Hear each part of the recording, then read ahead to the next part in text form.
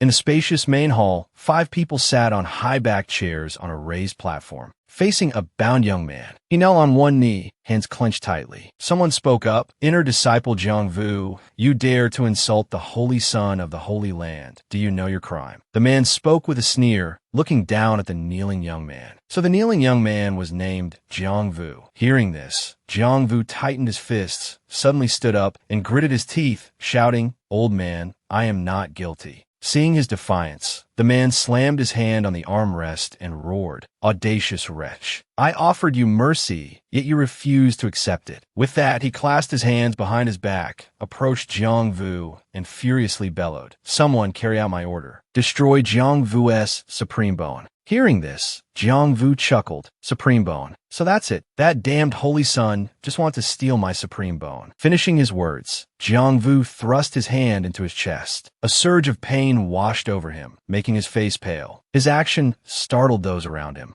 Jang Vu pulled out the Supreme Bone from his chest. It rested quietly in his palm, radiating a brilliant light. He looked at the man and said with a cold smile, "The Supreme Bone is nothing. If you have the ability, come and take it. But 3 years from now, I, Jang Vu, swear." He paused, his eyes widening, and gritted out each word. "For what you have done today, you and the entire Ling Shao Holy Land will pay a heavy price." 3 years later, at the Hong Vu Sect, Jang Vu sat cross-legged beneath a waterfall, absorbed in cultivation. As he focused, a rectangular, blue screen suddenly appeared before him, catching his attention. It read, "Activating system loading." After the system interface appeared, he stopped cultivating and looked at it, smiling. 3 years. I've finally completed the system activation mission. A beam of light suddenly shot up into the sky from the forest. At this moment, Jang Vu was suspended in midair, surrounded by solid blue walls. He stared blankly at the system, which had taken the form of a small, blue sphere. It smiled and said to him, "Congratulations, host, on completing the Supreme Bone rebirth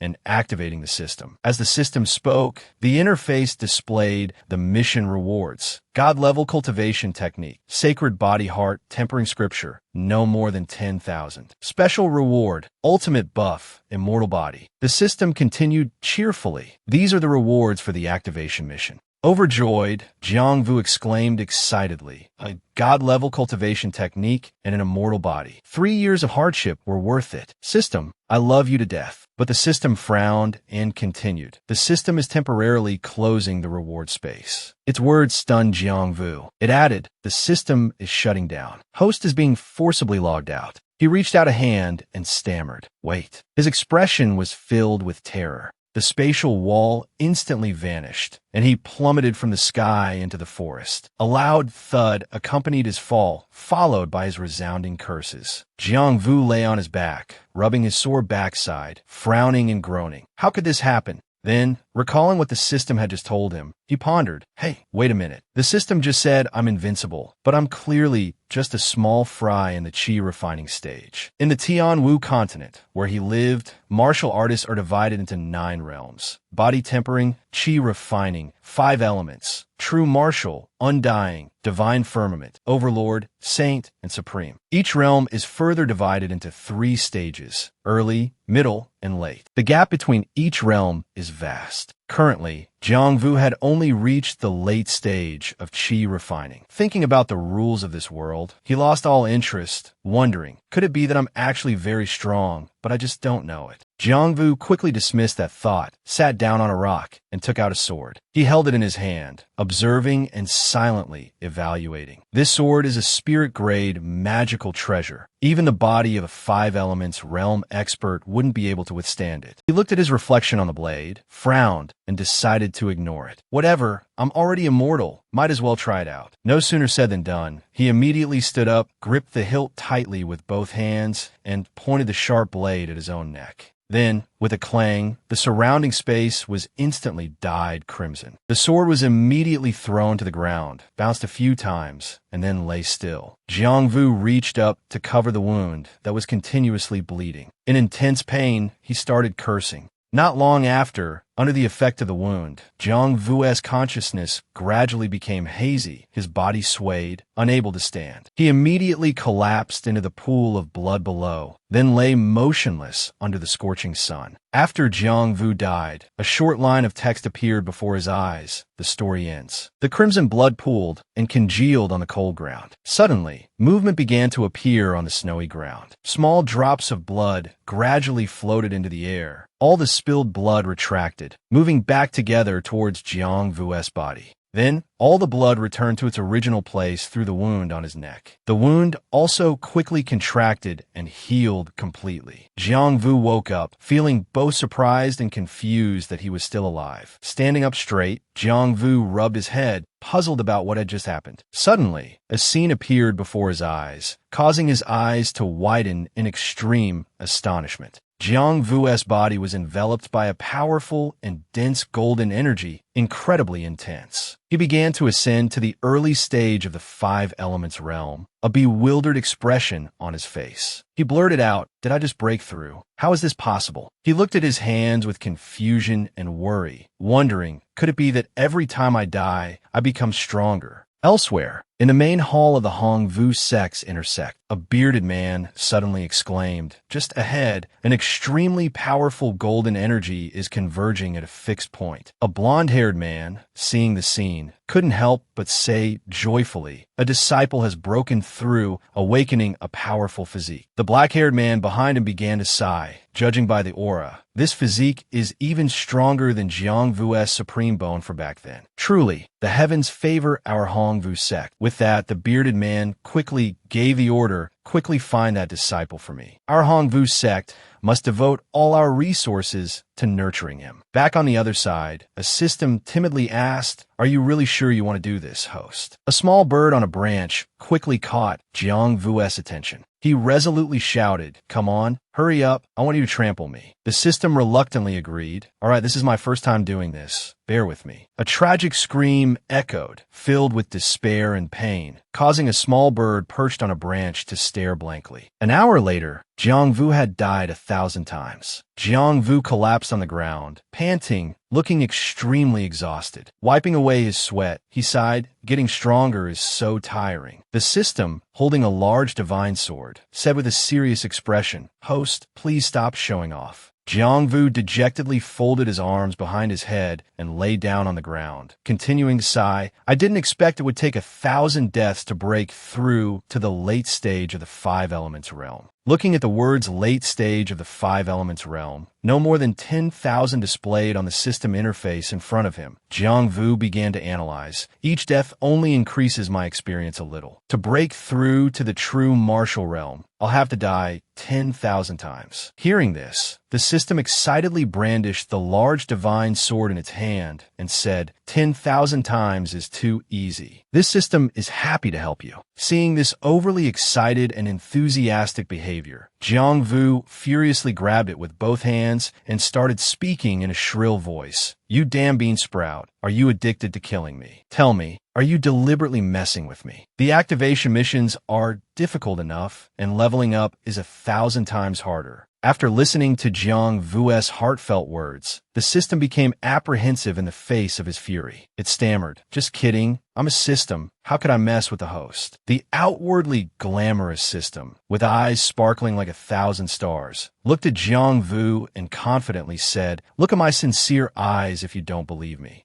Seeing the scene before him, Jang Vu showed an extremely helpless expression. Without hesitation, he raised his middle finger, accompanied by a short sentence, get lost. This action completely drained the system of emotion. Afterward, Jang Vu opened the system interface and started searching for something, then said, forget it, I'd rather die than suffer this torment. I'll study cultivation techniques first. A line of text appeared, learn the Saintly Body Heart Sutra. He decisively pressed yes. The system displayed another line of text, insufficient experience points. Learning a God-level cultivation technique requires 1,000 experience points. At this point, Jang Vu immediately erupted in uncontrollable madness. He kept clicking on the screen while starting to spout obscenities. "You system." The system only responded with a few reminders. Insufficient experience, insufficient experience, insufficient experience. After a long while, two figures quickly passed through the forest below in a great hurry. A young man with bangs covering his eyes spoke. "Senior sister, the newly appointed elder has given the order. We are responsible for searching the sect for disciples who have awakened a physique." The young man continued, "It's just that this disciple's aura is intermittent, appearing and disappearing. Perhaps it's because of his repeated deaths and resurrections that his aura fluctuates." Hearing this, Dai immediately asked suspiciously, could it be the void physique or the innate chaos physique? The young man with bangs covering his eyes immediately revealed a surprised expression, wondering, void physique, innate chaos physique. Aren't those immortal physiques that only exist in legends? A moment later, they arrived. Up ahead, Jang Vu was holding a sword, simultaneously counting his deaths. 997, 998, 999. Dai landed and said, "We're here." Seeing the scene before her, she cried out in surprise. "What? Jang Vu, what are you doing here?" Jang Vu, oblivious to the arrival of these two uninvited guests, continued holding his sword, preparing for another suicide attempt. He laughed joyfully. "Perfect. One last suicide, and the Saintly Body Heart Sutra will be mine." Dai stood beside him, her face pale and drained of color. She rushed forward to stop him, crying out in alarm. "Jang Vu, don't do anything foolish." Dai suddenly grabbed Jang Vu's hand, stopping his action and causing him to drop his sword. He stared blankly at Dai, who gazed back at him with tears welling up in her eyes. Her strange behavior puzzled him. "Dai, what? What are you doing?" Unable to hold back her tears, she said in a heartbroken voice, "Jang Vu, why are you trying to kill yourself? It's so foolish." Her words left him speechless. Scratching his face, he forced a laugh. She continued, her voice filled with concern. "I know Father wronged you 3 years ago, but you can't end your life because of it." His expression turned troubled, his face pale. He tried to explain his actions. "Dai, listen to me. I wasn't trying to kill myself. It's hard to explain." He muttered to himself, searching for a reasonable explanation. "I admit, it looked like I was trying to kill myself. Or maybe he was cultivating." Before he could explain further, she asked with concern, leaving him stunned, "Second senior brother, Jang Vu, has your cultivation recovered? Could you be the one in the sect who awakened a physique?" Dai's question presented him with a difficult problem. His expression turned serious as he thought to himself, awakened a physique. "It seems the aura from the Supreme Bone's rebirth has been detected." Her face lit up with joy. "That's wonderful, Jang Vu. I knew you could recover." But her expression quickly changed, a hint of worry appearing. Jang Vu stammered, "If the elders find out about your aura." A mischievous glint entered his eyes. I can imagine their expressions will be quite entertaining. Inside a room, two men sat on chairs, drinking tea and conversing. The emissary from the Ling Shao Holy Land spoke first. His eyes narrowed and his hands clasped before him. He said politely, "Congratulations, Sect Leader Lin, on gaining another talented disciple." Lin Ziyu laughed heartily in response, returning the courtesy. "Emissary, you flatter me. How can our Hong Vu sect compare to the abundance of talent in the Ling Shao Holy Land?" The emissary lifted his teacup, maintaining his polite demeanor. "Sect Leader Lin is too modest. First the Supreme Bone, and now a talented physique even stronger than the Supreme Bone. Such talent is rare, even in the Holy Land." He paused abruptly, hesitating. His true intentions began to surface. Although his face remained amiable, his words carried a subtle threat. "My visit to your esteemed sect is not solely to congratulate you on this talented disciple. The Holy Land has an interest." His words made Lin Ziyu uneasy. "What?" "Emissary, 3 years ago, I offered disciple Jang Vu's Supreme Bone to the Holy Sun. He abandoned his previous politeness, his face now fearsome and menacing. What's this? Is Sect Leader Lin refusing? He lifted the lid of the teacup in his hand, steam billowing out, and continued his threat. Don't forget, your Hongvu sect is nothing more than a dog of our Ling Shao Holy Land. Then, glancing at Lin Ziyu with disdain, he said, How be a good dog? I shouldn't need to remind you, Sect Leader Lin. Lin Ziyu hastily replied respectfully, Yes, the emissary is right. This subordinate has spoken out of turn. The emissary leisurely sipped his tea. Then he slammed the teacup down on the table. Rest assured, Sect Leader Lin. He revealed a condescending expression. As long as you remain loyal to the Holy Land, you will naturally be rewarded. Just as he finished speaking, a subordinate kneeling at the door reporting to Sect leader, the eldest miss has found the disciple who awakened to physique. They are currently outside the main hall awaiting your command. Lindsay, you quickly ordered, quickly invite them in. Someone slowly entered the room, saying as they walked, long time no see. It turned out to be Jang Vu. His face showed no fear, but instead was full of confidence as he finished his interrupted greeting. Sect leader, master. Lin Ziyu's face was filled with rage as he pointed and shouted, Jang Vu, why is it you? Why are you here? Get out. This is not a place for trash like you to enter. The Ling Shao Holy Land emissary, instead of being angry, smiled cheerfully, thinking to himself, Jang Vu, interesting. Jang Vu retorted with some provocation. Trash. Lin Ziyu, you just finished insulting me, and now that I speak, you stand there speechless. He scoffed and replied without hesitation. Sect leader, master, have you gone senile? Didn't you just hastily invite me in? Why are you changing your tune faster than flipping a book? Then, Jang Vu began to release the power within his body. A shimmering golden energy radiated outwards, spreading with incredible intensity and power, causing the ground to tremble slightly under its influence. Lin Ziyu cried out in shock, what? Late stage 5 elements realm. Weren't you crippled by me? Jang Vu laughed heartily and said, Old bastard, you think you could cripple me? Lin Ziyu began to worry, thinking to himself, damn it, I didn't expect this Jang Vu to awaken a new physique after being crippled by me. He gritted his teeth and continued to mutter. Now the Holy Land wants to recruit him. With his talent, if he really joins the Holy Land, he will definitely take revenge on me. Lin Ziyu's expression turned sinister, his mind filled with malicious calculations. I can only nip this in the bud. He began to put his plan into action, standing up and shouting, Insolent disciple, how dare you speak so disrespectfully to the sect leader? Kneel. At the same time, the old man unleashed an attack of interweaving red, orange, and yellow energy towards Jang Vu. Seeing this, Jang Vu cursed inwardly. Shin-level martial skill, black tortoise-long fist. This old bastard wants to kill me. After the attack hit its target, a large explosion erupted, sending smoke and dust billowing everywhere. The Ling Shao Holy Land emissary couldn't help but angrily say, Lin Ziyu, what are you doing? Lin Ziyu, having achieved his goal, smirked triumphantly. He feigned innocence, saying, Emissary, I lost control. Inwardly, Lin Ziyu thought viciously, Jang Vu, this time you're dead for sure. Seemingly unable to bear the absurdity of the excuse, the enraged Ling Shao Holy Land emissary declared, Enough. I don't want to hear your explanation. If Jang Vu dies, you will face the consequences.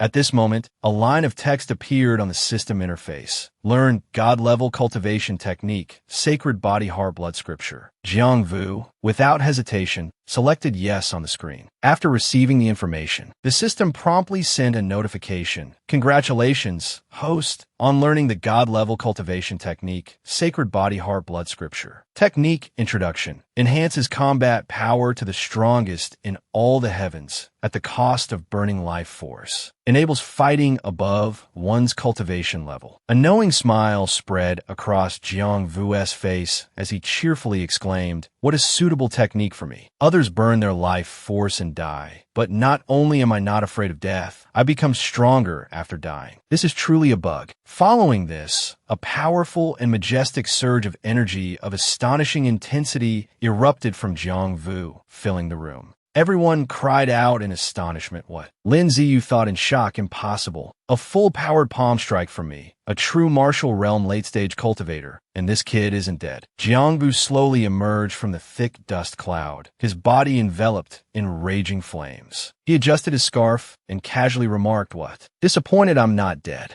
Enraged, Lin Ziyu charged forward, preparing to attack again, and roared, Take another hit. As he lunged towards Jang Vu effortlessly dodged without expending any energy. No matter how many times he attacked, Jang Vu's burning form easily countered. Seemingly driven to desperation, Lin Ziyu resorted to his ultimate technique. He pointed his index finger, enveloped in red energy, forward and shouted, Heaven-suppressing finger. Jang Vu was instantly struck by the technique, but despite being hit by the heaven-suppressing finger, He remained unharmed and even gave a faint, mocking smile. "Is that all?" Lin Ziyu's face was etched with astonishment. He thought, this kid actually withstood my heaven-suppressing finger. His finger was immediately engulfed by the flames surrounding Jang Vu. Lin Ziyu, filled with anxiety, stared at his burning hand and cried out in alarm. What kind of tyrannical cultivation technique is this? Before he could recover, Jang Vu swiftly appeared above him, a fist blazing with intense flames, and declared without hesitation, "My turn." He struck Lin Ziyu's hateful face with all his might. Jang Vu then added mockingly, "You, a true martial realm cultivator, are just this much. You can't even touch a hair on my head, a fifth cycle realm cultivator."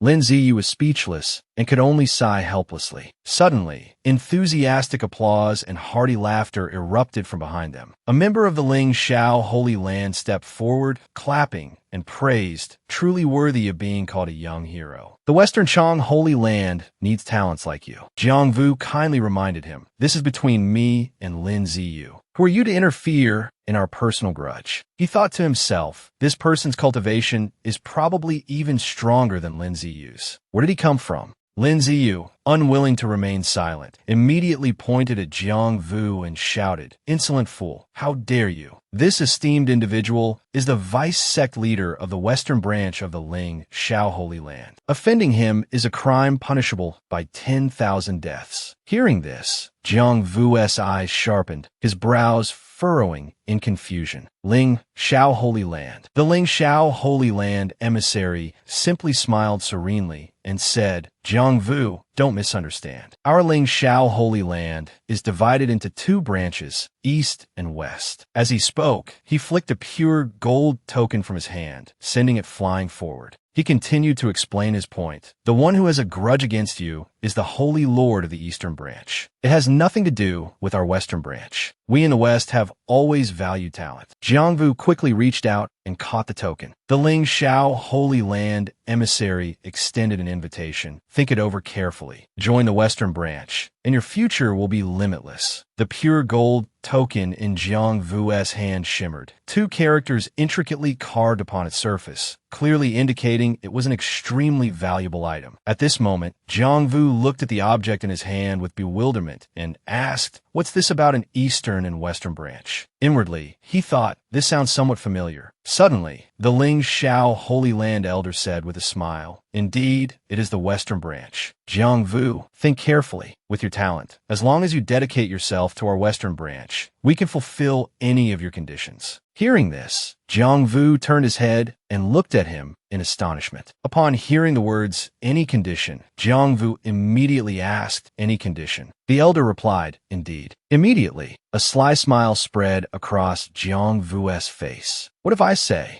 He stroked his chin and asked, "I want the life of the Ling Shao Holy Land's holy son, Feng Xingyu." Hearing this, the elder's expression immediately changed. "Why?" Jiang Vu spoke provocatively. "What? Can't do it. Seems like this so-called Western branch of the Holy Land is nothing much after all." Hearing him say this, the elder clasped his hands helplessly and said, "Jiang Vu, I truly apologize, but this seat cannot fulfill this condition. Perhaps you could choose another." Upon hearing this, Jiang Vu prepared to turn and leave. "My apologies, I have no interest in anything else." Seeing that his goal could not be achieved, the elder's expression changed drastically, his demeanor completely different. With a sinister look, he said, "Jiang Vu, don't refuse a toast only to be forced to drink a forfeit. Young people shouldn't be so arrogant. You must know that an undeveloped genius is nothing more than an ant." Hearing this, Jiang Vu showed no fear and laughed loudly. "Are you threatening me?" Then he unconsciously tightened his fist, instantly crushing the token. He said to the elder, "Then there's no need for us to talk any further." Seeing this scene, both the Ling Shao Holy Land emissary and Lin Ziyu were stunned. At this moment,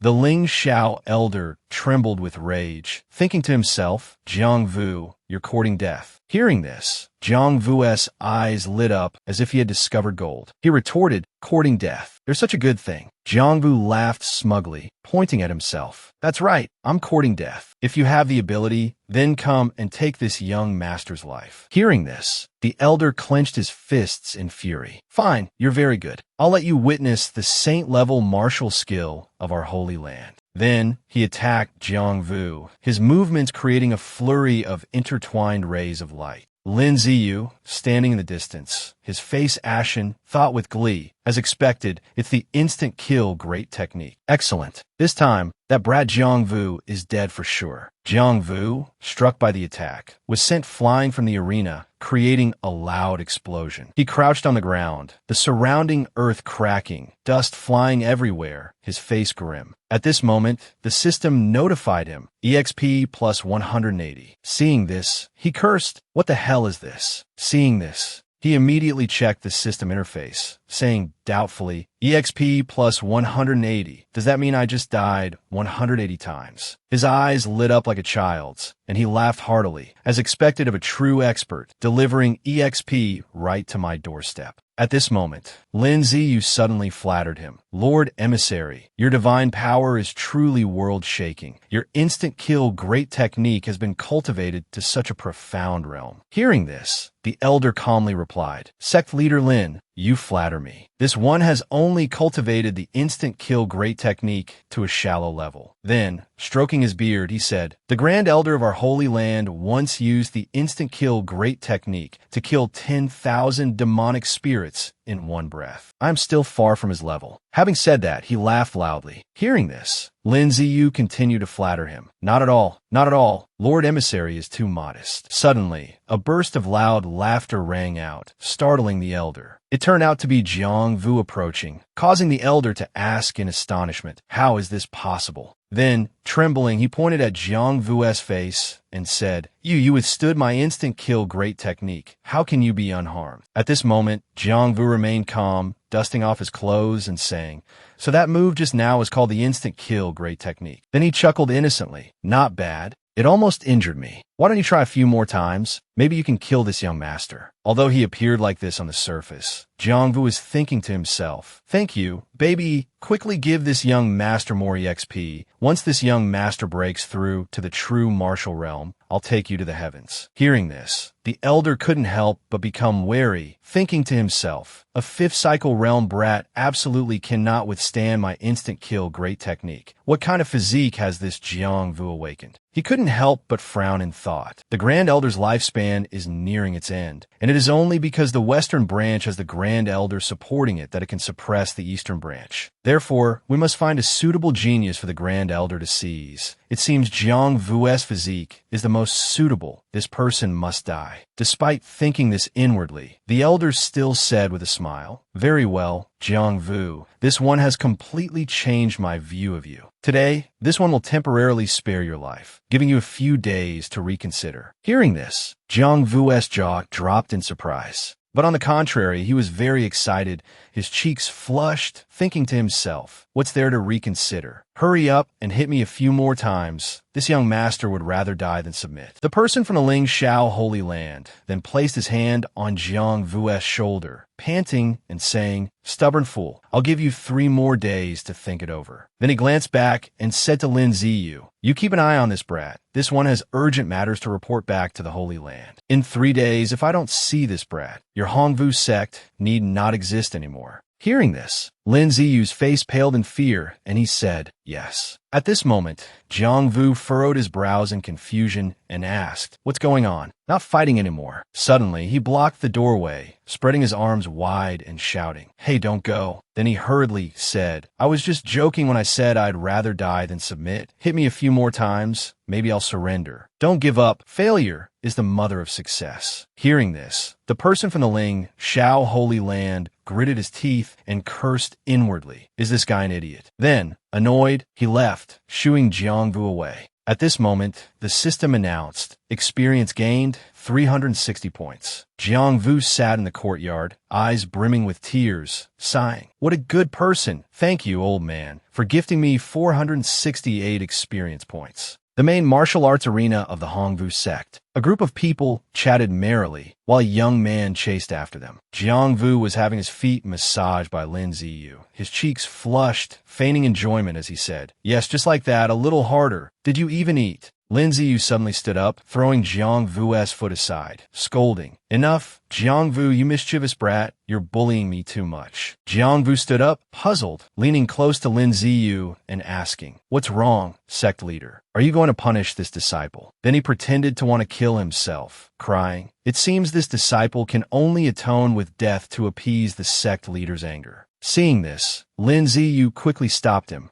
accidentally grabbing the blade. He cut his hand, causing it to bleed. Jang Vu frowned inside. "Sect leader, why must you do this?" Lin Ziyu was furious, thinking to himself as he looked at Jang Vu. "Damn it, I've roamed the Jianghu for so many years, and today I'm being bullied by a little brat. If it weren't for the emissary's specific instructions to protect this kid's life, I would definitely." Thinking this, he turned back to Jang Vu with a smile. "Jang Vu, I was too agitated just now. Please, be magnanimous and forgive me. Don't do that again." However, Jang Vu continued to stroke the blade, replying, "Oh, I was just joking with the sect leader. How could this disciple do something as foolish as suicide? Although my life is as insignificant as an ant, it's connected to the lives of hundreds in the Hongvu sect. Even if I wanted to die, I would have to consider the lives of my senior brothers and sisters. Isn't that right, sect leader?" Hearing this, he chuckled and agreed. Right, you're absolutely right." Someone outside overheard and frowned, sighing, "My goodness, who is this guy? He's so arrogant. Even the sect leader has to grovel before him." The person beside him immediately pointed and warned, "Be careful, junior brother. That's Jang Vu, the most ruthless person in the Hongvu sect. If he hears what you just said, you'll lose your life. So scary." He then explained in a low voice. Of course, a few days ago, some senior brothers offended him, and he immediately held a knife to his throat, threatening suicide. The Grand Elder then killed those senior brothers. Only then did he stop. Hearing this, the other person said, "If he wants to kill himself, let him. Why is everyone so afraid of him committing suicide? You don't understand. Let me explain."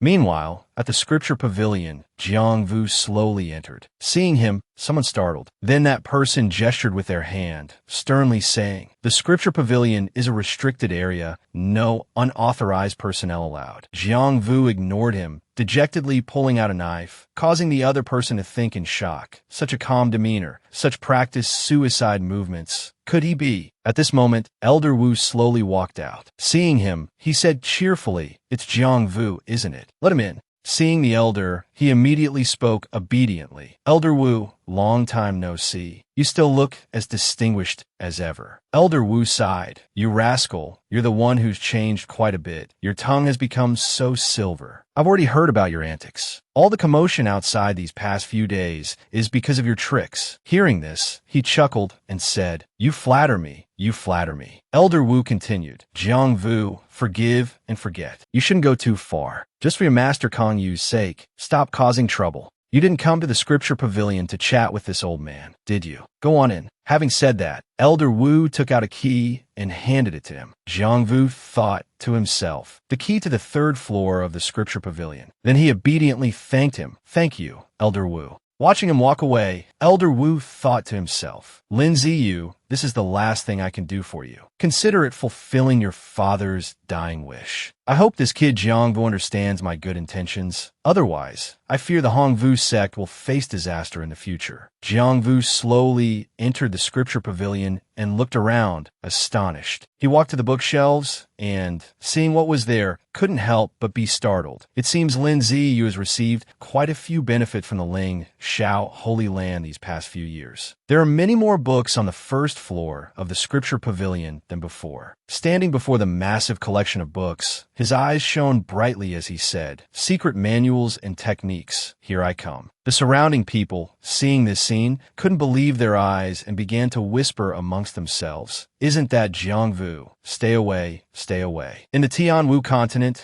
secret manuals and techniques are divided into 6 ranks: Immortal, Tao, Saint, Profound, Spiritual, and Mortal. Except for mortal rank techniques, any secret manual or technique requires one to reach the 5 elements realm before cultivation can begin. Jang Vu pondered. The 1st floor of the scripture pavilion only has mortal rank techniques. They're useless. I should go to the 2nd floor. With that, he hurriedly left, startling those standing near the bookshelves. Standing before a door, he wondered, what is this? It wasn't here before. He pushed against the door with all his might. Illusion, open for me. Suddenly, something appeared in his palm. It startled Jang Vu, and he involuntarily fell to the ground, crying out. Still dazed on the ground, he asked in confusion, "What was that?" Seeing this, the Hongvu Sect's Grand Elder, Chu Han, the Keeper of the Archives, burst out laughing. Jang Vu, brute force won't open this stone door. He then stepped forward and gently touched the stone door. Seeing this, Chu Han turned around and said, "To enter the second floor of the scripture pavilion, you must successfully cultivate 10 mortal rank techniques." Then, Chu Han walked through the door, laughing loudly. "It took me 3 years to learn 10 techniques. You just stay here and wait." Hearing this, Jang Vu flew into a rage, cursing, "Just 10 mortal rank techniques. What's there to be so smug about?" Then he reached for the system. The system swayed as it appeared, yawning and saying, "What is it so early in the morning?" Jang Vu grabbed its head, instantly waking the system up. With a darkened expression, he frowned and asked, "Is there any way for me to instantly master 10 mortal rank techniques?" Hearing this question, the system asked in surprise, "Instantly master 10 mortal rank techniques? Are you joking?" Hearing this, Jang Vu immediately threw the system aside, sighing, "As I thought, it's impossible, and I was actually pinning my hopes on this useless system. Forget it, I'll figure something out myself." Seemingly having struck a nerve, the system immediately retorted, "Who said I can't do it? I'm just curious why you want to learn such trash techniques, and 10 of them at that." Seeing a glimmer of hope, Jang Vu suddenly brightened. "Don't ask so many questions, just tell me how to do it." The system replied softly, "Just place your hand on the cultivation technique manual and use experience points to learn it." Hearing this, Jang Vu said joyfully, "So that's how it is." The system continued, "Don't bother this system with such trivial matters in the future." After saying that, it disappeared in a flash. Jang Vu then picked up a book, happily touched it, and said with a smile, "All right, I'll choose this one first." He used an experience point to learn it, and a flash of green light appeared. Learn the trash technique, Raging Tiger Fist. Jang Vu immediately confirmed. Raging Tiger Fist learned, 1 experience point deducted. Jang Vu's eyes suddenly widened, as if he realized something. In the next second, he clenched his fist, and a ferocious tiger suddenly appeared behind him, roaring and shaking the heavens. Seeing this, Jang Vu laughed loudly, truly powerful. "I love you, system."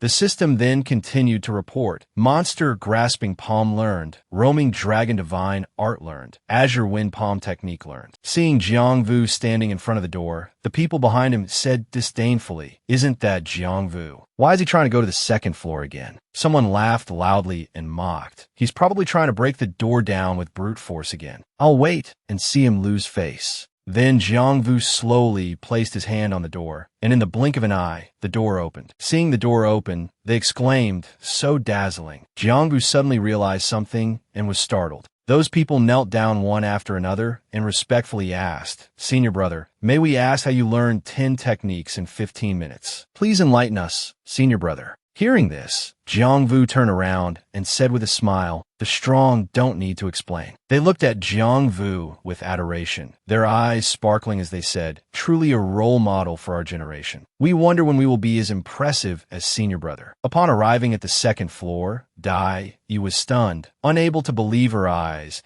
as if she had stepped into a magical version of an expensive online store. She then approached a treasure emitting a dazzling light, feeling a little apprehensive. High-grade spirit rank technique, belt fire primordial technique. I wonder if I'll succeed this time. She began to circulate her spiritual energy to activate the purple orb containing the treasure, but there seemed to be no reaction. After finishing, she thought dejectedly, no reaction at all. I failed again. Suddenly, a young man holding a fan spoke, "Junior sister Dai Yi." She glanced at the young man in surprise. It turned out to be Chu Han. He and 2 other sharp-looking young men walked over. Chu Han stood there and said, "It's just a fire tribute technique, if you want it." He and the 2 young men beside him wore sinister smiles. "I can give it to you." Dai Yi didn't say a word and turned to leave. He looked furious, gritting his teeth and thinking, this girl really doesn't know what's good for her. Sooner or later, I'll make you, Dai Yi, my woman, kneeling obediently before me, Chu Han. Chu Han, with his hands clasped behind his back, sensed someone approaching. He glanced towards the entrance, but saw nothing. It turned out to be Jang Vu peeking inside. He thought to himself, someone has already opened the door to the second floor. Chu Han turned around anxiously and said, impossible. Chu Han suddenly realized that the young man was Jang Vu. He yelled, Jang Vu, why is it you? Jang Vu calmly walked in step by step. Jang Vu said with a sinister smile, Chu Han, why can't it be me? With my talent, how could I be like someone who takes 3 years to learn 10 cultivation techniques? Chu Han looked at Jang Vu in shock and said, you're talking nonsense. Jang Vu, you must have used some despicable trick. I, Chu Han, disdain to compare myself with you. Jang Vu raised his hand and sighed. It seems some mediocre people will never understand the gap between themselves and a genius. Chu Han roared angrily at Jang Vu. Who are you calling mediocre? The other two chimed in. One raised his fist, seemingly wanting to fight Jang Vu. Yeah, who are you talking about? The other one criticized Jang Vu. Jang Vu, explain yourself. Jang Vu remained unfazed and calmly replied, don't misunderstand. I wasn't specifically referring to you. He gave a contemptuous smile and said, I'm saying everyone here is mediocre. Chu Han's anger boiled over, and he roared, Jang Vu, how dare you? The three of them rushed towards Jang Vu, but Jang Vu stood calmly, watching them charge. His expression suddenly turned grim, as if he was ready for the upcoming battle. Perfect, just in time for me to practice my newly learned martial arts. Then, he instantly moved beside them, kicking one in the face and using his fists against the other two, leaving them unable to resist. His moves sent them flying hundreds of meters, unable to get up. Their faces were pale as they looked at Jang Vu in fear. Chu Han's face was bruised and swollen from Jang Vu's beating. Jang Vu said, I already told you, you're mediocre. You just had to ask for a beating. He looked at Jang Vu fearfully, while Jang Vu sighed, why bother? Why go through all this? Dai Yi, upon seeing Jang Vu, called out loudly, Brother Jang Vu. Hearing this, he turned to look at her. He quickly replied, Dai Yi, so you're here too. She approached Jang Vu and asked, Brother Jang Vu, what happened? He crossed his arms and replied, nothing much, just practicing martial arts with these junior brothers. The Hong Vu sect disciples are really getting weaker every year. After hearing his explanation, she looked at him with admiration.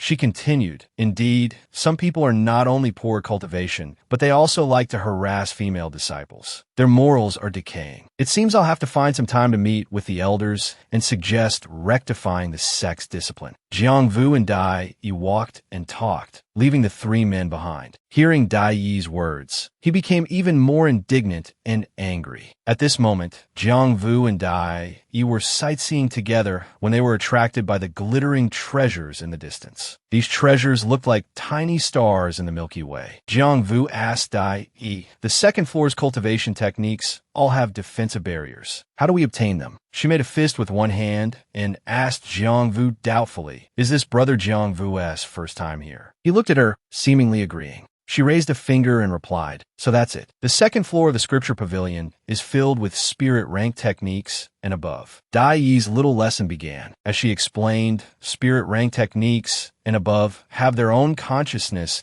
and will choose a suitable cultivator. You just need to use your own chi to make contact with the barriers surrounding the technique, and the technique will naturally make its selection. If you're suitable for cultivating that technique, it will automatically release itself from the barrier. Jang Vu clenched his fists, seemingly understanding something. So that's how it is. I'll give it a try, releasing my aura, right? Then he clenched his fists, releasing a red aura. Standing firmly, he shouted loudly, his aura as if wanting to blow everything away. After he released his aura, the orbs containing the treasures began to crack. Dai, he was extremely surprised, glancing at the orbs and saying, this is... Then the orbs shattered, and the treasures flew out, hovering in midair. Suddenly, the other three people entered, one of them exclaiming, what's going on? Another shouted, boss, save us. Chu Han glared angrily at the two frightened men, shouting, cowards, what are you afraid of? You're cultivators. Chu Han suddenly looked down at his chest, panicked as he saw his treasure escaping. After escaping, the treasure immediately flew into the air. Seeing this, he chased after it, yelling, my Earth rank low tier martial skill. Don't run. He stretched out his hand, wanting to grab the treasure, but his luck was bad and he couldn't catch it, letting it fly into the air.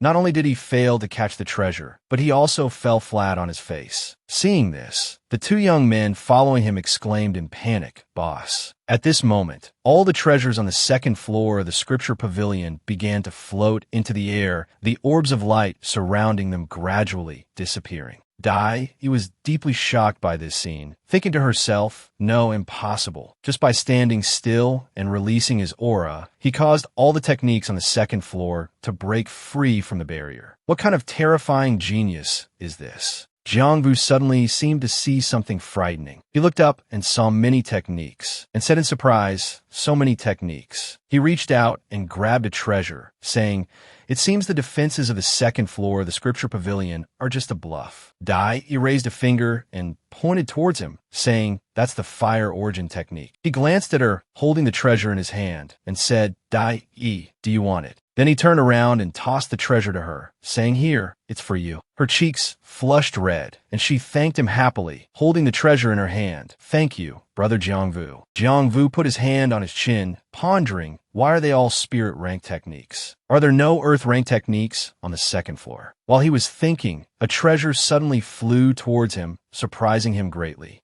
As he grabbed it, the treasure emitted small sparks, and he said, "Earth rank low-tier martial skill, Qianlong Palm." Seeing this, Chu Han exclaimed in panic, "Insolent. Get your filthy hands off it. That's my technique." Jang Vu looked at the treasure and said, "Yours. Just because you say it's yours doesn't make it yours. Does this technique have your name on it?" Dai, he also chimed in, "Brother Jang Vu is right. That's how it is. The second floor of the scripture pavilion has always been about choosing your own technique. Chu Han, don't cause trouble, or I'll tell the Grand Elder." He shouted angrily, "Humph. There are no earth rank techniques on the second floor of the scripture pavilion. This was clearly bestowed upon me by Master." Dai, he said indignantly, "Chu Han." Then Jang Vu stretched out his hand in front of her and said, "Forget it, Dai.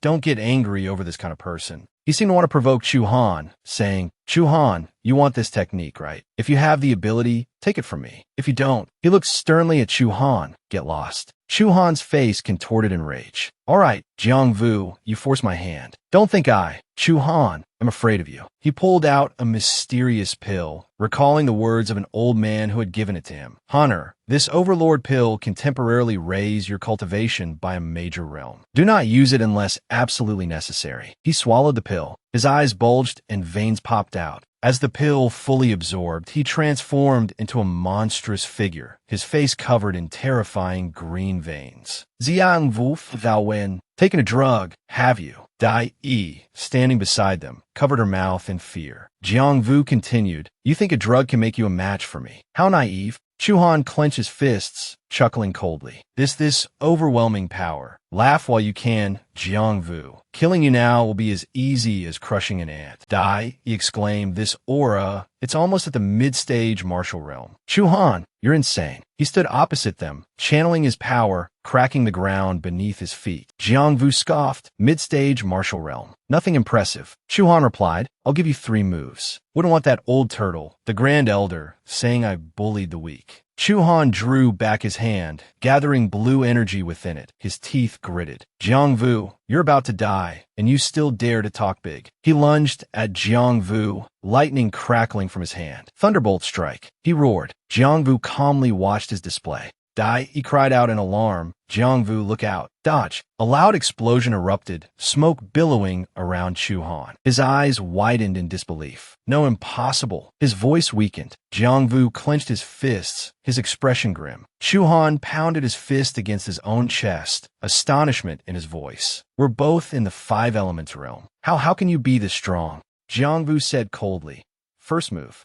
Unconvinced, Chu Han attacked with his other hand, yelling, "No, you're supposed to be trash. I don't believe it." His hand slammed into Jiang Vu's chest, army breaker style. The corner of Jiang Vu's mouth twitched upwards. Second move. Chu Han paled, his mouth agape in disbelief. He continued his assault, leaping at Jiang Vu with a clenched fist, heaven splitter style. His fist connected, lightly wounding Jiang Vu. Thinking he had Jiang Vu on the ropes, Chu Han taunted, "Jiang Vu, so arrogant." Blood trickled from Jiang Vu's eye, but he ignored it, licking his lip. "Really?" he said calmly. 3 moves are up. Now it's my turn. He grabbed a cultivation technique, which immediately burst into flames and vanished. Learned Earth rank technique, Dragon, Tin in Hand. Experience decreased by 5 years. He channeled his spiritual energy, blasting Chu Han away. Chu Han landed hard, dust and debris swirling around him. Jang Vu's hand suddenly grew enormous, reaching for him. The dust settled.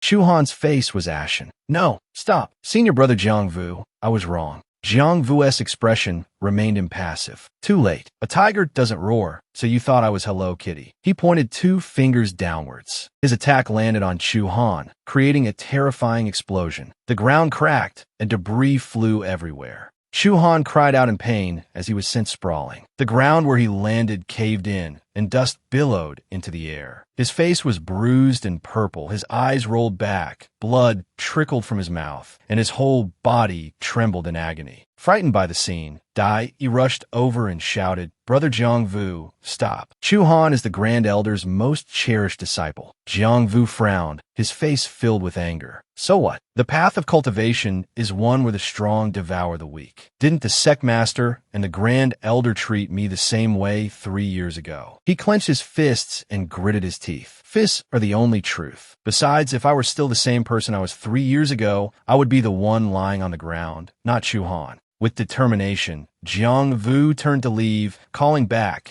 "The rest of my cultivation techniques are on the 2nd floor. I'm giving them all to you, Sister Dai."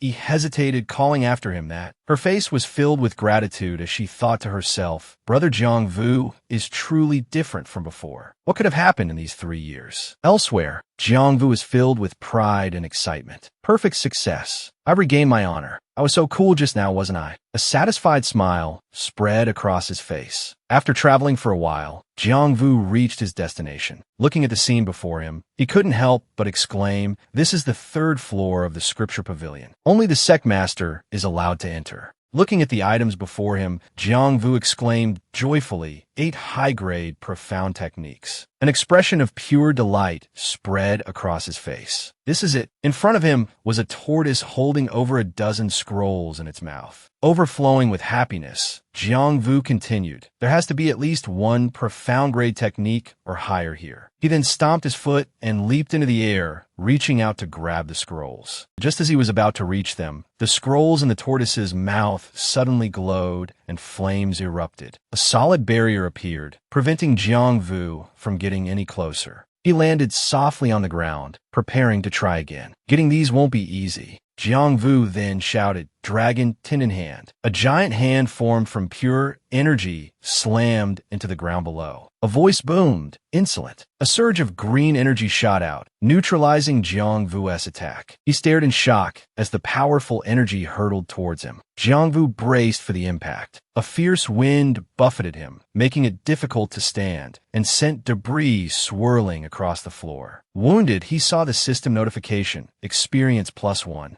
A surge of incredibly powerful energy emanated from the top of a nearby pillar. An elderly man with long white hair and a beard appeared, stroking his beard as he asked, "Who dares try to take the black tortoise true scripture?" Fear crept into Jang Vu's heart. Such terrifying strength. This person's cultivation level is probably even higher than the Holy Envoys. When did the Crimson Feather Sect get someone this powerful? The old man looked at him and said suddenly, a mere 5 elements realm cultivator was able to withstand the backlash of the Black Tortoise True Scripture. Are you truly a descendant of the Black Tortoise Sect? Jang Vu, intrigued, asked. Black Tortoise Sect. But isn't this the territory of the Crimson Feather Sect? The old man replied, "The Hongvu Sect is the Xianwu Sect. If you don't know this, how did you get here?" He pointed a finger, shooting a small burst of energy forward, and said, "Let this old man see what exactly happened to you." Jang Vu began to worry. Not good. This is the soul-searching grand technique. Flames began to erupt around his body, accompanied by a powerful aura. All of Jang Vu's memories appeared before the old man's eyes. He exclaimed, "Interesting, very interesting. So it was Wu Kuang Van who let you in." Unexpectedly, our Xianwu sect has finally found a suitable candidate. Jang Vu couldn't help but think anxiously, this old man surely hasn't seen my immortality, has he? The old man continued to read his memories, repeatedly exclaiming, "You have a secret that even I can't see through." Interesting, very interesting. At this point,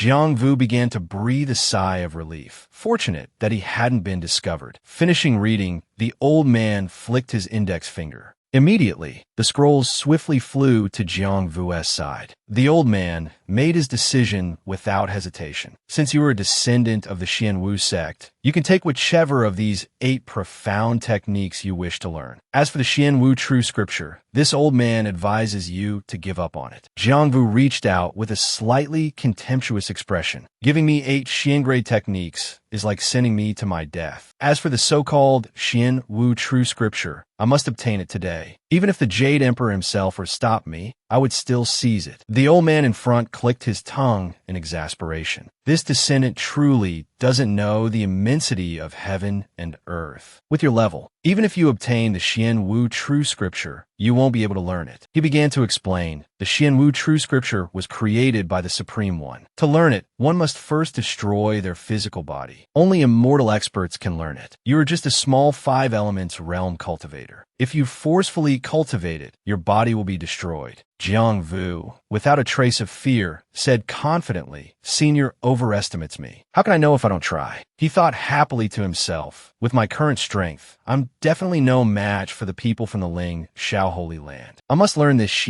Wu true scripture." The old man stroked his white beard and calmly said, "All right, young one. It seems if I don't let you taste suffering, you won't give up." As soon as he finished speaking, large and small rocks suddenly erupted from the ground where Jang Vu stood, and numerous beams of light shot towards him from below. He looked around in a daze. Blue beams of light, like ropes, wrapped around his hands. Not only that, they also tightly bound his feet. His limbs were all tightly bound by those powerful beams of light. He gritted his teeth, enduring the discomfort, and looked at his bound limbs, asking, "Senior, what are you doing?" The old man seemed somewhat agitated, his eyes flashing with a red light. He quickly answered his question. "Since you want to learn the Wu true scripture, I will test whether you have the ability to learn it. Don't say I didn't give you a chance. This is a sliver of this old man's Wu true chi. If you can withstand it, I will give you the Wu true scripture." The old man added. As he listened to the old man, he looked at the light wrapped around his hands. Veins seemed to be appearing on the light, gradually increasing in number. He cried out in pain, his eyes tightly shut. Numerous lightning-like forces surrounded him, causing him intense pain. Those forces increasingly enveloped him, and not only that, small sparks began to rise and surround his body. Jang Vu gritted his teeth, thinking, "This Wu true chi is destroying my meridians. My body can't take it anymore." Experience points continuously accumulated.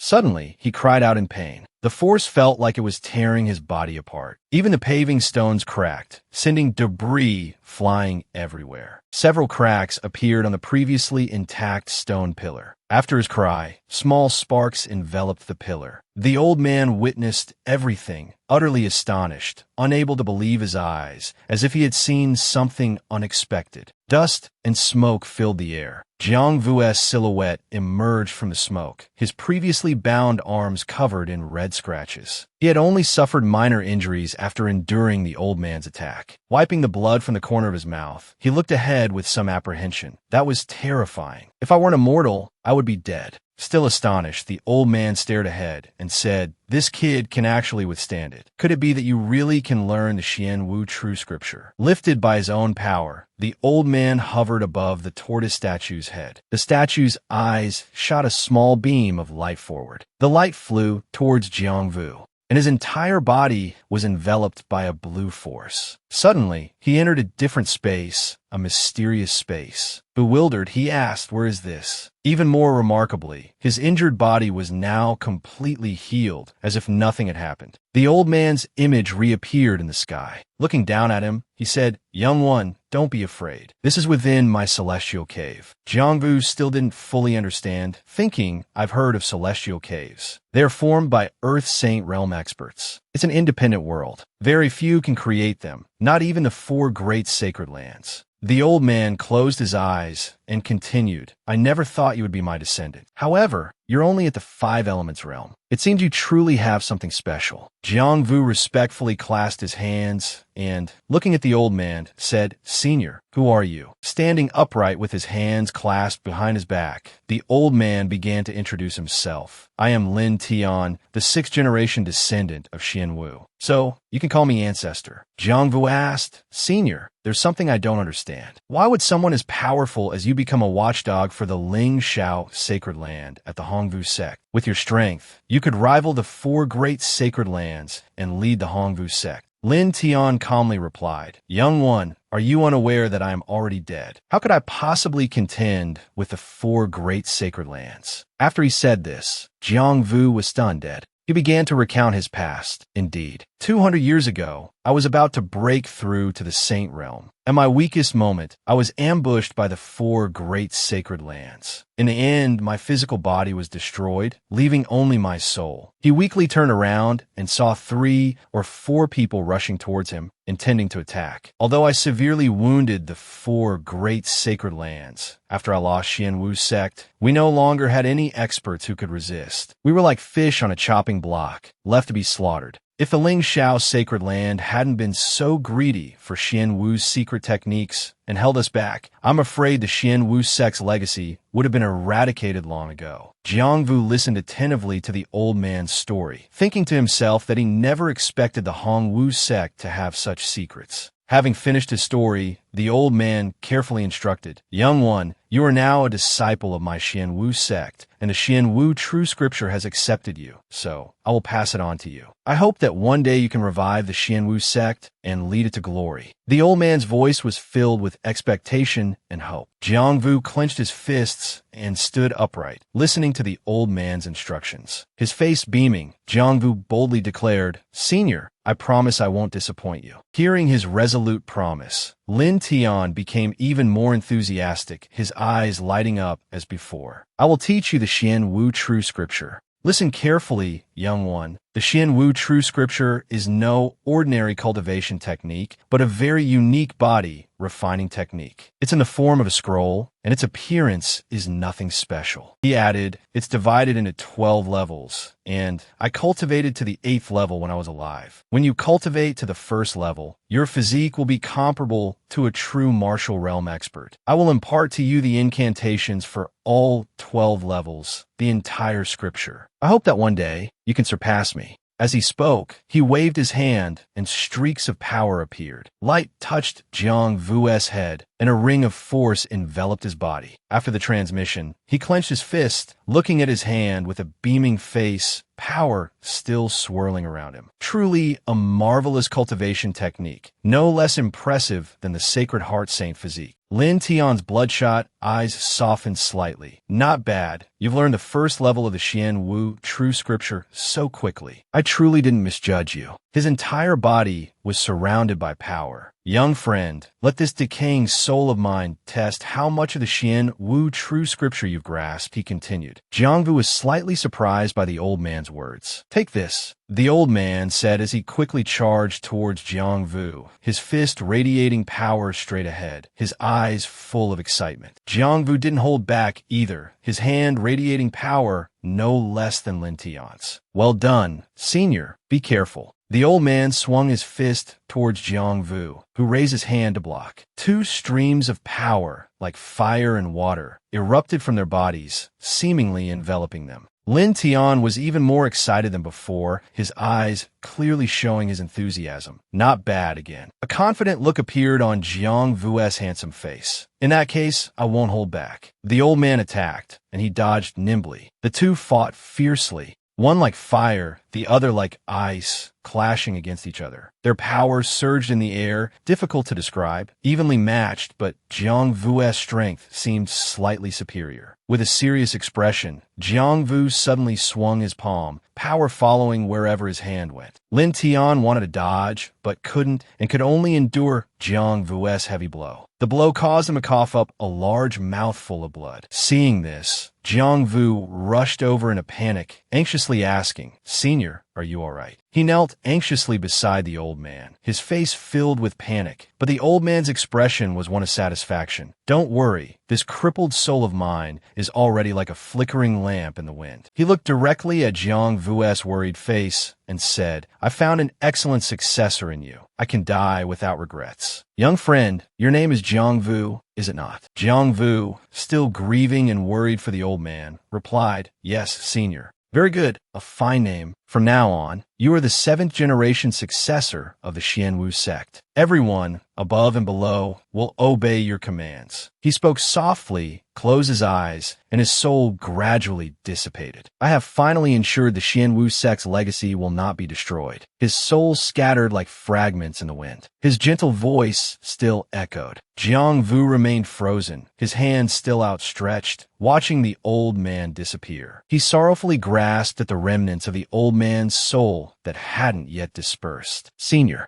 Leaving the world created by the old man, Jang Vu returned to reality, where mist swirled around his feet. He stood before a giant stone pillar, slightly cracked, the fog making the space even more hazy. The system interface appeared. Congratulations to the host for successfully defeating your first higher-level opponent. Experience points increased by 1 million. He stared blankly at the system interface. Suddenly, he shouted, Senior. System. He seemed slightly angry. Hearing his call, the system immediately appeared. What is it, host? Why are you shouting so loudly? It spoke while closing its eyes, seemingly brushing its teeth. He pinched its cheek. Only then did it react, opening its eyes to glance at him. System, explain this notification. What's going on? He gritted his teeth, pinching its cheek as he spoke. The system interface still displayed. After hearing him, the system looked at the notification. Experience. What experience? Let me see, did the host play the suicide game again today? It asked cluelessly. He roared angrily. Are you brain dead? Why didn't you tell me there's a monster hunting level up mode? Hearing this, it just chuckled. It then took out some paper and glasses to look something up. Monster Hunting Level Up Mode. That's a strange name. Let me see. He frowned, standing behind it with his arms crossed, impatiently waiting.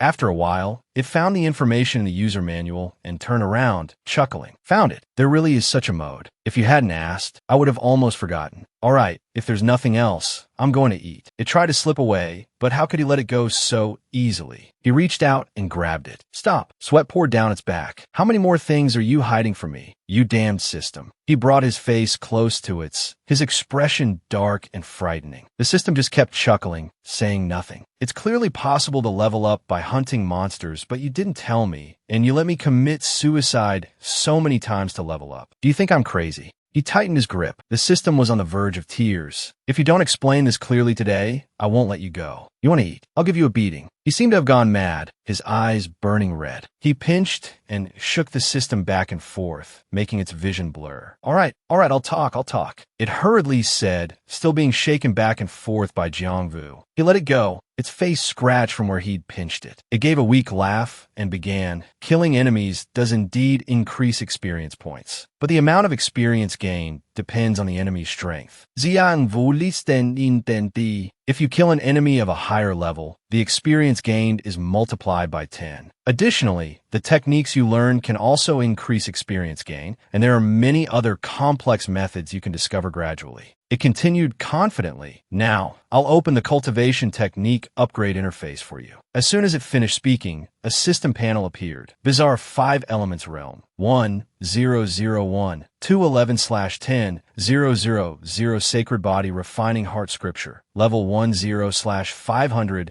000 Xian Wu True Scripture. Level 10/500.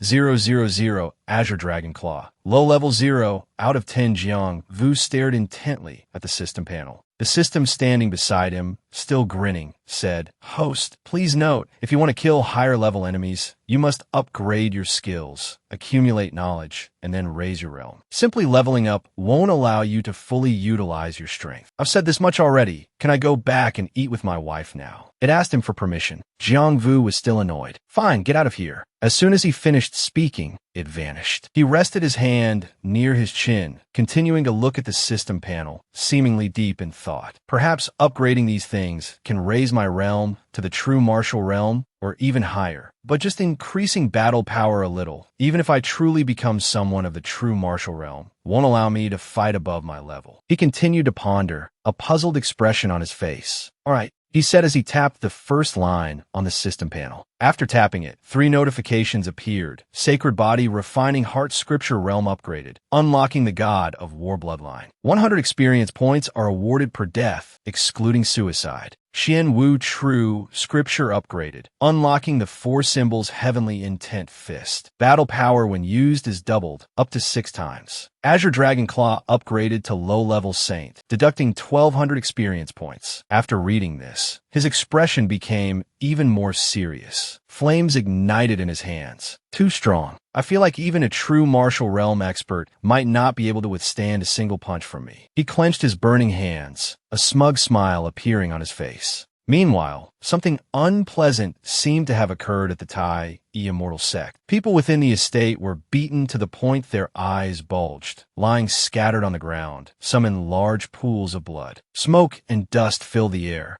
a hazy layer covering the estate from the outside in. Someone stomped hard on the back of one of the estate's occupants. It turned out to be Fong Xingyu, the leading holy son of the Ling Shao Holy Land, followed by Nalan Lam, the 8th holy son of the Ling Shao Holy Land. Fong Xingyu, with his foot on someone's back and his arms crossed, looked down at the person beneath him with an extremely arrogant attitude. A bunch of useless trash. Your strength is pathetic. Nalan Lam stood behind him, holding the hand of a girl who looked exhausted. A gray-haired man, neither too old nor too young, struggled to get up, sweat pouring down his face, his body heavily injured. Nalan Lam kicked him and grabbed another person by the throat. He looked furious and roared, "Old man, with such meager strength, you dare to collude with the Western region against our Eastern region." The man knelt on the ground, his head bowed, pleading, "Holy Son, please spare my life. This subordinate deserves death 10,000 times. Please spare my life, Holy Son. I am willing to surrender and pledge my complete loyalty to the Eastern faction." Fong Xingyu maintained his posture, looking at the man, while Nalan Lam looked away. Fong Xingyu narrowed his eyes and said, "Complete loyalty to us. On what basis?" Hearing this, the man raised his head and chuckled. "My cultivation has reached the undying realm. I'm willing to offer my blood essence to refine the undying pill. I only ask that the Holy Son spare my life." Before he could finish his sentence, Fong Xingyu waved his hand, sending a terrifying surge of power towards the man. He licked his lips, his face devoid of any kindness. "Just an undying realm cultivator dares to dream of being my hunting dog. You don't know your place." The woman who had been captured by Nalan Lam earlier struggled free and ran in panic towards the man, Master. Nalan Lam turned to Fong Xingyu with a smile. "Big brother, there's a woman here. Don't be so barbaric." He laughed loudly, as if joking. Fong Xingyu only sneered in response. The woman gritted her teeth, tears streaming down her face, and cursed back, "You scoundrels. Sooner or later, you'll go to hell." Nalan Lam put his hands on his hips and looked at her hell. He scoffed, "My brother has the makings of an immortal. Who dares to harm him? Big brother, how should we deal with this woman?" he said, turning to Fong Xingyu and pointing at the woman. Fong Xingyu smiled sinisterly. "Let her go. Her talent isn't bad. She'll be useful for my path to immortality later."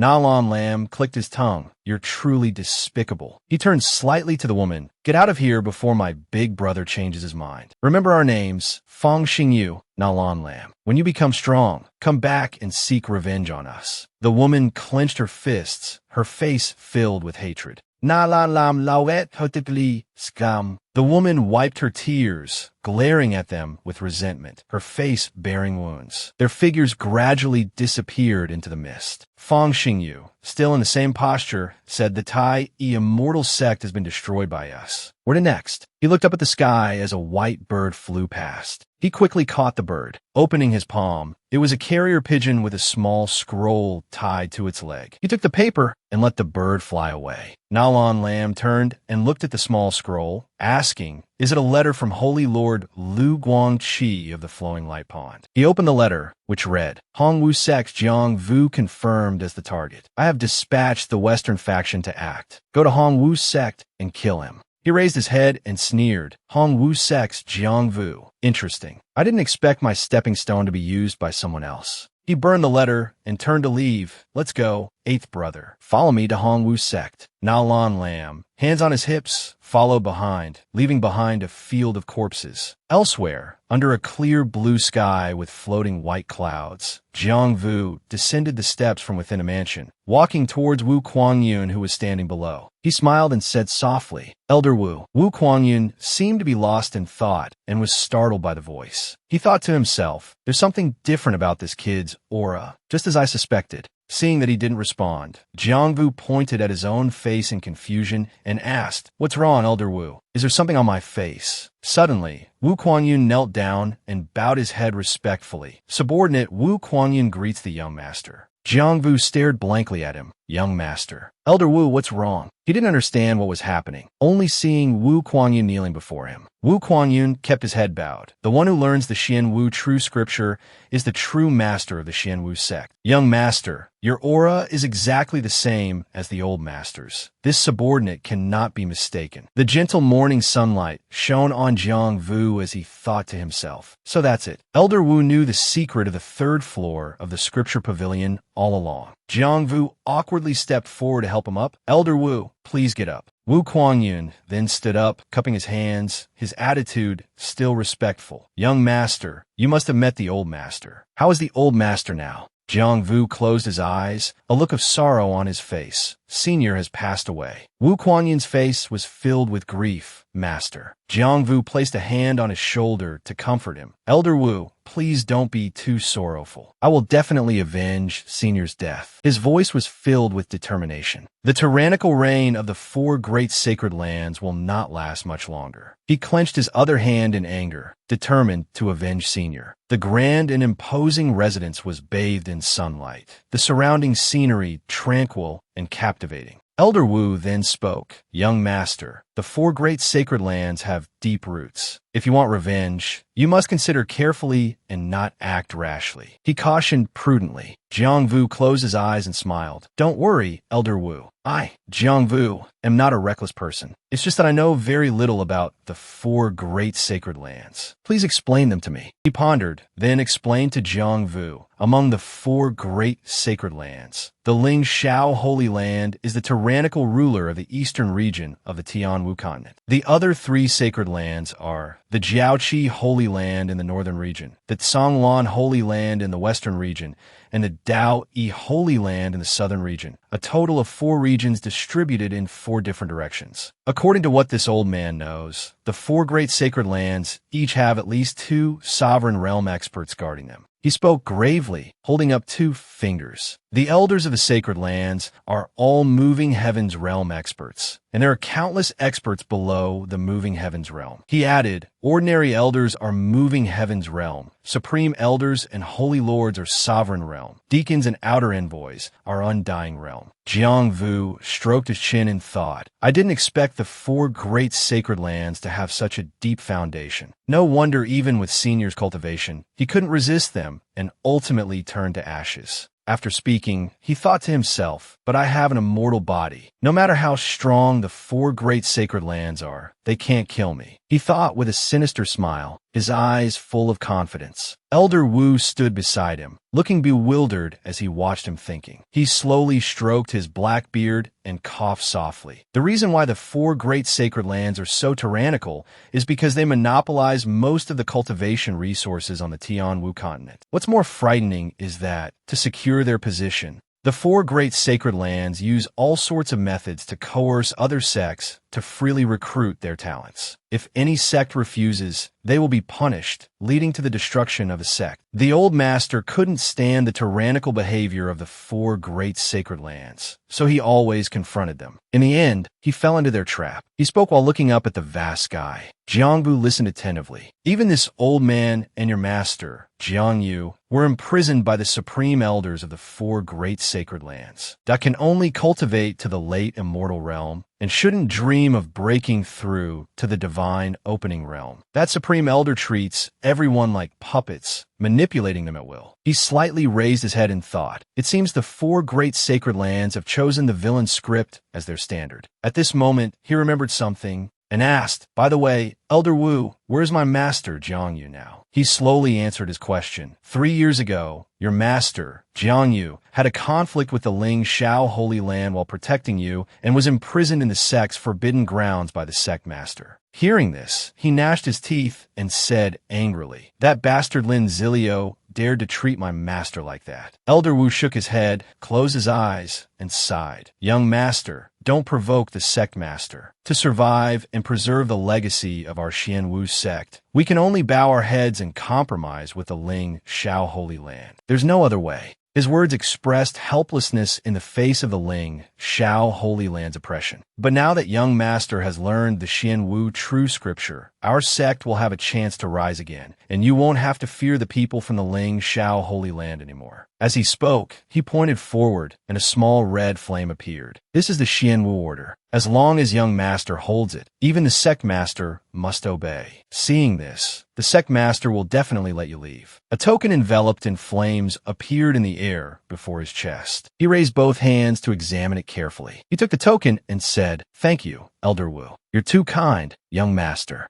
However, your most urgent task now is to cultivate the Xianwu true scripture to the 7th level or higher. Only then can we resist the 4 great sacred lands. But for now, you must be especially careful," he thoughtfully advised. He smiled confidently and replied, "I understand. Rest assured, Elder Wu, I won't act rashly." He turned and left, thinking sinisterly, "I won't bother with diligent cultivation. As long as I kill a few supreme elders and those with real power from the sacred lands, breaking through to the 7th level of the Xianwu true scripture will be as easy as flipping my hand." He smiled as he looked up at the clear blue sky, having already planned everything in his heart. Within the sect's main hall, the atmosphere seemed peaceful, with gentle golden sunlight streaming down. But within the residence, it was a different scene. Chu Han lay on the ground, seemingly severely injured. A white-haired elder helped him up, anxiously asking, "Honor, who injured you so badly?" His whole body trembled, blood trickled from the corner of his mouth, his face flushed red, and he struggled to speak. "Master, it was that villain Jang Vu, he's so audacious." As soon as he finished speaking, the elder's eyes widened, and he gnashed his teeth, angrily cursing, "I will tear him to shreds." His tone was enough to show how furious he was. "This is a recovery pill. It can heal your injuries. Honor, quickly take it." As he spoke, he brought the pill to Chu Han's mouth. Chu Han was already very weak, his eyes seemingly looking upwards. But unexpectedly, before the pill could reach Chu Han's mouth, a surge of power destroyed it. The elder was slightly startled, while Chu Han seemed to have only a faint breath left. The elder turned around angrily. Jang Vu strolled in, saying as he walked, "What a waste of a precious pill on a wretch like him. Elder, you're too selfish." He sneered, his hands clenching into fists. The elder, still supporting Chu Han, seemed to recognize him. "You're Jang Vu." Jang Vu spread his hands, replying calmly, "Indeed. It's truly an honor that you still remember me." Hearing this, the elder grew even angrier. He set Chu Han down and slowly rose. "Jang Vu, not only did you severely injure my disciple, but you also dared to destroy my pill. You truly don't know the immensity of heaven and earth. Do you want to taste my power again?" He roared, glancing to the side, his face darkening. "Fine, today I will punish you, boy, to cleanse the sect." As he finished speaking, he condensed a purple orb brimming with power, preparing to attack Jang Vu.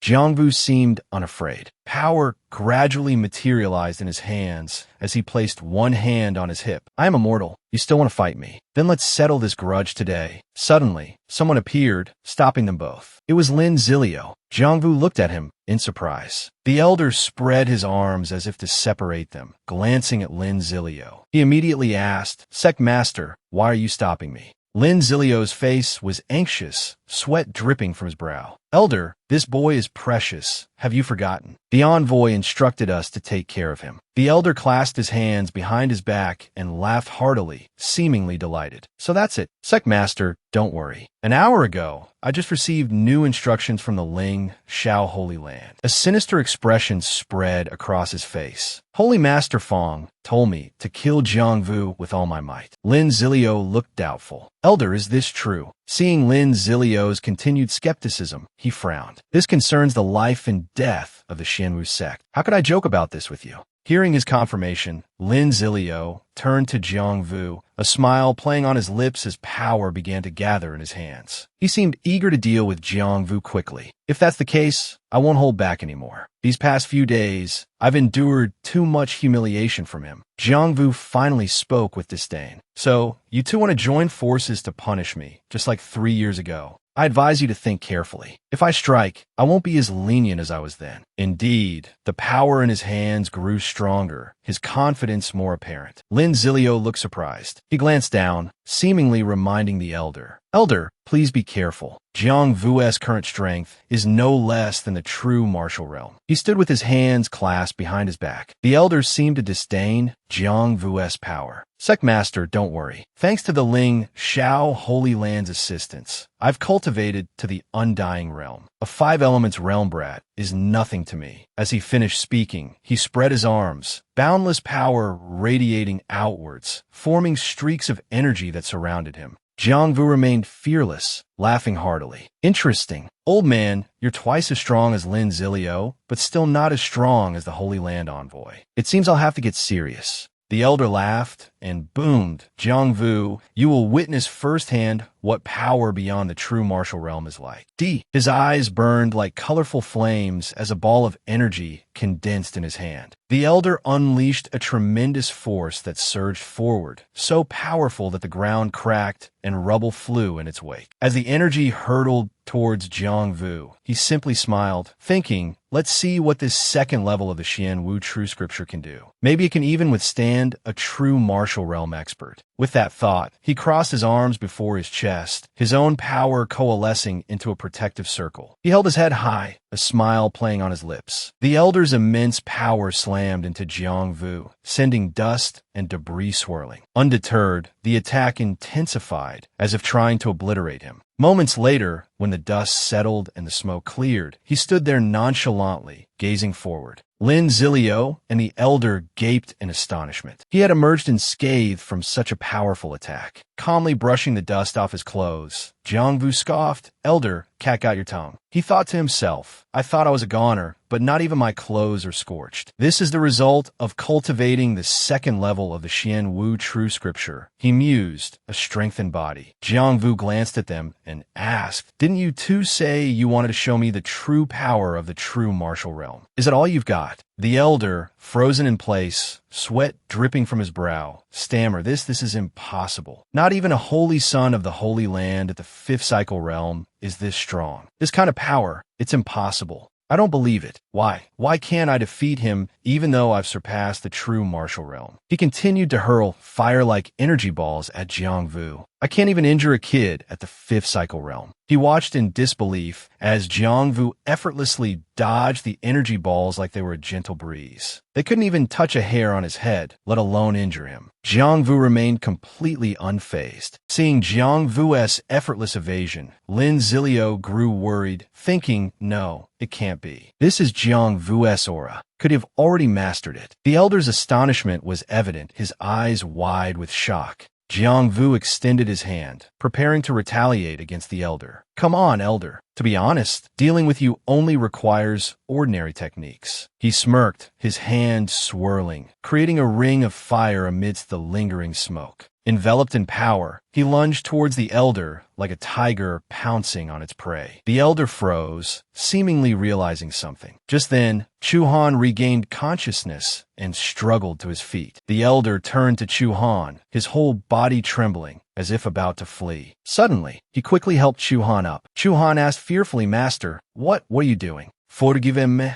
not. Forgive your master. He shamelessly shoved Chu Han forward as a shield, cowering behind him. Chu Han's face paled at his heartless words. I will avenge you someday, the elder muttered, his expression growing more ferocious. Chu Han fearfully glanced at him. Looking up, he saw Jang Vu closing in. Jang Vu swung his fist, his eyes burning like flames. As his powerful fist drew closer to Chu Han's face, Chu Han could only let out a cry of no. Both of them dodged to the side. Then Chu Han shouted and pushed. Jang Vu's powerful punch sent both of them flying, like a massive bomb exploding wherever his fist passed. But as expected, the elder hadn't calculated everything. Both he and Chu Han were struck so hard they couldn't move. Truly, evil deeds do not have good endings. Both the elder and Chu Han were beaten black and blue, their bodies immobile. After finishing off the master and disciple, the system notification appeared. Congratulations to the host for successfully eliminating a mid-stage 5 elements realm expert. Experience plus 20. Congratulations to the host for successfully eliminating an expert beyond your current realm. An undying realm expert. Experience plus 5,000. Jang Vu clenched his fist. So, is my strength sufficient now? Lin Zilio stared blankly at the deceased elder, astonishment filling his heart. One move, he actually killed the elder with just one move. Witnessing this scene, Lin Zilio was terrified, thinking to himself that his guess was correct. Jang Vu had successfully cultivated the Xian Wu true scripture. He turned his head in terror and found Jang Vu slowly walking towards him. Jang Vu spoke as he walked. Next is you, Lin Zilio, he said with amusement. Lin Zilio, as if seeing a ghost, sat down on the ground in fear. No, Jang Vu, think carefully. I'm the sect master of the Xianwu sect. Lin Zilio's voice was filled with fear. If you kill me, the Ling Shao Holy Land will not let you off. He seemed to be trying to maintain his composure. Jang Vu frowned and sneered. Is that so? Lin Zilio, do you think you still have the right to stand here and order me around? He looked at him with contempt, lightly waving his hand in front of his face. That gentle wave created a deep gash on Lin Zilio's face, blood flowing profusely. Lin Zilio looked down, even more humiliated as he realized he had wet himself in fear. Disgusting. Jang Vu sneered, covering his nose with one hand and waving the other, feigning disgust. Enraged, despite his fear, Lin Zilio roared. Jang Vu, what do you mean? Are you mocking me? I am the sect master of the Xianwu sect. I would rather die than be humiliated. If you want to humiliate me, I would rather kill myself. Hearing this, Jang Vu gritted his teeth and said irritably, humiliate you? I don't have such a filthy hobby. If I wanted to, I would have already killed you. Because you are Dai Yi's father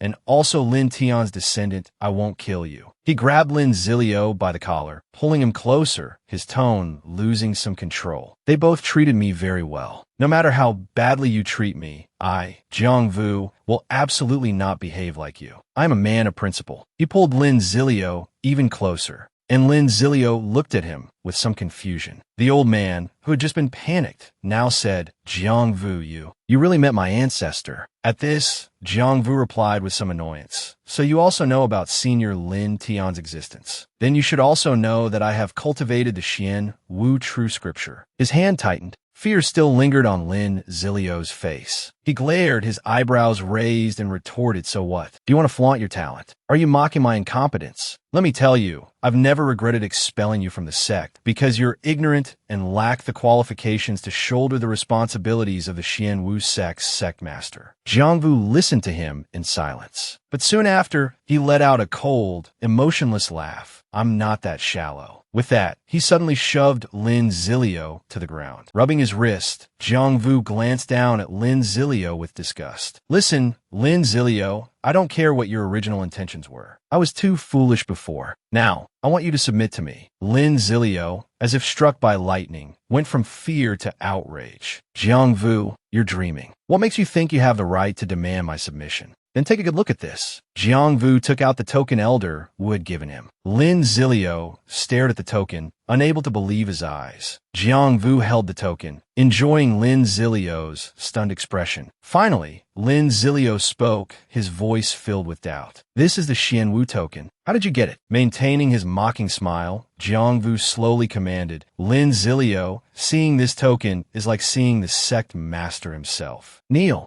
Lin Zilio stammered this. His face froze, all resistance gone. He bowed respectfully to Jang Vu. Lin Zilio, the fourth sect master of the Xian Wu sect, greets the young master. Looking at him, Jang Vu's mood improved considerably. The mockery vanished, replaced by amusement. Good. It seems you're not like that old great elder. Your heart still belongs to the Xian Wu sect. It wasn't in vain that I spared your life. A while later, he arrived in front of the heavenly Xian Wu cave. Large vines covered the entrance, partially obscuring the cave. Following him were Lin Zilio and the members of the Xianwu sect, all showing Jang Vu the utmost respect. Lin Zilio spoke. Young master, the place where Elder Jang Yu is imprisoned is this forbidden ground, the heavenly Xianwu cave. Jang Vu's expression turned serious as he touched the vine-covered entrance, thinking to himself, this forbidden ground truly lives up to its reputation. Even the restriction at the entrance is so mysterious that I fear I can't break it with my current strength. Lin Zilio continued respectfully, young master, this heavenly Xianwu cave is a second-level bounded domain left behind by our ancestors. It opens only once every 10 years. Even I don't know what's inside. Jang Vu turned to him, puzzled. A second-level bounded domain. He thought to himself, that makes sense. The Xianwu True Scripture mentioned that cultivating it to the 6th level allows one to condense a second-level bounded domain. The bounded domain I saw in the scripture depository was just one of those created by Senior Lin Tion. In other words, during his cultivation of the Xianwu True Scripture, Lin Tion condensed this second-level bounded domain. He focused his thoughts, then turned back to Lin Zilio and asked, Lin Zilio, you said this bounded domain opens only once every 10 years. My master has only been in there for 3 years. Are you trying to deceive me because you think I'm anxious to save my master? Lin Zilio, still bowing respectfully, looked alarmed and hastily defended himself. Misunderstanding. This subordinate wouldn't dare deceive the young master. Regaining his composure, Lin Zilio continued, it's true that this heavenly cave opens only once every 10 years, but with the Xianwu token, young master can freely enter and exit any place. Simply place the Xianwu token in the center of the door, and it will open a passage leading young master to the heavenly Xianwu cave. There was a groove on the door that closely resembled the shape of the token in Jang Vu's hand, and it was emitting light. Jang Vu looked at his hand in a daze and said, so that's how it is. Having said that, he placed his token into the groove on the door, and it lit up. A vortex of immense power appeared in the center of the cave door. He closed his eyes and turned his head to the side, wanting to avoid the dazzling light from the cave. Power gradually poured out from the vortex, attempting to engulf him. Then he suddenly vanished, and the vortex on the cave door disappeared without a trace. Everyone was slightly astonished. He landed on the ground, seemingly having entered this second-level bounded domain. The space here was very mystical, with white smoke drifting in the air from somewhere. The token on his waist glowed, and he thought to himself, so this is the inside of the heavenly Xianwu cave. He continued to ponder. Lin Zilio was right. The Xianwu token allows the owner to freely enter and exit the heavenly Xianwu cave. He picked up the glowing token and carefully examined it. He thought again, strange, Senior Lin Tion passed away long ago. So why do I always feel like this heavenly Xianwu cave is still being controlled by someone? He looked around again, the white smoke still swirling in the air. Since entering here, there has been a mysterious super expert watching me. Who is it? He thought, his eyebrows furrowing slightly, a hint of worry flashing across his face. Suddenly, a rather large vortex appeared at the top of the cave, accompanied by thunder and other strange forces. He was startled. Looking up, not good, it wants to suck me in. Sensing the approaching danger, he gritted his teeth, thinking, with his cultivation, he could at most cultivate to the bounded domain realm. Could it be someone from the Ling, Shao Holy Land? Many thoughts raced through his mind. As he finished thinking, the hole grew larger, its power enveloping him, pulling him in bit by bit. At this moment, he was terrified, not knowing what would happen, and muttered to himself, what a terrifying power. Although my current strength is equivalent to the undying realm, I still can't resist this power. His feet left the ground, his legs trembling, unable to fight against the force. It quickly pulled him towards the large hole. A bolt of lightning struck not far from him, and he thought, it's over. The hole swallowed him, then gradually shrank, finally disappearing as if nothing had happened. He opened his eyes wide, tense. This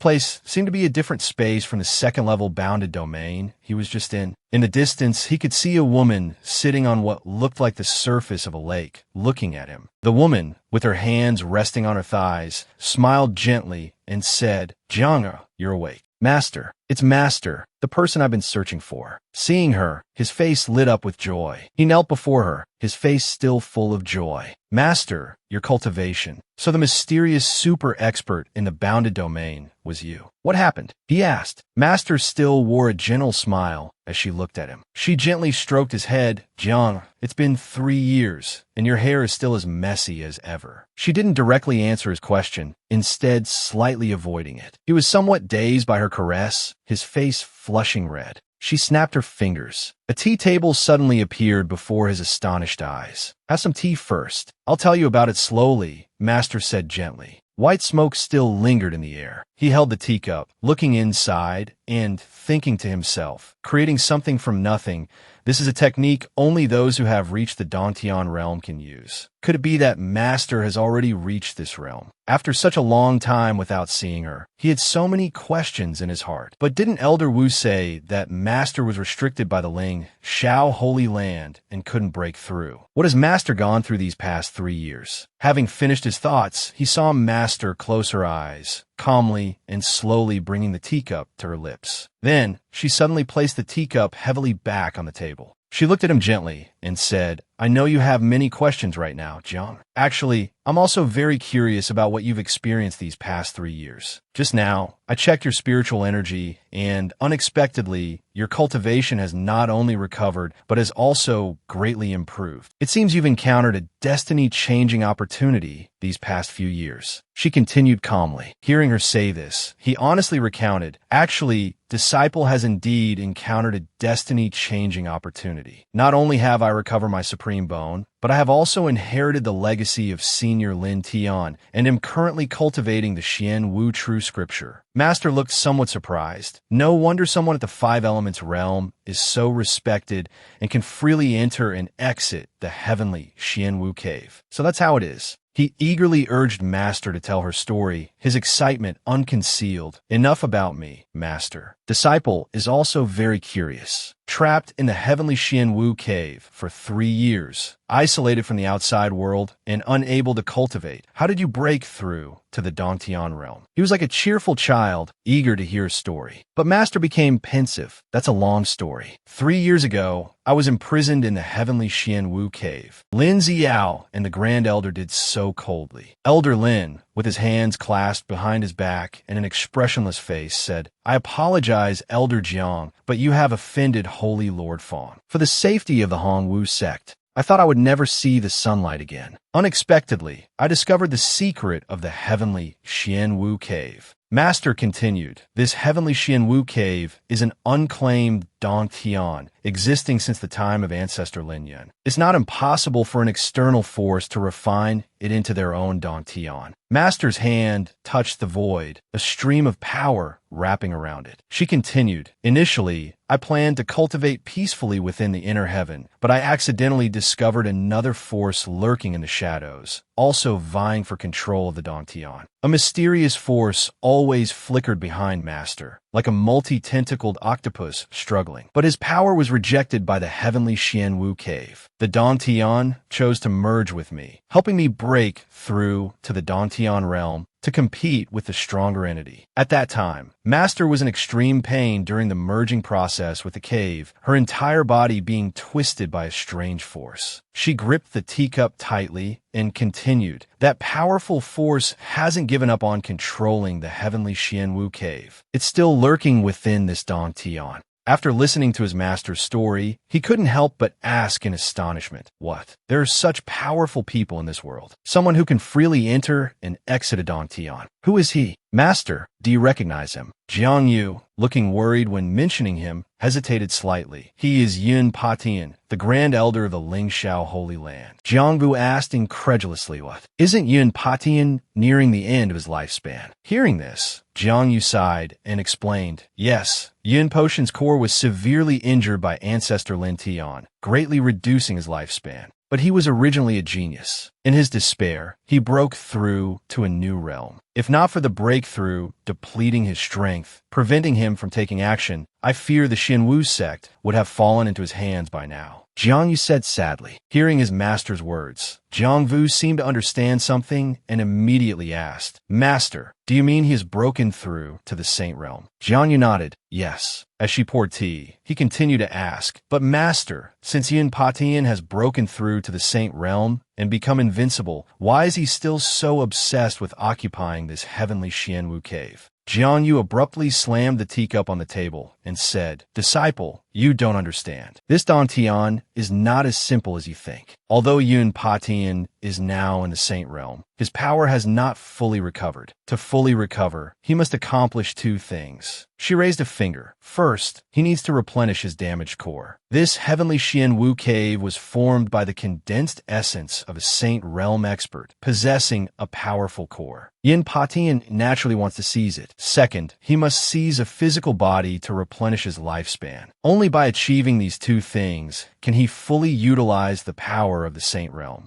Jang Vu stroked his chin as he listened, nodding and understanding. "I see." Suddenly, he thought of something and exclaimed, "Not good, the core and the physical body. Yin Patian can use the heavenly Xianwu cave to replenish his core, but where will he get a physical body?" He recalled the other person's words, "Think carefully. Join the Western Party and enjoy life." Recalling those words, Jang Vu said uncomfortably, "Could it be that the Holy Land didn't want me to join them before, but wanted me to be there for Yin Patian to seize my body?" His expression changed. "If that's true, and I'm now in the heavenly Xianwu cave, haven't I walked right into a trap?" Seeing his state, Jiang Yu said, "Disciple, your complexion is terrible. What's wrong?" Hearing this, he exclaimed in alarm, "It's bad, Master. The physical body in Patian wants to seize his mind." Jiang Vu's master asked in anger and worry, "What did you say?" At this moment, both were terrified, and the table suddenly cracked. Jiang Yu stammered, "How is this possible? How did he find this place?" Suddenly, something happened that startled them both. The table shattered into pieces, and Jiang Vu was unconsciously controlled. Seeing Jiang Vu like this, Jiang Yu immediately called out in worry, "Disciple, be careful." She cursed anxiously, "Damned heavenly Xianwu cave." A bound fishtail suddenly appeared, startling Jiang Vu. It was a demon with its mouth wide open, and inside its mouth were 4 smaller demons. Seeing the monster, Jiang Yu shouted, "Release." Blazing chains appeared. It seemed to be defeated by Jiang Yu's attack, starting to burn. Suddenly, a figure appeared behind her, gradually materializing and calling out Jiang Yu, causing her to quickly turn around. It was Yin Patian. His first words upon appearing were a curse, like a swarm of ants, persistent as leeches. "Why do you repeatedly obstruct my affairs?" Both Jiang Yu and Lin Zilio turned and saw him, exclaiming in unison, "Yin Patian." Jiang Vu became very wary. He gritted his teeth, thinking, this pressure is terrifying. His cultivation is on a completely different level compared to any expert I've encountered. Yin Patian glanced at Jang Vu. Seeing his wary and angry gaze, he seemed to understand. He chuckled himself. Boy, Yin Gao wasn't wrong. I never thought the Hongwu sect would actually have a physical body suitable for me to possess. Then he suddenly smirked, his expression turning lecherous. In a strange voice, he said, "What a coincidence that both of you are here today. It's truly heaven's will. After I kill you too, I will truly be able to break through to the Saint Realm and rule the entire Tianwu continent." He then laughed heartily, as if he had gained some great advantage.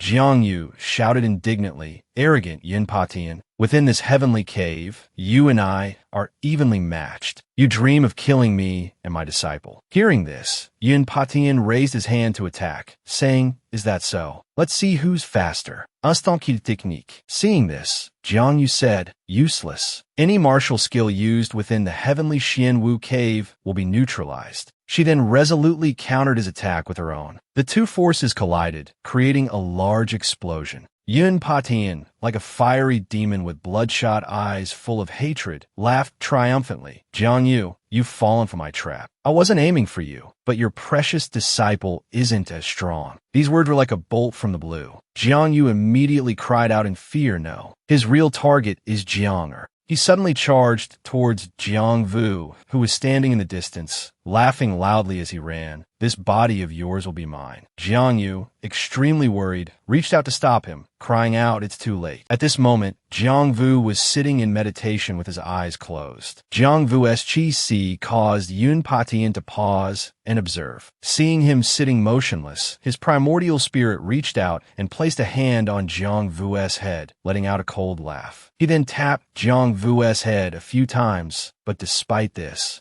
Jang Vu remained silently seated with his eyes closed. Suddenly, the old man pushed with force, and everything seemed to vanish completely. Having subdued him, the old man Yin Patian looked at his hand triumphantly and laughed loudly, saying, "I've succeeded." Outside the killing sea, Jiang Yu saw Jang Vu sitting motionless. Extremely worried, she repeatedly shook him, asking, "Jiang, are you all right? Wake up." Jiang Vu slowly replied with a gloomy expression, "Master, I'm fine." Seeing that he was all right, Jiang Yu breathed a sigh of relief, then stood up, hands on her hips, and sighed, "Thank goodness you really scared me." Suddenly, he punched her in the stomach, causing Jiang Yu to cry out in shock and vomit blood. His expression turned sinister, his eyes red and cunning. He suddenly burst into laughter and said contemptuously, "How naive. You've fallen for my trap." Jiang Yu staggered back from Jiang Vu in pain, her face contorted and blood trickling from her mouth. "Despicable," she spat. She cried out in pain.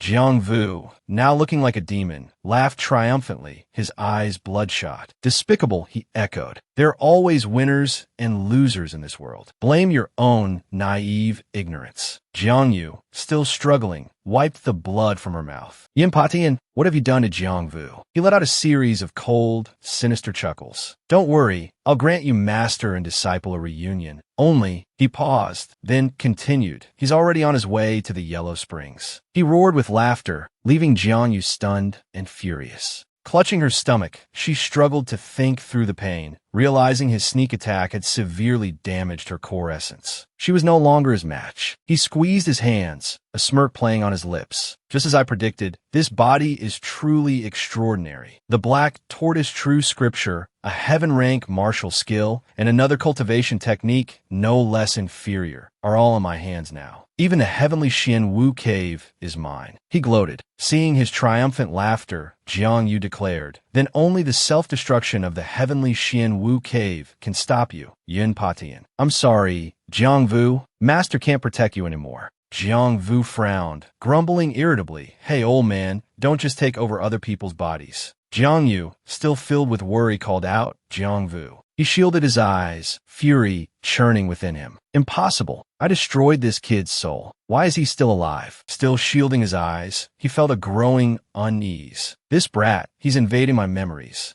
Jiang Vu, within his body, laughed. "So that's how it is. I understand now." He chuckled triumphantly. "It was all part of your plan, Yin Patian. You secretly planted spiritual imprints on Lin Zilio and Elder Wu, manipulating their actions. You deliberately let me learn the Black Tortoise True Scripture, lured me into the heavenly Xian Wu cave so you could seize my body. Truly worthy of a Saint Realm expert. Such insidious methods. But there's one thing you didn't anticipate. The moment you possessed my body, your defeat was sealed." He laughed inwardly at Yin Patian. Yin Patian roared in fury. "How could I be defeated? You're just an insignificant ant. I don't know how you restored your soul, but in my eyes, you're still nothing but an ant. Like a deranged beast," he raved, "killing you is as easy as flipping my hand." Hearing this, Jiang Vu sneered, his eyes narrowing. "Is that so? I don't think so." He then used a technique to inflict pain upon their shared chest, speaking with difficulty, "Don't forget, we're in the same body. So if you want to kill me." Suddenly, Jiang Vu cried out in pain. Clutching his arm, he gasped, sweat dripping from his brow, and shouted, "Despicable. Jiang Vu, you dare destroy this body despite me." Hearing this, a voice laughed in response, "Despicable. There are always winners and losers in this world. Blame your own naivety and foolishness." Hearing these words, Yin Patian became like a monstrous beast, his eyes bloodshot, seemingly forgetting everything as he roared. "Humiliating. Utterly humiliating. I will absolutely not spare you. I will bathe the Hongwu sect in blood. Jiang Vu, everyone you cherish, I will kill them one by one, letting them die in pain and despair." No longer afraid, Jang Vu prepared himself and asked, "Is that so? Yin Patian, you still dare to threaten me at this point?" Then he suddenly struck his own chest hard. Seeing this, Yin Patian asked in fear, "Are you crazy? You'll die too." Meanwhile, Yin Patian, filled with terror, cursed inwardly, "This lunatic. I can only forcibly leave this body. Although my essence will be damaged again, it's better than being destroyed." Jang Vu, as if ripping his own heart from his chest, said in pain, "Try to run. Don't forget, I know everything you're thinking." He reached out and clutched his heart tightly. "Want to escape now. Dream on."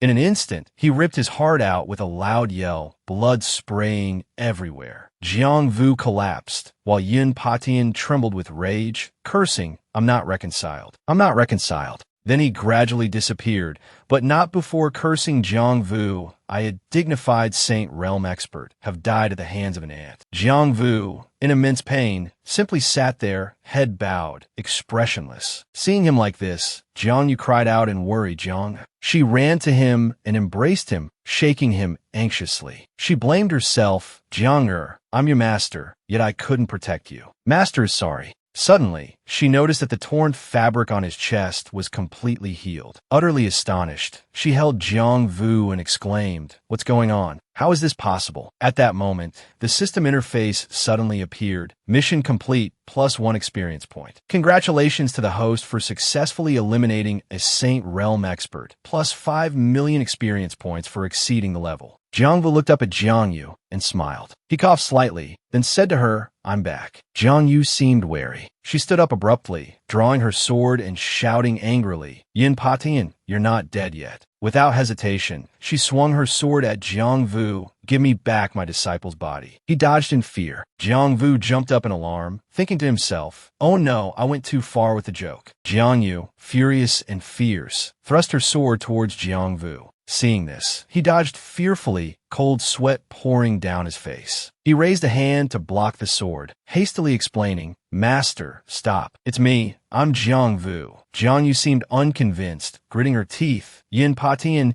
you think you can fool me with the same trick again?" While dodging Jiang Yu's sword attacks, Jang Vu frantically explained, "I'm sorry, Master, it's really me. I was just joking." Jiang Yu was enraged, not listening at all, and roared, "I won't believe anything you say." At this point, Jang Vu said seriously, "The mole. Master, you have a moon-shaped mole." Hearing this, Jiang Yu blushed crimson and scolded in embarrassment. "Shut up." Jiang Vu hurriedly waved his hands, explaining, "Master, do you believe me now?" He thought to himself, "When I transmigrated to this world, although I was in a child's body, every time I bathed or ate, I clearly saw myself beside Master. So I know about the moon-shaped birthmark." Jiang Yu angrily turned around, frowning and saying, "You rotten little brat, where did you learn such bad habits? You even dare to tease your master." Hearing this, Jang Vu quickly scratched his head and explained, "I was just joking, I won't dare to do it again." Disciple was wrong. Jiang Yu blushed, coughed lightly, and snapped, "There won't be a next time." Jang Vu immediately started flattering her, massaging her shoulders, and stammering, yes, disciple understands his mistake." Jiang Yu turned around suspiciously and asked, "Tell me, how did you come back to life just now?" Someone as strong as Yin Patian, even Saint Realm experts are no match for him. What exactly has happened all these years? Jang Vu frowned and said, "That's a long story." At the West Dao Court of the Lingxiao Holy Land, Yin Potion's memorial tablet suddenly made a noise. A person looked around in shock, asking, "I must be seeing things. How could our ancestors' memorial tablet move?" The surroundings began to shift, and the wooden door cracked. Suddenly, a loud explosion startled the person. He knelt down and asked in fear, "What's happening?" At this moment, someone came to report, "It's not good. The Grand Ancestor is truly dead." Hearing this, Holy Lord Yin Tion of the West Dao Court furrowed his brow and asked, "Are you certain you saw our Grand Ancestor's memorial tablet shatter with your own eyes?" The person, still in shock, said, "Holy Lord, this disciple truly saw it with my own eyes. The Grand Ancestor's memorial tablet exploded right in front of me." After hearing this, he sighed gravely, "I understand. You may leave. This matter is of utmost importance. Absolutely do not let anyone else know." The person replied loudly, "Rest assured, Holy Lord, this disciple will absolutely not breathe a word of this." After saying this, he turned and left. The Holy Lord suddenly stood up, an arrow piercing through the person who had just spoken. He said coldly, "Only the dead can keep secrets." After finishing, he sat back down and ordered, "Elders, I do not want an eighth person know about this. The Heavenly Palace guards must also keep this secret." Everyone around respectfully replied in unison, "Yes." At this moment, Elder Jing Lei stepped forward and asked, "It's just, Holy Lord, there's something I don't understand." He said, "Speak." Elder Jing Lei. Elder Jing Lei stroked his chin, his expression contemplative as he said, "The Grand Elder's cultivation is heaven-defying. Although his body has withered, he still had more than 10 years of lifespan remaining. For him to suddenly pass away is truly puzzling. I believe there must be something hidden behind this. Perhaps it was those people from the East Court who harmed the Grand Elder." He offered a shocking conclusion. However, the Holy Lord of the West Court disagreed, saying, "How could I not understand, Elder Jing Lei? You're overthinking it. Based on my understanding of the East Court's Holy Lord, although he desires control of the Holy Land, he would absolutely not dare to openly confront the experts of our West Court. He can only resort to underhanded tactics, such as preventing the Grand Ancestor from recovering his strength." Elder Jing Lei lost his composure, declaring based on his Overlord realm cultivation that the Grand Ancestor was killed and his body taken over at the Hongwu Gate. The Hongwu Gate has a deep and mysterious background, and it's possible a hidden expert made a move. At this moment, the other person sneered and said, "The expert capable of killing the Grand Elder must be at least a sovereign realm expert of the cultivation world. I've received reliable information that Fang Xiansheng has sent his precious son to the Hongwu Gate. The one who destroyed the Grand Elder's body is our enemy from the West Court. Think about it. If his son attacks the Hongwu Gate, would the master of the Hongwu Gate just sit still and wait for death?" Hearing this, Elder Jing Lei, delighted, calmed down and said, "So that's it. The Holy Lord's plan is profound, using the Hongwu Gate to deal with Fang Xingyu, Fang Xiansheng's son." Seeing that Elder Jing Lei understood, he laughed loudly and said, "Exactly. This loss cannot be borne by our West Court alone. The Holy Lord is truly wise." Meanwhile, beside Jiang Yu, he hastily explained, "Some sovereign realm expert, this and that," as the West Court said. It all happened just like that. Hearing this, Jiang Yu rested her chin on her hand, pondering. "So that's how it is. You mean after waking up, your true nature erupted, and you have the ability to revive from death?" At this moment, he scratched his head and laughed sheepishly. That's how it happened. It seemed like her disciple was still hiding some things, but Jiang Yu already had good talent, and as his master, she shouldn't pry. Thinking this, Jiang Yu opened her mouth and said, "However, Jiang Yu, you are currently only at the 5 Elements realm. It's best to keep the matter of your immortality a secret. There are countless experts on the continent. Dangers lurk everywhere, so you must be extremely careful in your actions," she worriedly advised. Hearing this, Jiang Yu placed his hand on his chest, reassuring her, "Master, rest assured I understand." Jiang Yu approached and stroked Jiang Yu's head, causing him to blush. She smiled, "That's good." Suddenly, a stack of books appeared, and Jiang Yu looked over. Seeing this, Jiang Yu said to him, "Jiang Yu, you are currently at the late stage of the 5 Elements realm. Although your foundation is solid, your essence is not yet sufficient to break through to the true martial realm." He held the books, staring blankly. "These 5 high-grade, profound rank cultivation techniques are master's treasures. Study them and cultivate diligently to quickly break through to the true martial realm. This way, you can improve your ability to protect yourself." He was overjoyed, his cheeks flushed, thanking his master. At this moment, Jiang Yu thought, although I can currently break through just by relying on the system, it's still good that Master doesn't know about this and treats me like family. "I'm sorry, Master. I still have some secrets I can't tell you."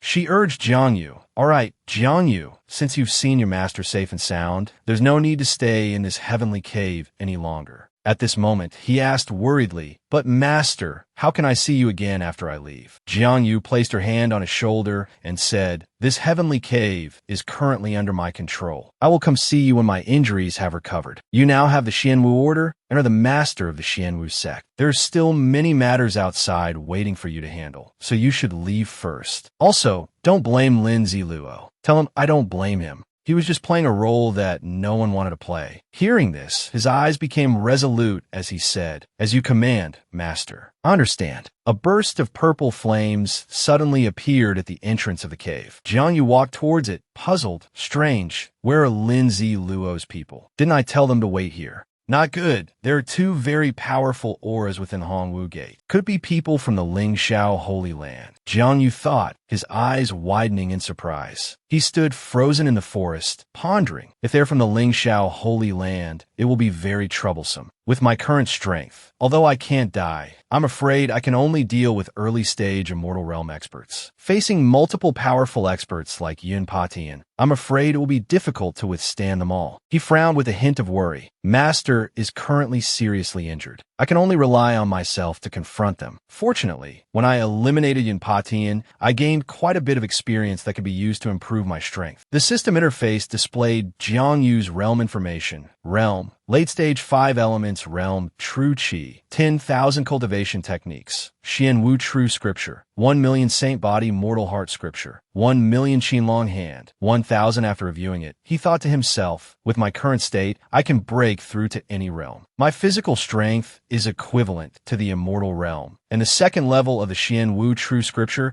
can also reluctantly contend against immortal realm experts. He then pointed at the system interface. A series of congratulatory messages immediately appeared. Congratulations to the host for successfully advancing to the peak of the true martial realm. Congratulations to the host for comprehending the third level of the Xian Wu true scripture. Successfully advanced to the mid-stage immortal realm. Congratulations to the host for comprehending the third level of the saint body mortal heart scripture and awakening a talent. Successfully advanced to 5 senses enhancement. Congratulations to the host for successfully improving the quality of the Qinlong hand, comprehending and mastering the great majestic heavenly dragon. Jiang Yu was stunned as a ring of fire suddenly appeared in front of him. Looking at his burning hand, Jiang Yu was extremely excited. This is too powerful. Just by maintaining this state, I feel like I can defeat a mid-stage immortal realm expert with one hand. Such abundant firepower, I wonder how strong it is. He looked into the distance, smiling and saying, "Is this the feeling of becoming an invincible expert? I, your young master, have become stronger. Holy Land experts, I hope you won't disappoint me." The scene shifted to another location. A moment ago, in the courtyard, many people were severely injured, with only one person unharmed. He raised his head and said with pleading eyes, "Two holy sons, the Hongwu Gate has always been loyal to the Holy Land. Why are you slaughtering the people of the Hongwu Gate today?"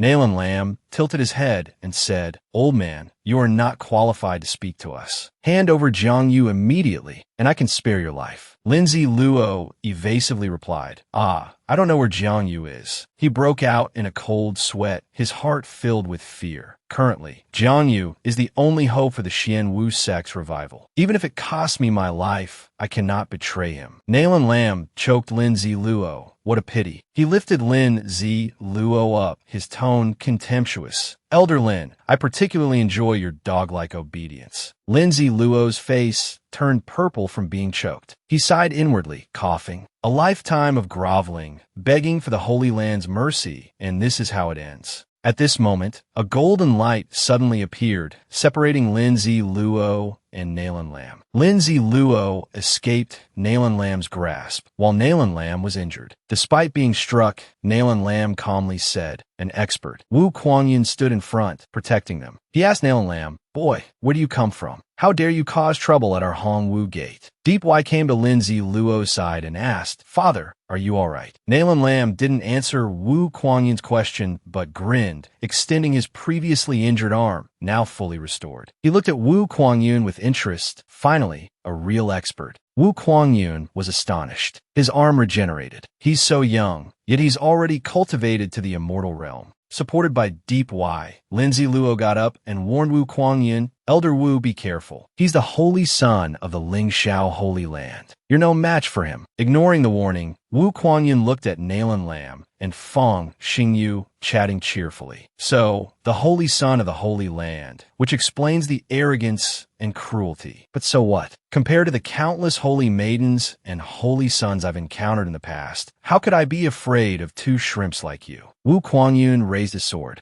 Wu Kuangyin's words and actions only fueled Nalan Lam's eagerness to fight. "This old man has quite the mouth. Big brother, leave this old man to me. You don't need to intervene." Fang Xingyu stepped aside, making way for him. All right, but be careful. Although this hot-tempered old man's blood and qi are somewhat declining, his strength is at the mid-stage Immortal realm. He shouldn't be underestimated. Nalan Lam's eyes lit up with excitement. Understood. Leave it to me. Wu Kuangyun pointed his sword at Nalan Lam, intending to teach him a lesson. Such an arrogant brat. I'll personally teach you a lesson. Wu Kuangyun continued his provocation. Although my cultivation isn't what it used to be, dealing with early-stage Immortal realm juniors like you is still more than enough. Come at me if you dare. Though not participating in the fight, Fang Xingyu couldn't resist taunting Wu Kuangyun. Old man, I advise you not to underestimate him. Although he's only in the Immortal realm, he's the holy son of the Holy Land, not some waste like you. He's ranked in the top 10 among the 4 Holy Lands. Each of them possesses strength surpassing the divine firmament realm.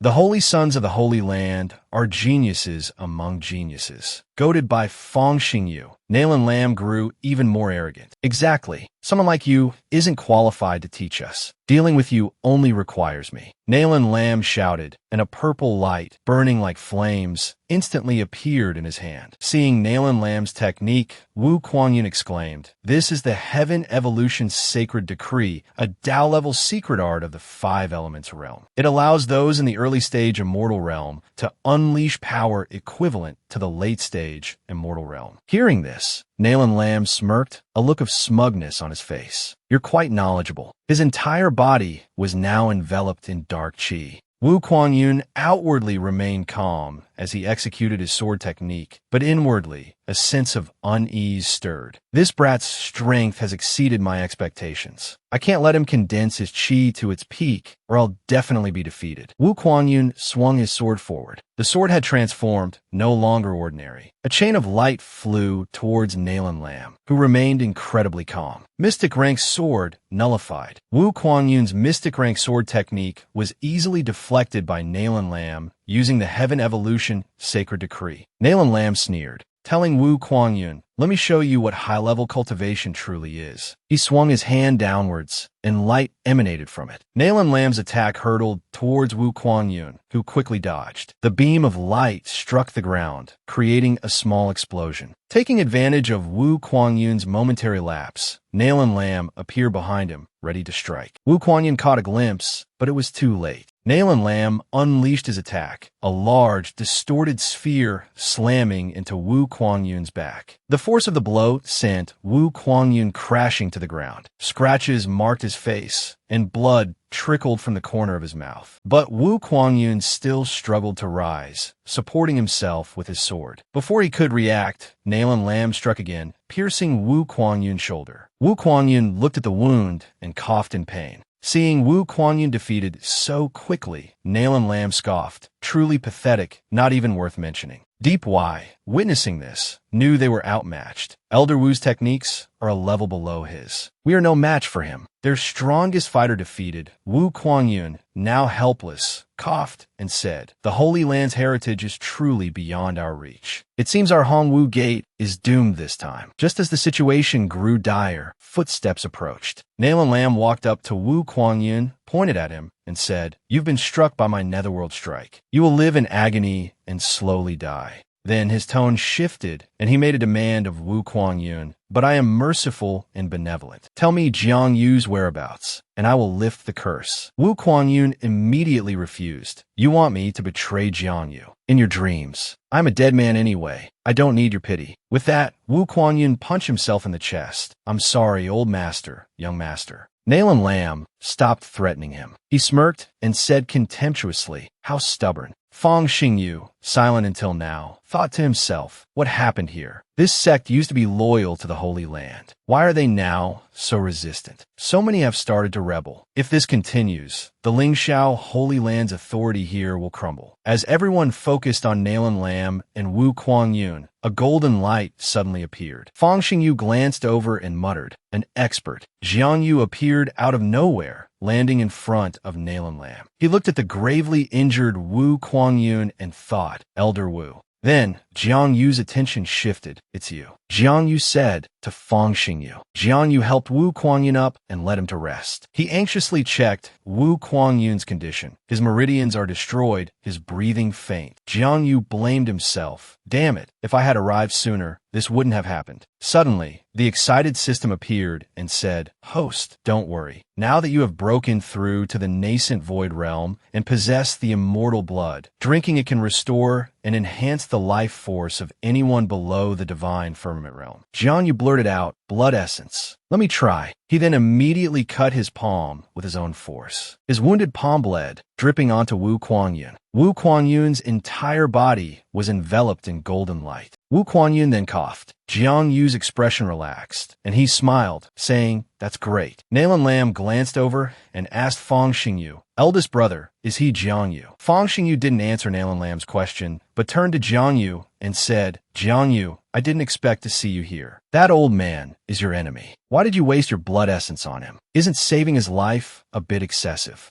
Jiang Yu immediately stood up and coldly replied, None of your business. He glanced behind him and said sarcastically, It's because of your kindness that I had to save him. At this moment, Jiang Yu was secretly calculating. Giving his blood essence had reduced his power by 30%, but he could fully recover by dying and reviving once. Hearing Jiang Yu's words, Nalan Lam laughed loudly. How ridiculous! The people of Hongwu Gate are truly good at boasting. Jiang Yu stepped forward, not saying much, only, martial arts aren't about talking. You'll know later. Nalan Lam, extremely arrogant, sneered, You dare approach me instead of running away. You truly don't know the meaning of life and death. As if provoked, Jiang Yu gritted his teeth and said, If I don't approach you, how can I defeat you? Finishing his words, Jiang Yu immediately charged towards Nalan Lam, throwing a punch. He was stunned. The speed was too fast. But Nalan Lam also quickly threw a punch to meet the attack. Their fists collided with equal force. Jiang Yu was knocked back, and Nalan Lam was also forced back by his attack. He gritted his teeth, sweat dripping down his face.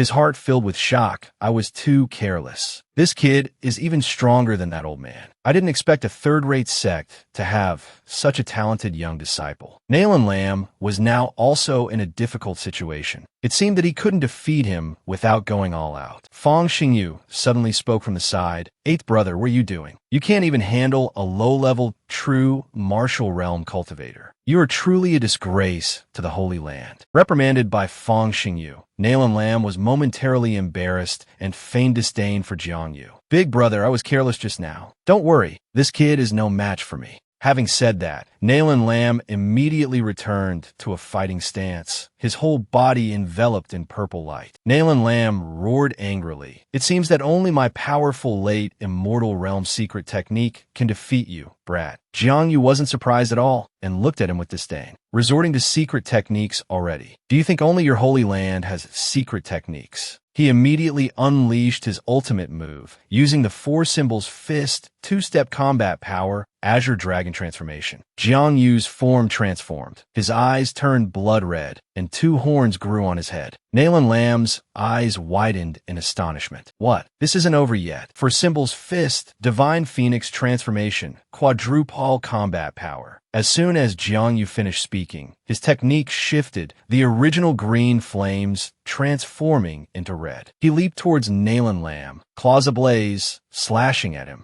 Nalan Lam stut motion stun. Impossible. Is this a Dao-level martial skill? Before he could react, Jiang Yu's fist slammed into his stomach, eliciting a cry of pain. Nalan Lam, still somehow conscious, leaned against a rock, coughing painfully. Fang Xingyu, witnessing this, remained indifferent. Glancing at Nalan Lam, he thought, 8 meridians destroyed, 12 major acupoints sealed and severed. He's dead for sure. Nalan Lam struggled to stand, clutching his arm, and pleaded from within the dust cloud. Big brother, save me. I have a wife and children at home. I don't want to die. But Fang Xingyu replied, saving you is pointless. It would only be a waste of medicinal pills. I'll take care of your wife and children. Rest in peace. With that, he flung the fan in his hand towards Nalan Lam. It pierced his chest, pinning him. The fan was embedded deep, blood gushing from the wound. In the blink of an eye, Nail and Lamb collapsed dead. Seeing Fang Xingyu's actions, Jiang Yu frowned. Truly a man of the Holy Land, as ruthless and heartless as ever, killing a fellow disciple without hesitation. Despite having just killed Nail and Lamb, Fang Xingyu spoke shamelessly. Only through competition can the strong survive. Waste has no value, no reason to live. Next is you, Jiang Yu. His face was full of confidence. Jiang Yu calmly replied, "You're just like him, only at the early stage of the immortal realm. Even with whatever secret technique you're cultivating, your strength is only at the late stage of the immortal realm. Are you certain you can kill me?" Fang Xingyu suddenly burst into laughter like a madman. He arrogantly looked down on Jiang Yu. The words of someone from a third-rate sect, like a frog in a well, truly laughable. Being compared to Nail and Lamb irritated Fang Xingyu. He launched into a long speech. A divine firmament realm expert can utilize the power of the great Tao to create their own space, capable of containing an entire continent. They are truly powerhouses. Therefore, the difference in strength between the immortal realm and the divine firmament realm is like a vast chasm. Just as the base strength of a late-stage immortal realm cultivator is more than 10 times that of an early-stage one. The verbose Fang Xingyu continued relentlessly, compared to Nail and Lamb, who just entered the immortal realm. With my full strength as the top holy son, I can confidently say I'm 5 times stronger than him. Hearing Fang Xingyu's boasting, Jiang Yu was taken aback. 5 times. Seeing Jiang Yu's surprised expression, Fang Xingyu's confidence swelled. He lifted his foot, preparing his technique. "I'll show you, frog in a well, what it means to see the vastness of heaven and earth." True to his word, a storm of green energy, like a whirlwind of hidden weapons, erupted from him, engulfing the entire courtyard. Lindsay Luo was terrified. This is the power of a supreme being. Could he be using the full power of his supreme bone? Jiang Yu, on the other hand, remained calm, even managing a smile. The power of a supreme being. Mirroring Fang Xingyu's stance, the smile vanished from his face. "You think you're the only one with a supreme bone." Fang Xingyu, who was just brimming with confidence, now widened his eyes in astonishment and said, "What?" The might of their supreme bones clashed, and even before they made a move, long cracks appeared on the ground. Deep Y and Lindsay Luo were knocked to the ground by the force of their confrontation. Fang Xingyu looked at Jiang Yu and asked, "Could it be that your supreme bone has been reborn?" Jiang Yu smirked, bringing up the past. "I have to thank you for stealing my supreme bone back then. If not, I wouldn't have the strength I have today." Fang Xingyu charged forward, intending to attack Jiang Yu with the power of his supreme bone. Then let's see who is the true owner of the supreme bone. Jiang Yu was continuously attacked by Fang Xingyu, forced into a defensive position. While dodging, he thought to himself, "This is bad. His strength is truly not inferior to mine." Fang Xingyu, giving Jiang Yu no chance to counterattack, prepared to strike again. A small sphere suddenly appeared in his hand. Fortunately, Jiang Yu managed to block it in time. The force of their collision caused a large explosion where they stood, flames rising into the air. Jiang Yu quickly escaped, thinking to himself, "Too strong. My divine phoenix transformation was enough to deal with Nail and Lamb, but it can't even injure him." As Jiang Yu was thinking, Fang Xingyu had already rushed in front of him, attacking frantically and relentlessly. "Die, you waste." Jiang Yu could only grit his teeth and search for a solution. "I can only use an even stronger secret technique." Fang Xingyu, eager to strike Jiang Yu, suddenly stopped. He saw a giant beast appear on Jiang Yu's back and was stunned. He had never seen this kind of secret technique before and was extremely curious. He's gotten stronger. What realm is this secret technique? While he was still pondering, Jiang Yu had already charged towards him. Fang Xingyu snapped back to attention. "Don't get distracted. Take this." Both of them attacked simultaneously, then landed back on the ground. Jiang Yu looked at Fang Xingyu, thinking to himself, "Even with my strength increased 8-fold, I still can't defeat him. It seems I have to use the 4 symbols fist." Jiang Yu closed his eyes and calmed himself. According to the Xian Wu true scripture, the 4 symbols fist was extremely powerful. He wondered if the previously upgraded Xian Wu transformation could withstand it. Then, Jiangyu let out a loud yell, and his state transformed, his eyes turning crimson. A lightning-like light appeared above their heads. Fang Xingyu exclaimed in surprise, "This is the water domain space. How can an ordinary true martial realm cultivator be this strong? This power is comparable to an assistant elder of the Holy Land." Jiangyu had just used his new realm, but his body was struggling. That power just now was terrifying. If it weren't for the mortal heart scripture, sacred body protecting this body, along with its characteristic of growing stronger with each fight, I would have exploded. Then, Jiangyu spat out a mouthful of blood. I can only maintain this state for 15 minutes at most. I have to end this battle quickly. Without further thought, Jiangyu immediately unleashed his technique. Fang Xingyu, no longer as confident as before, set an alarm. "This is bad. He's coming again." Jiangyu quickly approached where Fang Xingyu stood, an aura erupting from behind him. Fang Xingyu knew he was in a difficult situation and had to give it his all. The power of this attack is not insignificant. I have to use 100% of my strength to withstand this. Otherwise, my life will end here. Fang Xingyu then used the heaven and earth melting furnace, protecting my golden body. He wanted to use this technique as a shield to block Jiangyu's attack. When Jiangyu tried to rush forward and attack him, a small cage appeared beside him. But in the blink of an eye, it was shattered by Jiangyu. Fang Xingyu cried out in astonishment. "What?" His face turned purple, and he said fearfully, "No, impossible. How can my strongest secret technique be defeated so easily?" While he was still hesitating, Jiangyu punched him in the stomach, causing him to vomit blood. The force of Jiangyu's punch was so strong that it sent Fang Xingyu flying into the air. Then he fell to the ground, his eyes rolled back, his head hit the ground, and he started bleeding. Jiangyu gasped with difficulty. "It's over." Jiangyu's hands were abnormally large at this moment, and there were a few wounds on them. But these wounds healed quickly. The system displayed a notification. "Congratulations to the host for successfully reviving, activating the God of War bloodline, plus 100 experience points." Jiangyu walked over to where Fang Xingyu was lying and thought to himself, "Thinking about it, with my current strength, I'm still no match for the Holy Son of the Holy Land. If it weren't for my immortal body, I'm afraid I wouldn't have been able to defeat him." At this moment, a small bright spot appeared on Fang Xingyu's chest. Jiangyu immediately recognized it as the Supreme Bone.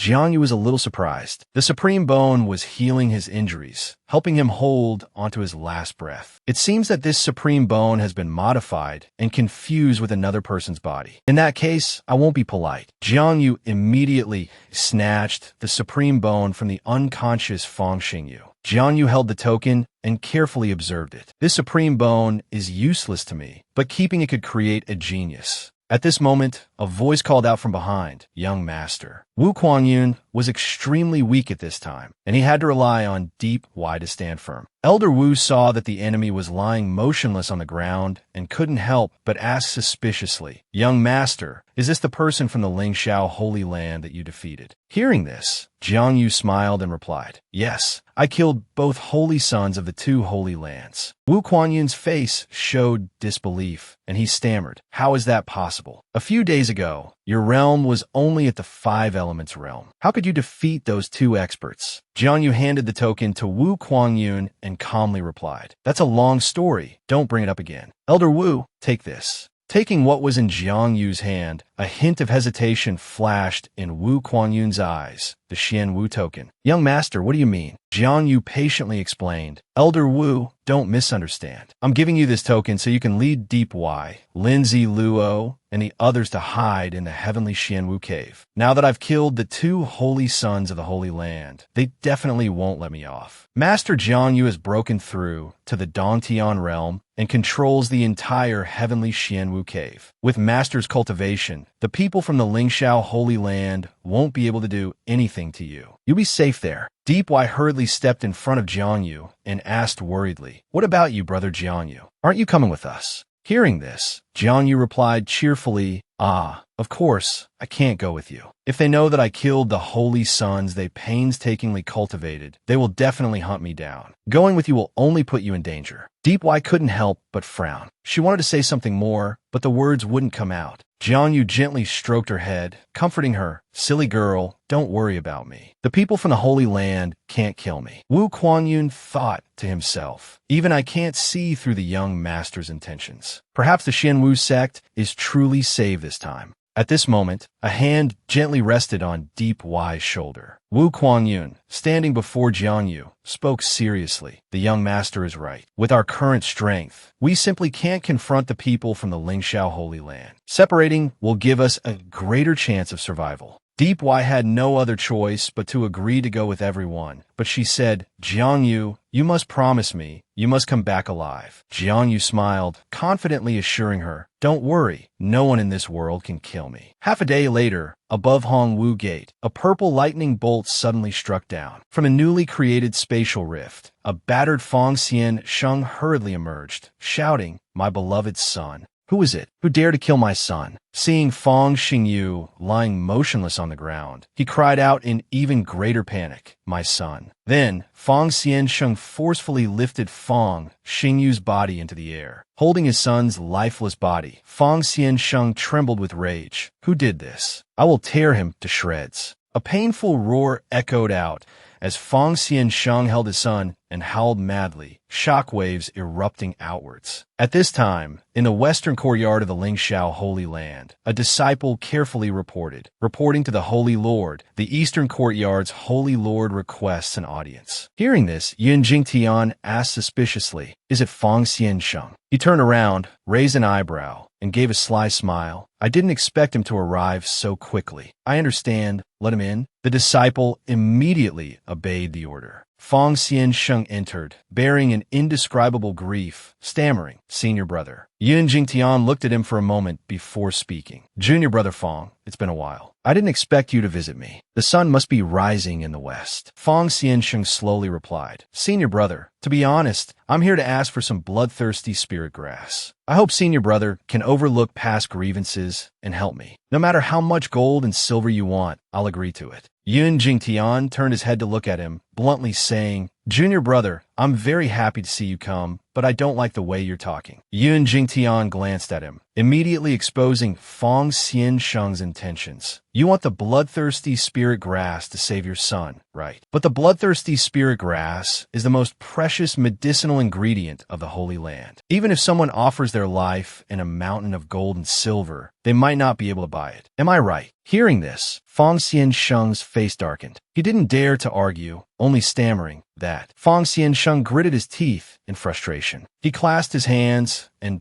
bowed his head to Tion. As long as elder brother gives me the bloodthirsty spirit grass, I'm willing to agree to any of your requests. Receiving the desired answer, Tion didn't make things difficult anymore, immediately praising him cheerfully. Very good. Tion sat down and said frankly, since you've said so, as your senior brother, I can't just stand by and watch you suffer. My request is very simple from now on. My words must also carry weight in the eastern courtyard. Whatever happens in the eastern courtyard, the western courtyard can also manage. If the eastern courtyard can't handle it, the western courtyard will take over. From now on, you must listen to me. Do you understand? Under pressure from Tion, Fong Xiansheng's face flushed red with anger. He gritted his teeth and agreed, I understand. Sitting on a main seat, a very satisfied Tion concluded, good, you understand. I will agree to this request. Rest assured, I won't treat you poorly. I'll have someone deliver the bloodthirsty spirit grass to your doorstep. As for those from Hongwu Gate who injured your son, I'll send people to take revenge for you. Just wait and see. Hearing this, Fong Xiansheng felt slightly reassured and respectfully replied, thank you, senior brother. By this time, Fong Xiansheng had already left the western courtyard. Elder Jinglei, who had been hiding in a corner of the western courtyard, now emerged. Stroking his beard, he curiously asked, Holy Lord, do you really trust him? Tion sneered, of course, because at our level, lying would make our souls food for demons. Besides, his biggest weakness is his son. Do you think I wouldn't tamper with that bloodthirsty spirit grass? Hearing this, Elder Jinglei laughed loudly and flattered him. Holy Lord, you are truly wise. Tion glanced at him and instructed, all right, since he has shown sincerity to the Holy Land, we shouldn't be too stingy. Upon hearing this, Elder Jing Lei immediately cupped his hands and accepted the order. Your subordinate obeys. Yin Jing Tion continued, issue my decree to the 7 great holy sects. Use all your strength to annihilate Hongwu Gate. You are in charge of this matter. Elder Jing Lei smiled and replied, your subordinate understands. Yin Jing Tion frowned and reminded him, also, capture that brat Yuanlu alive. You can injure him severely. It might be related to the Supreme Elder's death. I want to know what secrets this kid has. 2 months later, people from the Lingxiao Holy Land were posting wanted notices for Yuanlu throughout the streets. They shouted, by order of the Lingxiao Holy Land, the Hongwu Gate traitor Jiang Yu has committed countless murders and fallen into the demonic path. He must be severely punished. Anyone who provides information about him will be rewarded with 10,000 spirit stones and a Xian rank cultivation technique. He slapped the wanted poster and announced, if you capture Jiang Yu alive, the reward is 1,000,000 spirit stones, a saint rank cultivation technique, and lifelong protection from the Holy Land. Hearing this, the crowd buzzed with discussion. As expected of the Lingxiao Holy Land, such a generous reward. What kind of person is this Jiang Yu to cause such a commotion from the Holy Land? No matter who he is, once targeted by the Lingxiao Holy Land, he definitely won't live long. Sigh, it's a pity I'm not strong enough. Otherwise, I'd go claim the reward. At this moment, Jiang Yu was quietly passing by.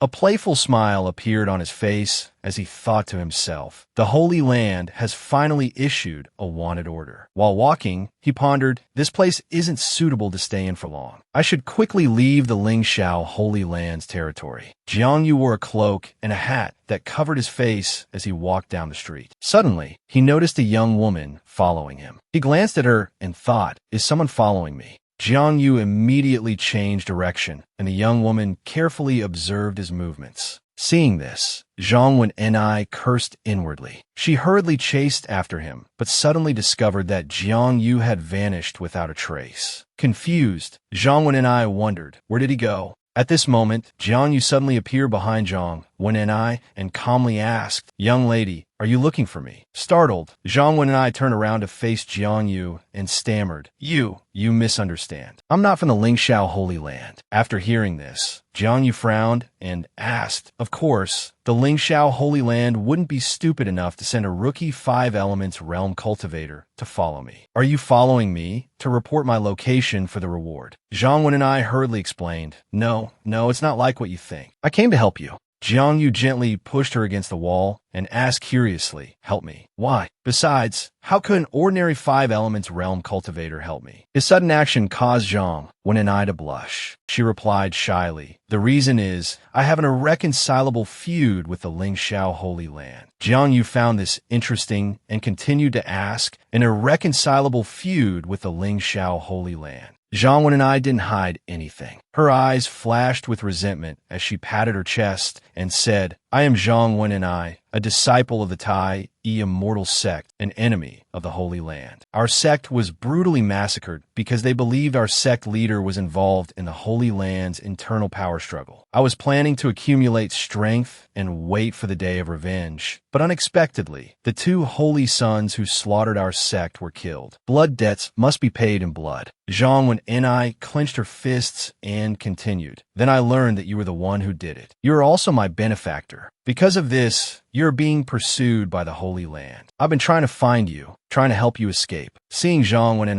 like this, Jiang Yu asked awkwardly, so you really consider me your benefactor? Zhang Wen immediately nodded. Jiang Yu sighed and patiently said, don't misunderstand. I killed those people from the Holy Land because I didn't like what they were doing, not to avenge you. So you don't need to consider me your benefactor. Then Jiang Yu put his hand on Zhang Wen's shoulder and said with a serious expression, Earth is a very dangerous place. You better take a flying saucer back to your Mars. Zhang Wen was confused, wondering if Mars was another place out there. She continued to follow Jiang Yu, advising, benefactor, your current situation is very dangerous. Don't be careless. The Holy Land has dispatched the 7 holy venerables to capture you. She added seriously, I know you're very strong, but you are definitely not their match. Moreover, dozens of nearby cities are blockaded by experts. It won't be easy to leave here. Hearing this, Jiang Yu stopped and thought to himself, the 7 holy venerables. He frowned, calculating silently. They're the strongest of the Lingxiao Holy Land, ruling the 7 regions of the eastern continent. They're at least at the Grotto Heaven Realm. They're indeed not easy to deal with. Grotto Heaven Realm experts can't kill me, but they can set traps. Once they learn the secret of my immortality, I'm afraid I'll invite disaster upon myself. Zhang Wen and I saw that Jiang Yu had finally stopped and sincerely suggested, Benefactor, you probably also know the power of the 7 holy venerables. Escaping them is not impossible. Hearing this, Jiang Yu looked at Zhang Wen and I in surprise and asked tentatively, so you have a way?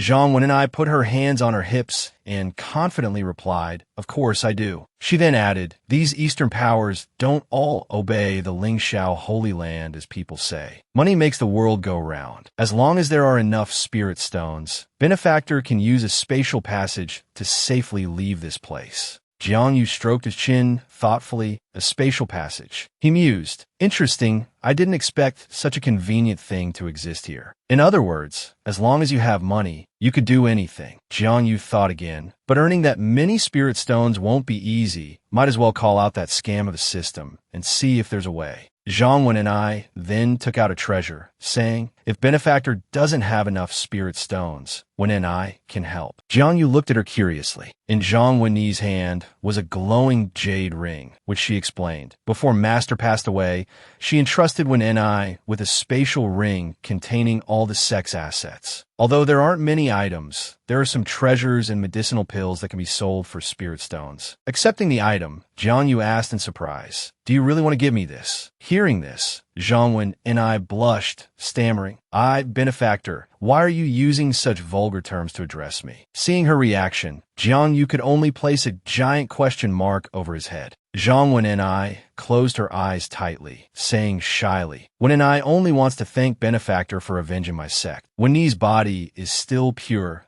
Benefactor, please respect yourself. Watching Zhang Wen's face alternate between red and white, Jiang Yu thought helplessly, this little girl seems to have misunderstood something. Suddenly, a loud shout attracted his attention. Make way! Make way! A patrol was searching for him on the street. Jiang Yu carefully turned and entered a small alley. Jiang Yu pressed Wen and I into a corner, causing her to blush again and stammer. Why.you? What are you doing? Don't do that here. Jiang Yu lifted her chin with his hand, frowning and signaling her to be silent. Wen and I glanced outside and saw a group of people patrolling. Immediately understanding the situation, it was the Holy Lands Patrol. Jiang Yu watched them pass, carefully suggesting, it's not convenient to stay here long. Let's go to my place and continue talking. Wen and I shyly agreed, and was gently ushered into the room by Jiang Yu. Upon entering, Jiang Yu quickly noticed something amiss, saying coldly, it seems the Holy Land's people have stationed themselves here. Hearing this, Wen and I asked worriedly, is there something else you're worried about? Jiang Yu removed his hat, turned to look at Wen and I, and replied seriously, hiding like this isn't a solution. The Holy Land's people will come searching sooner or later. No matter what, we have to quickly think of a way to leave. Wen and I asked curiously, Benefactor, why not sell the treasures for money and use the spatial passage to leave? Jiang Yu analyzed, no, you're too naive. I can't sell the treasures to the Wanzhou Trading Company. They'll report it to the Holy Land. He slowly placed his hat aside and continued, moreover, the price they offer will definitely be higher than what we have. All the assets of the Tai, Immortal Sect, are certainly not worth the bounty the Lingxiao Holy Land is offering. After listening, Wen and I furrowed her brows in doubt and asked, but the Wanzhou Trading Company is a reputable brand. Would they really betray their customers? Jiang Yu sneered, reputable brand. He coldly stated, in the eyes of merchants, profit is paramount. As long as there's enough profit, even blood brothers will betray each other, let alone an ordinary wanted criminal like me. Wen and I was stunned for a moment, then asked in confusion, then what should we do? Jiang Yu approached Wen and I and calmly comforted her. Don't worry, I have a plan. I just need you to keep watch here and protect me for a while. Wen and I immediately clasped her hands and cheerfully agreed, yes, I will do anything my benefactor asks. Jiang Yu felt somewhat reassured and turned around, waving his hand in praise. Good, thank you, Miss Wen and I. Jang Vu then closed the door, leaving himself alone inside. Looking at the brightly shining ring on his hand, he thought, if I remember correctly, Miss Wen and I said there were rare medicinal pills inside this ring. Within the ring's space, all sorts of treasures appeared before Jang Vu's eyes. A book floating in midair caught his attention. Jang Vu cried out joyfully, found it. He stared at it excitedly, exclaiming, excellent. There really is a formula for refining the immortality pill. As Jang Vu picked up the page, the system interface displayed a new notification. Learn formula, immortality pill. Jang Vu smiled happily, thinking to himself, unexpectedly, in addition to learning cultivation techniques, I can also learn pill formulas. The system interface then displayed another series of notifications. Learning successful. Congratulations to the host for unlocking the pill refinement skill.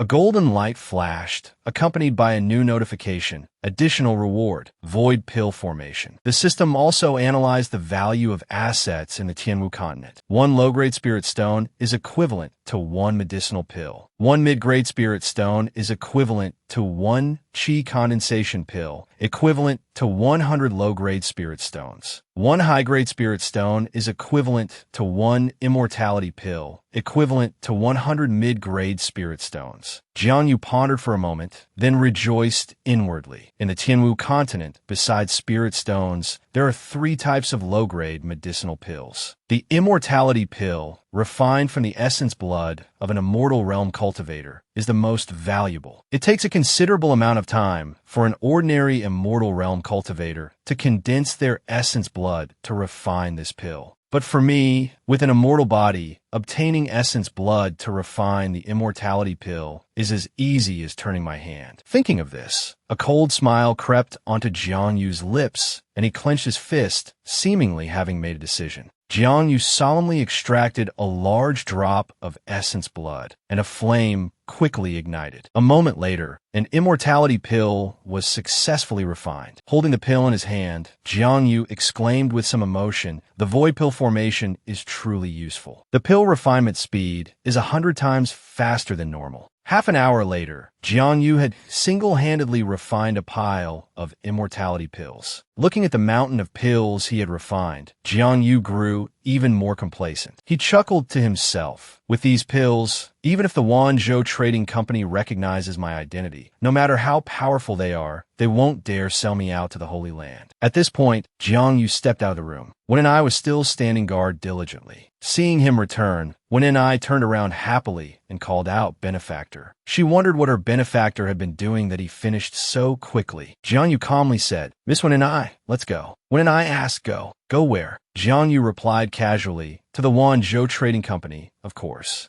By now, Jang Vu and Wen and I had arrived in front of a magnificent building, with a signboard reading Wanzhou Trading Company hanging at the front. Looking at the scale of the place, Jang Vu couldn't help but praise, this is the Wanzhou Trading Company. It looks truly impressive. He thought to himself that since arriving in this world, he had been secluded in the Hongwu Sect, and this was the first time he had come to a place like this. Wen and I then explained the rules of the Wanzhou Trading Company to Jang Vu. Benefactor, this is just a branch of the Wanzhou Trading Company. It mainly deals with cultivators. The headquarters of the Wanzhou Trading Company is hidden within a pocket dimension, and many conditions must be met to enter. The spatial passage is also there. Jang Vu became even more interested. He carefully assessed the building and thought to himself, how interesting, hidden within a pocket dimension. This Wanzhou Trading Company dares to conduct business on the territory of the Lingxiao Holy Land. It seems their strength is not ordinary. Jang Vu walked ahead and said sternly, let's go in and take a look. At this moment, a person appeared blocking their way. He crossed his arms, arrogant and condescending, and said, only members are allowed to enter. You two look unfamiliar. Do you have proof of membership? Jang Vu looked up at him and thought to himself, they even have a membership management system. How interesting. This business mindset is quite advanced. I'm really curious about what kind of person the owner of this place is. Jang Vu stood in front of Wen and I and politely replied to the manager, we are indeed not members. May I ask, brother, how can we become members of the Wanzhou Trading Company? The man suddenly understood and sneered. Of course, you need a referral. You country bumpkins don't even know this. Insulted, Wen and I immediately wanted to retort you, but Jang Yu quickly raised his hand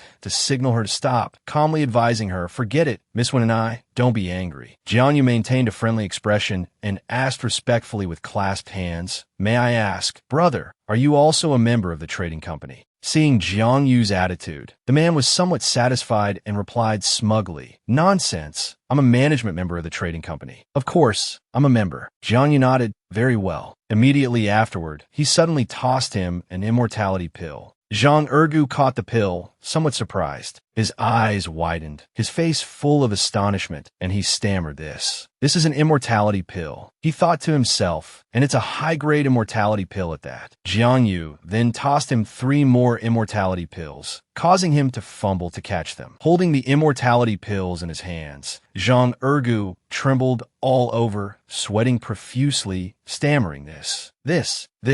His mind was in turmoil. He thought, it's not easy for even an immortality realm expert to condense their essence blood to refine an immortality pill. How can this young man refine so many pills at once? Zhang Ergu furrowed his brow in worry, a sense of alarm rising in his heart. Could he be the young master of some great family, imprisoning immortality realm experts to extract their essence blood? I just offended him. What should I do? Jiang Yu then confidently proposed, these immortality pills are a small token of my sincerity. Would you please recommend us to meet Jiang Yu? Hearing this, the man immediately became flustered and hurriedly replied, yes, I certainly agree. Honored guest, I was blind just now be so rude to you. Please forgive me. Please come in. Jiang Yu casually patted Zhang Ergu's shoulder and praised him. Hey, there's no need to be so formal, brother. I actually preferred your arrogant demeanor just now. You should keep it up. These words made Zhang Ergu break out in a cold sweat. He hurriedly explained, I wouldn't dare. Please forgive me, honored guests. I'll have someone from the company entertain you properly. Jiang Yu, after receiving the immortality pills from Zhang Ergu, carefully examined them. A little curious, she wanted to confirm once more, so she asked him, you're saying these 2 immortality pills were refined by the same person? Intrigued, she thought to herself, interesting. These 2 immortality pills are identical in grade, quality, and ingredients, all top tier. How is this possible? Jiang Yu then made a decision. All right, I want to meet these 2 distinguished guests directly. Arrange it. Zhang Ergu immediately obeyed, but hesitated slightly. Yes, I'll arrange it right away. But these 2 immortality pills. Seeing his hesitation, Jiang Yu frowned and asked, why are you pocketing bribes? You've already violated our company's rules. Consider yourself lucky you're not being punished, and you still dare to mention these 2 immortality pills. Zhang Ergu didn't dare to ask for more. Covered in sweat, he fearfully replied, yes, it was my mistake. Please forgive me, Lady Jiang Yu.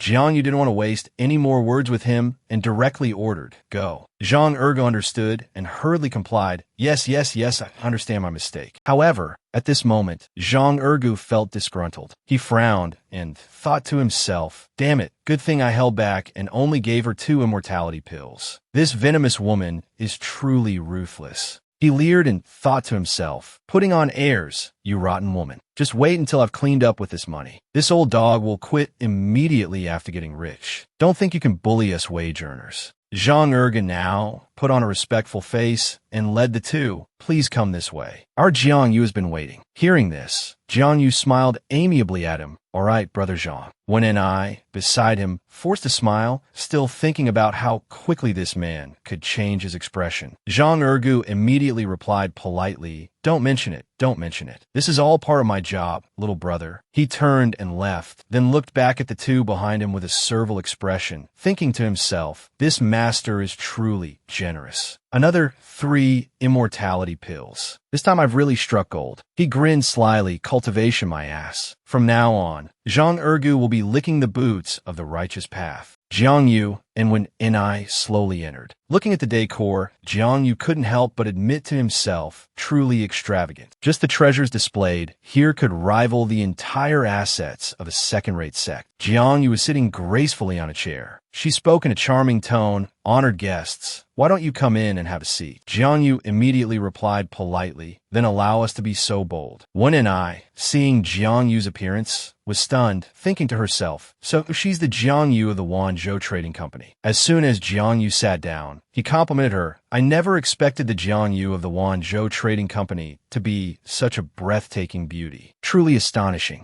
Upon hearing this, Jang Vu covered her mouth and giggled shyly. She replied softly, "This young master flatters me. I'm too ashamed to accept such praise. But it's true that I don't often show myself to outsiders, so misunderstandings are inevitable." Jang Vu feigned surprise, then took the opportunity to ask directly, "If Jang Vu doesn't readily meet with people, why did you agree to see us today?" Jang Vu, being quite astute and aware of this battle of wits, directly revealed Jang Vu and Wen Ni's identities. "Naturally, I wanted to see with my own eyes what kind of person Jang Vu is, the one with the notorious reputation and the bounty placed on his head by the Lingxiao Holy Land. And the young lady beside, you must be Miss Wen Ni of the Tai Immortal Sect, am I right?" Jang Vu was a little surprised that she had stated their identities so clearly and asked suspiciously, "How did you know our identities?" Jang Vu remained composed and replied calmly, "Our Wanzhou Trading Company does business, so naturally, we must be well informed about the eastern region." Facing the two of them, Jang Vu continued without concealing anything. "From the moment you two stepped into the Wanzhou Trading Company, I already knew your identities. For our Wanzhou Trading Company, this isn't a difficult feat." Hearing this, Jang Vu understood her meaning and got straight to the point. The Wanzhou Trading Company's knowledge is truly impressive, just as its reputation suggests. However, Miss Jang Vu, as a businesswoman, you must understand the principle of business being just business. Jang Vu didn't beat around the bush any longer and replied frankly, "Indeed, business is just business. Regardless of your identity, young master, as long as you come to cooperate with our Wanzhou Trading Company, I, Jang Vu, have absolutely no reason to refuse. Moreover, I'm very interested in the goods in your possession, young Master Jiang. I wonder how many more immortality pills like this you have." As she spoke, Jang Vu took out the immortality pill that Zhang Ergu had presented earlier and showed it to them. Seeing this, Jang Vu smiled and replied, "Immortality pills. I don't have many left." Then, feigning distress, he added, "Only about 500 or so." Hearing this number, Jang Vu lost her composure and exclaimed in astonishment, 500 pills. Unable to contain her excitement, she asked again, "Really?" Jang Vu took out the immortality pills one after another, as if they were ordinary items, and calmly replied, "What's 500 immortality pills? If I couldn't even produce this much, how would I dare to come to the Wanzhou Trading Company to discuss business?" Looking at the immortality pills before her, Jang Vu became flustered. She thought to herself, "This kid casually takes out so many top-grade immortality pills." Wen I hadn't expected Jang Vu to pull this stunt. Surprised, she quickly covered her mouth with her hand to avoid showing any impropriety, thinking to herself, "How can there be so many immortality pills? I remember when I gave the spatial ring to Benefactor, there were only 10 immortality pills." Jang Vu gritted her teeth and furrowed her brow in thought. The backing behind the Wanzhou Trading Company is the Long-Tongue Dynasty in the Outer Realms. These medicinal pills used for healing are precisely what the Long-Tongue Dynasty needs. This Jang Vu can produce 500 immortality pills. I'm afraid he has more than just this amount on him. Jang Vu said to Jang Vu, "What's wrong? It's only 500 immortality pills. There's no need for Miss Jang Vu to be so flustered." Jang Vu laughed and said, "Master Jiang, you're quite the joker. Producing 500 immortality pills, just like that. Looking across the entire eastern region, not many could achieve this. Aren't you afraid I might get greedy?" Jang Vu calmly replied, "If Miss Jang Vu is interested, you're welcome to try."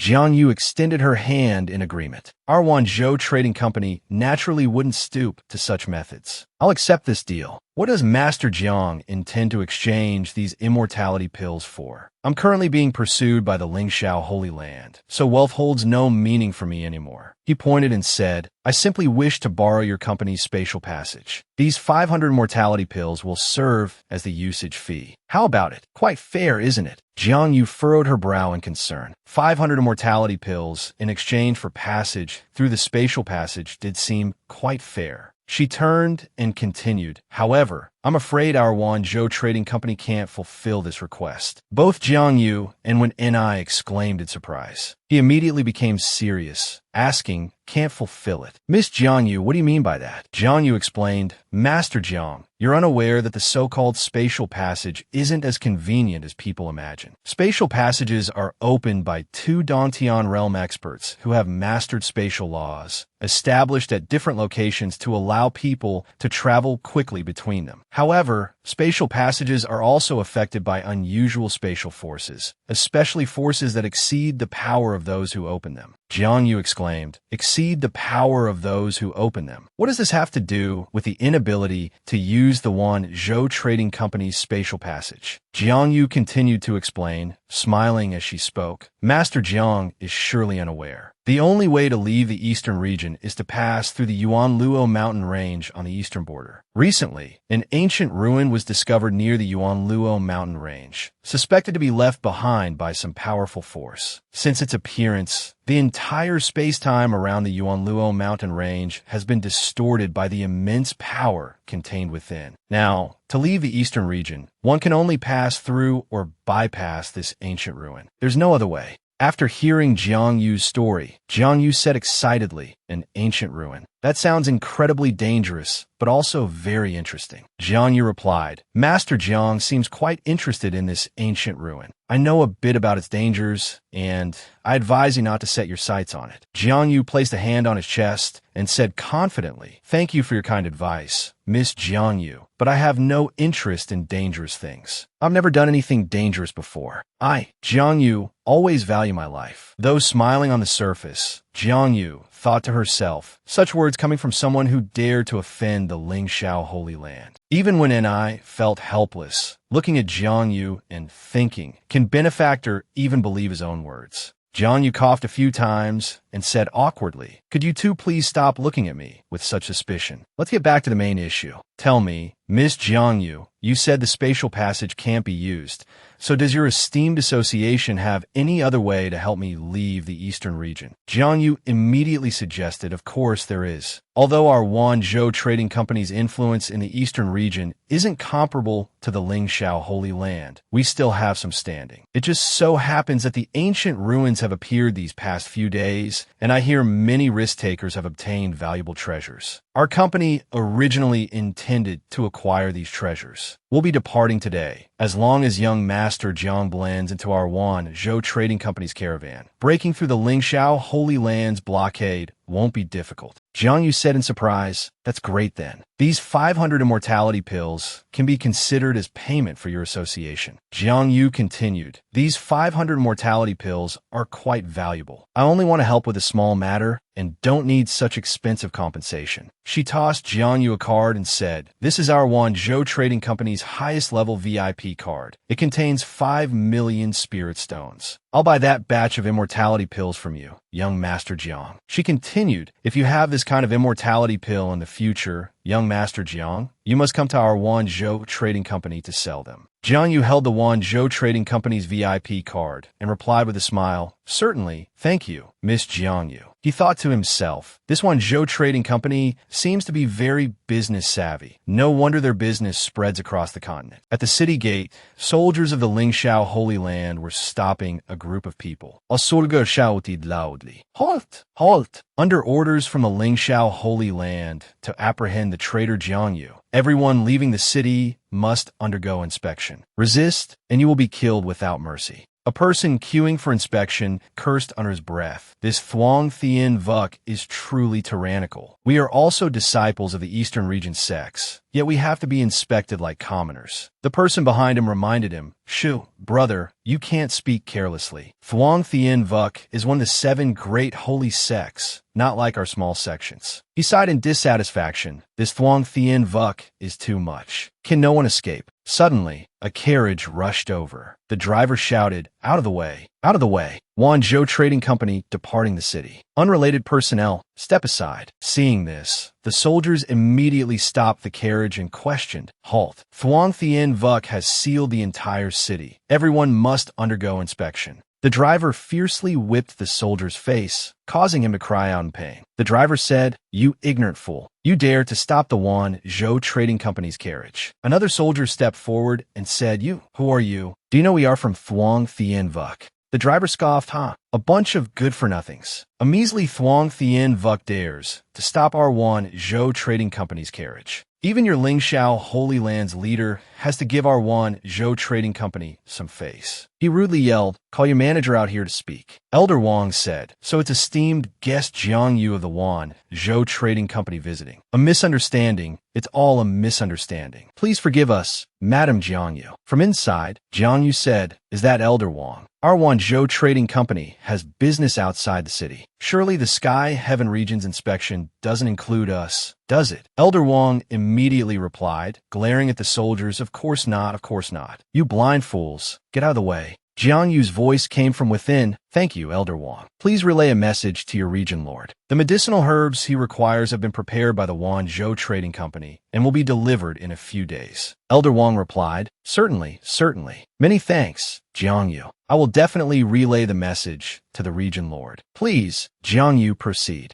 Jiang Yu's carriage then passed through the city gates without any inspection. Once the carriage had passed, a soldier approached Elder Wang and asked, the Holy Land ordered us to search for Jiang Yu. If we just let the Yuanlu Trading Company pass like this, what if the Holy Land investigates? Elder Wang chuckled, you young ones panic so easily. He continued in a conciliatory tone, do you know what kind of person Jiang Yu of the Yuanlu Trading Company is? She's all about money. Would she offend the Holy Land for some third-rate sex petty thief? Elder Wang turned his head and continued, even if Jiang Yu sold himself, he wouldn't be worth tens of thousands of spirit stones. Not nearly enough for the Yuanlu Trading Company to help him. If we offend the Yuanlu Trading Company for this, wouldn't we be making a mistake? The soldier bowed respectfully and said, I was being short-sighted. As expected, Elder, you are wise. By this time, the Yuanlu Trading Company's carriage had traveled quite a distance. Jiang Yu lifted the curtain and said with a smile, I didn't expect the Yuanlu Trading Company's reputation to be so effective. Miss Jiang Yu, your company is truly, as the rumors say, unfathomably deep. Jiang Yu replied from inside, young Master Jiang, you jest. If we're talking about being unfathomable, you are the one truly deserving of that title. Jiang Yu furrowed his brow and asked, Miss Jiang Yu, what do you mean by that? Jiang Yu laughed and explained, as I understand it, 3 years ago, young Master Jiang had his supreme bone destroyed by the Holy Land and lost all his cultivation. Now, not only can you defeat 2 holy sons of the Holy Land, but you can also readily produce so many immortality pills. It really makes one wonder, could it be that young Master Jiang has had some fortuitous encounter? Jiang Yu said seriously, Miss Jiang Yu, are you probing me? Jiang Yu laughed and said, young Master Jiang, you're too suspicious. Everyone has their secrets, and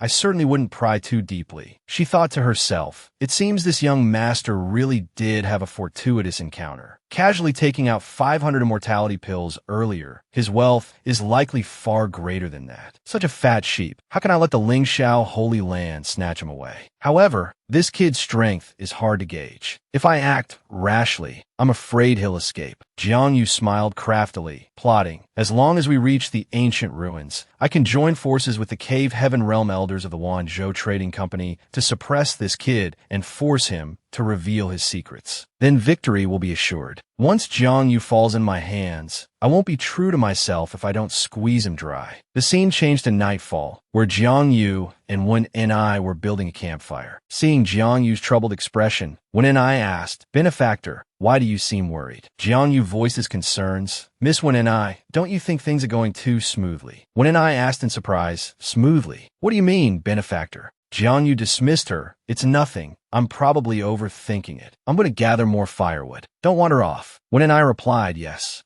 Under the bright moonlight, the lake's surface was as smooth as a mirror. Lai Yueker stood in the middle of the lake, a picturesque scene. She stroked the bird in her hand, humming softly. Then she released the bird, letting it fly away. Watching the direction the bird flew, she thought to herself, "It's 3 days' journey from here to the ancient ruins. As long as I send a message to the elders by carrier pigeon, there won't be any mishaps." She cunningly pondered her plan to capture Jang Yu. This Jang Yu's cultivation isn't weak, and his appearance is quite handsome. After looting everything from him, bringing him back as a pill refining furnace for this young lady wouldn't be bad either. Elsewhere, Jang Yu wandered through the forest, lost in thought. Am I overthinking it? I keep feeling like Lai Yuer is hiding something. Suddenly, he looked up and saw something, quickly catching the carrier pigeon that Lai Yuer had just released. Holding the pigeon, he couldn't help but wonder, this is a Lu Guang dove, the type of carrier pigeon that the powers of the continent use for communication. Why is it here?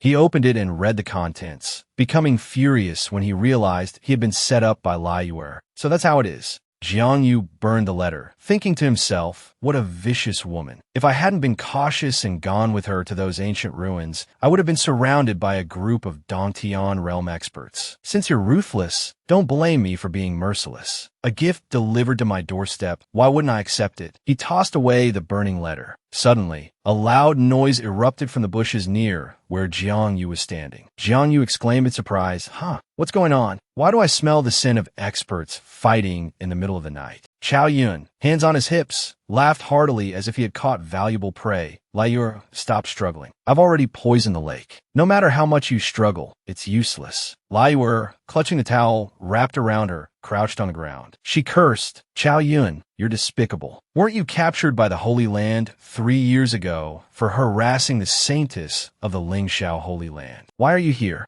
Chao Yun sneered, I have that imposter Jang Yu to thank for that. If it weren't for him, I wouldn't have had the opportunity to atone for my sins. I never expected that as soon as I was released, I'd have such a heaven-sent opportunity. It seems you and I are fated, haha. His expression became even more vile. Chao Yun uttered contemptuous words. Why waste so many words? You err. You've been poisoned by my Yang Sect's rotten flower powder. Within an hour, you'll become delirious, lustful, and lose your senses, even if you're the strongest in the half-stepped Tion realm. He looked at her and continued, if I can seize the origin of your heavenly heart saint body, breaking through to the Tion realm won't be difficult for me. Ha ha ha. You should just obediently submit to my control. Lai Yuer thought in distress, damn it, I can't move. Am I really going to fall at the hands of this lecher? From afar, Jang Yu hid in the bushes, observing. He thought indifferently, interesting, this is what you call reaping what you sow. It seems Lai Yuer is in trouble. He watched and thought to himself, but that Chao Yun also seems to be from the Holy Land's forces. It's just perfect to sit back and watch the devils fight, then step in to reap the rewards after they're done. Excellent, isn't it? Chao Yun licked his lips perversely and said, little beauty, I'm coming. Affected by the potent poison, Lai Yuer's face flushed crimson. She thought to herself, this Chao Yun's strength at the half-step divine sky realm isn't much weaker than mine. Now that I've been poisoned, I'm no match for him. She concealed a needle in her hand, planning to strike only when he let his guard down. Seeing her motionless, Chao Yun said, not resisting anymore. It seems the rotten flower powder's toxicity has finally taken hold. Seizing the opportunity, Lai Yuer shot the needle towards Chao Yun.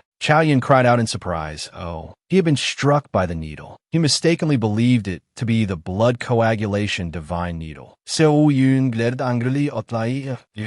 Yuer was panting heavily, enduring the poison's effects. but she still dared to speak. She taunted Chao Yun, struck by the blood coagulation divine needle at the divine sky realm. Even immortals can't save you. In half an hour, you'll turn into a pool of blood, dying in agonizing torment. Chao Yun refused to be outdone. He walked towards Lai Yue, raising his hands and saying, "This vicious woman deserves to die. Ha! Even if I don't live for another half hour, you won't get off easy." Lai Yue asked anxiously, "What are you going to do?" Chao Yun said perversely, "I've been hit by your blood coagulation divine needle. I definitely won't survive. But you won't get off easy either. I want you to carry my mark for the rest of your life." Lai Yue started screaming, "Madman! You're a madman. What are you doing? Don't come near me." Chao Yun seemed to have gone mad. He yelled, "Scream all you want. Even if you scream your lungs out, no one will come to save you. The more you suffer, the more excited I get." Jiang Yu observed from the bushes, thinking, this is truly a showdown between a cunning schemer and a wicked woman. If I didn't have this immortal body, I wouldn't be a match for either of them. He prepared to step in and stop things. It was almost over, and if it continued, the following scenes might not be suitable for children.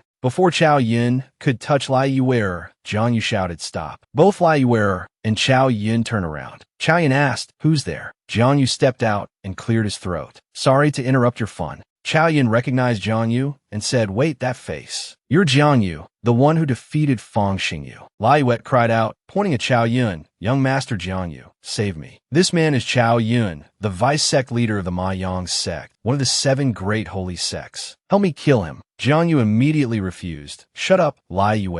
At this point, do you think I don't know the wicked heart you, this hypocrite, are hiding?" He continued, addressing her, "Aren't you curious why I appeared at this moment?" Lai Yue's eyes widened in shock. "Could it be? You knew all along?" Chao Yun said to Jiang Yu, without a shred of sympathy, "Jiang Yu, it seems you were also tricked by this woman." Chao Yun extended a hand, proposing a partnership to Jiang Yu. "Although I received orders from the Holy Land to assassinate you, I'm now powerless. I only wish to be a romantic ghost, dying beneath a peony. If you're interested, I can share this woman with you. What do you think?" Lai Yue continued to plead, "Jiang Yu, don't listen to his nonsense. He's the hound of the Holy Land. He absolutely won't spare you. Kill him quickly." Jiang Yu snapped at her to be quiet, then continued, "He's a hound of the Holy Land. So what are you?" Chao Yun laughed loudly. "Exactly, Jiang Yu. To a dying man, I no longer pose any threat. Why not accept my proposal?" Chao Yun plotted inwardly. This kid showed up at the perfect time. If I can make him lower his guard, I can seize his body and find a chance to survive. This Jiang Yu surely doesn't know that, as a half-step Divine Sky Realm expert, my soul can also leave my body, just like a Divine Sky Realm expert. But it seemed Jiang Yu had guessed Chao Yun's entire plan. He smirked. "I haven't finished yet, Chao Yun." Jiang Yu exposed his intentions. "You want to gather your nascent soul at the Tianling acupoint and seize my body. Who do you think you're fooling with this petty trick? You can't fool me." Hearing this, Chao Yun thought in shock. How did he know? He's only at the true martial realm. How could he know about nascent soul techniques? As for Jiang Yu, he stroked his chin, a smug smile playing on his lips, thinking to himself that if he hadn't almost been possessed by that immortal old man Yin Patian, he would have almost fallen for Chao Yun's trap. He continued to congratulate himself, learning from that valuable experience. Even if he succeeded in seizing my body, my immortal body would teach him a lesson. In this game, you think you're on the 2nd floor, but you've actually reached the atmosphere. At this moment, Chao Yun wasn't about to be outdone. He suddenly shouted a provocation at Jiang Yu. "Humph, so what if you know? What can a brat familiar only with the true martial realm do?" He transformed into a soul and swiftly advanced towards Jiang Yu, saying, "Obediently hand over your body." Jiang Yu replied contemptuously, "Seeking your own death." "Fine." But he remained motionless. Jiang Yu's eyes were filled with confidence as he said, "Then let me take your head." He immediately used the black tortoise transformation to create a ring of fire around himself, blocking Chao Yun before he could get close. Chao Yun, surrounded by the rings of fire, mistakenly thought, "Is this a spatial fissure?" Jiang Yu immediately struck towards Chao Yun with his other hand, the flames in his hand suddenly flaring up. He leaped, sweeping Chao Yun into the spatial fissure. Chao Yun said Bu Fu Chi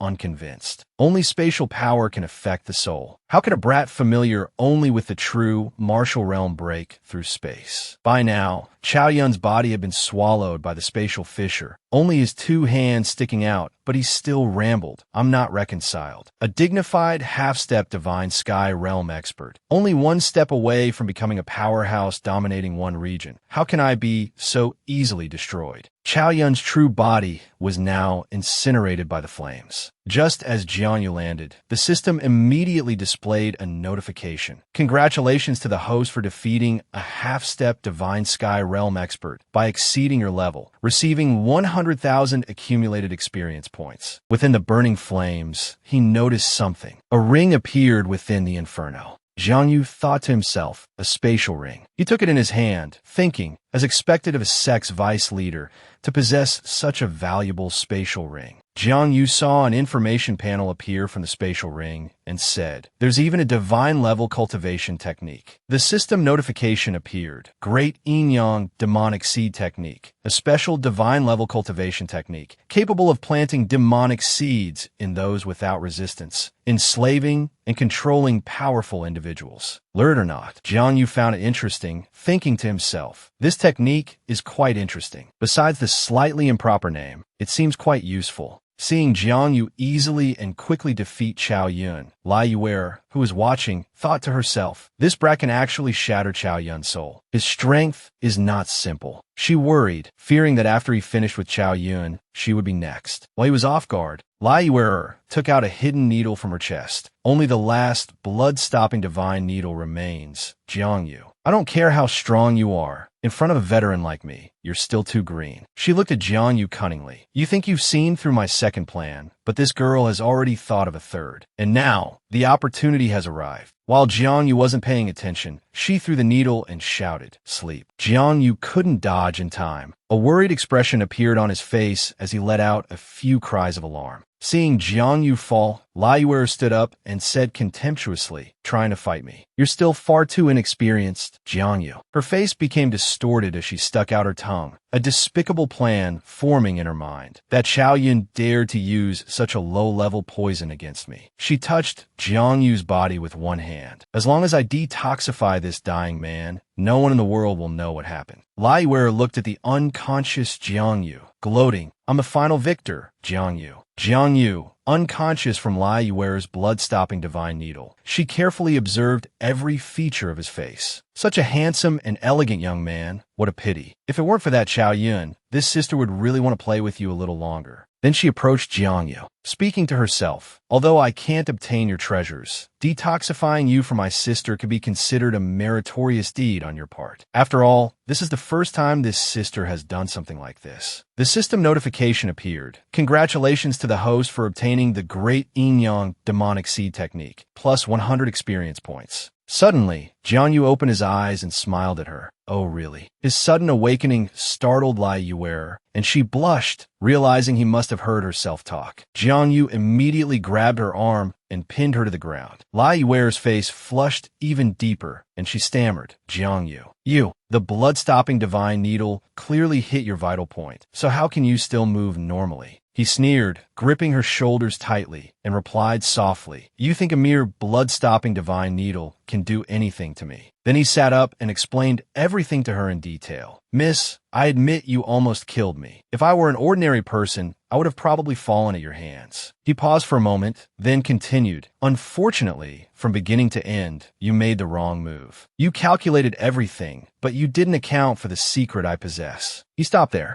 Curiosity urged Lai Yuer to ask, "What do you mean? What secret do you possess?" She thought to herself, indeed, this Jiangyu is truly unusual. An ordinary true martial realm cultivator couldn't do all of this. Seeing her bewildered expression, the corner of his mouth curled up slightly. Jiangyu slowly said, "I don't mind telling you, the secret to me surviving the blood-stopping divine needle is that I have an immortal body." These words were like a bolt from the blue. "What?" Lai Yuer cried out in astonishment. She froze for a moment, stammering, This is impossible." Seeing Lai Yuer's unguarded state, he thought to himself that this was a good opportunity. A look of satisfaction flashed across his face. Jianyu directly used his spiritual power to suppress Lai Yuer. A wave of black qi, tinged with red, immediately enveloped both of their bodies. Caught off guard by the sudden attack, a pained expression appeared on Lai Yuer's face as she let out a groan. Jang Yu was very satisfied with the results he had just achieved. He blurted out, "Success." He thought to himself that he had deliberately revealed the secret of his immortal body to distract Lai Yuer, and he had successfully implanted the great yin-yang demonic seed technique into her. Lai Yuer struggled to sit up, her voice trembling as she questioned, Jiang Yu, what have you done to me? And why did you tell me the secret of your immortal body? Do you want to kill me? Jiang Yu didn't answer immediately. He frowned slightly, the corner of his mouth curling up as he let out a soft snort. You'll find out soon enough. With your status in the Jiang Yu 10,000 Continents Trading Company, killing you would be too much of a waste. His face became frightening, his pupils contracting as he revealed an excited expression. Lai Yuer, I will turn you into my slave, completely devoted to serving me. At this moment, Jiang Yu was still pinning Lai Yuer down. She tried to scream. No, impossible. You're dreaming. Suddenly, she felt a sharp pain in her chest as a yin-yang symbol gradually appeared on her skin. She looked at her transformation in horror, her face still flushed. This is the great yin-yang demonic seed technique of the yin-yang sect. It's said that even the sect leader of the yin-yang sect hasn't mastered it. How does he know it? Suddenly, the scene before Lai Yuer's eyes became blurry. She murmured, my consciousness. Then she fainted. Jiang Yu stared intently at her, muttering to himself. Dealing with a half-step divine sky realm expert only gives 10,000 experience points. That's too little. Subduing this Lai Yuer, with her status in the Jiang Yu 10,000 Continents Trading Company, she could do a lot more for me. But after thinking for a moment, Jiang Yu helped her sit up. He thought to himself that if he didn't neutralize the poison in her body, she would probably die from the toxicity of the chaotic flower powder. I have to detoxify her first. Half an hour later, the surroundings became even quieter, with only the faint moonlight remaining. Jiang Yu lay on the ground, panting as he regulated his breathing. Lai Yuer remained unconscious. Jiang Yu also lay down on the ground. After detoxifying her, he thought to himself, I didn't expect doing this would be so tiring. I am exhausted, but at least I've removed the poison from her body. Jiang Yu sighed and looked up at the starry sky. A long time later, Lai Yuer woke up. She felt something different about her body. What happened? Was the first question that popped into her head as she regained consciousness. Lai Yuer propped herself up with her hand, accidentally touching some red liquid. She looked at her hand in horror, wondering, why is my body so hot? She stared at the liquid on her hand in terror. It was blood. Why was there blood? Right, the chaotic flower powder's toxicity. That man, could he have done that to me?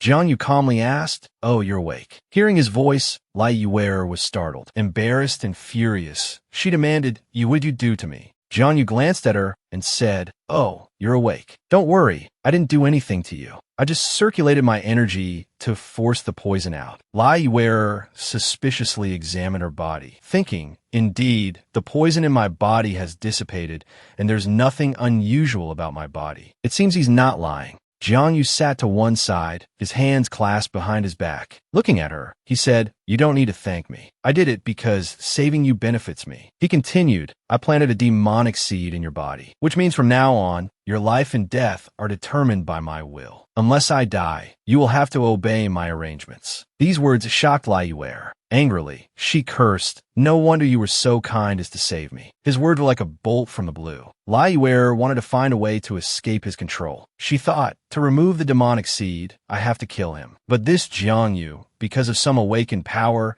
is practically unkillable unless I use saint-level power. Lai Yuer imagined herself becoming a puppet in Jiang Yu's hands, and anger flared within her, her face darkening. She thought, this Jiang Yu's cultivation isn't higher than mine, so even though I've been implanted with the demonic seed, I can still retain my consciousness. But as time goes on, there will come a day when I become this brat's loyal slave. Before that day comes, I must use saint-level power to kill this brat. Jiang Yu suddenly stood up and said, Lai Yuer, you're an intelligent woman. Your life is in my hands now, and I don't want you trying anything against me later. Having said that, he walked step by step toward the seated Lai Yuer. Lai Yuer had no choice but to temporarily submit. She closed her eyes and lowered her head, saying softly, To the victor go the spoils. I have nothing more to say, Jiang Yu. Anyway, I, Lai Yuer, have fallen into your hands now. Do with me as you will. She didn't expect Jiang Yu to suddenly lift her chin. Lai Yue,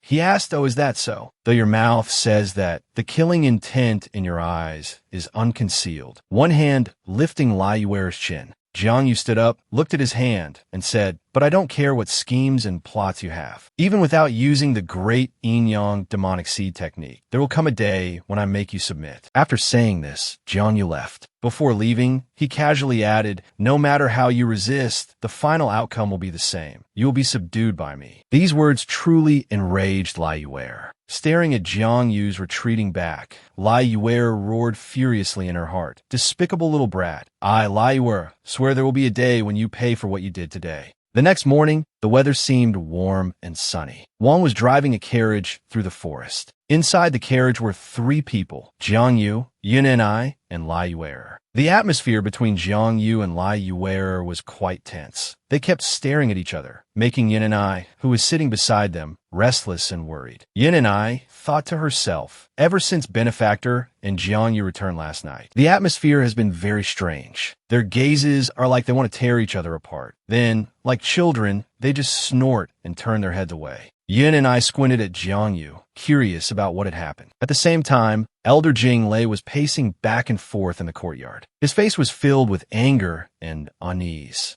Cursing under his breath, "Those people from the Heavenly Desire Palace and the 100 Flowers Valley, 3 days have passed, and they still haven't found any trace of Jiang Yu. It seems I'll have to reorganize the 7 great sacred sects." Suddenly, Jing Lei was startled, as if he had seen something. In front of him, 3 figures flashed by like the wind. The orange-haired woman in the lead was Shangguan Yin, the vice-sect leader of the 5 Poison Sect. The brown-haired man with a bun and a beard was Duan Feng. The oldest-looking man, dressed like a sorcerer, was Wu Zixiao, the vice-sect leader of the Boundless Sect. Jing Lei asked, "Oh, you are from the 7 great sacred sects." The 3 of them bowed simultaneously and said in unison, "Your subordinate greets Elder Jing Lei." He snorted indifferently and said, "Don't bother with such formalities. Besides the Heavenly Desire Palace and the 100 Flowers Valley, who are in charge of blocking the city gates, I also summoned the Mengyang Sect and the Wuji Sect. Why haven't I seen the experts they sent?" Shangguan Yin spoke first, placing her hand on her chest and bowing slightly. "Reporting to Elder Jing Lei of the Wuji Sect is currently at the Luoyuan mountain range. Due to the recent appearance of some ancient ruins, they haven't sent any experts." She became more tense. As for Chao Yun of the Mengyang Sect, before she could finish, he impatiently waved his hand, interrupting her. "The Mengyang Sect, I know. I really can't expect anything from those failures." Suddenly, his tone became somewhat cheerful, and a light seemed to emanate from behind him. He said, "The purpose of summoning you this time is only one thing: to use your methods to capture the traitor, Jiang Yu." Duan Feng spoke. "Your subordinate and the others naturally understand Elder Jing Lei's intentions. Our myriad demon sect can manipulate all beasts. Finding Jiang Yu won't be difficult." He signaled for the eagle circling above to descend. Currently, searches throughout all the cities, large and small, have failed to locate Jiang Yu. Therefore, there's only one possibility. This Jiang Yu has escaped into the wilderness. But with the abilities of my subordinates, capturing Jiang Yu is only a matter of time. No Tu Chu, standing beside him, chuckled and cast a spell, boasting, "Although our Boundless Sect isn't as adept at searching as the Myriad Demon Sect, we can set up formations to trap and kill Jiang Yu. As long as we find a trace of that brat, he absolutely won't escape." Shangguan Yin, standing there, couldn't allow her sect to lose face. She spoke up, "Our 5 Poison Sect is most proficient in the use of poison. In terms of offensive methods, we are currently the best among the 7 great sacred sects. With our 5 Poison Sect taking action, even if the opponent is a Divine Firmament Realm expert, they can't guarantee they'll escape unscathed." Having said this, she laughed heartily and stroked the python draped around her neck. Seeing everyone eager to contribute, Jing Lei revealed a satisfied expression and praised them. "Excellent. I greatly anticipate your performance. Within 3 days, I expect you to capture the traitor Jiang Yu. Suddenly, his expression darkened, and his voice carried a murderous intent. But if you fail, you understand the consequences, don't you? Jing Lei's words startled the three of them. Shangwan Yin trembled slightly, thinking to herself, so this is the power of a peak elder of the sacred land. Even though they're both divine firmament realm experts, Yun Jing Lei is probably far stronger than our sect leader. They immediately knelt and replied in unison, we understand. Night had fallen, and Jiang Yu's group had already traveled a long distance. A squirrel perched on a tree branch was secretly observing them. This squirrel seemed to be hypnotized, its dark eyes fixated on every step of the horses. Yin and I had exited the carriage, unable to bear the atmosphere inside, and stepped out for some fresh air. Suddenly, Wang, the driver, noticed bright lights in the distance. He smiled at Yin and I, and said gently, Miss Yin and I, there's a village up ahead. It seems we can have a proper dinner tonight. Yin and I couldn't hide her delight and excitedly replied, really? That's great, Brother Wang. Let's go there then. He responded softly and continued driving the carriage forward. The atmosphere inside the carriage remained heavy. Lai Wearer felt extremely tense, maintaining the same expression since their departure. In the silence, she thought to herself, it's been an hour and a half since Jiang Yu used the yin-yang demonic seed technique on me, and my consciousness is starting to fade. She glanced furtively at Jiang Yu, who was lifting the window curtain, and thought, just looking into his eyes gives me a strange feeling, a compulsion to obey him. It's infuriating. Jiang Yu, looking out the window, felt a flicker of doubt. Strange, why do I feel like I'm being watched? Am I being paranoid? He then turned back inside the carriage and saw Lai Yuer's trembling body and flushed face. Jiang Yu stood up with concern and approached her, asking, hey, are you all right? Lai Yuer instinctively recoiled, snapping, get away from me, Jiang Yu. Don't touch me. This strange behavior surprised him. Jiang Yu observed for a long time, stroking his chin thoughtfully. What a strange woman. Lai Yuer's body seemed to betray her as she thought to herself, just touching his hand makes my mind waver. If this continues, I'm afraid I'll completely submit to this Jiang Yu before I can even kill him. Her face flushed, lips pressed tightly together. She only wished to reach Yuanlu mountain quickly and borrow the elder's power to eliminate the demonic seed. After a while, the carriage stopped. Brother Wang turned around and called into the carriage, Jiang Yu, young Master Jiang, we've arrived at the village. We'll rest here for the night. After saying that, they got out of the carriage to stretch their legs, while Brother Wang busied himself tying the horses to a tree by the roadside. Suddenly, a sign with the 3 characters by non-village caught Jiang Yu's eye. He thought to himself that the village's name was quite unique. Seeing him staring intently, Van and I asked, Benefactor, what's wrong? He just smiled and replied, nothing. Jiang Yu frowned, looking in a certain direction, his alertness raised to the highest level. Suddenly, Jiang Yu's pupils constricted. What was that feeling just now? Could he be overthinking things? Before his eyes was a tranquil village scene, darkness enveloping by non-village, illuminated only by the moonlight. The 4 of them entered the village together, but a strange thing happened. Van and I looked around fearfully and asked in a low voice, could it be that no one lives in this village? Brother Wang scratched his head beside her, puzzled. Strange, I clearly saw many lights for the carriage earlier. Could I have been seeing things? Jiang Yu walked with heavy steps, observing his surroundings, silently confirming that there was indeed something strange about this village. Suddenly, someone carrying a lantern appeared from somewhere and walked towards them. Brother Wang loudly asked who they were. In the quiet night, laughter rang out from an old woman. Jiang Yu's group stopped and looked at her. The old woman laughed, lantern in hand, and said, you must be guests from afar. I am the village chief here. The people here call me Granny Yin. You may address me as such.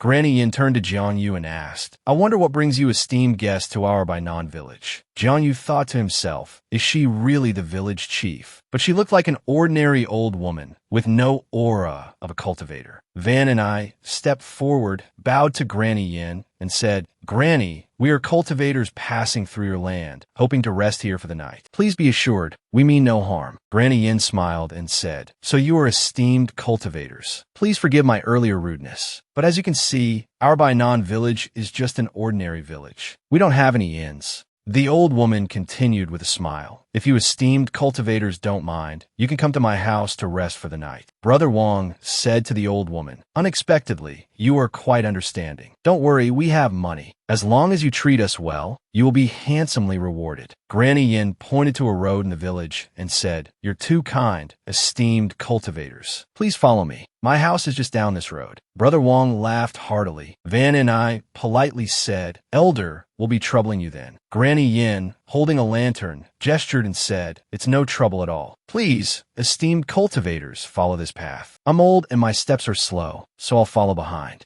Suddenly, Jang Vu reached out and stopped Granny Yin. He said to her, Granny Yin, do you need me to carry you? The old woman looked surprised. Granny Yin's voice trembled as she tried to avoid Jang Vu's hand, saying no need. How could I trouble an esteemed cultivator like you? Jang Vu didn't ask further and walked inside with the others. He said, oh, is that so? Then I won't insist. We'll go ahead. The old woman thought to herself, this Jang Vu is quite perceptive. Luckily, I conceal my aura in time, otherwise I would have almost been exposed. It turned out that Granny Yin was actually Thuong Quan Yin in disguise. She thought to herself, but since you've stepped into the boundless sects by non-killing formation, you're as good as dead. Even with all your cunning schemes, you will die here today. As Jiang Yu's group walked inside, a fog drifted in from somewhere. Van and I covered her mouth with her hand and coughed, saying, is it because it's getting dark? Why is the fog here so thick? Lai Yuer smiled faintly and thought to herself, this isn't ordinary fog. If I'm not mistaken, this should be the 5 poison sects purple cloud poison smoke. I noticed something was off about this place a long time ago, but I'm not kind enough to warn that brat Jiang Yu.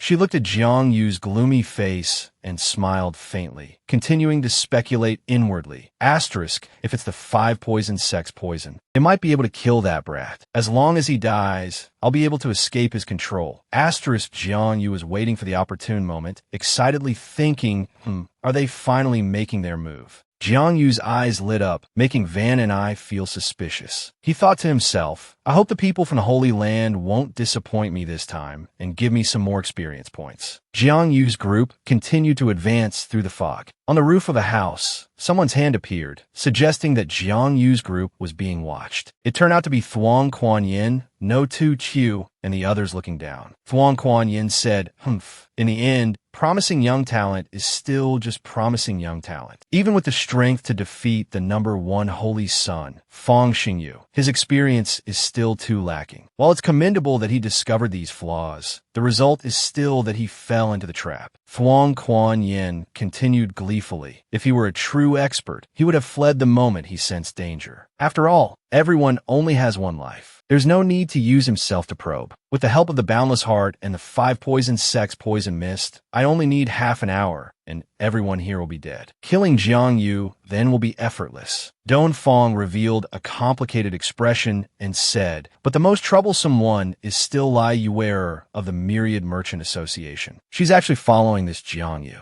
I don't know why, but if we accidentally injure her, it will be a huge headache. Thuong Quan Yin laughed in response to Don Fong. You're overthinking it. That Lai Yuer has already seen through our plan. If she hasn't exposed us, it's definitely because she wants us to eliminate Jiang Yu together. As for the reason, I guess she has some weakness in Jiang Yu's hands, or she's being threatened by him, so she won't act against us. Duan Feng mused, so that's how it is. Then we don't need to hold back. After all, our mission is only to kill this Jiang Yu. Yin Jing Lei isn't someone to be trifled with, and our Myriad Demon Sect can't afford to offend the Wan Zhou Trading Company either. A cold smile played on Shang Wanyan's lips as she addressed the other two. Then let's begin. A thick fog shrouded the buildings before them. Jiang Yu and the others stopped, looking around. Brother Wang exclaimed in alarm, what a strange fog. Wait, what's that? Yin and I suddenly spoke, pointing into the mist. There seems to be something in the fog. A swarm of snakes materialized from the fog. Yin and I recognized them with a start as flower-banded love snakes. Even Undying Realm experts are affected by this venomous snake. How can there be so many? While Yin and I was still astonished, Jiang Yu calmly stared at the snakes. Yin and I cried out in alarm. Benefactor, what are you going to do? Jiang Yu's figure flickered in the fog. He said with a smirk, don't worry, silly girl. I'll be back in a moment. These things are probably aimed at me. They're just venomous snakes. They can't do anything to me. Yin and I calmed down and thought, aimed at benefactor. Could it be people from the Holy Land? Before she could say anything, Yuanlu had vanished into the fog. Yin and I composed herself, finally noticing the increasing density of the fog. Shielding her face with her hand, she thought, this is bad. The fog is getting thicker. My vision is obscured. I can't even make out benefactor's location. Lai Wearer also shielded her face with her hand, thinking to herself, Su Rongyu, you're certainly confident in your physique. She continued her thought, but even with your special physique, facing the 5 poison sect's potent venom, I'm afraid you'll die here. Jiang Yu's figure flickered within the fog, facing countless snakes. He smiled cheerfully, thinking to himself, venomous snakes. Ordinary people might have to be wary, but for me, countless snakes lunged towards Jiang Yu. Seeing this, he tried to dodge them, but immediately after, snakes began biting him, one after another. He grabbed a snake biting his shoulder, saying gently, little fella, you seem a bit arrogant. The snake seemed surprised he wasn't hurt. Jiang Yu continued, that's right, open your mouth, there's a good boy. When the snake released his shoulder, he praised it, good boy. Then,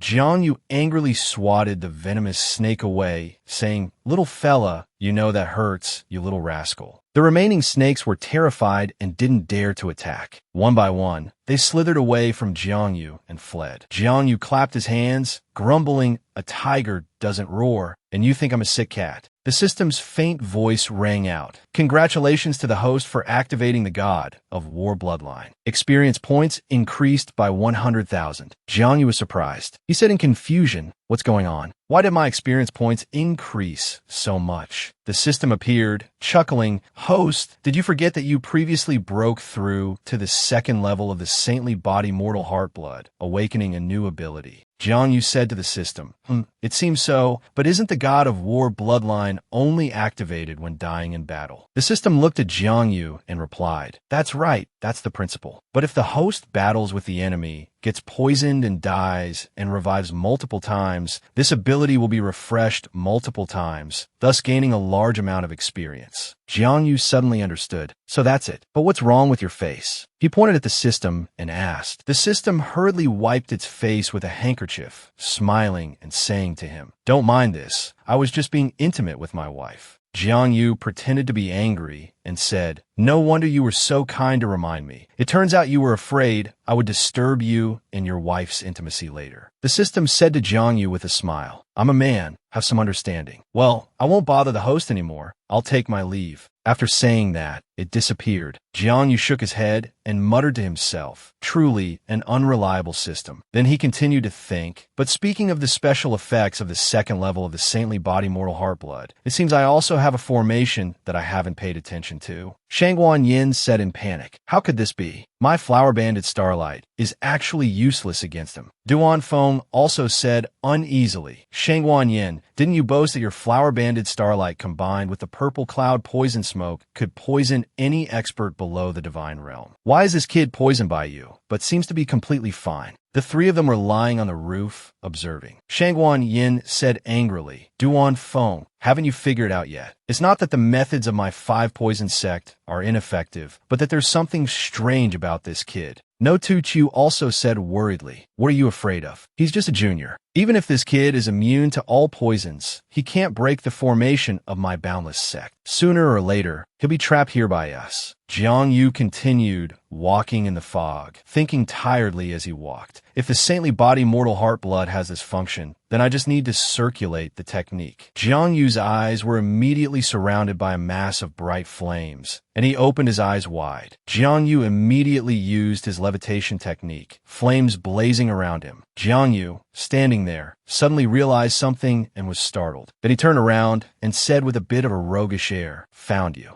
Those people were standing on the roof. Seeing that Jiang Yu had discovered them, they all jumped up in shock. The fat man, his face gloomy and sweat pouring down like rain, said in disbelief, how is this possible? He actually saw through my killing move. Yin Jinglei also jumped up. Damn it, this kid is not simple. At this moment, a strong green light appeared below. Jiang Yu immediately flew up from below to the roof where they were standing. Facing them, Jiang Yu began to speak confidently. Are you the pursuers sent by the Holy Land? Not bad strength. After speaking, Jiang Yu thought to himself, these three people don't have the aura of divine realm experts, so there's nothing to be afraid of. Standing in the middle, Shangguan Yin stepped forward and asked, "You're just a junior, yet you dare to speak so arrogantly. Jiang Yu, do you know who we are?" Jiang Yu still spoke arrogantly. "Sorry, I'm not interested in the names of underlings. With a formation and poison, just now your handiwork. To dare to come after me with such petty tricks, you truly lack creativity." The fat man, hearing this, roared, "Jiang Yu, even if you can neutralize our tricks, so what? The three of us are far stronger than that Fong Xingyi you defeated. Even in a direct confrontation, you're no match for us." Jiang Yu responded slyly, "Oh really? I'm looking forward to it. Why don't you all come at me together?" Hearing this, the fat man charged fiercely, yelling, "Arrogant brat. With your mere, true martial realm cultivation, I can crush you with one hand like crushing an ant." Jiang Yu dodged slightly and asked, "Want to duel with me?" Then, Jiang Yu extended his hand, casting a spell, his eyes widening menacingly. "You overestimate yourself." He then launched his attack, firing a volley of sparks. Struck by a burst of firelight, the fat man exclaimed in shock, "What? This kid's physical body is actually this strong?" He then crashed heavily to the ground, unconscious. Shangguan Yin watched anxiously. Such terrifying physical strength, perhaps even stronger than our own. Standing nearby,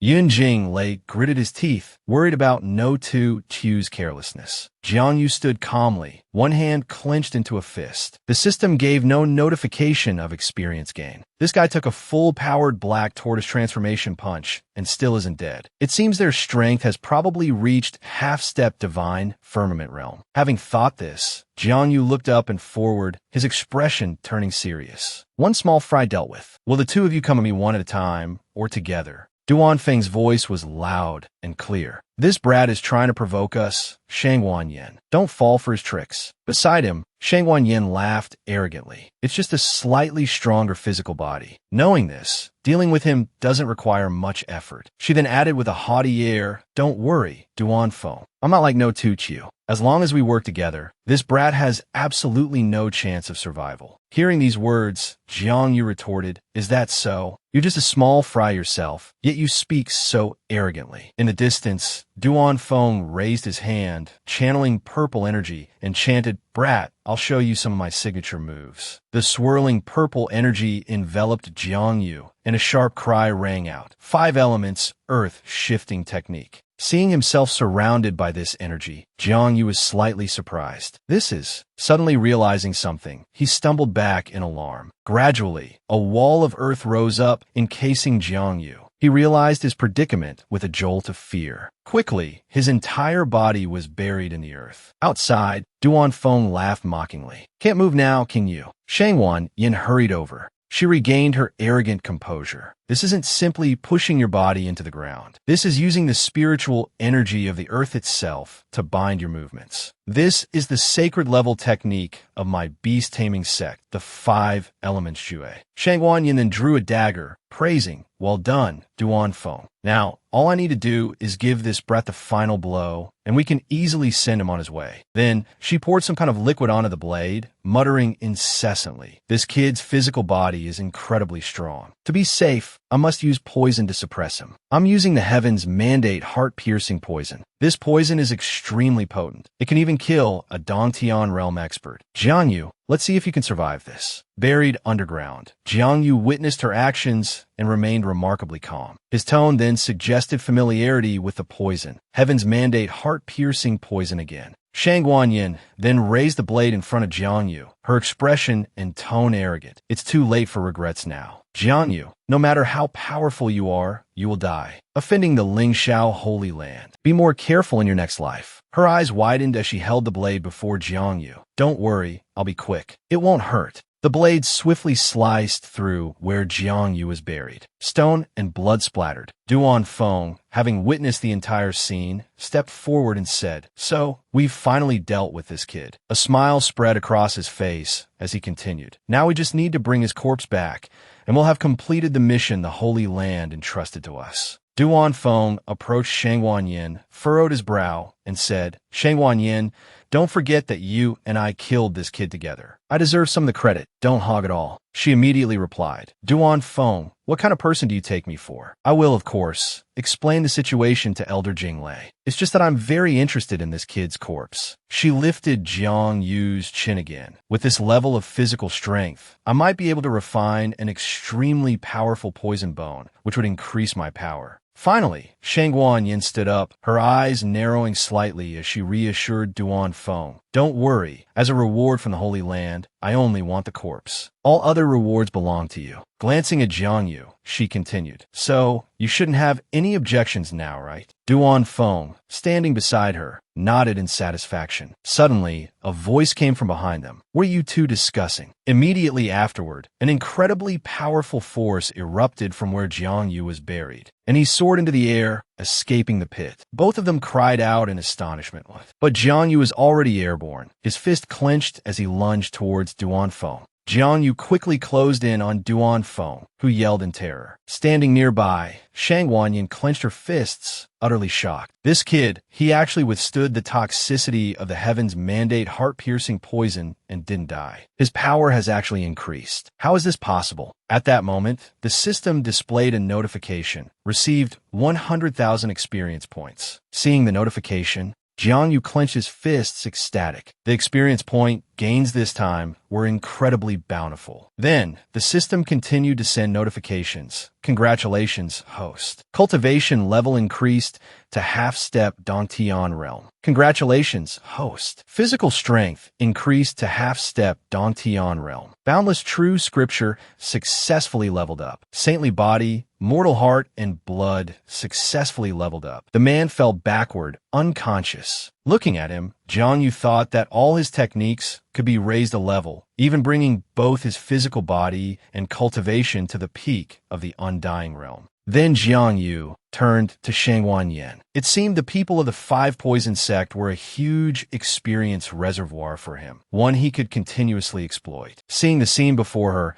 Shangguan Yin collapsed in anguish, sitting on the ground and rebuking Jiang Yu. She looked up at him and asked, What kind of monster are you? Hearing this, Jiang Yu smiled and replied, You're not qualified to know my secrets. He continued, I'll give you two choices. As he spoke, he held up two fingers to signify the two fates, submit to me or die. Shangguan Yin hesitated for a moment and replied this. She pursed her lips, her eyes filled with disdain. Submit to you. It's not impossible. Jiang Yu was a little perplexed by this situation. He thought to himself, why did this woman agree so easily? Seeing Jiang Yu's silence, Shangguan Yin asked again, What's wrong, Jiang Yu? Do you think I'm lying to you? She continued, My poison techniques are completely ineffective against you, and your current strength is also above mine. Why are you being so cautious? Hearing Shangguan Yan's words, which made some sense, Jiang Yu raised his head and replied, That's true. But it's not that I'm cautious. I'm just curious how someone like you exists in the Holy Land. It's truly hard to imagine. Seeing Jiang Yu's suspicion, Shangguan Yin helplessly continued to explain, What's so surprising about this? Our Five Poison Sect originally came from Snake Island. We only have a cooperative relationship with the Howling Wolf Holy Land outside the continent. The women of Snake Island have always taken pride in marrying strong individuals, so submitting to a strong person isn't shameful. She insisted, Jiang Yu, you are a man I acknowledge. To possess such strength and charisma at such a young age, I have nothing to say about submitting to you. Perhaps somewhat moved and trusting Shangguan Yin, Jiang Yu began to gradually let down his guard. He said, Interesting. I didn't expect there to be such an understanding person in this world. Shangguan Yin lowered her head and softly thanked him. I just understand things a little better than those simple-minded commoners.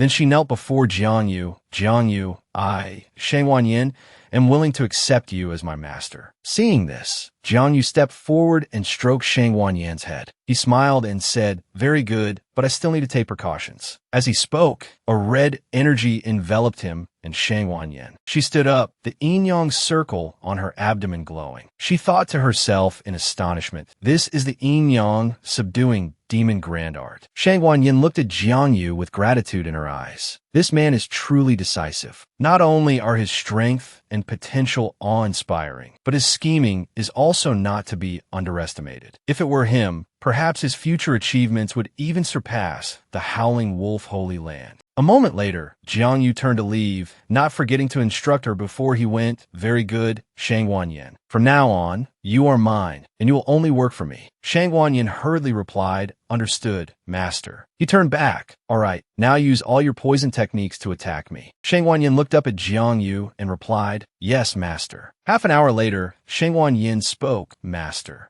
Her face was pale as she slowly said, "I truly have no other choice." Jiang Yu stroked Shang Wanyan's head. "Very good, you've done well." His experience points directly soared by tens of millions. Unfortunately, the system only announced, "Congratulations to the host for awakening the low-level poison immunity physique." Jiang Yu stared at the notification, lost in thought for a long time. It seems it's not easy to get stuck. Unexpectedly, dying so many times actually caused my physique to evolve a poison immunity attribute. Jiang Yu called out loud, "Shang Wanyan." Hearing her master call, she knelt on one knee and replied, "Master, what further instructions do you have?" Jiang Yu replied, "I order you to continue undercover at the Holy Land and work for me. Do you have any objections?" Shang Wanyan stammered, This is my subordinate's honor. But the orders I received were to kill you, master. If I return like this, I fear the Holy Land won't let me off." Jiang Yu laughed and said, "You don't need to worry about that. I have my own ways to ensure you can explain yourself clearly." Shang Wanyan calmly said, "If that's the case, then that's wonderful. Then this subordinate has nothing more to worry about." Hearing her resolute words, Jiang Yu felt reassured and replied with praise, "Very good. In the future, I will help you attain a higher position within Holy Land. Having you working for me, there will be quite helpful in defeating the Holy Land later on." Shang Wanyan began to earnestly obey Jiang Yu's commands. Kneeling on one knee, she respectfully replied, "This subordinate will devote all her strength to assisting master." As soon as she finished speaking, Jiang Yu twisted the ring on his thumb and tossed it to Shang Wanyan, explaining, "Deliver the items within this spatial ring to the people of the Holy Land." Following Jiang Yu's words, Shang Wanyan hurriedly caught the ring. Jiang Yu finished speaking and turned to leave, but after taking a few steps, he suddenly stopped. "Also clean this place up?" Acknowledging herself as Jiang Yu's subordinate, she replied, "Understood." Elsewhere on the roof, the fat man, who had been hit in the stomach, clutched his abdomen with one hand, his face contorted in pain. Unable to bear the pain, he cried out. He then complained to Shang Wanyan. A burst of rapid footsteps followed. Around another corner, 3 people, 2 women and 1 man, were dodging something. Yin and I stared blankly into the distance, wondering, has the poisonous fog dissipated? The man beside her followed her gaze and added, "Not only that, but look." Yin and I quickly walked forward, observing as she spoke. So this wasn't a village after all. Liyuer followed behind her, biting her index finger thoughtfully. How could this be? Could Jiang Yu have actually repelled the Holy Land soldiers? These people are all vice sect leaders of the 7 great sacred sects, the strongest experts of the Dongtian realm. How could this be possible? After taking a few more steps, the 3 of them stopped. The footsteps ceased, and there was Jiang Yu. He smiled and waved to everyone. Seeing Jiang Yu, Liyuer froze, her face pale. Her thoughts were a chaotic mess. It's Jiang Yu. Not only is he alive,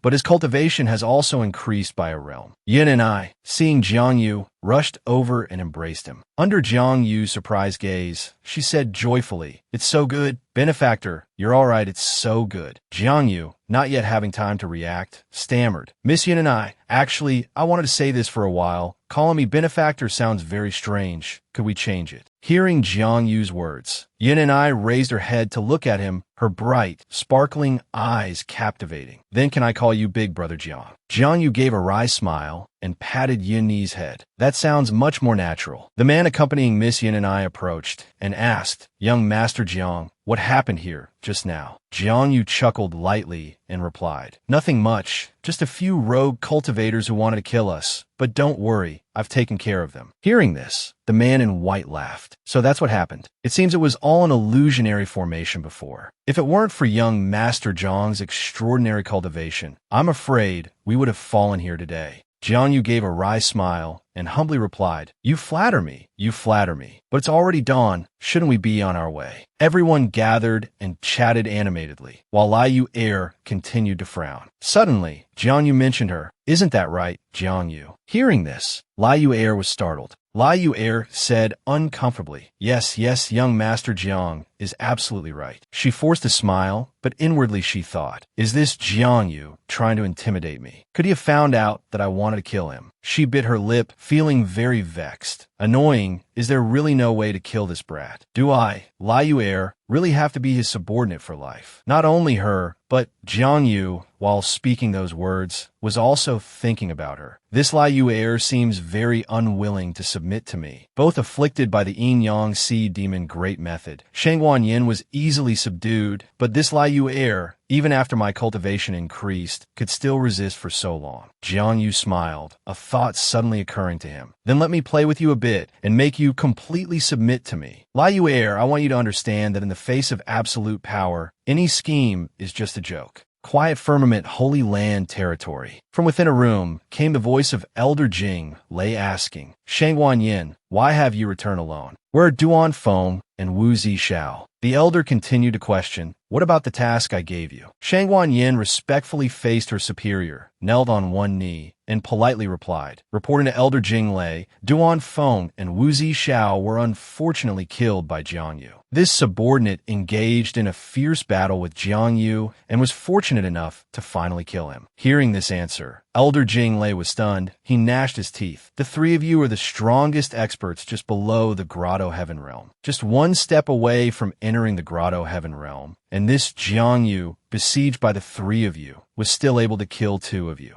Shangguan Yin feigned anger, gritting her teeth as she explained, "That's exactly how it is. That brat cultivated some secret technique. His strength far surpasses that of ordinary experts. If I hadn't been skilled in poison, I'm afraid I would have met a tragic end at his hands." She lowered her head, her expression mournful as she continued, holding a ring in her hand. "It's a pity that our 5-poison sect's poison is too potent. Not even his bones remained, only this spatial ring." Elder Jing Lei, please take a look. Hearing this convincing explanation, the elder calmed down. He reached out to take the ring and asked, "A spatial ring?" Looking at the ring and a scripture, the elder was stunned. He thought to himself, "This ring, it's the Yuanlu true scripture. That scripture is a falsified version of the Yuanlu true scripture, craftily forged by Jiang Yu." He laughed loudly, as if he had caught a big fish, and continuously praised Shangguan Yin. "Shangguan Yin, well done. I will commend you before the Holy Lord and appoint you as a guest elder." Shangguan Yin remained respectfully bowed below. The elder continued, "As long as you serve the Holy Land wholeheartedly, helping you reach the Tion realm is not a difficult matter." Hearing such promising words, Shangguan Yin was overjoyed. She replied, "This subordinate thanks Elder Jing Lei for your cultivation." Inwardly, she cheered and jumped for joy, thinking to herself, "Guest elder, I must quickly report this news to my master." The scene shifted to the outskirts of the Yuanlu mountain range. Coachman Wang drove the carriage, bringing Jiang Yu to his destination. He announced, "Young Master Jiang, we've arrived." Hearing this, Jiang Yu lifted the carriage curtain and poked his head out, his eyes shining with delight. He murmured to himself, "Finally, I've arrived at the Yuanlu mountain range." Coachman Wang continued to speak to Jiang Yu, "Young Master Jiang, from here on, I cannot take you any further. There are many high-level demonic beasts within the Yuanlu mountain range. An ordinary carriage cannot withstand the aura of those demonic beasts and simply cannot proceed." Hearing Coachman Wang's explanation, Jiang Yu smiled and replied, "Then, thank you, Coachman Wang." Liu Er, standing behind him, quickly added, "Old Wang, you can return to the Merchant Guild first. I will accompany young Master Jiang on the rest of the journey."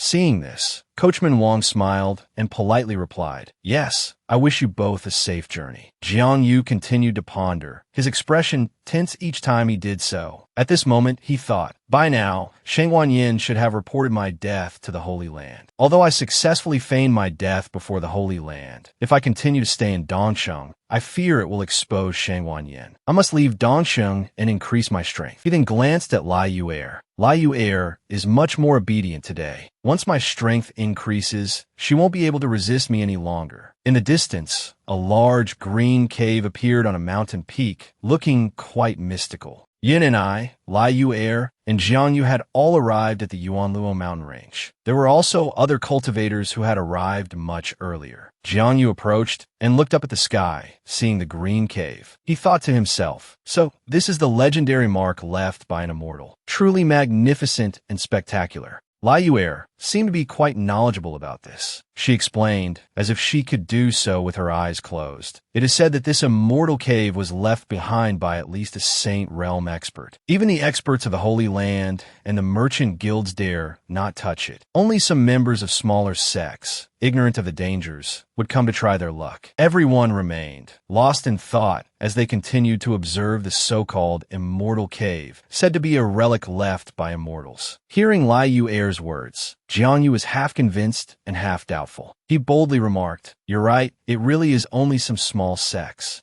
Having just finished speaking, perhaps a bit too loudly, the surrounding people heard Jiang Yu and turned to glare at him with annoyance. Yin and I, who was observing from the side, understood the situation. She took Jiang Yu's hand and gently shook it, advising, "Brother Jiang, don't speak so loudly about things that could easily offend others." Suddenly, someone approached Jiang Yu and spoke arrogantly. "Hey kid." It turned out to be Lu Sandao, the sect leader of the Madsaber sect. He bellowed, "You speak with such arrogance. Do you know the prestigious name of Lu Sandao of the Madsaber sect?" Hearing the commotion and the name Lu Sandao, the surrounding people began to cheer and jeer. So it's Lu Sandao of the Madsaber sect. This man is known as the invincible expert of the true martial realm. His saber techniques are unmatched under the heavens, and no one can withstand his 3 sabers. Another group enthusiastically shouted, "Lu Sandao, quickly teach this punk a lesson." Hearing the cheers of the crowd, Lu Sandao swelled with pride. He stroked his chin, thinking to himself, "Unexpectedly, my reputation is so widespread. Excellent. First, I'll deal with this kid, then take care of the other cultivators here. This way, I'll have the upper hand when competing for the relic's treasures." So Lu Sandao arrogantly asked, "Well, kid, do you remember your grandpa's name now?" Jiang Yu feigned innocence and replied sarcastically, "Lu Sandao." "Who's Lu Sandao? I've only heard of Man Sandao. Do even dogs and cats have names these days? How strange. I've only heard of Man Sandao. Do even dogs and cats have names these days? How strange." Finding himself the subject of ridicule, Lu Sandao flew into a rage. He pointed at Jiang Yu and roared, "What? Jiang Yu, you're nothing but a punk who doesn't dare show his face, yet you speak with such arrogance. I'll cut you down with 3 strikes of my saber." Yin and I anxiously tugged at Jiang Yu's hand, but he continued to provoke. "Seeing how you're all lined up, it seems you're ready to make a move." At this point, Jiang Yu was no longer humble or joking. His expression turned cold, his face serious. He continued, "I advise you to restrain yourselves. Don't be impulsive, or it will cost you your lives." Hearing Jiang Yu's threat, the surrounding people, instead of being intimidated, grew even more brazen. "Too late, kid. You dared to anger our sect leader." Lu Sandao, standing beside them, declared imposingly, "What's the matter, punk? Scared now?" Seeing this, Jiang Yu didn't panic in the slightest. He simply said softly, "You truly have no idea of your own limitations." Then, with a cryptic smile, he added, "The ones who will die are you." Lu Sandao's side, with their superior numbers, began to stir, advancing towards Jiang Yu and his companions. Suddenly, someone nearby collapsed to their knees, startling everyone present. Lu Sandao was no exception. He exclaimed in astonishment, "What?" Before Jiang Yu could even make a move, blood suddenly started flowing from Lu Sandao's mouth. He stammered, "Impossible." With those words, Lu Sandao and those around him collapsed to the ground. Some nearby onlookers not belonging to the Madsaber sect stared blankly, one pointing and saying, "Look, quick, the Madsaber sect people have all collapsed." Another man with his hair tied up replied, "He subdued true martial realm experts with just his aura. Could he be a divine firmament realm expert? Such powerful energy, and among rogue cultivators too, there's such a master. Just what realm is this expert at?" Jiang Yu looked at those who were just now arrogant, but now lay defeated by him, thinking, after breaking through, Even true martial realm experts can't withstand the aura of the Supreme Bone. Huh. Ultimately, the Supreme Bone still troubled Jang Vu. He furrowed his brows in thought, somewhat tense. But the aura of the Supreme Bone has been exposed. I'm afraid true experts have already noticed this side. I want to see how many experts are lying in wait around these ruins. Suddenly, a purple ray of light flashed across the sky. Liu said doubtfully, "This is..."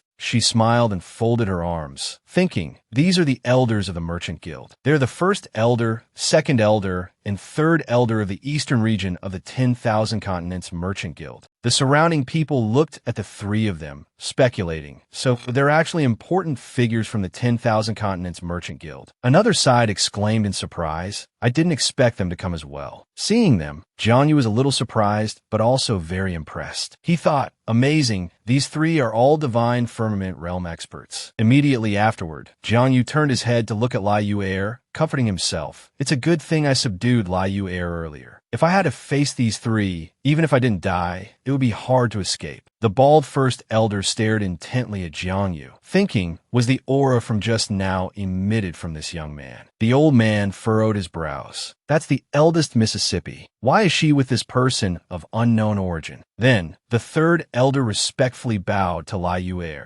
This subordinate greets the eldest Mississippi. Liu folded her arms and replied, "You may rise, elders." The first elder continued to inquire, "Eldest miss, why have you come here, and who is this young cultivator beside you?" Hearing this, Liu smiled enthusiastically and replied, "First elder, this place is crowded with onlookers. Let's find somewhere to talk privately." The elder politely replied, "Very well." So the two went to the 10,000 Continents Merchant Guild's base. Everyone sat down to talk, and after a while, everything became clear. The first elder spoke, "So that's how it is. This young Master Jiang is the new esteemed elder guest appointed by the eldest Mississippi. I have been disrespectful." Seeing the first elder being so courteous, Jang Vu humbly replied, "First elder, you are too kind." Liu, sitting in the main seat, spoke, "Since everyone has become acquainted, let's skip the formalities." Third elder, "How has the situation at the ruins been these past few days?" The second elder replied seriously, "Since we are all members of the 10,000 Continents Merchant Guild, we have nothing to hide." He looked at Liu and continued, "Eldest miss, to be honest, based on our observations these past few days, these ruins are probably not as simple as the rumors outside suggest." Hearing this, Jang Vu asked the second elder in surprise, "What do you mean by that?" The second elder continued, "From our observations, the owner of these ruins might have been a supreme realm expert. Even after so many years, these ruins are still enveloped by a barrier." The third elder also chimed in, "Not only that, but we also suspect that something immensely terrifying is hidden within these ruins. Acting rashly could lead to untold disaster." After carefully listening to this important information, Liu replied, "Even third elder is so cautious. This ruin must be truly terrifying." First elder crossed his arms and said sternly, "The two elders are right. After all, our 10,000 Continents Merchant Guild can always reap many benefits. However, eldest miss, don't worry too much. For a Heaven Cave Realm cultivator, this ruin isn't a place of certain death. We just need to stand aside, watch those foolish rogue cultivators fight over opportunities, and reap the benefits." Hearing this, Liu seemed comforted. She narrowed her eyes and smiled, saying, "Even if those rogue cultivators manage to snatch something, they'll be afraid of having it stolen from them. Their best option is naturally to sell it to the 10,000 Continents Merchant Guild." First elder also smiled and replied, "Exactly. Those rogue cultivators risk their lives fighting over opportunities in the ruins, some even sacrificing their lives." He continued, "Extremely terrifying, a place of certain death indeed." Sitting there listening to everyone's conversation, Jang Vu found it quite amusing. He smiled and said, "Sounds interesting." Yin and I sat there innocently, not understanding what was happening. She turned to look at Jang Vu, thinking to herself, what is big brother Jang thinking that makes him so happy? Half an hour later, outside the 10,000 Continents Merchant Guild's base, Liu called out to Jang Vu, asking, "Why are you still here?" Jang Vu didn't turn around, but simply stood still and replied, "I have a question for you." Liu was taken aback. "Tell me." Jang Vu glanced at her and slowly replied, "Perhaps you still He turned around to face Liu Er and continued, but still haven't been completely controlled by the demonic influence. Liu Er looked at Jiangyu with worried eyes. He said to her, "Why did you make such thorough arrangements for me in front of Third Elder just now?" With a puzzled and suspicious expression, Jiangyu pressed her, "You could have ordered the Third Elder of the 10,000 Continents Merchant Guild to kill me and regain your freedom. Why didn't you?" Hearing Jiang Yu's words, Liu Er smiled and said, "So you're bothered by such a boring matter, Jiang Yu." She continued, "Although my mind isn't completely controlled by you, my life is still in your hands. Even if Third Elder could suppress you, you have an immortal body. It wouldn't be easy to kill you." Jiang Yu laughed smugly. "Indeed, it's easy to talk to intelligent people." Jiang Yu's words seemed to anger Liu Er. She stomped her foot in anger and said, "Of course. Jiang Yu, we've arrived at the Yuanlu Mountains now. Once we pass through this ruin, we can escape the control of the quiet firmament Holy Land. What do you plan to do next?" Jiang Yu crossed his arms and laughed loudly. "Since we're already here, it would be a pity to ignore the ruins. Of course, we have to enter them." Seeing Jiang Yu say this, Liu Er was startled. She didn't expect him to dare to do such a thing. She frowned and shouted, "What? Are you crazy? Even with your special physique, it's very difficult to come out of this ruin alive. Do you want to walk into a trap?" Jiang Yu looked at Liu Er and smiled, his face full of confidence. He replied, "You don't need to worry about that. Wouldn't my death be better for you?" After saying that, Jiang Yu stretched out his hand. A surge of energy flowed from within his body, condensing in his palm into a purple vortex. Jiang Yu continued, "You're in business, right? Then let's make a deal." Jiang Yu smugly raised his hand, brimming with condensed power. "Miss Yu Er, I'll make a bet with you. You give me the documents related to these ruins, and I'll release the Yin-Yang Intermediate Demonic Arts binding. What do you say?" Faced with this proposal, Yu Er hesitated, deeply conflicted. More importantly, she wasn't someone who made major decisions lightly. She thought, what is this kid thinking? He clearly wants to escape the Holy Land's pursuit, yet he's interested in these dangerous ruins. I really don't understand him.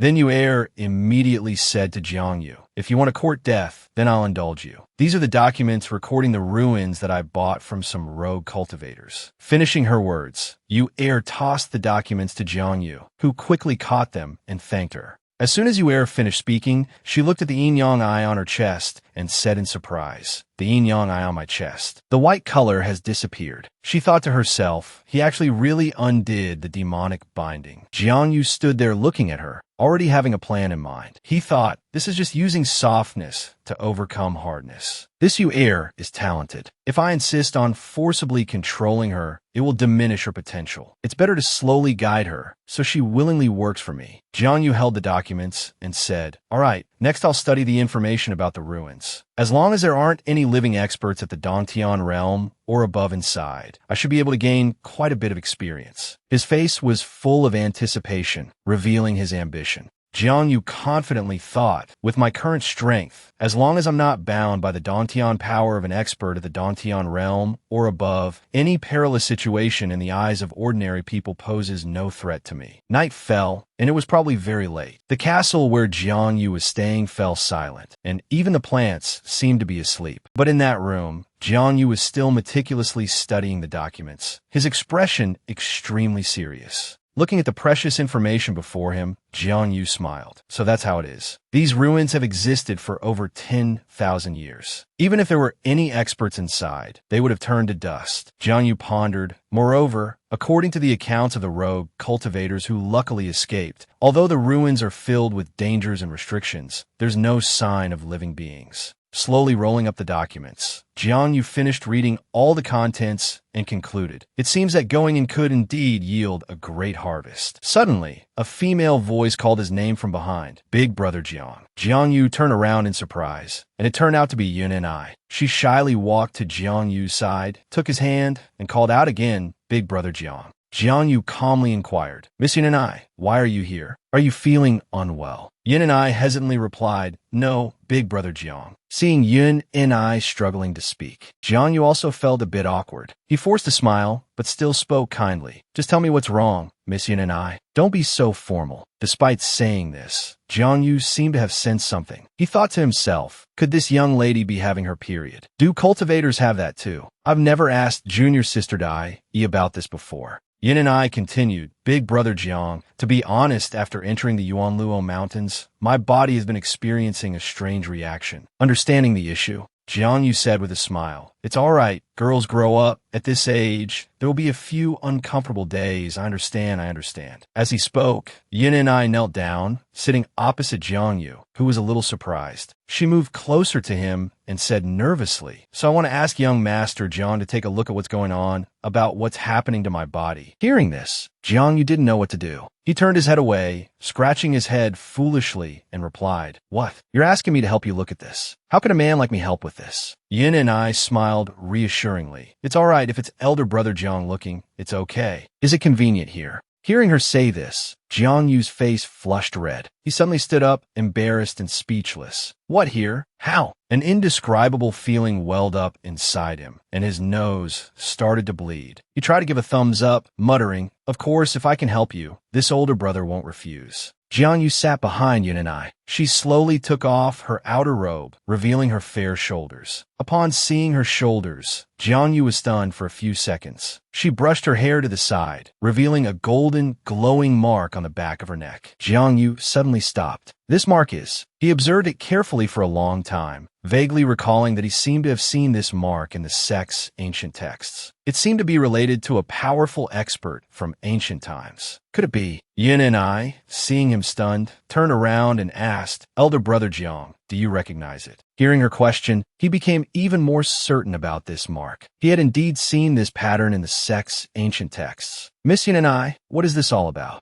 Yin and I put her outer robe back on and replied, I'm not sure either. She continued to explain in detail. Elder Brother Jiang, ever since I entered the Yuanlu Mountains, my body hasn't been feeling well. It wasn't until tonight, when I was bathing, that I discovered this mark. She asked him worriedly, Elder Brother Jiang, do you know anything about this mark? Jiang Yu frowned and thought for a few seconds. After a while, he gave his answer. Right now, it's just a guess. I'm not entirely sure. Now, it can probably be determined that the mark on you might be related to the owner of the Yuanlu mountain ruins. Jiang Yu said seriously, It seems that only by entering the ruins can we unravel the secret on your body. The scene shifted to another location. Many people were observing the scene ahead. They were looking at a towering, precipitous mountain, along with a pale blue sphere suspended in midair. Third Elder and Lai Yu were standing at the foot of the mountain. The two of them carefully observed the people standing there. Third Elder spoke, Fellow cultivators, please listen carefully. This is the entrance to the ruins opened by our 10,000 Continents Merchant Guild. Cultivators at the Heaven Cave realm and above can enter. Third Elder continued to introduce. The 10,000 Continents Merchant Guild does not charge a fee, but if any fellow cultivator obtains treasures within the ruins, our 10,000 Continents Merchant Guild will purchase them. I guarantee a fair purchase price here. After hearing the Third Elder's words, everyone had different thoughts. A bearded man sighed and said, As expected, there's no such thing as a free lunch. Another man offered a contrasting opinion, but then again, with my cultivation level, even if I obtain treasures, I might not live to use them. Selling them to the 10,000 Continents Merchant Guild isn't a bad idea. The man accompanying him agreed, Brother, you're right. A circular object appeared in the Third Elder's hand, and he explained, Seniors, this is the token of our 10,000 Continents Merchant Guild connected to a spatial passage. Just crush the token, and you can return here. He withdrew his hand and tucked both hands into the sleeves of his robe. If anyone wishes to enter the ruins, please line up to receive a token. The crowd became noisy, with many voices intermingling. I want to register. Don't be afraid, just do it. Lai Yu stood behind them with her arms crossed, watching them with amusement. She sneered softly, truly a bunch of rats blinded by greed. A few words, and they're rushing to sell their lives to us.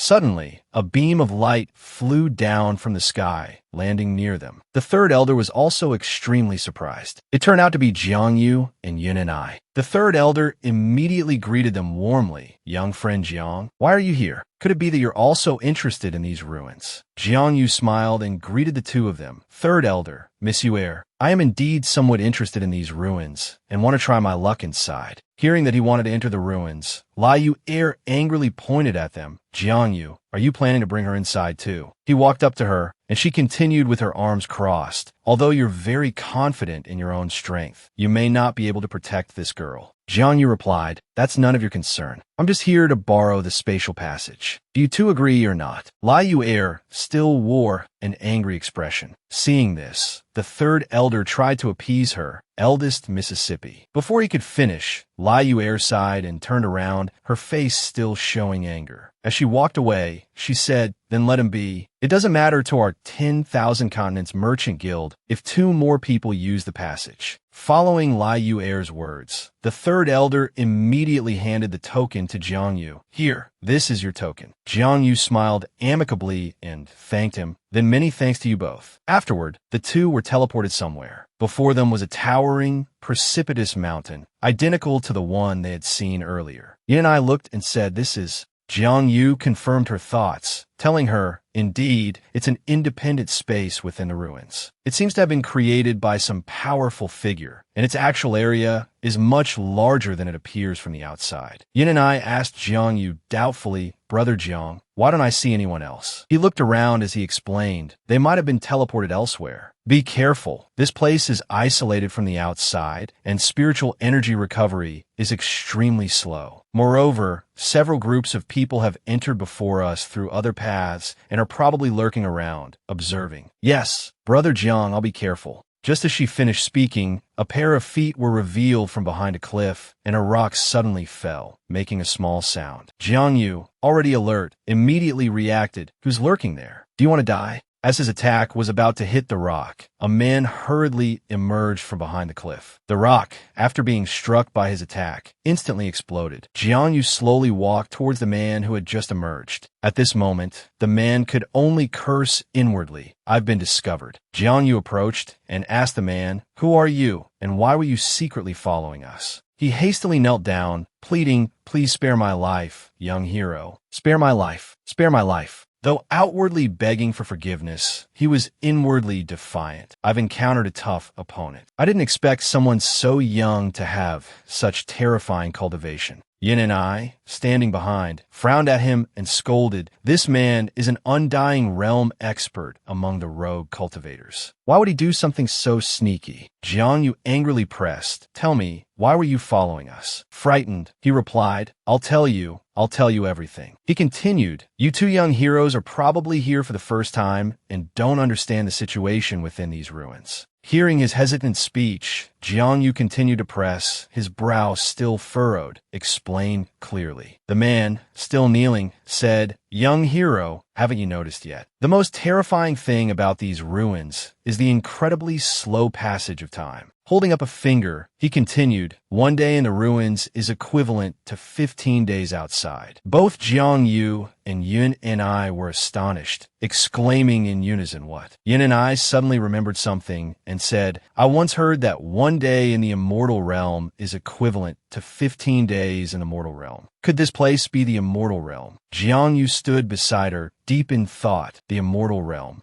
He quickly dismissed her speculation. Impossible. The gate to the immortal realm has been closed for 10,000 years. Even the strongest supreme beings of ancient times couldn't descend to the immortal realm. The man spoke up. The young hero is right. This is not the immortal realm. It's a space created by a powerful expert, similar to the immortal realm. He continued to explain, the difference between this place and the immortal realm is that the spiritual energy here is very thin. Although opportunities are everywhere, without sufficient spirit stones and medicinal pills to sustain oneself, it's very difficult to move around, let alone compete for opportunities. As if having held back for too long, he slammed his hand on the ground in frustration and continued, moreover, the passage outside only opens once every 3 days. Even if we want to return, we have to stay in the ruins for about 35 days. Without spirit stones and medicinal pills, who can survive here for 35 days? He began to speak with dejection. Those large powers brought us here,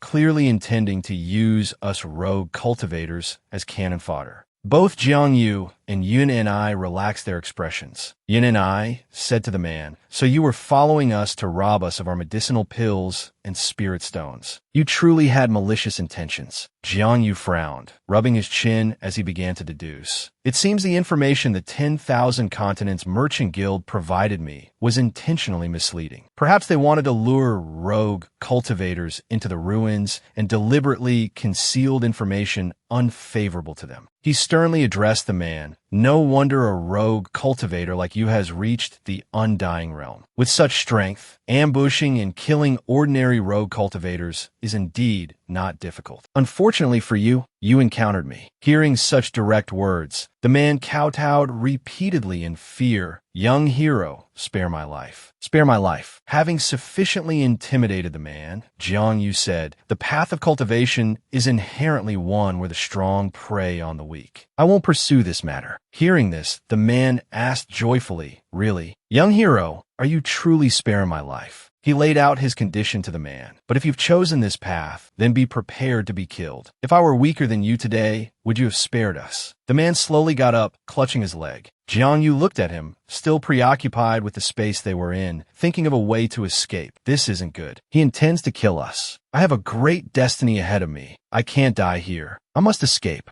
Seeing the situation take a turn for the worse, the man used his movement technique to flee. He turned his head back smugly and said, "Even if your cultivation is stronger than mine, the gravity here is twice as strong as outside. I've been here for 35 years and have long since adapted. Can you keep up with my speed?" As soon as he finished speaking, Jiang Yu suddenly appeared behind him, raising his fist towards the man. The man's eyes widened in shock, his mouth agape, as if to say something. Jiang Yu pressed down from above, saying, "Wouldn't letting you run make me look bad?" Then, with a single palm strike, he pierced through the man, causing him to cry out in pain. The blow sent the man crashing to the ground. Yin and I, witnessing this scene, couldn't help but marvel at how Jiang Yu's strength seemed to have grown considerably since their first encounter. The scene changes. Now, Jiang Yu and Yin and I are approaching the source of spiritual energy. Suddenly, Jiang Yu looked up and saw several small, red, bean-like particles emitting an extremely potent spiritual energy. He reached out and collected them, puzzled as to what they were and why their spiritual energy was so dense. Yin and I, standing beside him, her eyes shining, stared at the objects in his hand and speculated, could these be the legendary Zhugua? Hearing this, Jiang Yu's face lit up with uncontainable joy. Zhugua are legendary fruits conceived from the blood of the divine vermilion bird. A single Zhugua is worth millions of spirit stones.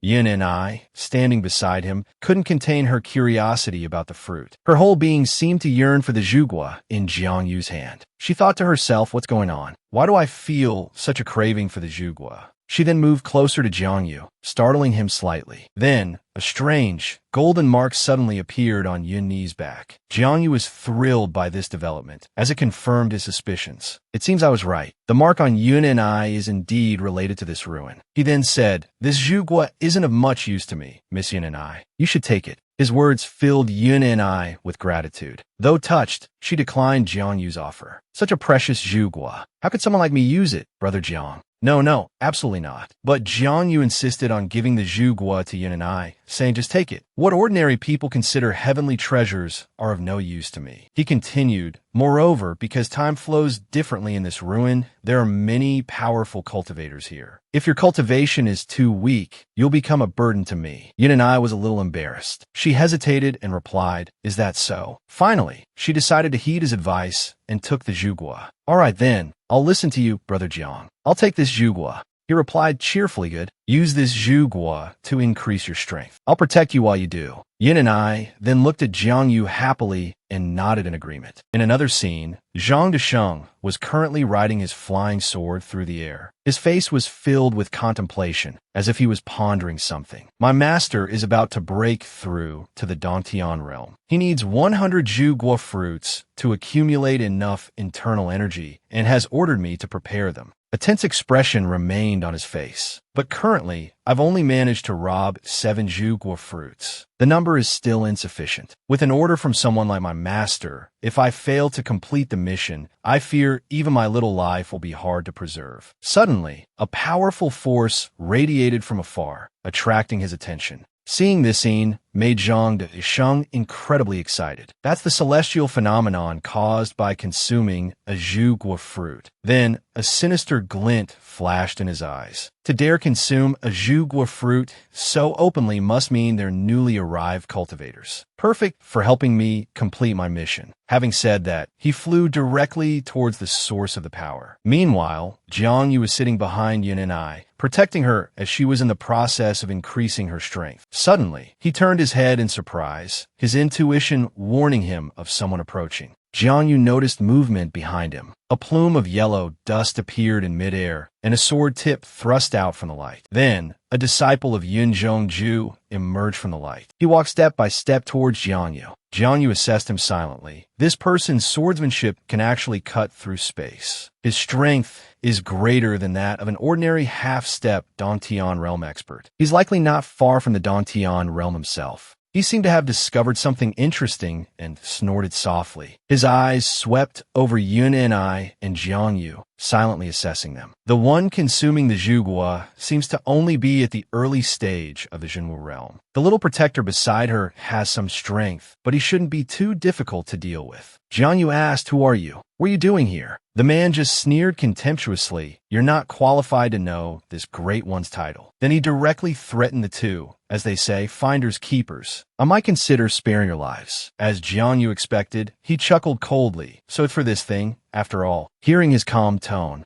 the man gnashed his teeth in anger. "Brat, are you tired of living?" The two confronted each other, the man continuing to boast. "With your cultivation, you definitely can't see the difference in strength between you and me. Surrender obediently and hand over the zhugua. If this great one is in a good mood, you might just keep your little lives." Jiang Yu wasn't afraid at all. Instead, he snorted coldly and said disdainfully, "Clown." A giant hand suddenly slammed down. The man was startled, looked up, and raised his sword in defense. His expression grim. He swung his sword, slashing towards the giant hand. Jiang Yu had suddenly attacked. The man reproached with difficulty, "You have no martial virtue," daring to launch a sneak attack. Jiang Yu didn't waste words with him, quickly rushing forward, causing the man's face to turn pale. Jiang Yu mocked, "Does a robber like you even deserve to talk about martial virtue?" The man then realized with horror, why is this brat using a high-grade saint-level martial skill? Moreover, his physical strength far surpasses ordinary people. Jiang Yu threw a golden punch. The man hurriedly raised his sword to block, a purple light appearing on the blade. Soon, cracks appeared on the sword, and he stared at them in disbelief. Impossible. This sword was forged by a Dong Tian realm expert. Jiang Yu followed up with a kick, interrupting his thoughts. He hastily dodged, but he was still a step too slow and couldn't completely avoid Jiang Yu's attack. He was sent flying, causing an explosion. Pinned against the cliff face, which cracked from the impact, he coughed painfully, his whole body trembling. Jiang Yu observed him from below, thinking, "It seems I went a bit overboard." One punch wasn't enough to kill him. The man, a large wound on his face, muttered in self-reproach, "Damn it, I miscalculated. I have to contact Master quickly." He gripped the ring around his neck and crushed it. Jiang Yu, not understanding his action, asked, "What did you just do?" The man, still incredibly arrogant towards Jiang Yu, chuckled, "Kid, I admit your strength isn't bad, but when my master arrives, your only outcome is death." Landing on the ground, he continued, "When you're out in the world, background matters. What good is your fighting skill?" Jiang Yu remained calm, simply asking, "So, your master is a big shot then? Who is he?" The man grew even more smug. "Since you ask so sincerely, I'll mercifully tell you, lest you die without knowing." He shouted, "Listen closely. My master is the third holy son of the Ling Shao Holy Land, Yin Zhongju." Jiang Yu exclaimed, "What?" Then repeated, "The third holy son of the Ling Shao Holy Land." He burst into laughter, clutching his stomach. Seeing Jiang Yu's reaction, the man angrily pointed at him. "What are you laughing at?" Jiang Yu, tears streaming down his face from laughter, said, "I thought you were talking about some formidable figure, but it turns out to be that piece of trash from the Ling Shao Holy Land." Jiang Yu declared with soaring spirit, "Even the first holy son, Fang Xingyu, of the Ling Shao Holy Land was slain by me. What's your third holy son?" The man, seeing him talking nonsense, angrily roared, "Lies. The first holy son, Feng Xingyu, is a heaven-born supreme. How could he be defeated? Besides, my master has been cultivating in these ruins for 100 years. Even the first holy son is nothing before him now." The man said to Jang Yu with a smug look. Jang Yu simply closed his eyes and said indifferently, "A heaven-born supreme, you say?" Jiang Yu pondered, "Cultivating for 100 years. It seems the third holy son has been in these ruins for more than 10 days, unaware of Feng Xingyu's death." His expression grew more complex as he continued to ponder. "Good. These holy sons all have the potential to reach the Dong Tion realm, or even the sovereign realm. They will be obstacles in my fight against the Ling Shao Holy Land. I might as well deal with them all while we're in these ruins." With that thought, he no longer hesitated and took action. A golden-orange spiritual energy appeared in Jiang Yu's hand. It flew directly towards Zhang Desheng, enveloping his entire body like a blazing flame. He screamed and struggled, trying to break free from Jiang Yu's control. "What are you doing? Stop. I am a disciple of the third holy son, Yin Zhongju." But all his resistance, threats, and struggles were futile. Jiang Yu didn't care about his backing at all. He raised his fist, revealing a sly smile as he said to Zhang Desheng, "Let's make an example of this lackey of yours." As soon as he finished speaking, an earth-shattering explosion rang out, shaking the heavens and earth. The lackey also vanished into nothingness along with the explosion, leaving behind only a few useful treasures. Since he was being so kind, he might as well gladly accept them. Thinking something along those lines, Jiang Yu quickly reached out and grabbed the treasures the lackey left behind. Looking at the round objects in his hand, he muttered, "It seems that the people who entered the ruins this time have obtained quite a few treasures." Having dealt with the lackey, he glanced at Yin and I, who was cultivating above. Golden spiritual energy constantly radiated around her. He flew to her side, pondering. Yin and I has already absorbed all the spiritual energy of the Chu fruit so quickly. Her cultivation. Yin and I remained oblivious to the commotion around her, simply sitting quietly with her eyes closed, focusing on her cultivation. The spiritual energy within her body circulated steadily, forming a circular barrier around her.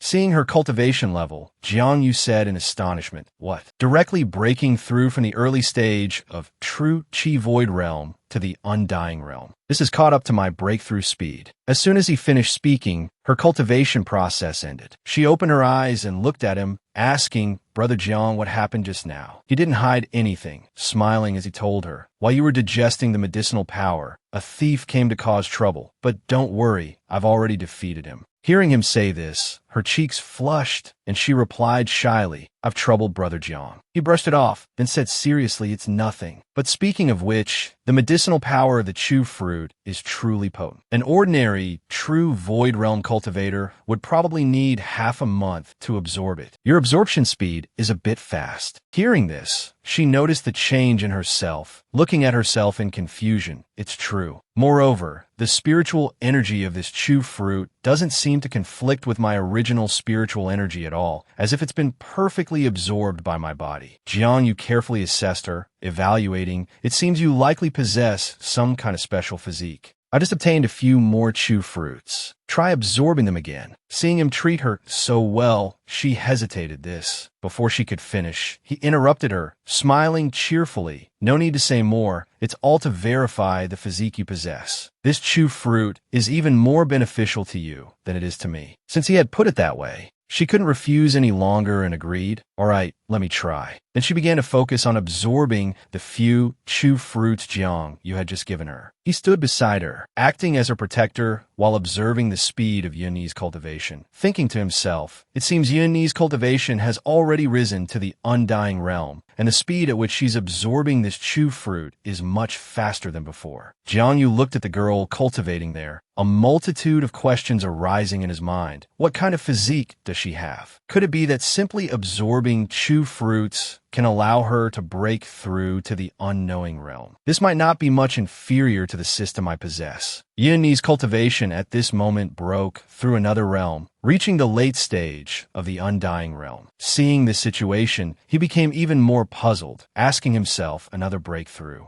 At this moment, 3 figures appeared above them. It was the rescue team that Zhang Desheng had called. They were the former Immortal Sect leader Zhao Ming, the former Heavenly Fragrance Pavilion Master Chu Yun-na, and Yun Zhongjie. Yun Zhongjie, with his hands clasped behind his back, asked the other two, "Is this where that good-for-nothing Zhang Desheng sent the signal?" Jiang Yu, seeing the 3 arrive, suddenly remembered that Zhang Desheng had called for reinforcements, something he had almost forgotten. Seeing a group of strangers approaching, Yin and I, who was cultivating, opened her eyes and asked, "Brother Jiang, who are they?" He turned and handed her a handful of chu fruits, reminding her, "These people don't look friendly. Be careful. Take these 5 chu fruits and absorb their spiritual energy to strengthen yourself. I'll deal with them." The young woman, aware of her own limitations, agreed with Jiang Yu's suggestion. "Yes, Brother Jiang." Yin and I thought to herself, "I'm still too weak to help Brother Jiang. I must absorb all 5 chu fruits to be able to fight alongside him." She clutched the 5 chu fruits tightly in her hand and began the absorption process. Meanwhile, Yin Zhongjie sensed Zhang Desheng's aura on the chu fruit. Could that brat have been killed by this kid? Thinking this, he roared at Jiang Yu, "You punk. You dare steal my things. It seems you don't know what death looks like." Then he ordered his 2 subordinates, Zhao Ming and Chu Yina, "You two, capture this ignorant brat for me." The 2 subordinates immediately obeyed.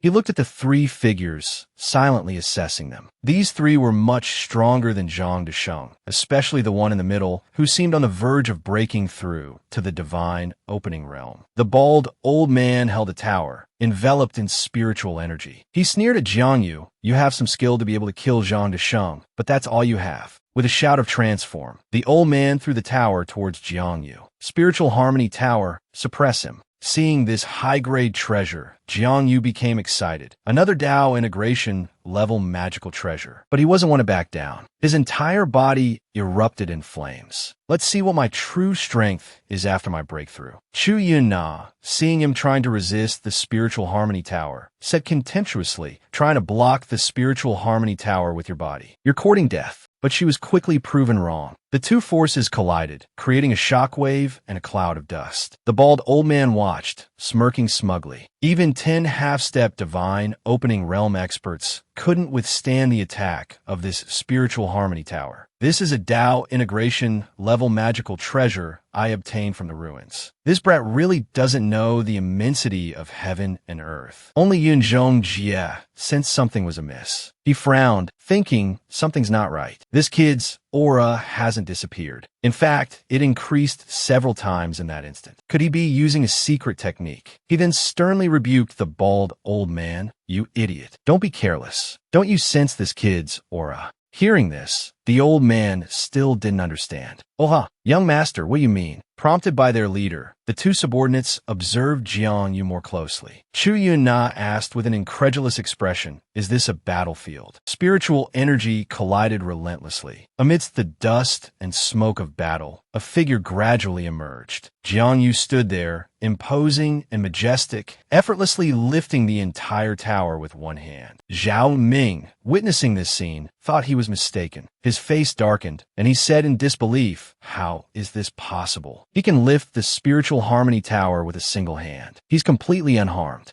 Jiang Yu scoffed, "So this is a high-grade magical treasure. It's more like a decent back-scratcher." Finding the treasure dull, he tossed it back towards the trio. "I'm done with it. Here you go." The Spiritual Harmony Tower flew straight towards them. The 2 subordinates quickly dodged to the sides, yelling, "Not good. The tower is not being controlled." The tower continued its trajectory towards Yun Zhongjie. Chu Yina cried out in alarm, "Master, be careful." Facing the oncoming Spiritual Harmony Tower, Yun Zhongjie remained calm, saying indifferently, "Petty tricks." He easily caught the Spiritual Harmony Tower with one hand and, with a single word, transform, restored it to its original form. Seeing the true strength of the man before him, Jiang Yu's expression was one of utter astonishment. He thought to himself, a universe in his sleeve, divine opening realm. But then Jiang Yu's face fell, and he reassured himself, no, a divine opening realm expert would be at the heavenless realm. Every movement would be devoid of any discernible aura. Jiang Yu looked up at him, reassessing carefully. When Yun Jie acted, there was a leakage of aura. This was enough to prove he wasn't at the divine opening realm, at least not fully. After confirming his opponent's strength, he wondered, can I defeat someone like this now? Meanwhile, Yin Jie realized he'd been abandoned by his two subordinates. He questioned them, you two dodged just now, didn't you? Seeing their master's impending rage, Chu Han hastily explained, Master, please allow me to explain. But it was too late. He didn't want to hear any excuses. His face darkened as he roared, enough. Mere servants dare to put their master in danger. What use are you? Purple spiritual energy, resembling lightning, shot out from his back. Seeing the energy heading towards him, Zhao Ming pleaded in terror, Master, spare me. Master, spare me. But his pleas were in vain. Yin Jie pointed at him and declared, Die, you useless fool. As expected, Zhao Ming exploded mid-air like a punctured balloon. He then turned a grim gaze to his remaining subordinate, lecturing, Chu Han, considering you were once my subordinate, I'll spare you this time. Next time, there will be no mercy. Chu Han,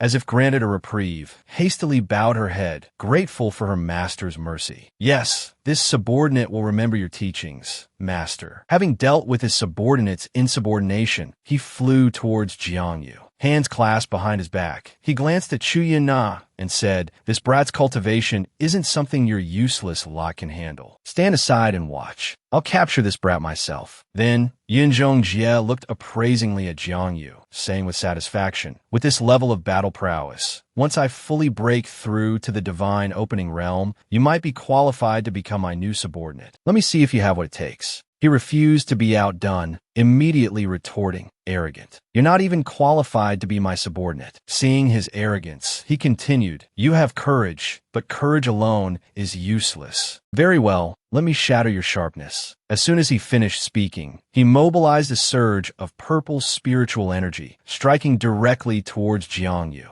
Seeing Yin Jie unleash his divine opening power, Chu Han was puzzled. What? He's using divine opening power against a kid like him. Meanwhile, Xiao Yun, who was absorbing the Chu fruit, sensed the precarious situation. Not good. Big brother Jiang is in danger. The surging purple energy rushed towards Jiangyu, cracking and shattering even the stones and earth in its path. He watched the scene unfold before him, furrowing his brow and asking, What is this? Yin Jie, condensing two spheres of purple spiritual energy in his hands, said proudly, This is my divine opening. I haven't absorbed enough spiritual energy to fully break through yet, so it's incomplete. With a confident expression, he continued to boast, but it's more than enough to deal with you, a half-step divine opening realm cultivator. Hearing his explanation, Jiangyu confirmed that this person was indeed a formidable opponent. A divine opening realm expert is practically invincible within their own divine opening. It seems the next battle will be an unprecedented struggle. Yin Jie explained the properties of this space to him. Within this divine opening, the power of all my techniques is doubled, and they are absolutely unavoidable. He gestured with his hand, Come, have an appetizer first. With a snap of my fingers, void severing slash. A pale orange afterimage flashed past his arm. Initially caught off guard, Jiangyu was momentarily flustered. He looked at the point of the previous attack, muttering, I sensed the danger, but I couldn't detect the trajectory of his attack at all. Seeing that Jiangyu was only slightly injured, Yin Jie became even more excited, saying with a relishing smile, Interesting. That attack was meant to sever your arm, but it only grazed your skin. It seems your physical body is stronger than other cultivators at the same level. No wonder you could withstand a Dao integration level magical treasure. I'm growing more and more pleased with you, kid. Submit to me now, and I can forget about what happened earlier. Despite being outmatched, Jiangyu refused to be verbally defeated, so he immediately provoked him. Dream on. He thought to himself, It seems I was careless. Although he hasn't fully broken through to the divine opening realm, he's definitely not someone I can currently handle. But if it's an incomplete divine opening, then there must be a weakness. He looked at Yin Jie, feeling a flicker of hope. Fortunately, this Yin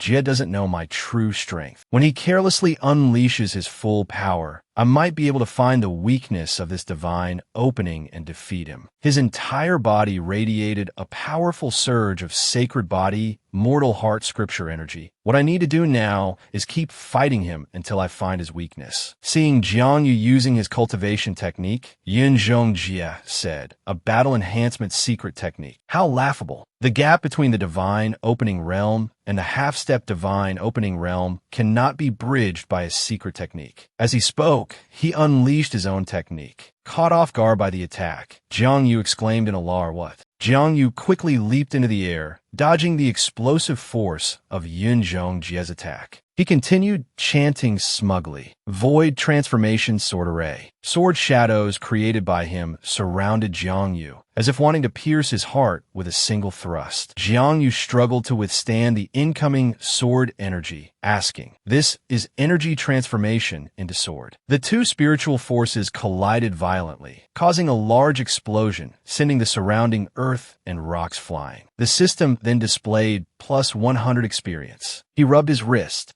muttering, "Did I go a bit overboard?" Indeed, that move was a bit excessive for dealing with a half-step divine opening realm cultivator. But his complacency was premature. Jiang Yu was enveloped by a fire dragon, and thus remained unharmed by Yin Jie's attack. Witnessing this scene, Yin Jie couldn't believe it, exclaiming in shock, "What?" His mind raced, unable to find an answer. This kid clearly just died. How can he still be alive? Before he could understand what was happening, Jiang Yu rushed towards him at near light speed. Black tortoise evasion dragon surge. He reacted quickly, summoning two purple orbs of light with both hands, shouting, "Stop." Jiang Yu slammed a palm against the barrier he created. He gritted his teeth, resisting, thinking in panic. This kid's strategy is to double his power. Not good, he was hiding it before. Seeing that he couldn't withstand Jiang Yu's palm force, he immediately dodged to the side, letting the palm force strike the ground directly. The ground struck by Jiang Yu slowly cracked into large pieces. As if having solved a great mystery, Jiang Yu became confident, propping himself up with his hand and saying, "Just as I predicted, whenever you use any attack, you remain stationary. That spot must be the weakness of your divine opening." He stood up straight, facing his opponent, and continued, "Now that I've broken your divine opening, your power has decreased by at least 50%. Having found the weakness of the divine opening, he confidently declared, "Now you're not necessarily my match." His opponent was still unwilling to give up, stubbornly saying, "Damn it, 50% of this lord's power is enough to kill you. I won't give you a second chance. Pure slaughter, great law." He launched another attack towards Jiang Yu, but each time it was easily dodged, as if they were playing a game. Seeing this, his face darkened as he said, "Not only a secret technique to enhance power, but also a secret technique to strengthen the physical body. What kind of monster is this kid to be able to cultivate both types of cultivation methods to such a realm simultaneously?" Jiang Yu ignored his astonishment, sweeping past him like a gust of wind, heading straight for the weak point of his divine opening, intending to destroy what he was so proud of. Yin Jie quickly realized his intention and immediately flew to the front lines to intercept his attack, thinking to himself, "I can't let him destroy my divine opening. Otherwise, my foundation will be damaged, and I'll never be able to break through to the divine opening realm in this lifetime." He gritted his teeth, as if having made a great resolve. "You rotten brat, this lord will focus all of my divine opening power to fight you." With that said, he used all of his purple spiritual energy to condense into a purple orb of light. The orb of light grew larger and larger, several times larger than himself. Divine opening condensed power. Jiang Yu looked at the ever-growing orb of light, becoming even more excited, just in time. He also began pouring spiritual energy into his palm, said, "Let me use all my experience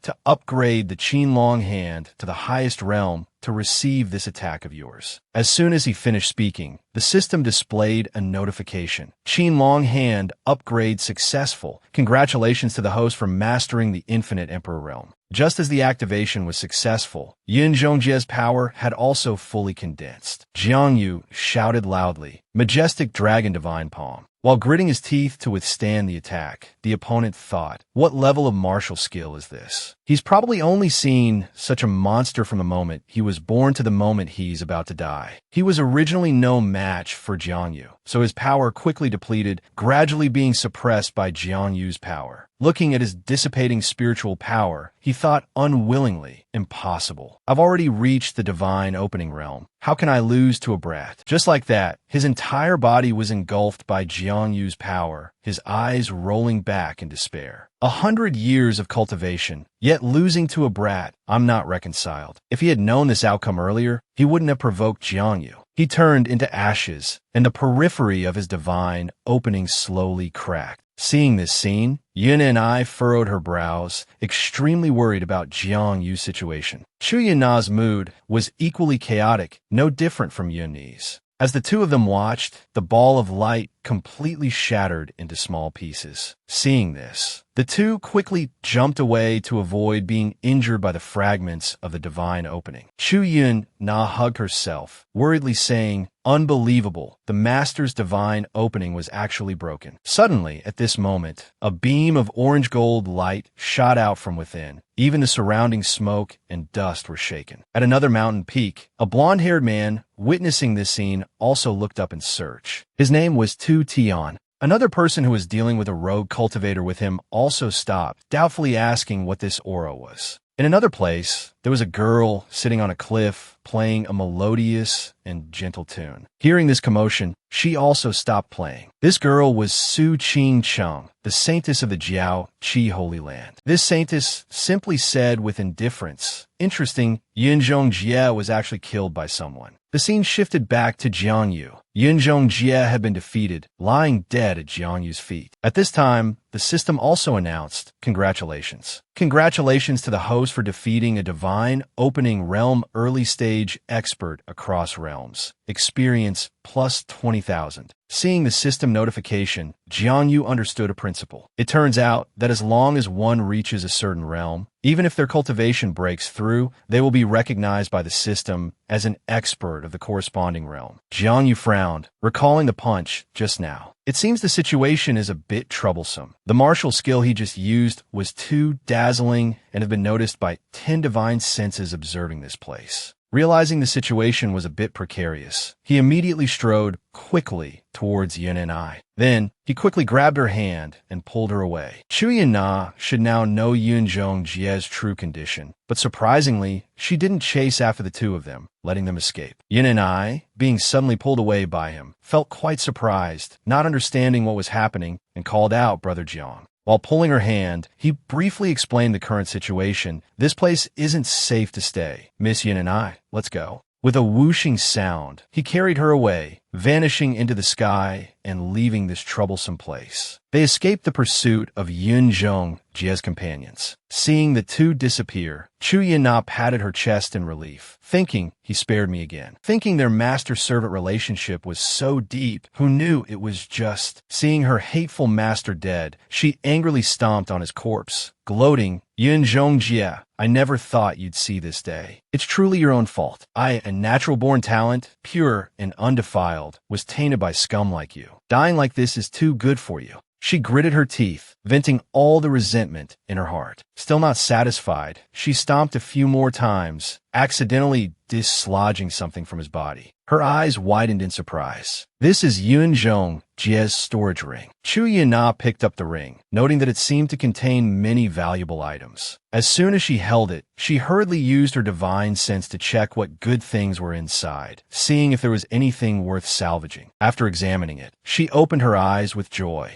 There are actually 70 Zhugua fruits. These are what Yunzhong Jie accumulated to break through to the Dantian realm. Unexpectedly, that person didn't find them. She clutched the ring tightly, secretly feeling that heaven had eyes, that heaven was helping her obtain these fruits. Her own breakthrough to the Dantian realm wouldn't be difficult now. Yunzhong Jie, all your efforts, everything you did for breaking through to the Dantian realm has become my property. Suddenly, an unfamiliar aura appeared, making her instantly vigilant. Someone's coming. The person rushed over, shouting, "A Jie." He sorrowfully lifted Yin Jie's body, his voice trembling. "Who killed my good brother, a Jie?" Seeing his grief, Chu Han, standing behind him, told him the identity of Yin Jie's killer. "Holy Son, your master was killed by two rogue cultivators who just entered the ruins, a man and a woman, their identities unknown. Holy Son, please don't be too heartbroken." She approached him, patting his shoulder in consolation. Hearing the beauty's comfort, he not only didn't calm down, but became even angrier. He grabbed Chu Yan's throat, furiously saying, "Heartbroken my ass." He then released her neck. Thinking their brotherhood was so deep, who knew he was just afraid no one would repay his spirit fruits. He didn't bother acting anymore, saying directly, "That bastard borrowed 50 Zhugua fruits from me to break through to the Tion realm. Now, not only is he dead, but the Zhugua fruits are also gone." He then angrily grabbed her throat again, squeezing tighter and tighter. He pressed her to the ground, his face grim. "Who should I ask for my Zhugua fruits now?" His rage intensified. With no one to vent on, he tightened his grip. "My hand is getting tired." Yin Sheng released his grip on Chu Yan's throat. She sat on the ground, coughing. Unconcerned, Yin Sheng clasped his hand behind his back and asked, what was the cultivation level of those two thieves? She obediently reported to him. One was at the half-step Tion realm, the other at the undying realm. His face turned sinister, stroking his chin. Not even the Tion realm yet, and they could kill a Jie. It seems the aura I sensed earlier wasn't wrong. The one who killed the Jie used an extremely terrifying martial skill, perhaps far surpassing even Earth-grade weapons. He still seemed very confident, snorting softly. But if they haven't reached the Tion realm, they're ultimately just ants. Sooner or later, this lord will take back what belongs to me. He looked sternly at Chu Yun-na, who was sitting on the ground, and said, "But right now, this lord has more important matters to attend to. You will stay by my side and assist me. After I've finished this important task, you will help me find those two thieves." "Understood."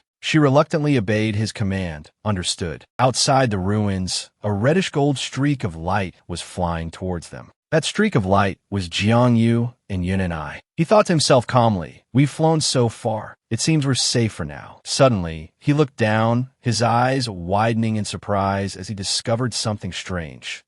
There's something down there. A strange light emanated from the ground. Branches emerged from the light, attacking the two of them. The branches first lashed out at Yin and I. She looked at them, questioning the strange phenomenon. "What is this?" Struck by the branches, she lost her footing and fell. Jiangyu quickly rushed forward, shouting, "Be careful." But it was too late. He gritted his teeth, appraising the situation with a hint of fear. What kind of monster is this? It doesn't have any spiritual energy at all. Then, a branch appeared behind Yin and I. He realized its sudden appearance. The branch wrapped around her, lifting her into the air. Seeing this, Jiangyu shouted again, "Yin and I." Before he could think further, another branch appeared behind him. It slowly wrapped around his body, and he struggled to execute a technique. "Damn it, break." Following his command, the branch was severed into pieces. Then, the severed branch suddenly transformed, regenerating itself, leaving him agape what? He stared at it with difficulty, fearfully asking a series of questions. What kind of creature is this? It has such terrifying regenerative abilities. Yin and I, entangled by the branches, suddenly cried out, diverting his attention. "Brother Jiang, save me." He hurriedly flew towards her, cursing as he went. Damn it. Red flames enveloped his hand. As his palm neared Yin and I, other branches blocked his path, halting his movement. He dodged the branches' attacks, silently acknowledging the danger. Not good. This monster is difficult to deal with. Yin and I is in danger. Another branch sprouted from the ground. He cursed angrily, realizing the solution to the current problem. "It seems I can only use my full strength." A branch wrapped around his arm, emitting a golden light as it grew. He looked at it in confusion. "This thing is absorbing my strength." A flash of purple light destroyed the branch. The branch vanished, and Jiangyu fell to the ground. A figure appeared in the distance.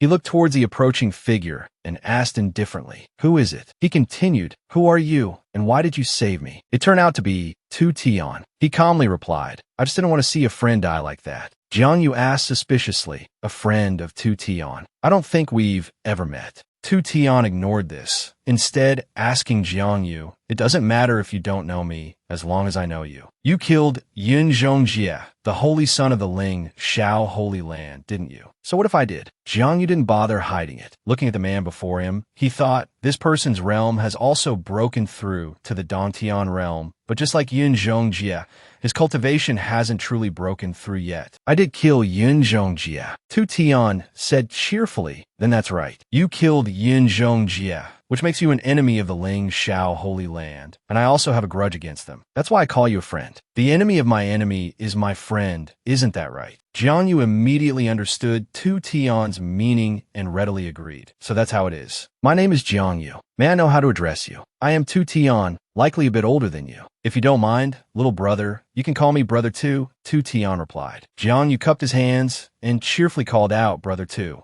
Tion was also very enthusiastic towards Jiang Yu. I entered the ruins 100 years before you. If you have any questions, feel free to ask. Tion was straightforward, and Jiang Yu didn't hesitate to ask, Brother 2, do you know what that monster was just now? My friend was captured by it. Tion wasn't entirely sure, but he shared what he knew. I only know a little about this. That monster was the root of the Heavenly Emperor Blood God tree. Jiang Yu suddenly remembered something and asked, is the Heavenly Emperor Blood God tree the wondrous object that could devour ancestral spirits? Tion immediately replied, yes, that's right. His expression turned serious as he worried about Yun Ni's fate. The Heavenly Emperor Blood God tree in these ruins has existed for countless years and has long since developed divine consciousness. Even a saint might not be able to find it. I'm afraid the chances of survival for your friend are slim. Jiang Yu didn't seem too worried. He said, using my methods to find her, it might not be impossible. I left a trace of my aura on my friend, and I can sense that she's all right. The corner of Tion's mouth curved into a smile as he praised Jiang Yu. Unexpectedly, little brother, you're so meticulous. No wonder you've achieved such cultivation at such a young age. Thanks to this, they could find the Heavenly Emperor Blood God tree. Jiang Yu spoke first. Although I don't know why the Heavenly Emperor Blood God tree targeted Miss Yin and I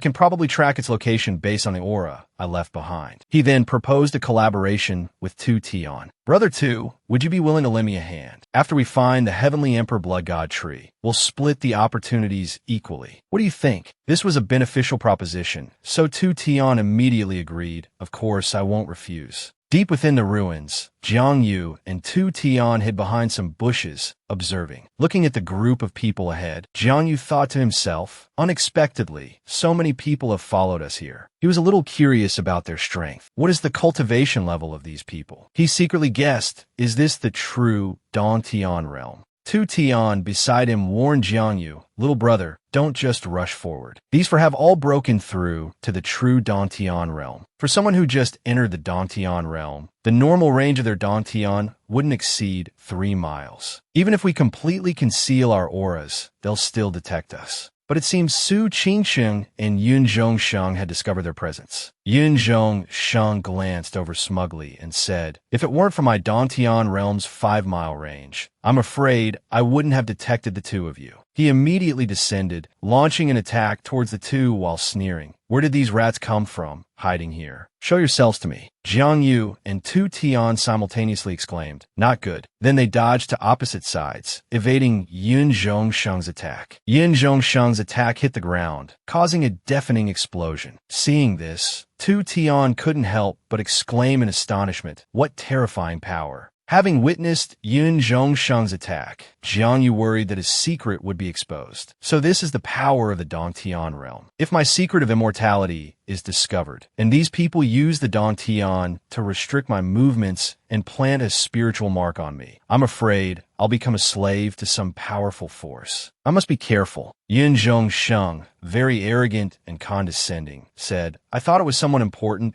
Turns out it's just 2 insignificant ants. Old Ancestor, hey, Mo, echoed. Not even in the Dantian realm yet, and they dare to dream of this opportunity. Truly courting death. Humiliated by them, Jiang Yu could only grit his teeth and endure. But then he noticed Chu Yunna beside Yun Zhongsheng. Isn't this woman the one who was with Yun Zhongjie? Why is she here? Chu Yunna was also startled upon seeing Jiang Yu, and Yun Zhongsheng noticed her reaction. Chu Yana exclaimed in surprise, "Why is it him?" Yin Zhongsheng immediately asked her, "What's wrong? Do you know each other?" Chu Yana could only make an excuse and lie, "No, I don't. It's just that these two were able to avoid Holy Sun's attack. I'm just a little surprised." Yin Zhongsheng didn't press the matter further, saying, "These two are nothing but ants. It's not surprising they could avoid one of my attacks." He continued, "Besides, I don't intend to kill them. They're still of use to me." Not being suspected by Yun Zhongsheng, Chu Yana secretly sighed in relief. That's good. In this situation, if I expose him, Yin Zhongsheng might kill him, but not find any trace of Chugua. Then he would definitely suspect me, and I would certainly die.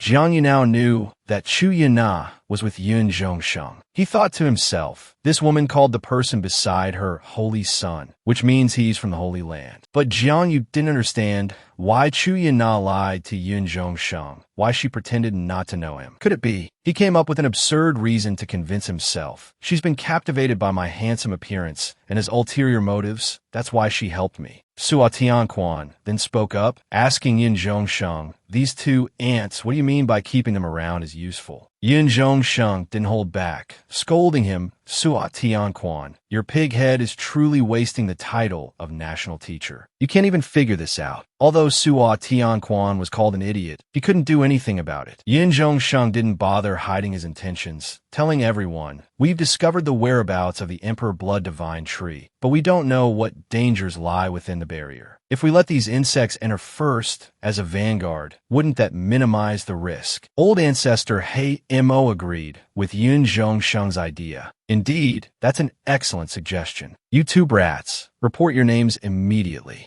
Not fools, they each gave a false name. Tion introduced himself first, Wandering Cultivator, Heaven-Reaching Hand, Tu Changsheng. Then Jiang Yu followed, Wandering Cultivator, Earth-Shaking Fist, Feng Wudi. The two exchanged a look and a silent understanding. Tion's eyes conveyed, "Little brother, you're quite the smooth talker." Jiang Yu's eyes responded, "Old brother, you're not bad yourself, though that name sounds a bit like HKT." Old Ancestor He Mo waited for them to finish their introductions before asserting his dominance. "These wandering cultivators have some skills, and their titles are quite grand. I don't care if you're heaven-reaching or earth-shaking. Before Old Ancestor He Mo, you will kneel." "Understood." The two replied in unison, "We understand, Junior understands." Jiang Yu is deeply dissatisfied with Old Ancestor He Mo's attitude, thinking to himself, this Old Ancestor He Mo is just a wandering cultivator himself. So arrogant, I'll have to trick him into his own demise when the opportunity arises.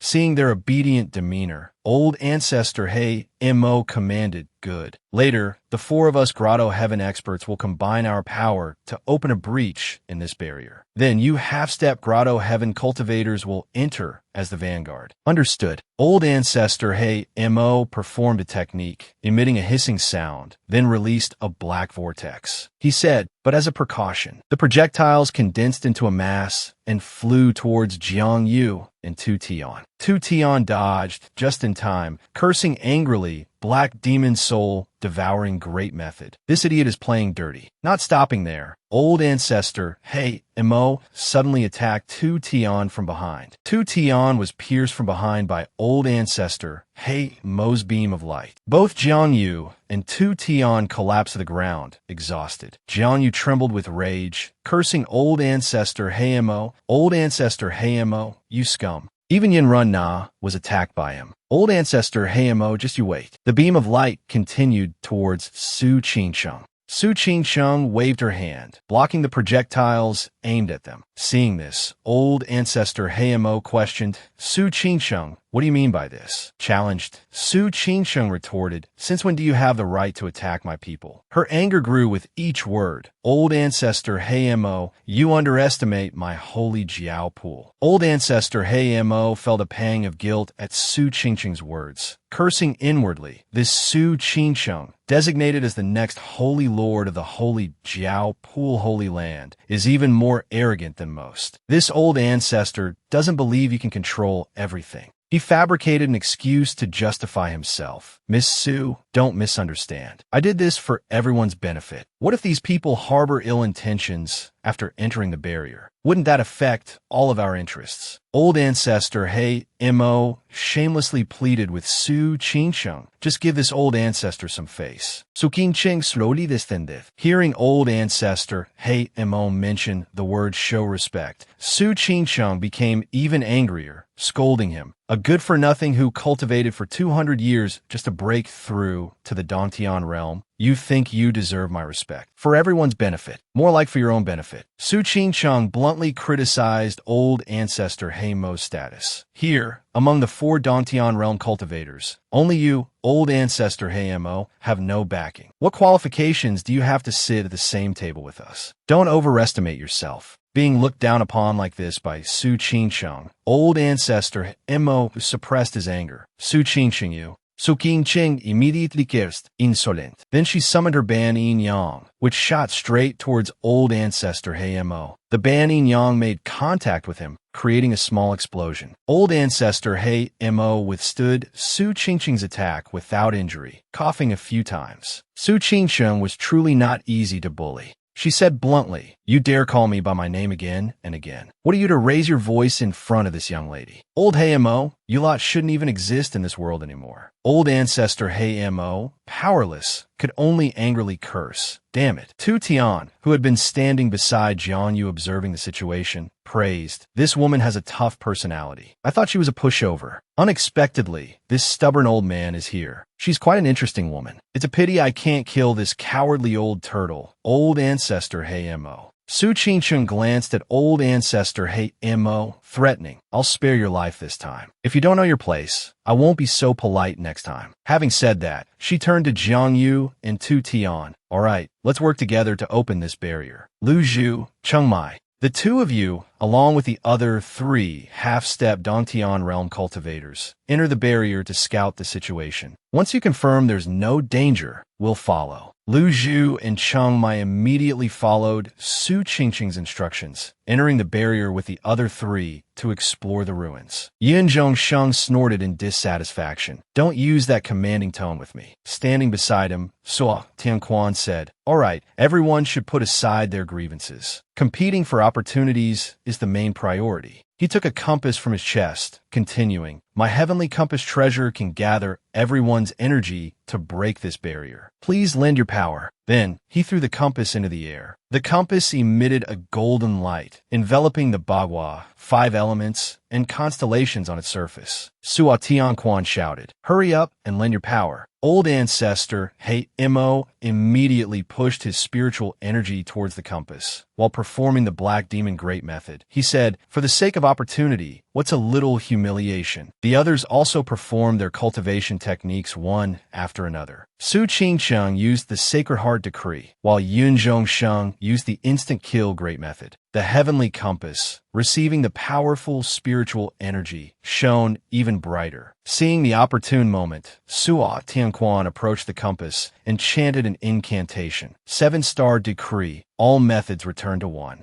Then, the spiritual energy of the 3 was absorbed by the compass, transformed into energy, and directly struck the barrier. The barrier endured for a while before reaching its limit, cracks appearing on its surface. Suo Tianquan anxiously urged, "Hurry up and enter the barrier." The first one to enter was Chu Yuanlu. Below, Tion also said to Jiangyu, "Little brother, let's go." Chengmai also called out to Lu Zhu to go with him. Just like that, figures flashed like the wind, slipping into the cracks of the barrier. Afterward, Suo Tianquan stopped channeling his energy, and the cracks in the barrier immediately closed. This was why he had urged everyone to enter so hastily when the opening appeared. Inside the barrier, they landed in a place that resembled the main hall of a sacred ground. Tion looked around and asked, "Where is this?" Chu Yuanlu was also a bit bewildered. She said, "Is this a tomb?" Looking from the outside, inside the barrier, besides the ancient trees, it should have been empty. Jiangyu seemed to have understood the reason and ventured to guess, could this be the inside of the Emperor Blood Divine tree? Everyone exclaimed in unison, "What did you say?" Chengmai agreed with Jiangyu's words. "It's not impossible." Lu Zhu suddenly noticed something. There's someone sitting on the platform over there who has been silent the whole time. Everyone's attention immediately focused on that person. The person was clad in full armor and wore a mask, making it impossible to see their face or even tell if they were human or something else. Suddenly, the armored figure began to transform, a murderous aura enveloping their entire body. The armored figure clenched their fists and walked down the steps of the main hall, their voice a low growl. Which rats dare trespass into this forbidden ground? Jiang felt puzzled by the person before him, thinking to himself, who is this guy? His entire body has clearly turned into a skeleton, so how can he still possess such powerful life energy? Tion replied, this is probably a corpse spirit, as mentioned in legends. I once read about them in ancient texts. Hearing the words corpse spirit, everyone, including Jiang Yu, was astonished. He became worried, trying to explain this figure. Corpse spirits are formed from the mutated bodies of Saint Realm cultivators, or those above after they die. They inherit a portion of their original power. Everyone be careful. This person is very dangerous. After hearing Tion's explanation, the corpse spirit let out a sound of surprise. Unexpectedly, there's someone among you who recognizes this king's origins. Interesting.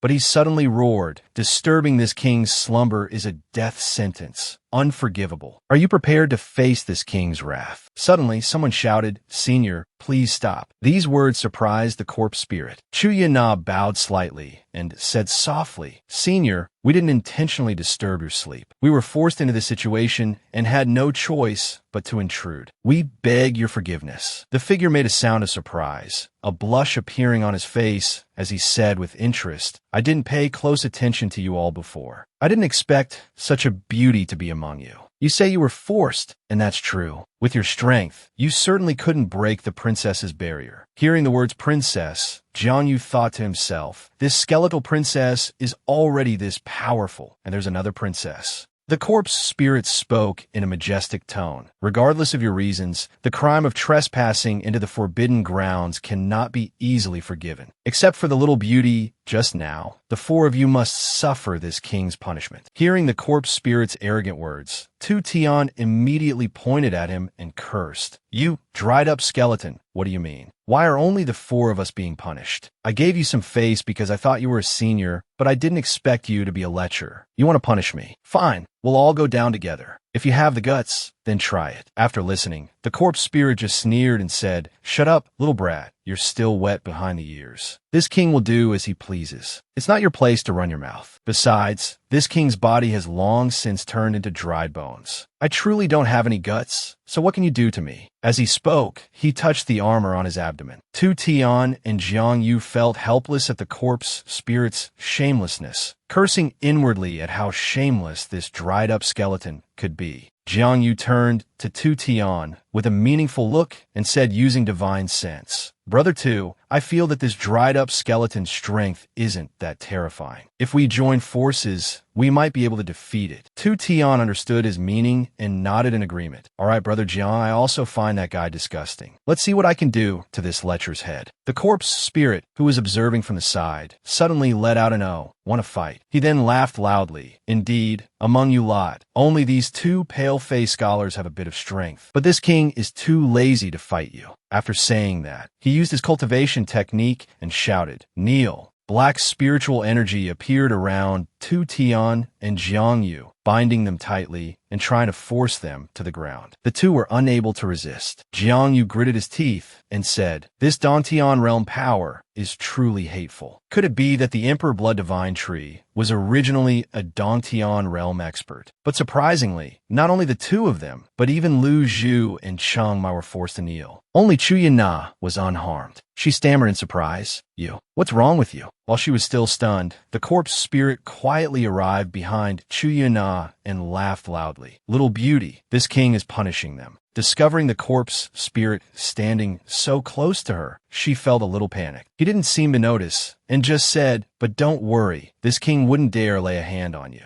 Just obediently stand by and watch the show. After this king deals with these people, I'll come and shower you with affection. Lu Zhu and Cheng Mai, bound by the energy flow, cried out in pain, calling each other's names. Cheng Mai's face turned pale, and red liquid flowed from the corner of her mouth. She croaked, Sister, I feel so awful. Lu Zhu's condition wasn't any better. She asked, You monster, what do you want? Hearing the question, the corpse spirit became displeased. He walked in front of Lu Zhu and asked, What? He directly grabbed her hair and yanked hard. The corpse spirit bluntly said, "Of course it's to kill you all and use your flesh and blood to rebuild this king's flesh and blood. Don't you even understand this, little girl?" As he spoke, the force in his hand grew stronger and stronger. Suddenly, something behind him startled the corpse spirit. Jiang Yu was trying to stand up, even though the black energy flow was like sharp blades cutting into his flesh. Jiang Yu's clothes were now tattered, but he still forced himself to say, "Let that woman go. What kind of skill is it to bully a woman? If you have the guts, fight me." The corpse spirit looked towards him, released Lu Zhu's hair, and said, "You can still stand up. It seems your skin is quite thick." Then he walked in front of Jiang Yu.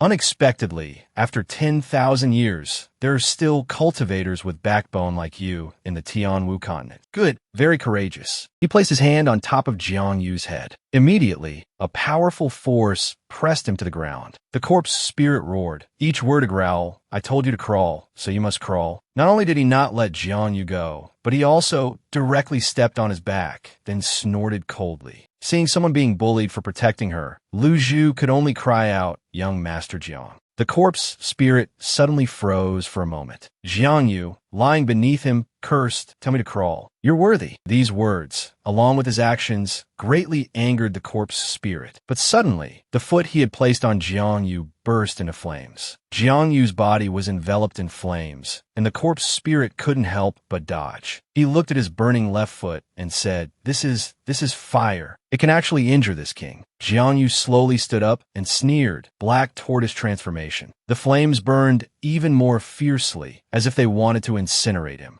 The corpse spirit was extremely shocked at this moment. He shouted, "What? This guy's power can actually reach the early Dongtian realm level." Jiang Yu furiously leaped into the air, his fist burning intensely. The corpse spirit seemed unable to move. He muttered, "Damn it, how can it be an emperor-level martial skill?" He took Jiang Yu's fiery fist head-on. The power of this punch sent him flying more than 10 meters, his body still engulfed in flames. The corpse spirit slowly fell. At this time, because the corpse spirit was unconscious, Tion was no longer suppressed. He suddenly said, "Ah, the pressure is gone. That lecherous skeleton, you promised." Lu Zhu immediately ran to Cheng Mai's side. Sister, are you all right?" Cheng Mai comforted her, "Sister, I'm fine, don't worry." Then Cheng Mai said, "Sister, quickly go see how young Master Jiang is doing." Jiang Yu narrowed his eyes, cursing inwardly. This emperor-level martial skill consumes too much stamina. I used it once in a fight against Yun Zhongjie before, and now I've used it again, almost completely depleting my stamina. It seems I have to find a chance to sneakily land a sword strike to recover. At this moment, his body slowly fell. He didn't fall to the ground, but seemed to be caught by something. Jiang Yu fell into Lu Zhu's arms, her face flushing red. Young Master Jiang, are you all right?" As for him, being injured and receiving Lu Zhu's care and concern, he was so overjoyed that he had a nosebleed. The system panel displayed, detected host stamina depletion, restarting in 30 seconds. At this moment, a satisfied smile appeared on the corner of Jiang Yu's mouth, the nosebleed still flowing. Lu Zhu said worriedly, "It's not good. Young Master Jiang is seriously injured. He started bleeding, and he's not even breathing. What should we do?" Hearing these words, Cheng Mai was shocked. She hurriedly said, "Sister, quickly put him down." Tion propped his chin with his hand, his face slightly flushed. The rumors are indeed true. Are all the female disciples of the holy Jiao Pool Holy Land this innocent? Chu Yana also helplessly covered her face. "This Jiang guy won't be killed by these two silly girls, will he?" The corpse above had shown some movement, but they were only focused on Jiang Yu, not paying attention to their surroundings. The corpse slowly observed and contemplated its strategy. "I initially wanted to bully these juniors, but unexpectedly encountered this stubborn one. Fortunately, they don't know that this king's true life essence lies in the soul, not the body. It's best to play dead and observe the situation." Having thought this, it lay still and motionless. The system notification appeared. 3 seconds until revival. 2 seconds until revival. 1 second until revival. Host has successfully revived, +1 experience point. At this moment, Jiang Yu suddenly opened his eyes and woke up. Cheng Mai cried out joyfully, "Sister, young Master Jiang is awake." He was resting his head on Lu Zhu's lap. She smiled gently and said to him, "That's wonderful. Young Master Jiang, are you all right?"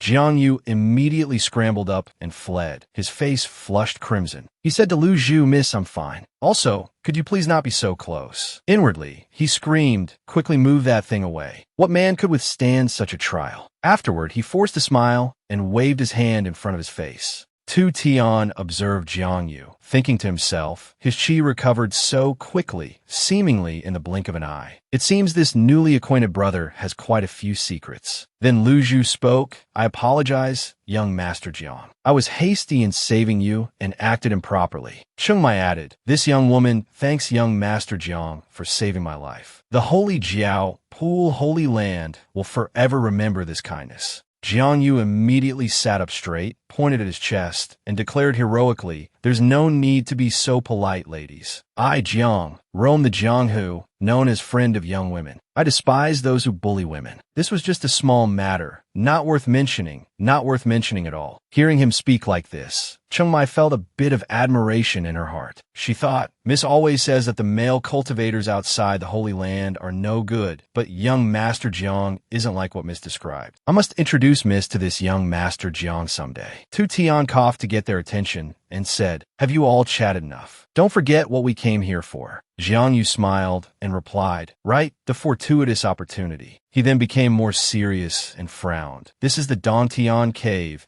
and inside the tree is where the miraculous Zhu fruit grows. This place should be hiding quite a few fortuitous opportunities." He thought to himself, "Moreover, I sense Miss Yanni's chi is also nearby." Tion replied, "Indeed, but we still need to search carefully. That lecherous skeleton from before was a corpse spirit. Corpse spirits can only be born in places with abundant spiritual energy, but there isn't much spiritual energy in this tomb." Chu Yana suddenly said, "Perhaps there's another secret passage here." As soon as she finished speaking, a streak of black chi shot straight towards her. The other four people all noticed the strange occurrence and exclaimed in unison, "What?" The corpse spirit was attacking Chu Yana from behind. It laughed loudly. "This king has finally seized an opportunity." Tion shouted, "Not good. That thing isn't dead yet." Jiang Yu gritted his teeth and cursed the black tortoise inwardly. He made a dismissive gesture in front of everyone and shouted, "Get lost. You think this king is a fool. Giving you time to use your secret technique. Get down here." As soon as he finished speaking, Jiang Yu's body was immediately bound by his formation and vanished before everyone's eyes. At this moment, Tion finally mustered his energy, forming an energy ball to attack the corpse spirit, cursing, "You lecher. And me too. Take this." Suddenly, he froze, because at this moment, Tion was also trapped by the same formation as Jiang Yu. The formation created a deep pit, and Tion, reacting quickly, grabbed the edge of the pit. The corpse spirit sat down, looked at him, and laughed loudly, "Kid, next time you attack, don't waste your breath. This king isn't stupid." Tion's body was falling into the endless void. He angrily cursed, "If you have the guts, let me go and fight one-on-one." The corpse spirit said smugly, a wicked look on his face, "One-on-one. Are you crazy? Do you know what fighting is for? To put it bluntly, letting you go is a conspiracy, you idiot." After that, he directly kicked Tion's hand that was gripping the edge, throwing him down with 3 words, "Go down." Tion fell freely into the endless abyss. Lu Zhu and Cheng Mai couldn't escape the same fate. He said, "You two go down as well." Finished with that, the corpse spirit dusted his hands and walked towards Chu Yana. He gave a wicked smile. "The obstacles are gone. Now it's just you and me." Chu Yana was currently bound mid-air by his spiritual energy. He lifted Chu Yana's chin, calling her in a doting tone, "Little beauty." Seeing everyone disappear, Chu Yana anxiously asked, Where did you take them?" The corpse spirit stroked his chin and snorted softly, "I just sent them to meet an old friend of mine, but he's not as easy to talk to as I am. Just thinking about his ruthlessness makes even this king's hair stand on end." He revealed a cunning smile, then moved closer to Chu Yana, whispering, "Little beauty, knowing too much isn't good for you." As he spoke, his fingers touched her body. "To stay here and serve this king." "Don't. What do you want to do?" Outside the barrier, everyone was still worried because there hadn't been any news. Yin Shung anxiously gritted his teeth. Why haven't those useless things sent back any news? What a bunch of good-for-nothings. Tion Yuan glanced at him expressionlessly and said lazily, Yin Shung, you can't blame them. They disappeared as soon as they entered the barrier. It seems this ruin is quite dangerous. We need to observe for a while longer. Old Ancestor Hey Immo suddenly shouted, something's wrong. Tion Yuan walked over and asked him, what's wrong? Old Ancestor Hey Immo. What happened? He anxiously replied, 2 of the people I marked have died. One is a wandering cultivator named Jang Vu, and the other is a woman under Yin Shung. The 3 of them were shocked to hear this news. Tion Yuan curled his lips slightly. Good thing I didn't go in. It seems very dangerous inside. Yin Shung also had his own thoughts. The 5 people who went in were all very strong. Even if they encountered someone at the early Tion realm, they should have been able to hold on for a while. I can't believe 2 of them died so quickly. Su Qingqing was very worried about Lu Zhu and Cheng Mai. She thought to herself, you two, don't be stubborn. If your lives are in danger, crush the talismans I gave you and leave. Don't let anything happen to you.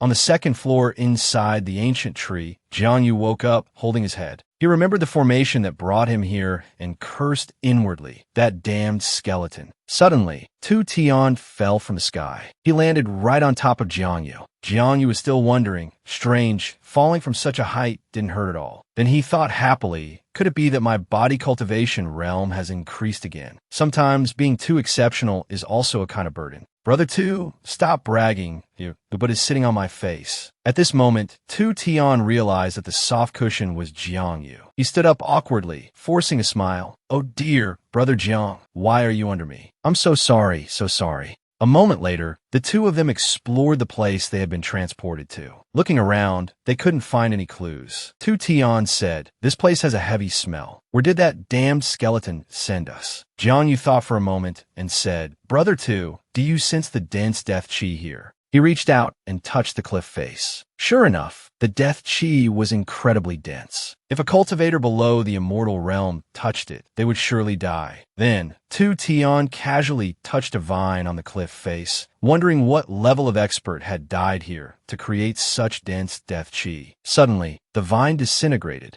Jiangyu immediately pressed against 2 Tion's back and asked in surprise, what's wrong? Jiangyu replied with some worry, Brother 2, be careful. It seems like some evil thing is about to appear. In front of them was a statue, several meters tall, the eye sockets of its skull flashing red. A human-shaped body wrapped in white cloth suddenly appeared on the vine that had just disintegrated. 2 Tion hesitantly said, could this be? Seeing his hesitation, Jiangyu continued, Brother 2, what's wrong? Do you know the origin of this thing? A worried look first appeared on 2 Tion's face, and he said, it seems I thought things were too simple. That skeleton from before wasn't just a spirit corpse. I'm afraid we've disturbed a taboo we shouldn't have touched. He continued, legend says that eternally powerful experts can sever the cause and effect of 3 lifetimes, transcending the heavenly Tao. The aura of this thing in front of us is extremely similar to the skeleton from before. They very likely have the same origin.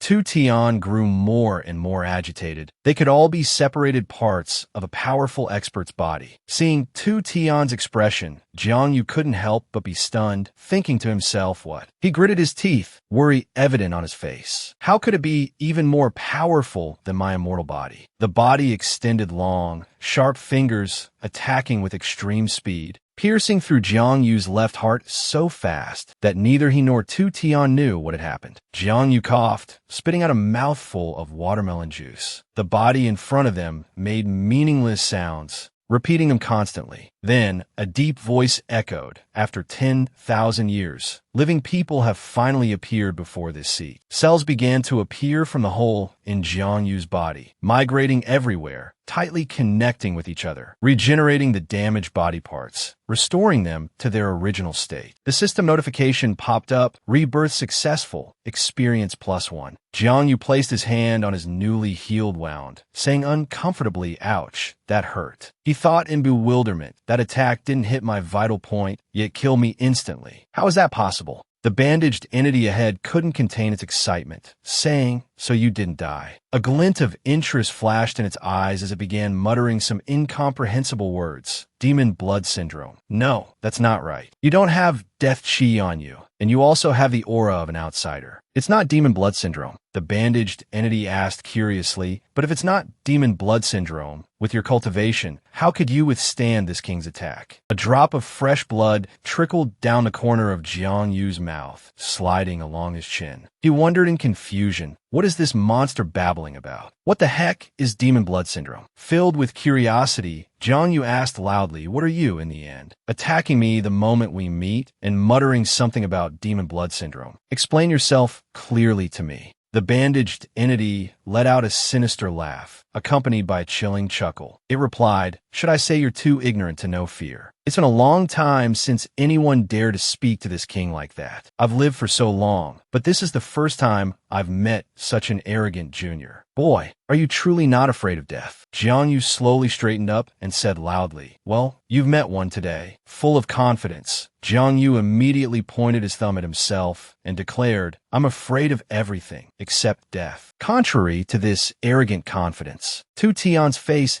clearly showed panic. He stepped forward and reminded Brother Jiang, this monster's cultivation is terrifying. Although this kind of corpse spirit isn't recognized by heaven and earth and can't condense a divine aperture, its strength is very frightening. The skeleton from before was nothing compared to this. It's better not to provoke it. Not only was Jiang Yu not afraid, but he became even more confident. He said to Tion, can't condense a divine aperture. Isn't that just a piece of trash? Brother Tu, don't be afraid. I can handle it. While loosening up his shoulders, he instructed, just rest at the side for a bit and watch how I subdue it. Beneath his pretended coolness was a face beaming with excitement, drool dripping from the corner of his mouth. A thought flashed through Jiang Yu's mind. I seem to smell the familiar scent of experience. This made him chuckle inwardly. Tion stood there, watching anxiously, and immediately wondered, could it be that my little brother is hiding his true strength, playing the pig to eat the tiger? Looking at Jiang Yu's back, he continued to think, but that's not right. Why wasn't he this arrogant outside? This monster is much stronger than the 4 divine aperture realm cultivators outside combined. Tion couldn't help but wonder, could Brother Jiang have some kind of countermeasure? By this time, Jiang Yu had already walked up to the bandaged entity. He said arrogantly, you shameless thing, you dare call this king trash. How audacious. Having finished speaking, the bandaged entity began to float in the air, then released a dense, dark red energy that enveloped the surrounding space.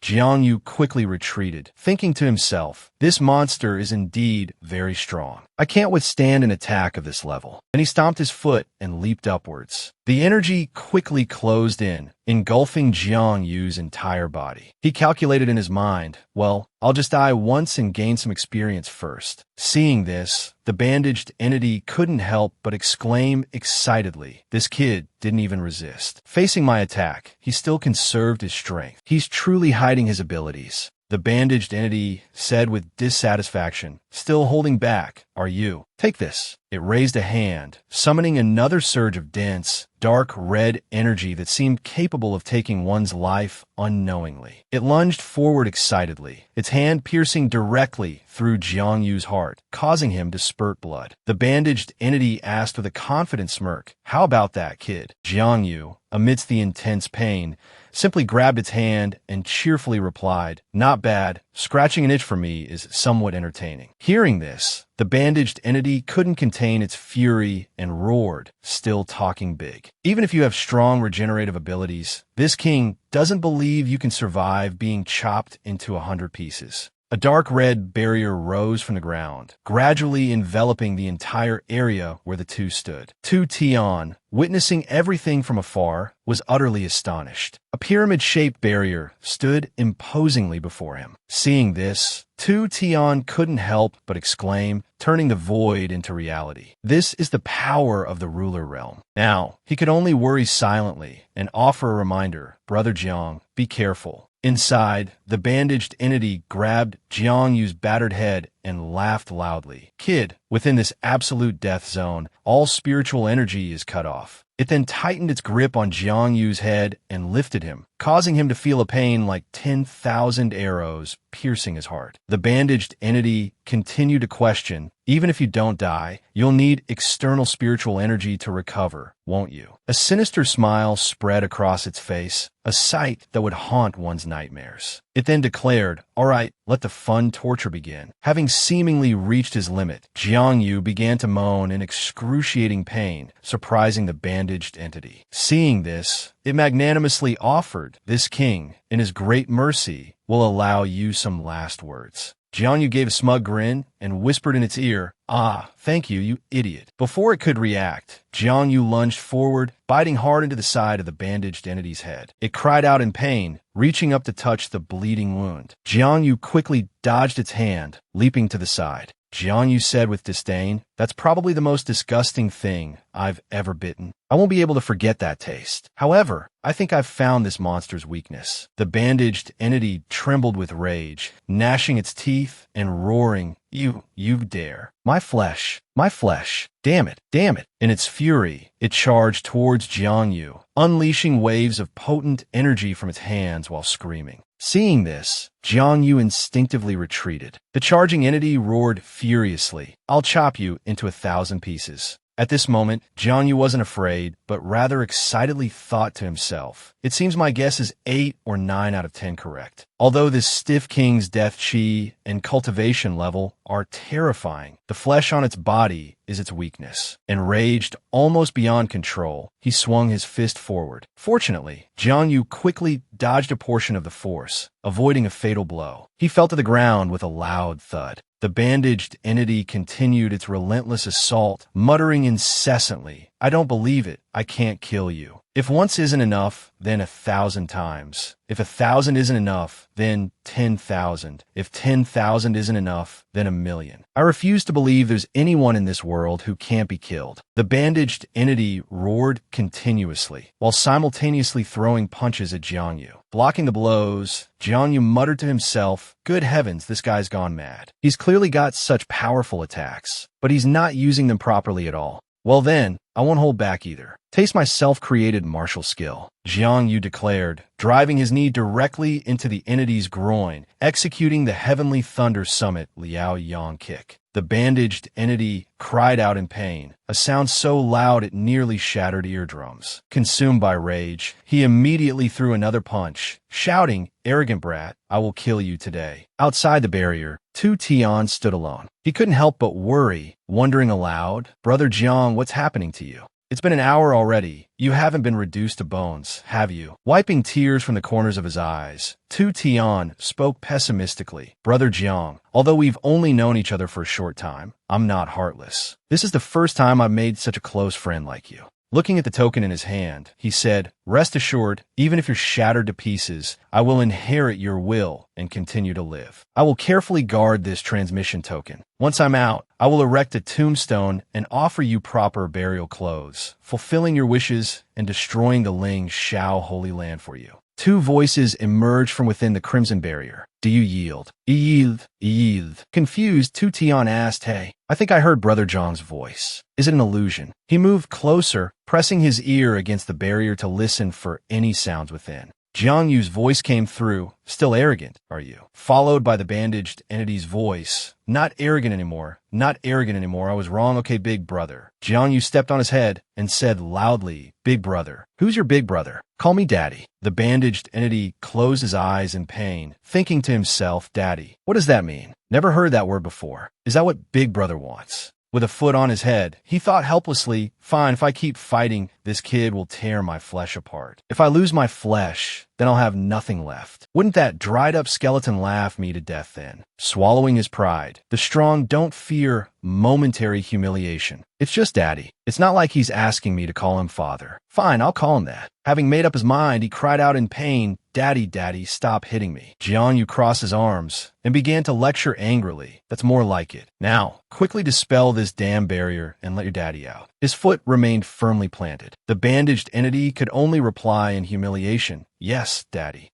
Tu Tion stood alone, observing his surroundings. At this moment, Jang Yu and the bandaged entity approached, and Jang Yu greeted him cheerfully. "Hello, Brother Tuesday." Tu Tion stared at the two of them in shock, asking with difficulty, "Brother Jiang He, you, who is this?" He didn't answer, but turned to the decaying king and said, "Come here, this is your godfather. Hurry up and call him godfather." The decaying king was startled and his eyes widened. He then grinned and called out, "Godfather." Tu Tion pulled Jiang Yu aside, full of questions, and asked in a low voice, "Brother Jiang, what's the meaning of Godfather? And what exactly did you do to this guy?" Jiang Yu also explained in a low voice, "Godfather, it's a local expression of mine. It means Godfather. This guy doesn't understand and is smiling foolishly. But don't worry, with me here, he won't dare do anything." This brother has been completely subdued. Tu Tion stammered in astonishment, "Oh, is that so?" Jiang Yu coughed twice and ordered the decaying king, "Come here." The decaying king happily obeyed his command and said in a fawning tone, "What is it, Dad?" "Godfather." Jiang Yu's expression became serious, and he asked, "This time, your godfather and I came here to save a woman. She was captured by the tentacles of the Emperor Blood Divine Tree. Do you have any clues?" Jiang Yu's jaw dropped in surprise, secretly wondering, did he capture her? He's never asked about the outside world before. Why would he suddenly attack a female cultivator? He gritted his teeth, still lost in thought. No wonder this peaceful place has been disturbed by outsiders after 10,000 years. It turns out it was caused by you, you little brat, and you even provoked this monster. Not only can I kill him, but the key is he's even crazier than me. I can't mess with this kid, and I can't mess with you either. But what should I do? Seeing him in a daze, Jiang Yu called out to him, "What are you hesitating about over there?" Jiang Yu seemed to guess something from the decaying king's expression. "Are you hiding something from us?" The decaying king waved his hands in fear, stammering, No, I wouldn't dare intentionally hide anything from Dad. Let me think carefully,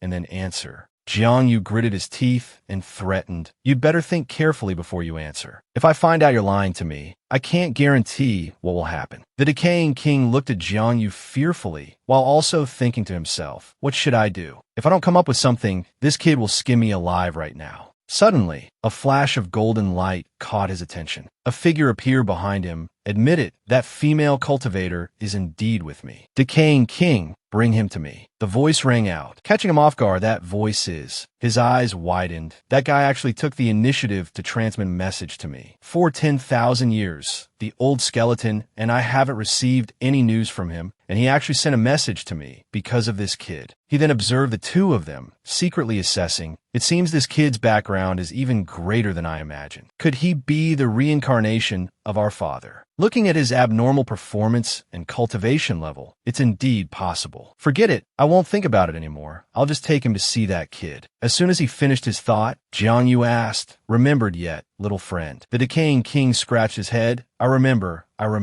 It seems like there was such a thing. Rest assured, she's safe and sound. I'll take you to see her now." Jiang Yu simply replied, "All right then." The scene shifted to another location. The three of them stood before a giant stone gate. The decaying king placed his hand on it. Then the stone gate opened. A beautiful light shone from within. The decaying king pointed inside and explained, "Go in from here, and you can meet the friend you're looking for." Tu Tion remained wary of the decaying king. Turning to Jiang Yu, he said, "Brother Jiang, this guy's cooperation seems suspicious. We should be careful." Jiang Yu, pointing to himself, confidently replied, "What's there to fear? If the sky falls, I'll hold it up. If you're worried, I'll go in first." Jiang Yu sighed, muttering to himself, "Humans are truly disadvantaged, always afraid of this and that. Luckily, I have the system, so I'm no longer human." Tu Tion looked at Jiang Yu's eye with initial confusion. Jiang Yu stepped into the space between the two stone walls. Tu Tion reached out to stop him, but seeing Jiang Yu already inside, he called out in alarm, "Brother Jiang." A worried expression spread across Tu Tion's face. Did my little brother hit his head as a child? Tu Tion, consider myself experienced, but he's even more reckless than me. He gritted his teeth and swallowed hard. Rushing into the space, he called out, "Wait for me, Brother Jiang." The bandaged entity remained silent as Jiang Yu entered. Tu Tion cautiously entered, the light from within illuminating his face. Seeing Jiang Yu standing ahead, he called out, "Brother Jiang." Jiang Yu seemed focused on something. Tu Tion slowly approached, a look of astonishment spreading across his face. A hairless human figure with snow-white eyes, surrounded by swirling, powerful streams of light. Jiang Yu still hadn't recovered from his shock. Tion, seemingly realizing something, widened his eyes in astonishment. What kind of creature is this? I feel like he doesn't even exist in the same space as us. I've met many powerful cultivators, even glimpsed the majesty of Saint Realm experts from afar. But not even they gave me this feeling. Jiang Yu didn't answer, lost in thought. He seems completely unbound, like me, unconstrained by the laws of heaven and earth. I rely on the system, but how does he do it? The strange figure finally spoke, his head slightly bowed. Jiang Yu, Tion, I didn't expect you to follow me here. It seems the future isn't so easily changed. Jiang Yu's jaw dropped in surprise, his mind racing with questions. How does he know my name? I didn't sense any intrusion or reading of my consciousness. This shouldn't be possible. As if understanding Jiang Yu's thoughts, the strange figure spoke again. Don't be surprised, Jiang Yu. I come from the future, so of course I know you. Unfortunately, I'm not beyond the rules. I'm still bound by certain things. Jiang Yu and Tion stared up at him intently. Therefore, I can't fully explain our connection. You must understand it yourself. The figure's lack of facial features made it impossible to discern his emotions. Confused, Jiang Yu asked, understand. Senior, could you be more specific? The figure replied slowly, with your current strength, knowing too much would be detrimental. In time, you will understand everything that's happening here. He offered no further explanation, only cryptic words. Jiang Yu pondered, this senior speaks in riddles. Well, I should ask about Yin Ni's whereabouts. The figure asked, Jiang Yu, you wish to know the whereabouts of Zhang Yin and I, correct? But he only looked up at the figure floating in midair. He frowned in confusion. How does he know what I'm thinking? The strange figure, seeing his surprise, said with an impassive face, don't be surprised, Jiang Yu. I told you, I come from the future. Everything that's happening today, I've already experienced in the past. Streams of energy still enveloped the strange figure in light. You don't need to worry about Zhang Yin and I. I've given her an opportunity. You'll meet again in a year. The strange figure spoke. He listened, slightly surprised, while Tion beside him remained vigilant. Bringing her into this ruin, wasn't it for this very reason? The strange figure asked. He listened, slightly surprised, while Tion beside him remained vigilant. He fell into deep thought. Could my previous speculation be true? The Azure Empress, tainted by the divine dragon's blood, gave birth to 3 clones. Could the owner of this ruin truly be? He placed a hand on his chin, concentrating. At this moment, Tion suddenly spoke. Could it be you and the 2 demons from before? Could you be the 3 clones severed by the Scarlet Emperor Supreme, one of the 4 ancient Supreme Emperors? He voiced his thoughts. The strange figure emitted a faint light. It seems you 2 have some understanding. His voice echoed throughout the chamber. Jiang Yu leaned forward slightly and said, but senior, legend says the power of the 4 ancient supreme emperors far surpasses other supremes. They could even kill immortals. Why did such figures disappear? The figure suddenly fell silent. Heavenly secrets mustn't be revealed, but I can give you a hint. The strange figure spoke as if after careful consideration. Both of them watched him intently, listening to his words. In the future, when you face the supreme tribulation, you must be wary of the immortal realm. The strange figure warned cautiously. Both of them were astonished, their jaws dropping. Be wary of the immortal realm, they said in unison. He was confused, saying nothing, only thinking to himself, the immortal realm. Hasn't the immortal realm long since vanished? Seeing their silence, the strange figure continued. All right, I've truly said too much. Just remember my words, and one day you'll understand. You shouldn't have met me. You should have been transported elsewhere to receive your opportunity. The strange figure extended his hand, a swirling green energy appearing in his palm, like a small tornado. Now, I will transfer this opportunity to you. As soon as he finished speaking, brilliant energy began to envelop him and Tion, both of them bewildered and uncomprehending. Tion looked at the strange figure still floating in midair. Senior, what are you doing? The figure didn't answer immediately, but spread his arms wide, a surge of power flashing through the void, as if a beast was pouncing. The strange figure spoke his final words. I hope this encounter can slightly alter the trajectory of the future. Brother Jiang, this person is so strange, seemingly familiar and close to him. To the ancient battlefield, a whirlwind of immense power appeared there, stirring up a thick cloud of dust. Jiang Yu sat on the ground, the dust still swirling around him, causing him to cough a few times. His face fell into contemplation. Damn it, this senior keeps saying cryptic things. Can't he speak more plainly? He only said half of what he meant and then sent us away. But thankfully, this senior likely won't harm Mission and I, so I can rest easy. He grumbled while feeling a bit more at ease. A thud echoed from behind him. He stood up and turned around to see Tion on the ground, clutching his backside with a pained expression. Brother Tuesday, he called out, his voice a little loud. He rushed over to help him up. Brother Tu, what happened? He asked repeatedly. Tion gritted his teeth and closed his eyes, seemingly in great pain, his expression unchanging. My butt, he managed to explain. Jang Vu asked, puzzled, your butt what? He looked behind Tion and saw a sturdy brown hand firmly gripping his buttocks. The terrifying hand seemed to have sprouted from the ground, causing the earth and rocks there to bulge. A green liquid dripped from its fingers. He cursed angrily, idiot, releasing Tion. He stood up and yelled toward the sky. Where is this place? The area was barren, with dry earth and rocks, surrounded by desolate cliffs. Tion got to his feet, turned to him, and said, I don't know. It seems like an ancient battlefield, abandoned for a very long time. There's still a strong, lingering, evil presence here. The arm from earlier was still twitching on the ground. His haggard face drooped. How unlucky. I really don't understand why these things like to teleport around like this. Jang Vu looked to the side and asked, Brother Tu, what do you think about what that senior said? The strange figure's words seemed to be troubling him. He wanted to know who he was and what his intentions were. Tion, however, seemed unconcerned about the stranger's words. He closed his eyes and calmly countered, what's there to think about? He spread his hands and said indifferently, the supreme tribulation is a tribulation one faces when breaking through to the supreme realm. I don't even know if I can break through to that realm myself. Jang Vu listened with wide eyes. Then he touched his chin, his tone somewhat agreeable. That's true. He thought to himself, after all, this master has an immortal body. If there really is the kind of threat that Senior mentioned, it won't be a good thing. We'll talk about it when the time comes. It's a bit far-fetched right now. As Tion was speaking, Jang Vu suddenly sensed something behind him. Behind him was a terrifying monster, its entire body glowing red as if scorched by the sun. Tion, still unaware of the monster's presence, smiled casually and turned to Jang Vu.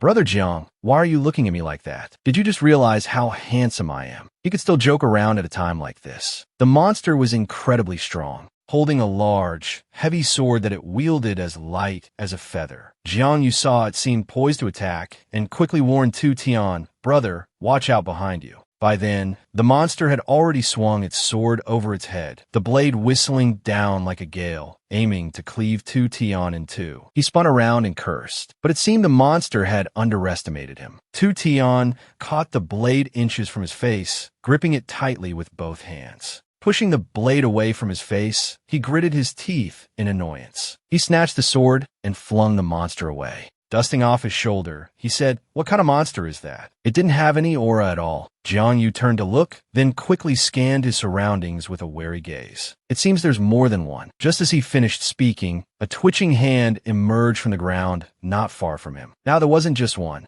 but there were 5 or 6 of them. Their characteristics were very similar. Only the one just now had black eye sockets, while these ones all had blood red eye sockets. They surrounded them in a circle, trapping the 2 men in the middle. Tion spoke first. After 10,000 years, their bones haven't decayed. These skeletons, when they were alive, were at least Dong Tion realm experts. He also coldly replied, but even Dong Tion realm experts can't exist for 10,000 years and still retain consciousness. These skeletons are truly strange. A skeleton holding a hooked weapon with a sharp tip aimed at them. Another skeleton approached, holding a long spear, and immediately lunged towards Jang Vu. Jang Vu quickly took out his shield to protect himself, saying, showing off your axe skills in front of a carpenter. But unexpectedly, the skeleton was quite formidable. Its spear shattered the shield, tore Jang Vu's clothes, and pierced through his arm. Jang Vu staggered back in astonishment, looking at his arm, and angrily exclaimed, what the? Blood slowly flowed from his arm. Jang Vu thought to himself, I made a mistake. A weapon that can be preserved for 10,000 years without being destroyed is probably as powerful as a magical treasure. These skeletons are not easy to deal with. Tion approached and stood behind Jang Vu. Seeing his injury, he said, Brother Jiang, don't underestimate the enemy. These skeletons were all Dong Tion realm experts when they were alive. Although they have lost their flesh and blood, they're not ordinary. But this level of strength is still too weak for me. Brother Jiang, you go ahead and heal your wounds. Leave them to me. Following that, more and more skeletons gathered, continuously pressing towards the two of them. Suddenly, Tion shouted, "Spiritual treasure, mysterious transformation, cross-shaped breaking general." Holding the spiritual treasure, Tion yelled, "Brother Jiang, get down." Then, Tion unleashed a powerful blow towards the skeletons. Truly extraordinary power. Tion's single attack cleaved a skeleton in two. Zhang Yu, standing there, was also astonished. He thought to himself, unexpectedly, Brother Tu's true strength is not inferior to Holy Son Yin Zhongjia of the Three Holy Lands. Tion withdrew his spiritual treasure and said with a smug smile, "They're just a bunch of undead." "What do you think, Brother Jiang? Although your older brother doesn't have as many tricks as you, my strength isn't bad, right?" Zhang Yu turned to look at Tion and gave him a proud thumbs up in agreement. Seeing this, Tion became even more smug.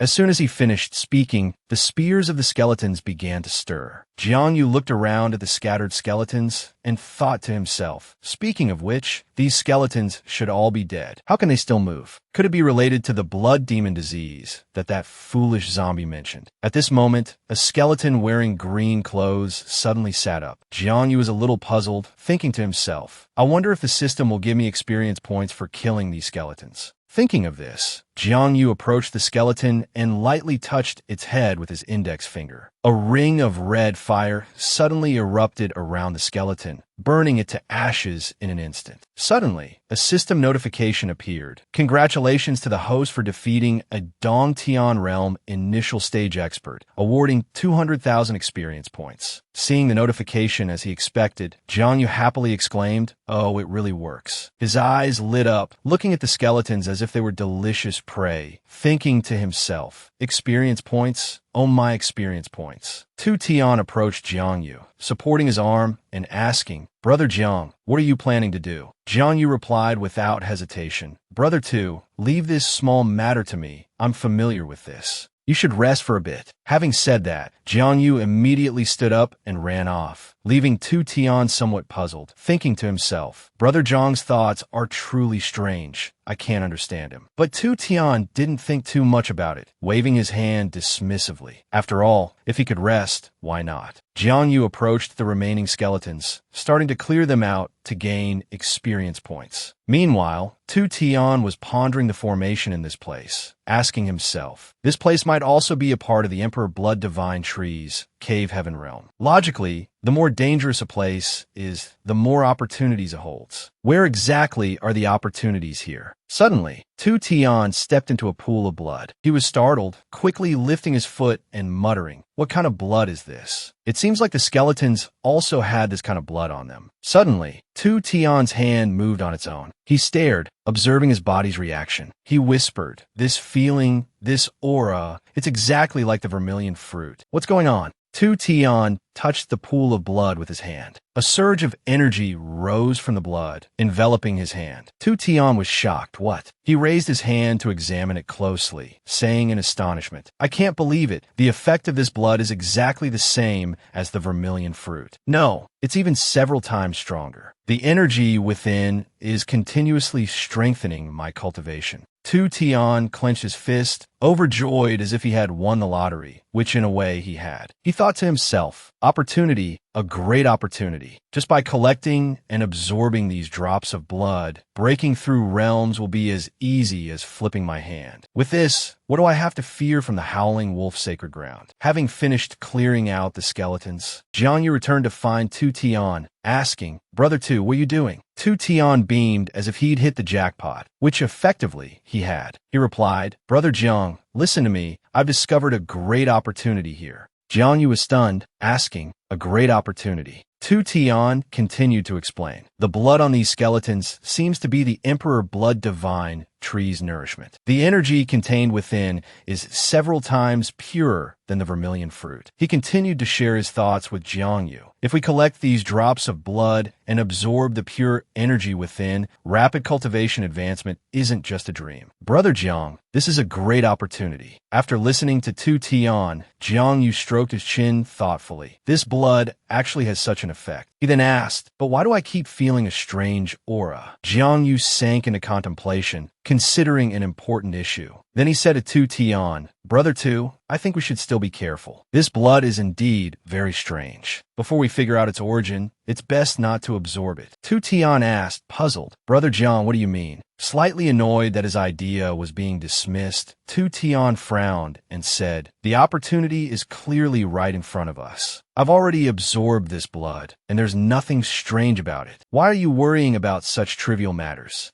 Tion continued, if you're afraid, then just let me absorb this blood alone. Why hesitate over such a good opportunity to increase our cultivation? His suggestion dismissed, Jiang Yu didn't bother explaining further, calmly replying, all right then. He looked at Tion with a hint of worry, thinking to himself, Elder Brother Tu's state is a bit strange. Perhaps he's too excited. It makes sense. I have the system's body, so I might not fully understand the mindset of a normal cultivator encountering a great opportunity. Maybe I'm overthinking it. Tion walked ahead, calling back to Jiang Yu, this is just the outer area. If we go deeper inside, we might be able to collect more blood. Tion smiled and said, let's go, Brother Jiang. Jiang Yu replied, oh, all right. After walking for a while, Jiang Yu suddenly stopped, as if sensing something unusual. A skeleton captain riding a skeletal steed spoke. Indeed, there's the aura of lower realm beings. It seems they haven't gone far. A skeleton soldier approached and reported to the commander, reporting, sir, we've discovered 5 bodies, reduced to ashes, confirmed to be our soldiers. The skeleton commander thought to himself, lower realm humans were actually able to kill my subordinates. It seems those who came this time are not simple. He looked into the mirror, seeing 2 figures, one of whom was absorbing the Crimson Emperor Supreme's blood essence. He angrily crushed the mirror. That blood essence isn't easily absorbed. Soon enough, that lower realm being will become like us. The skeleton soldier continued to report, sir, should we pursue those 2 lower realm beings? The skeleton commander ordered without hesitation, pursue. Of course we must pursue. He continued, these lower realm beings were able to reach this place. They might be connected to the Crimson Emperor Supreme. Perhaps they possess a way to leave this damned place. Ever since we besieged the Crimson Emperor Supreme with the Immortal King 10,000 years ago, we've been trapped here, turned into neither human nor ghost. I can't endure this any longer. The skeleton continued to explain to the soldiers that old Crimson Emperor shed his own flesh and blood, his fate unknown. The Immortal King's whereabouts are also unknown. In this state, we can't return to the upper realm. We can only find a way to the outside world, absorb enough life force to reconstruct our bodies, and then we'll have a chance to return. Having finished speaking, he grabbed his bone whip, preparing to attack. The skeletal steed neighed, and the skeleton commander ordered, all soldiers, listen up. Capture those 2 lower realm beings. Jiang Yu smashed a skeleton with a single palm strike, sending bones and teeth flying. Meanwhile, Tion used his magical treasure to repel a group of skeletons. Having eliminated most of them, Jiang Yu fearlessly stared at the burning skeletons. Jiang Yu furrowed his brow in thought. Traveling with Brother Tu, we've already killed more than 10 skeleton soldiers. Combined with my previous accumulated experience, it's helped my Black Tortoise Divine Scripture break through to the 6th level, greatly increasing my strength. The system immediately displayed notifications. Congratulations, host. Black Tortoise Divine Scripture has leveled up to level 5, consuming 5 million experience points. Congratulations, host. Black Tortoise Divine Scripture has leveled up to level 6, consuming 10 million experience points. Congratulations, host. Body Strength has leveled up to Early Divine Firmament Realm. Overwhelmed by the notifications, Jiang Yu's power surged, but he remained worried about Tion's state. Meanwhile, Tion was still excitedly absorbing the blood of the skeleton soldiers. Jiang Yu asked with concern, Brother Tu, are you all right? Absorbing the blood seemed to change Tion's complexion, making it appear unusual. However, Tion didn't seem to notice and calmly replied to Jiang Yu, I'm fine. I feel better than ever. Tion continued to absorb the blood, saying, the energy in this blood is truly pure. I've accumulated enough to break through to the Tion realm. Jiang Yu was stunned upon hearing this, while Tion laughed joyfully. Look, brother Jiang, my Tion is condensing. I'm about to undergo the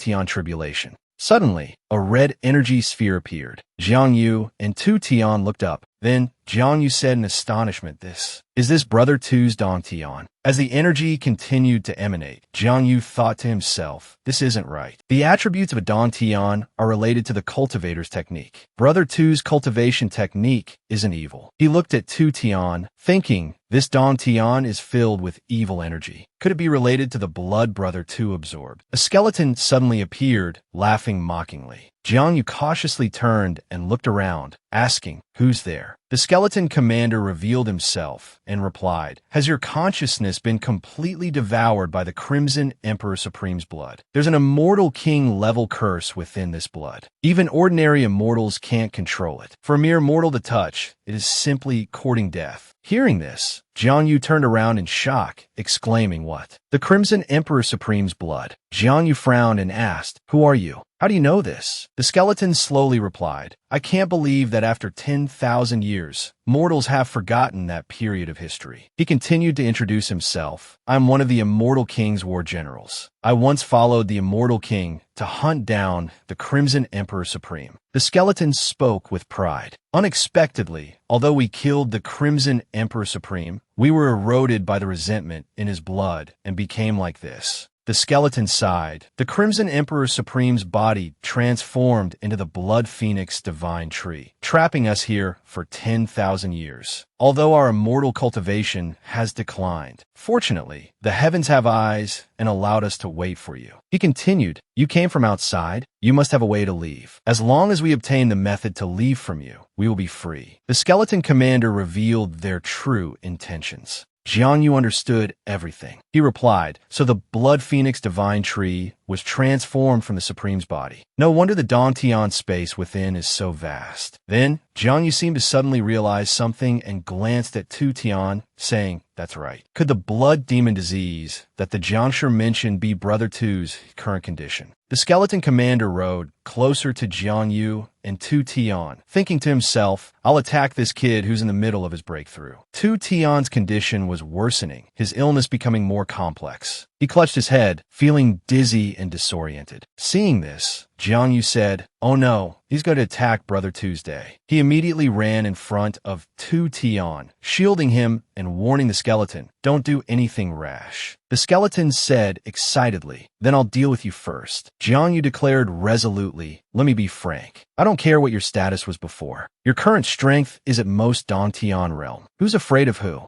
Jiang Yu gritted his teeth and unleashed the majestic dragon palm. He gathered fiery energy in one hand and blasted it towards the skeleton commander, who, not to be outdone, quickly drew his spear and countered Jiang Yu's attack. Soon after, the skeleton commander fell backward, his horse letting out a frightened neigh. Confused, the skeleton commander wondered, what's going on? He thought to himself, although my cultivation has declined, how could my immortal techniques be repelled by a mere mortal's martial skill? He continued his attack, while Jiang Yu gathered flames in his right palm, leaping up to deliver a fatal blow to the skeleton commander. Jiang Yu threatened the skeleton commander intensely. If you want to harm my friend, you'll have to get through me first. Seeing Jiang Yu's technique, the skeleton commander gasped, muttering, this flame is too dangerous, extremely dangerous, I can't touch it. The skeleton commander and his horse scattered. His horse, caught in the flames, rolled on the ground, while the skeleton commander jumped off, distancing himself from the burning flames. He dug his trident into the ground, creating a furrow, steadying himself, and landing safely. Having narrowly escaped death, the skeleton commander stood there drenched in sweat. What a powerful technique, almost identical to the Crimson Emperor Supreme's divine fire, just slightly weaker in power.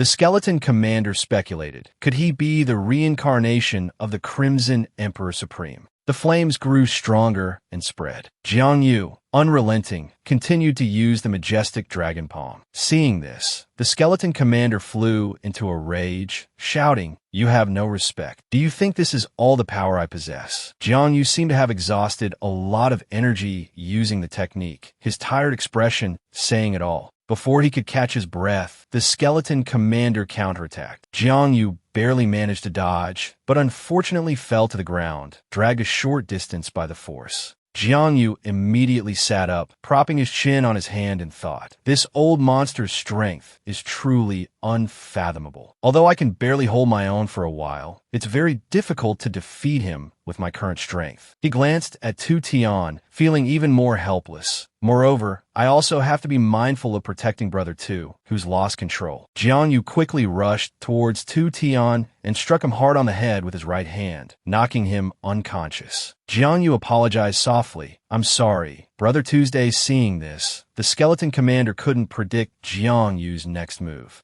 Sure enough, the skeleton commander's jaw dropped as Jiang Yu quickly hoisted Tion onto his shoulder and ran. Damn it, that brat is trying to escape. But even more surprising, the skeleton commander didn't immediately give chase, but sat there, stroking his chin in contemplation. If he truly is the reincarnation of the Crimson Emperor Supreme, then I can't let him live. Looking sorrowfully at his burnt warhorse, the skeleton commander must have been heartbroken. However, his warhorse was no ordinary steed. It was a unique and carefully chosen mount. With his power, the skeleton commander brought his horse back to its feet, fully functional. He leaped onto its back and roared, "Brat, you can't escape." Jiang Yu, busy running, looked back, his eyes widening in surprise as he thought, "That warhorse, injured by the Saint Physique Mortal Heart scripture, has fully recovered. Is this the life force granted by the Crimson Emperor Supreme's blood?" The skeleton soldiers and their commander were in hot pursuit. Halfway through his escape, a skeletal arm suddenly shot out from the ground, grabbing Jiang Yu's leg and immobilizing him. The skeleton shouted, "Master, I've caught the brat." Jiang Yu gritted his teeth, furiously cursing, "Do you want to die?" He then used the black tortoise transformation to break free from the skeleton's grasp. The skeleton, capable of not only burrowing underground, but also expanding to a size larger than the path, mocked him with a smug laugh. The skeleton commander paused to observe him, thinking, that secret technique that boosted his battle strength just now, could it be the Black Tortoise scripture? This kid definitely has some connection to the primordial supremes. The surrounding skeletons desperately tried to capture Jiang Yu, yelling, "Stop him. Don't let those two escape." Surrounded with no escape route, Jiang Yu thought helplessly. Could that horseman be commanding all these skeleton monsters? As the skeletons closed in, Jiang Yu suddenly worried. "This is bad. I'll be surrounded at this rate." Looking at the burden on his shoulder, Jiang Yu thought, "If my brother could protect himself, I'd be more confident in dealing with these guys. But this is troublesome." So, carrying Tion, Jiang Yu quickly fled. The skeletons were stunned that he could fly within the grotto heaven. It seems his physical strength is nearing the grotto heaven realm. No wonder he's so powerful despite only being at the half-step grotto heaven realm. To stop Jiang Yu's aerial escape, the skeleton commander ordered, "You think you can escape like that?" Archers, several skeleton soldiers, aimed their bows at Jiang Yu, ready to fire.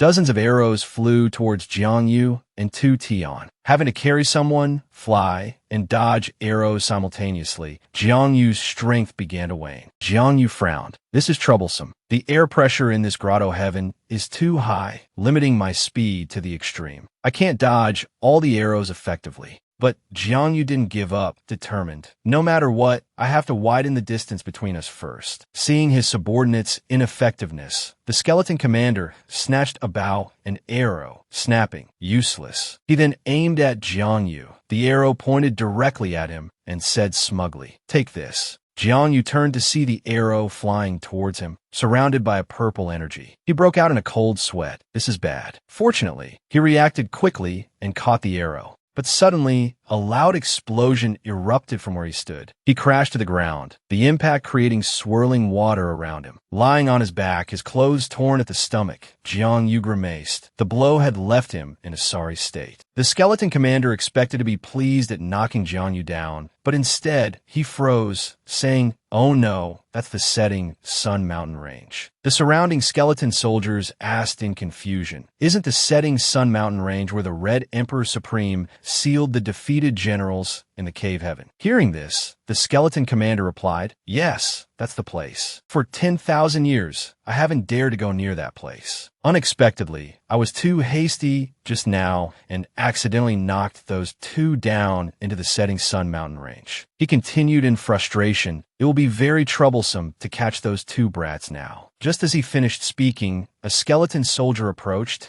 and suggested, "Sir, it's been 10,000 years. Even if those strong warriors from back then could resist the Red Emperor Supreme, they might not have retained much of their strength now. Why don't we go in and see what the situation is?" Before he could finish, the skeleton commander sent him flying with a blow, spitting blood. The skeleton commander cursed, "You treacherous wretch." He roared angrily, "Do you want us all to die?" The skeleton soldier crashed heavily to the ground. The commander continued, "The Red Emperor Supreme is a powerful being who can fight Immortal King-level experts with a mortal body. Even at their peak, they couldn't kill him, so how could they be easily defeated? But sir, if we let those two escape, won't we lose a good opportunity to leave this place?" "That makes sense." The skeleton commander's anger subsided. He replied, "We can only proceed step by step. Pass down the order for all our brothers to surround the setting sun mountain range. Without my command, no one is to enter." Then, the skeleton commander gave another order, "Absolutely no acting on your own. If you accidentally break the restrictions within the setting sun mountain range, I fear we will face overwhelming disaster. Is that clear?" The surrounding skeleton soldiers all agreed, raising their hands in enthusiastic cheers. Elsewhere, Tion remained unconscious, and Jang Vu, exhausted from the fall, lay motionless.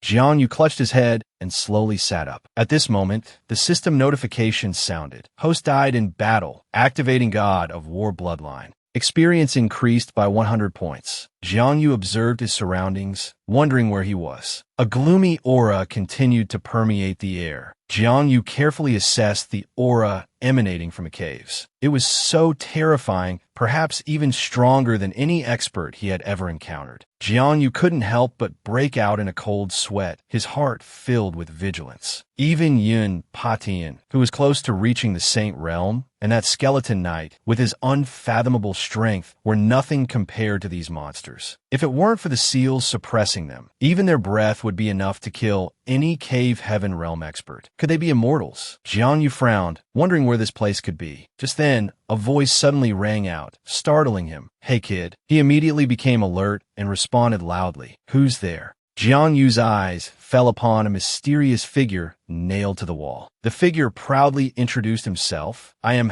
Yin Demon Lord, one of the overlords of the immortal realm. And you, kid, with your meager cultivation, how did you get here?" "Interesting." Yin Demon Lord looked down at Jang Vu and asked curiously, "Could it be that you were also captured here by the Red Emperor Demon Lord?" Hearing these words, Jang Vu felt a bit puzzled. Isn't the Red Emperor Demon Lord already dead? Even the skeletons outside know this, so how could he not? Then, the Yin Demon Lord suddenly furrowed his brows and angrily roared, "What? Brat, you say the Red Emperor Supreme is dead. What nonsense are you spouting?" Jang Vu suddenly came to his senses and hurriedly covered his mouth, thinking to himself, "I almost forgot that these people have very high cultivation and can read my thoughts." Bound to the cliff face, the Yin Demon Lord was still struggling. He yelled, "This lord can clearly still sense the Red Emperor Supreme's aura. You dare say he's dead?" Jang Vu was held in midair by his power. The Yin Demon Lord grabbed Jang Vu's neck and angrily questioned, "You better explain this clearly to me." The Yin Demon Lord's eyes burned with fury as he gritted his teeth and said each word slowly, "If he's dead, who will this lord take revenge on?" A long trickle of blood flowed down from the corner of Jang Vu's mouth. Jang Vu thought to himself, "I'm about to suffocate." He struggled to yell at the other man, "What does it have to do with me? Are you crazy? Let go, you lunatic." Already irritated, the Yin Demon Lord became even more enraged upon hearing this. He gnashed his teeth and roared, "A tiny ant dares to speak so loudly. You want to die?" Then he immediately tightened his grip on Jang Vu's neck, causing him to instantly suffocate. After finishing him off, the Yin Demon Lord tossed the body aside and said with disgust, "Trash." However, at this moment, the Yin Demon Lord was filled with doubt, wondering to himself, "But is the Red Emperor really dead?" No, absolutely impossible. He has long since reached the realm of immortality. He simply cannot die. Furthermore, The Haotian demon lord looked at the chains binding him and continued. The power binding me hasn't weakened at all. He can't be dead. There's only one possibility. He encountered a powerful enemy and was forced to feign death and reincarnate through some kind of secret technique. Red Emperor, you might be able to fool others, but you can't fool me. The Haotian demon lord looked into the distance again, thinking, I wonder where that brat got that false information. At this moment, the Haotian demon lord suddenly noticed that the two corpses below had disappeared. He frowned, puzzled. Where is that brat's body? And the other brat who was with him? Then the Haotian demon lord immediately noticed Jiang, you carrying someone and running away in the distance. He yelled there. The Haotian demon lord thought to himself. He was clearly dead. How did he come back to life? How did he do that? He couldn't help but curse, daring to play tricks on this lord. Jiang Yu cautiously looked back. Damn it, I've been discovered. He immediately sped up his escape. The Haotian demon lord was struggling intensely, but he was restrained by the chains. The chains stretched taut as the Haotian demon lord desperately tried to break free. After running for a while, Jiang Yu finally breathed a sigh of relief and waved his hand mockingly. I thought you were so powerful. How could I, your grandpa, not have a way to deal with you? No need to see me out. Farewell. The Haotian demon lord could only helplessly endure this humiliation, gnashing his teeth and saying, Damn you, daring to look down on this lord. The Haotian demon lord immediately mobilized the demonic energy within his body, a deathly aura enveloping him. He roared, Do you really think this lord will be imprisoned by these restrictions? Gradually, one of the chains began to show signs of breaking. Seeing the situation wasn't good, Jiang Yu frowned, wanting to curse. This is impossible. He's really crazy. He could clearly escape the restriction, but he's still playing this binding game. He's probably got a screw loose. Jiang Yu hurriedly embraced the other person, thinking to himself, This is bad. We have to get out of here. At this moment, a dark shadow suddenly appeared behind Jiang Yu.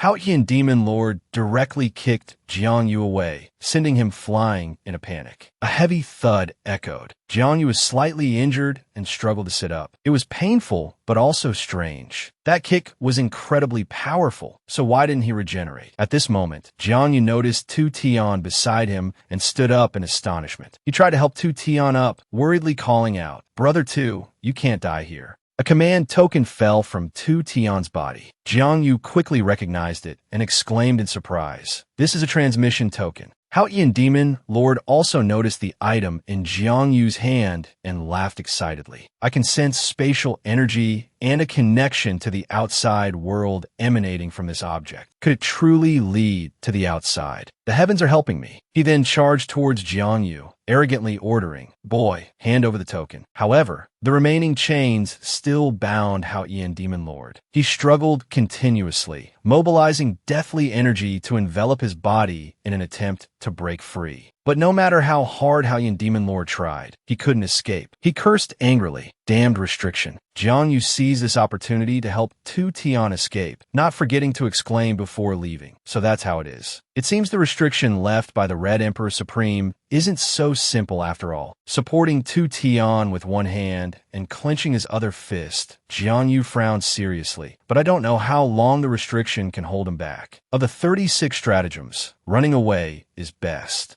So Jiang Yu carried Tion and fled. Seeing this, Haotian demon lord was furious. No, that brat is trying to escape. He decisively abandoned his imprisoned body, allowing his spirit to escape, thinking to himself, to leave this damned place. I have no choice but to abandon this body. Haotian demon lord's primordial spirit followed Jiang Yu into the spatial gate. At this time, a group of people were gathered in front of the great tree. One of them quickly noticed the anomaly and warned the others. Something is about to emerge from the ancient tree. At that moment, Jiang Yu rushed out, carrying Tion. Among them, someone recognized him. A young woman cried out in surprise, Young Master Jiang. Yin Zhongsheng naturally saw them as well, and hurriedly asked Black Demon Patriarch beside him, Black Demon Patriarch, didn't you say this kid was dead? Black Demon Patriarch was also surprised and replied doubtfully, Strange, I truly sense this kid's death. Perhaps he received the Red Emperor Supreme's inheritance within the ancient tree. Only the Red Emperor Supreme has the power of rebirth. At this moment, a lofty elder looked down at the two and said coldly, Then capture this brat and force him to hand over his fortuitous encounter. Jiang Yu immediately felt uneasy, gritting his teeth and cursing inwardly. I almost forgot there were 4 people waiting outside. We're screwed this time. Suddenly, Su Qing stepped forward to speak up for them. Wait a moment. Chu Tion Quan coldly warned her. Su Qingcheng, what are you trying to do? Do you intend to monopolize the inheritance of the Red Emperor Supreme?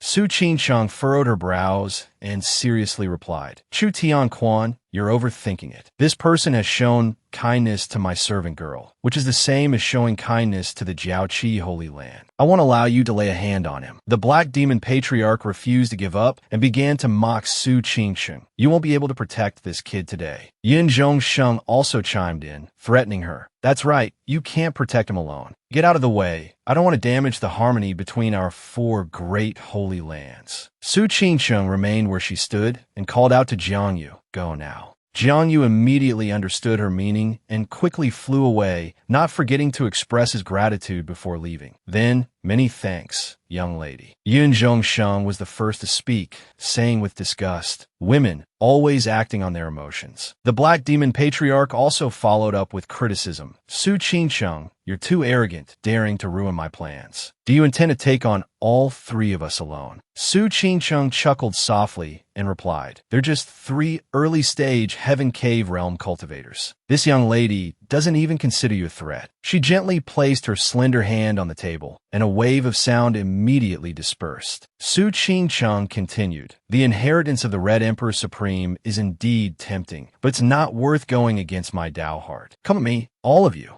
The Black Demon Patriarch recognized the object in Su Qingcheng's hand and hesitated slightly. That's the 7 profound limitless zither, the Jiaoqi Holy Land's Sect-protecting treasure. Su Qingcheng gently plucked a string, and a wave of sound immediately shot out. Yin Zhongsheng couldn't help but say to the other 2 with alarm, she can actually control a supreme-level artifact. How is that possible? Su Qingcheng glanced at the Black Demon Patriarch and coldly rebuked him. I've warned you repeatedly not to call me by my name directly, yet you violate it time and time again. First, I'll use you as a sacrifice. Heavenly sound destruction. A tremendous force shot directly towards the Black Demon Patriarch. The Black Demon Patriarch didn't have time to react, his eyes widening beneath his mask. As a single strike sent him flying, he cried out in pain, alerting the other 2. Chu Tion Quan looked towards Su Qingcheng in the distance, breaking out in a cold sweat, muttering, this is bad. The power of a supreme-level artifact is truly terrifying. It's impossible to resist. My goal is only that kid. There's no need to risk my life against this Su Qingcheng. He immediately opened a passage behind him, using his Heaven Cave realm power to tear open space. Yin Zhongsheng also noticed his actions, gritting his teeth and cursing. That Chu Tion Quan ran off on his own again. Su Qingcheng didn't want to prolong the fight and calmly said to Yin Zhongsheng, Yin Zhongsheng, we are all from the 4 great holy lands. I don't want to kill you. You can leave.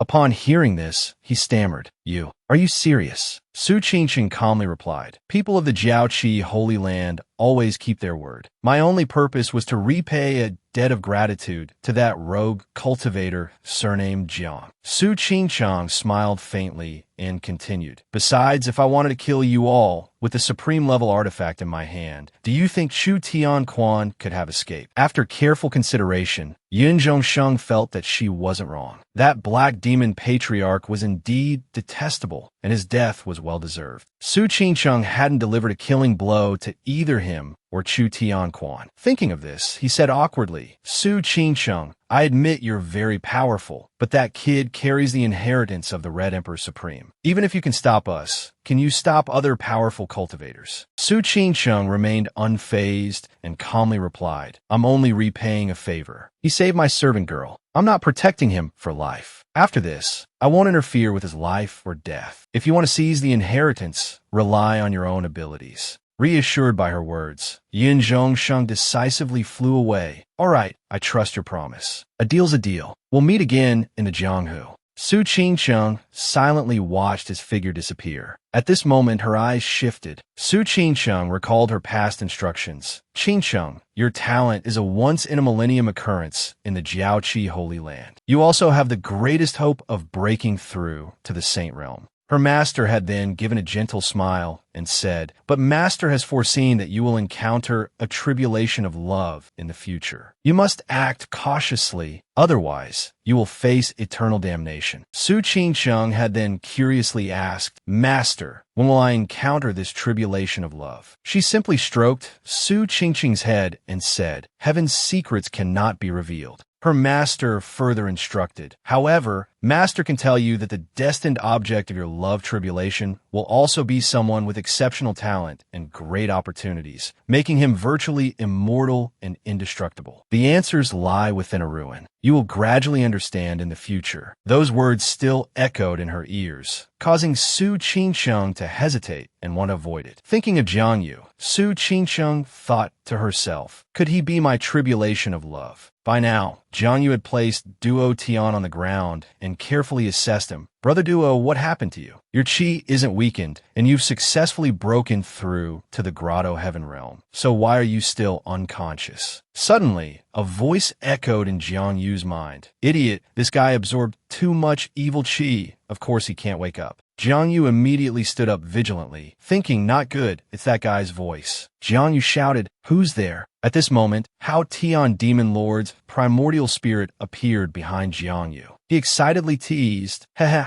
I'm currently inside your mind, see." Jiang Yu was stunned, suspicion rising in his heart. How did he do that? Hao Tion's primordial spirit transformed into a stream of purple chi swirling around him. He said gleefully, surprised, "You've gained such a great advantage, and you don't even know it." Then, his primordial spirit transformed into a giant demon wolf. Hao Tion continued in a drawn-out voice, "If I hadn't wanted to escape, and my primordial spirit hadn't left my body, unable to withstand the spatial devouring, how could I have entered your mind sea?" Jiang Yu recalled his previous human form and looked at his current appearance, curiously asking, "Wait, you're that guy from before. Your true form is a dog." Hao Tion, angered at being called a dog, retorted, "What dog is as handsome as me? I am of the Azure Moon Divine Wolf clan." Speaking of his identity, Hao Tion proudly raised his chin and continued, "If this lord wasn't currently just a primordial spirit, only able to reside within your mind sea, you die, I die, with that last statement of yours, you would have been killed by me long ago." Jiang Yu couldn't help but feel a chill run down his spine. He thought helplessly, this your two barks just now already exposed you, you know? And you still say you're not a dog." Facing the Hao Tion demon lord before him, Jiang Yu curiously asked, "Wait, you said you're residing in my mind sea. What's that about?" Hao Tion glanced at him sideways, habitually licking his paw, and then explained, "That's nothing more than a contract method of our demon beast race. This lord, in order to escape from that place, established a soul contract within your primordial spirit. Only then could I reside as a primordial spirit within your mind sea to escape imprisonment." Hao Tion proudly raised his chin and continued to tell him, "Although your death would also dissipate this lord's primordial spirit, don't think you can use this to threaten this lord. Our Azure Moon Divine Wolf race only submits to the strong. Even the Scarlet Emperor Supreme back then couldn't make this lord yield. You little brat are still far from it." After hearing this, Jiang Yu sighed again, secretly scorning him in his heart. "It's as if I want to have anything to do with you. Can you not be so narcissistic?" Hao Tion Demon Lord once again suddenly moved closer to Jiang Yu, inquiring, "By the way, did you really receive the inheritance of the Scarlet Emperor Supreme?" Hearing this, Jiang Yu immediately panicked. Hao Tion sneered and continued, "Don't play dumb with this lord. Those four people, just now, were fighting over the inheritance on you. This lord saw it clearly from within your mind sea." He narrowed his eyes, assessing Jiang Yu, and added, "Moreover, you died and revived in front of this lord earlier. Truly, only the Scarlet Emperor Supreme has this ability. Although that old Scarlet Emperor's revival ability wasn't as effortless as yours, little brat." Jiang Yu couldn't help but hesitate for a moment. He stroked his chin and began to think. "It seems he's the same as those others, misunderstanding that I received the Scarlet Emperor Supreme's inheritance. But the Scarlet Emperor Supreme's inheritance was clearly received by Miss Yin and I. Jiang Yu couldn't help but scratch his head. Damn it, I've become Miss Yin Ni's scapegoat. When those people bring the news out of the ruins, won't the whole world be saying, I received the Scarlet Emperor Supreme's inheritance? The more Jiang Yu thought, the more helpless he felt, wanting to scream. He thought to himself, adding in my immortal physique, even jumping into the Yellow River won't wash this away. It's so unfair to be saddled with this blame. Seeing Jiang Yu remain silent for a long time, Tion spoke first. Hey brat, why haven't you answered me for so long? What are you thinking about? Are you thinking of lies to deceive this lord? Jiang Yu replied awkwardly. Just consider that I received the inheritance. There's no need to explain so much to a dog anyway. Tion was greatly irritated by this statement. He angrily warned, Brat, watch your tone. Standing before you is the renowned Tion Demon Lord. If you dare to be disrespectful to this lord again, I won't be polite. Jiang Yu retorted without holding back. I'm only down to a primordial spirit, and I'm supposed to be afraid of you.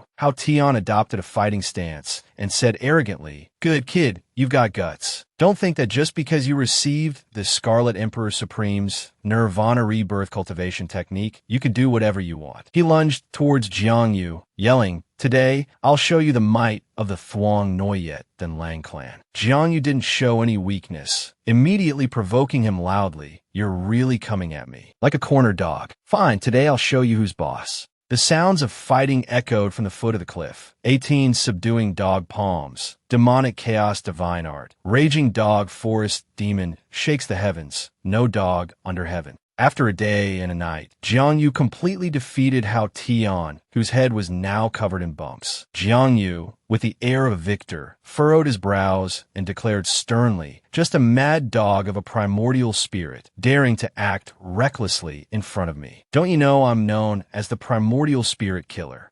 Tion lay helplessly on the ground, cursing Jiang Yu inwardly. This brat is a freak. To think that I, a dignified demon lord, would suffer a loss at his hands. Damn it, I've consumed too much primordial spirit power. My body has even shrunk. Jiang Yu gently lifted Tion. He declared authoritatively, From now on, I'm the big dog, you're the small dog. Understand, Tion, now in a subordinate position, could only force a smile and reply, crystal clear. Inwardly, he vowed, Damn it, a wolf never takes a loss lying down. Ordinary methods are useless against this brat. I'll wait until I condense my body and use the power of law to teach this kid a lesson. Jiang Yu finally put Tion down and said with satisfaction, Seeing your sincerity, I'll reluctantly accept you as my little brother. Then, Jiang Yu pointed towards Duo Tion, who was lying unconscious in the distance, and asked Tion, You call yourself a demon lord? You seem to know a lot. Do you know what's wrong with my friend? How can I wake him up?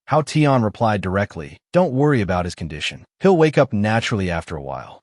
Tion continued, You, on the other hand, have now obtained the Scarlet Emperor Supreme's inheritance and have become everyone's target. If you don't leave this place quickly, I'm afraid sooner or later you'll be caught by powerful cultivators. Now that you and I are one, I don't want to suffer misfortune with you. He also exposed Jiang Yu's vulnerability. Although you have an immortal body, if you're sealed and imprisoned by some great sect using the power of the celestial realm, you will never be able to turn the tables. Hearing this, Jiang Yu's expression turned serious. He replied, It seems you know quite a lot. Given the opportunity, Tion spoke proudly. Nonsense. Back in the day, even the Scarlet Emperor Supreme, before he reached his peak, was suppressed by immortals. I know the weaknesses of the immortal body very well. Jiang Yu crossed his arms and exclaimed excitedly, So that's how it is. But let me tell you, even if I'm trapped by you, I have ways to turn things around. It's just a bit more troublesome.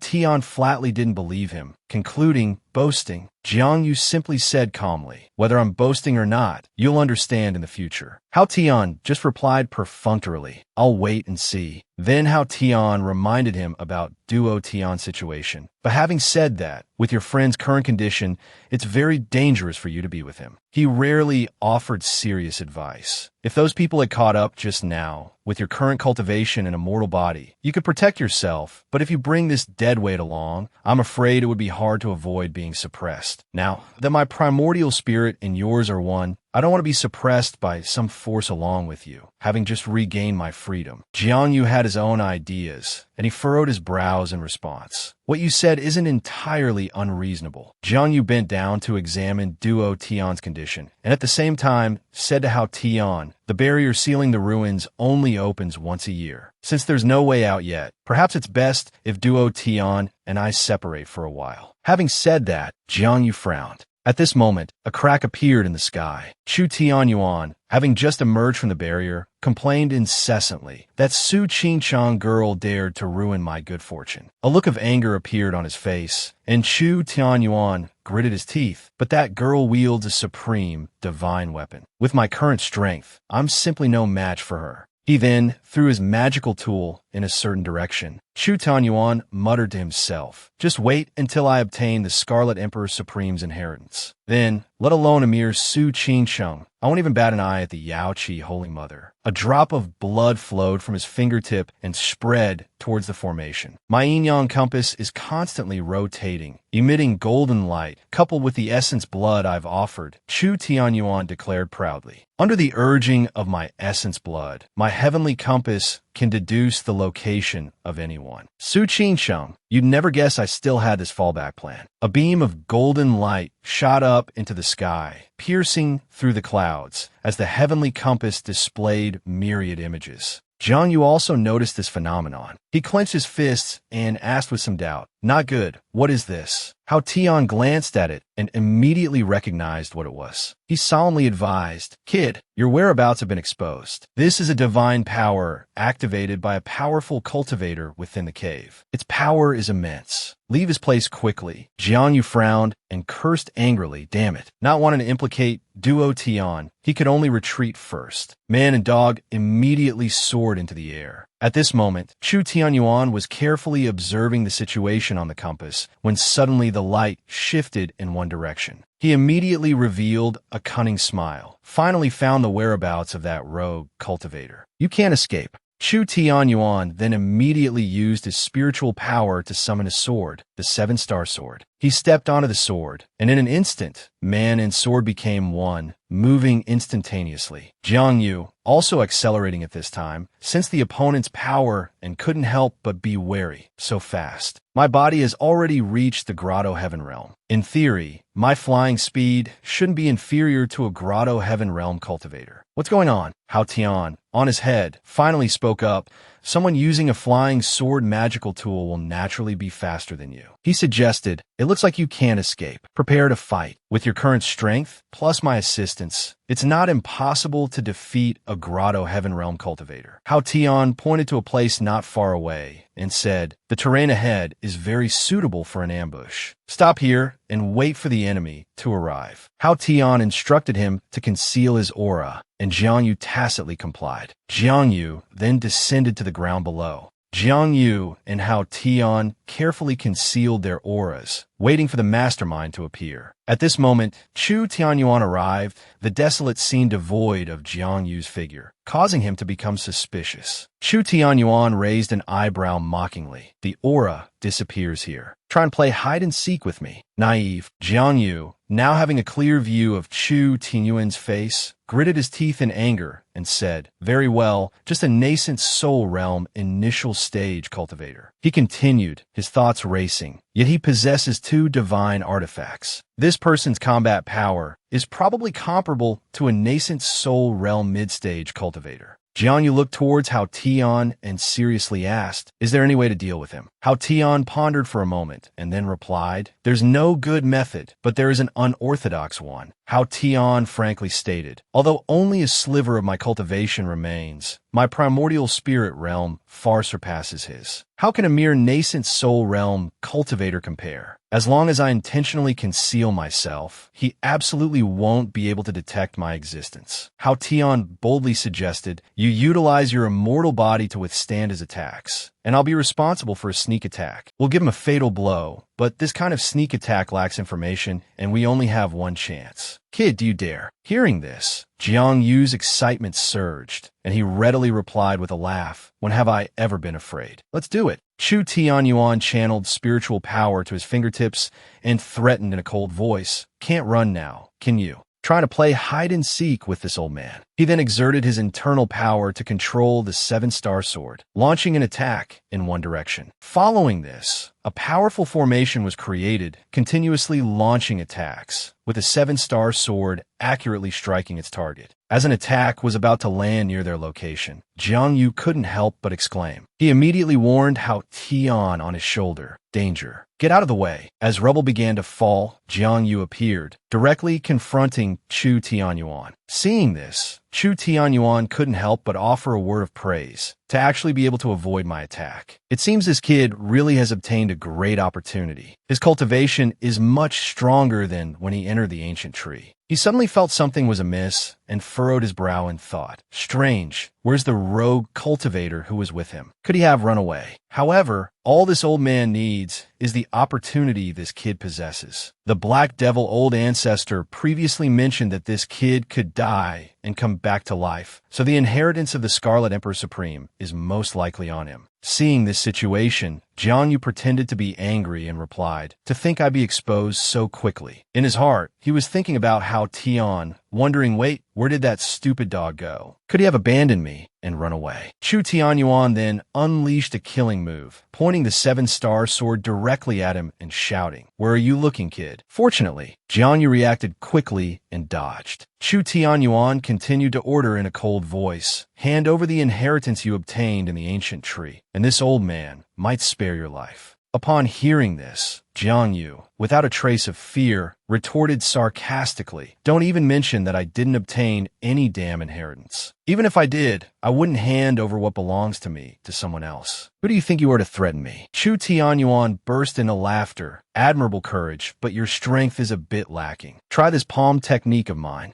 He then drew a rune character, and Chu Tianyuan shouted, "Chuta Fuk Ma Gioi." A ring of fierce fire surrounded the two. The flames began to burn and converge on a single point. Jang Vu immediately raised his guard. This is... Next, a massive ball of flames appeared before him. Chu Tianyuan released his hand, controlling the formation, and a shout of "Go" rang out. The blazing flames attacked Jang Vu. Jang Vu focused his spiritual energy into his palms and shouted, "The true strength of the nascent soul realm is truly terrifying, but today I am not someone to be trifled with." Dragon Wing Divine Palm. Jang Vu struggled to withstand the massive fireball that was about to strike him. However, the power of the fireball was immense, far surpassing Jang Vu's, making it no easy task to defend against. As the sparks faded, they gradually transformed into scorching chains of fire. 4 straight chains flew towards Jang Vu, causing him to cry out in surprise. "What?" Chu Tianyuan said smugly. "Boy, your technique is quite powerful, but your application of it is far inferior to a nascent soul realm expert, truly unable to withstand a single blow." Having finished speaking,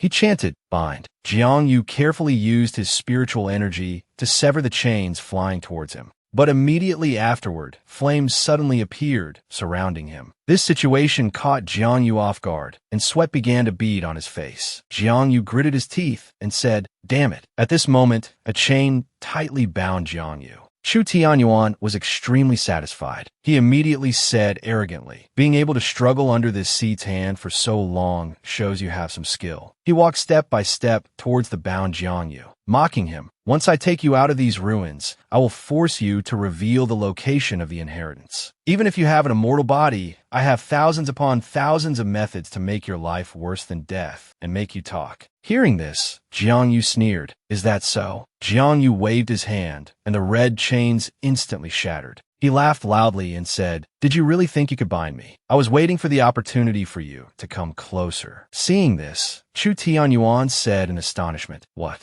Jang Vu quickly charged forward, his right hand gathering spiritual energy and pointing directly at him. Chu Tianyuan hurriedly raised his hand in defense. As Jang Vu's hand neared Chu Tianyuan, red spiritual energy scattered and spread, but Chu Tianyuan remained unharmed. Seeing this, Jang Vu frowned, looking at him in confusion. His hand remained placed before Chu Tianyuan's chest, the spiritual energy still not dissipated. Chu Tianyuan laughed loudly in mockery. "So naive. Did you think a sneak attack could defeat me? I have a sacred artifact protecting me. Your attack can't harm me at all." He glared at Jang Vu. But suddenly, a dog appeared behind him. "How Tion," the demon lord said. "Is that so?" With that, he lunged forward and bit hard into Chu Tianyuan's neck, causing him to cry out in pain, his face gradually contorting. Chu Tianyuan glanced at him, thinking, how can this be? He even has a helper. Why didn't the heavenly net compass predict this dog's existence? Then, Hao Tan, the demon lord, released Chu Tianyuan's shoulder and jumped down in front of him. Chu Tianyuan quickly placed his hand on the wound on his shoulder, frowning at the dog. He was incredibly furious, cursing inwardly. Damn it. What kind of creature is that dog? My wound is clearly not serious. So why does my primordial spirit feel so scattered? At this moment, the demon lord Hao Tian landed beside Jang Vu and said to him, "Kid, I used a secret technique to injure this guy's primordial spirit. This is the limit of what I can do. The rest is up to you." He turned his head to look at Chu Tianyuan and continued, "His primordial spirit is injured, and he can't utilize his full power. Don't let him recover. Take his life while he's wounded." Hearing this, Jang Vu chuckled softly. All right. He immediately charged forward, red spiritual power enveloping him as he executed the black tortoise transformation. Chu Tianyuan held his chest with one hand and said angrily, "Damn it, with my primordial spirit injured, I can't use the power of the Grotto Heaven. If I continue fighting, I might die at the hands of this brat." He then summoned a shield that appeared in front of Jang Vu, shouting, "Heavenly net compass, block him for me." The shield immediately transformed into a circular compass, emitting yin and yang spiritual power in all directions. Jang Vu was blocked and couldn't advance. While fleeing, Chu Tianyuan looked back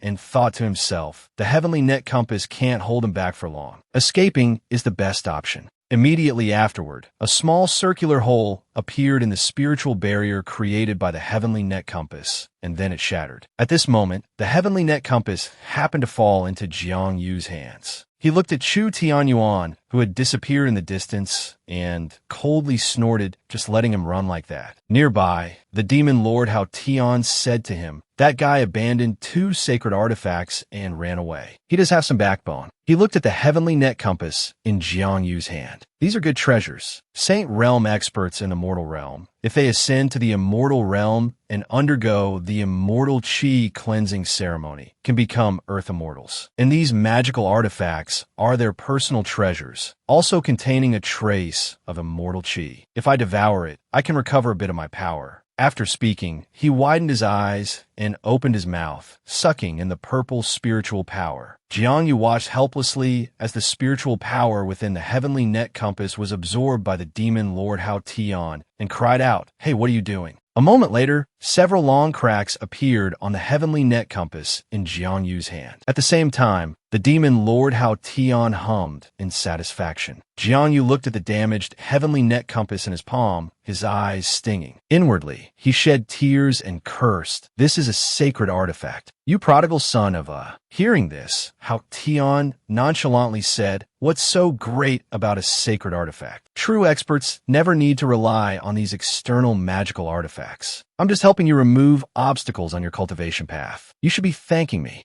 Jang Vu clenched his fists and angrily shouted, "So, I should be thanking you, is that it?" The demon lord Hao Tion looked at him blankly. He then said, "I'll just give you another one. What's the big deal? No need to be so angry. It took quite a bit of effort for me to get these 2 sacred artifacts." Jang Vu, upon hearing this, agreed, "Fine then." The demon lord Hao Tion looked at Jang Vu and continued, "Kid, although we joined forces to repel the enemy this time, in your current state, staying in these ruins will only lead to trouble sooner or later." He spoke seriously. "Moreover, we let that guy escape, exposing our whereabouts. Next time, it will be even more difficult to use this sneak attack tactic to win. You must know that with our current strength combined, we can deal with 1 Grotto Heaven Realm expert. But if 2 or more Grotto Heaven Realm experts come after us, I'm afraid we'll inevitably be suppressed." Jang Vu, hands on his hips, gestured and said, "You're stating the obvious. Unfortunately, this ruin isn't a place I can just enter and exit as I please. Getting in from the outside was easy enough, but getting out of here isn't so simple." Finishing his sentence, Jiang looked up at Tion, the demon lord, and said, "You're right. This place really is a fragment of the immortal realm that Qi Huang Supreme One knocked down, turning it into a separate dimension. Without Saint Realm cultivation, it's truly impossible to freely come and go." Hearing this,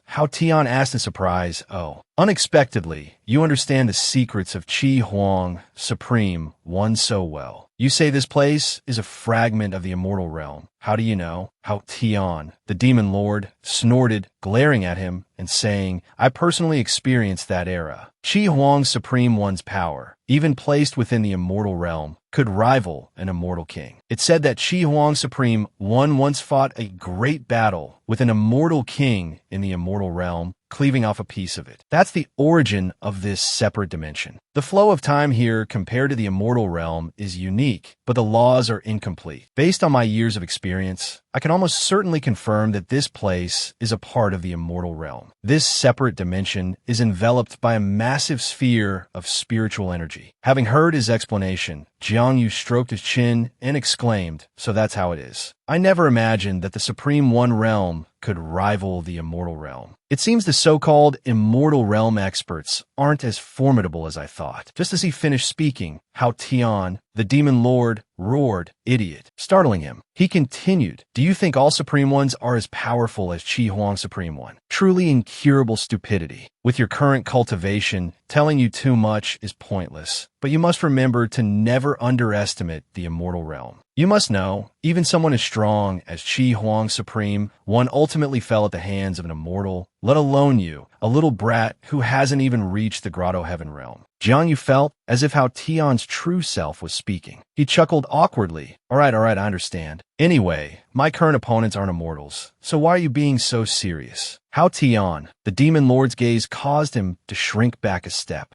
Tion continued, "Perhaps it's due to the method that old geezer Qi Huang chose for his successor, proving that the actions of the netherworld immortal realm aren't far off." He looked at Jiang Yu. Jiang Yu thought fearfully, "Why are you looking at me? I'm not Qi Huang Supreme One's successor. I'm just the scapegoat." Tion said, "Change the subject, kid. Since escaping is temporarily impossible, you might as well focus on improving your strength for self-preservation. This place is, after all, a fragment of the immortal realm, and also Qi Huang Supreme One's territory. There are bound to be quite a few heavenly treasures and earthly resources. If we can obtain some elixirs beneficial to the soul to restore my power, and I won't be so passive." Jiang Yu frowned slightly, analyzing, "Easier said than done. Heavenly treasures and earthly resources aren't that easy to find. Besides, I have a system. I don't need any heavenly treasures or earthly resources. Moreover, if I help you restore your power, won't you want to take revenge yourself? Do you take me for a fool?" Tion, the demon lord, looked at him and said, "For others, heavenly treasures and earthly resources are hard to find, but I am of the moon-sniffing divine wolf clan, innately sensitive to the aura of such treasures. Furthermore, you possess an immortal body. Encountering dangerous situations is fundamentally not a problem for you. As long as you and I cooperate, obtaining some heavenly treasures and earthly resources will be truly easy. What do you think?" Jiang Yu glanced at him, thinking to himself, "Isn't this just treating me like an errand boy? And he puts it so nicely." Suddenly, Jiang Yu thought of something. He bent down and turned to Tion, the demon lord, saying, "I've got it. Actually, we don't necessarily have to actively search for heavenly treasures. I have a better way." Intrigued, Tion asked, "What do you mean by not actively searching?" Jiang Yu said excitedly, "Think about it. Instead of waiting for them to come after us, why don't we strike first? We can take them out before they join forces." As he spoke, he made a throat-slitting gesture with his hand. After speaking, he leaned closer to Tion and said, "After all, if you and I team up against the Soul Formation Realm expert, we have a chance of killing them. Plus, we can take their treasures. Wouldn't that kill two birds with one stone?"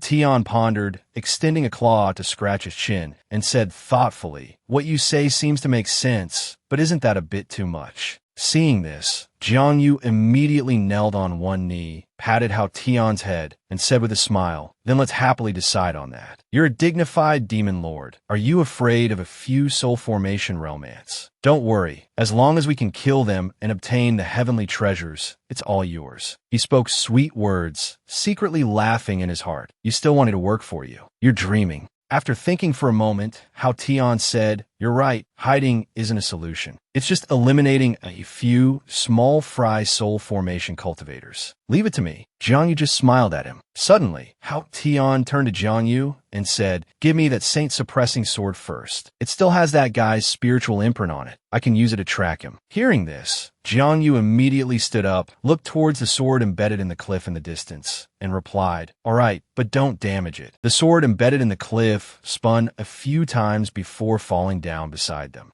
Tion quickly snatched the sword in his mouth. Elsewhere, Chu Tianyuan was leaning against a large tree, holding his face in one hand, muttering, "Damn it, what kind of technique did that dog use?" I, a dignified soul formation realm expert, am actually feeling dizzy and disoriented, my primordial spirit collapsing. He angrily slammed his fist into the tree trunk. "No, I absolutely cannot die here. I must dispel this soul-devouring secret technique before my primordial spirit dissipates." He gritted his teeth and said, "Things have come to this. I can only join forces with Yun Zhongxing to capture that brat. Although doing so means I won't be able to monopolize Qi Huang's Supreme One's inheritance. If this continues, I'm afraid I'll lose my life here." After speaking, he extended his hand and formed a seal, spiritual energy immediately spreading out in all directions. He used the 1,000-mile voice transmission to send a message to Yun Zhongxing, the spiritual energy in his hand quickly shooting up into the sky.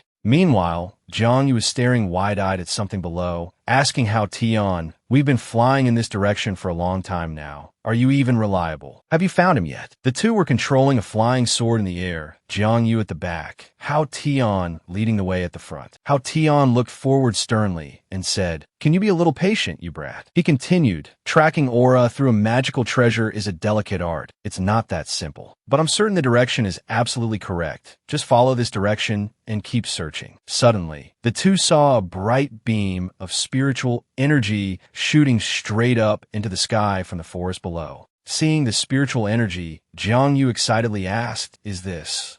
Tion, observing below, said, "Found him." He frowned and added, "Judging by the situation, it seems he's transmitting a message to someone. If he finds another Cave Heaven Realm helper, the situation could be reversed." Having said that, he jumped off the sword and told Jang Yu, "We must kill him before that happens." Jang Yu quickly followed him, jumping off as well. The two plunged downwards towards the location where the spiritual energy had just erupted. Jang Yu chuckled in response to Tion, "All right, let's quickly settle this." Below, Chu Tianyuan sensed the commotion above and looked up. But he quickly turned back, focusing on the hand seals he was forming, and frowned, saying, "Damn it, he actually managed to track me down. I must stall for time and avoid a direct confrontation before Yun Zhongxing arrives." Finishing his words, he waved his hand forward, using an earth technique. Instantly, a ring of spiritual energy spread out around him. However, Jang Yu flew straight ahead, controlling his flying sword towards him, and shouted, "Where do you think you're going?" The flying sword sped towards Chu Tianyuan, who had by now sunk into the ground. When the sword plunged into the earth, Chu Tianyuan and the ring of spiritual energy had vanished without a trace. Jang Yu and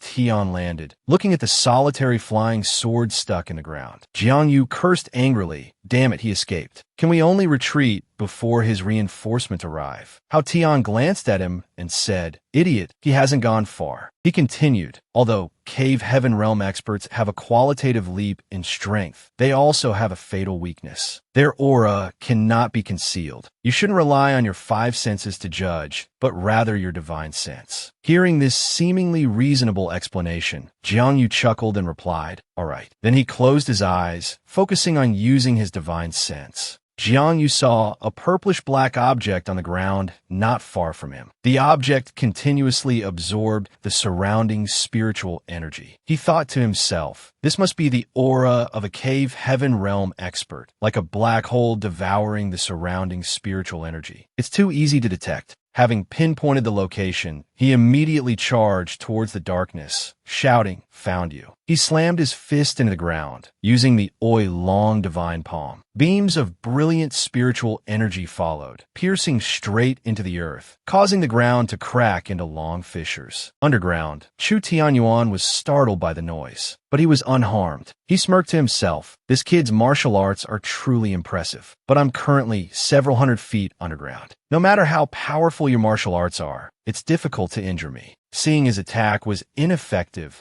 Jiang Yu stood up angrily and said, "Damn it, the Oi Long Divine Palm's attack was weakened by the Earth's crust. It can't hurt him at all." How Tion, who had been meditating with his eyes closed beside him, suddenly spoke, "You idiot. To deal with this kind of esoteric Earth technique, relying solely on martial arts and strength is useless. You must rely on secret techniques." Then he suddenly opened his eyes, and a small purple light appeared on his forehead, radiating outwards. "I will now impart to you the Tao-level secret technique, the Azure Emperor's Yellow Wood Art." As soon as he finished speaking, the purple light flew into Jiang Yu's forehead. At the same time, the system interface reappeared. System notification. Learn the Azure Emperor's Yellow Wood Art. Azure Emperor's Yellow Wood Art. Tao-level secret technique. Capable of transforming true Qi into wood elemental spiritual power. Control all wood elemental elements in the world. System notification. Azure Emperor's Yellow Wood Art learned successfully. Experience reduced by 10,000. Jiang Yu looked at the system interface appearing before his eyes and hesitantly asked, "This is..." He secretly sighed in his heart. This dog truly lives up to being a demon lord of the immortal realm, casually handing out a Tao-level secret technique. When he finished learning,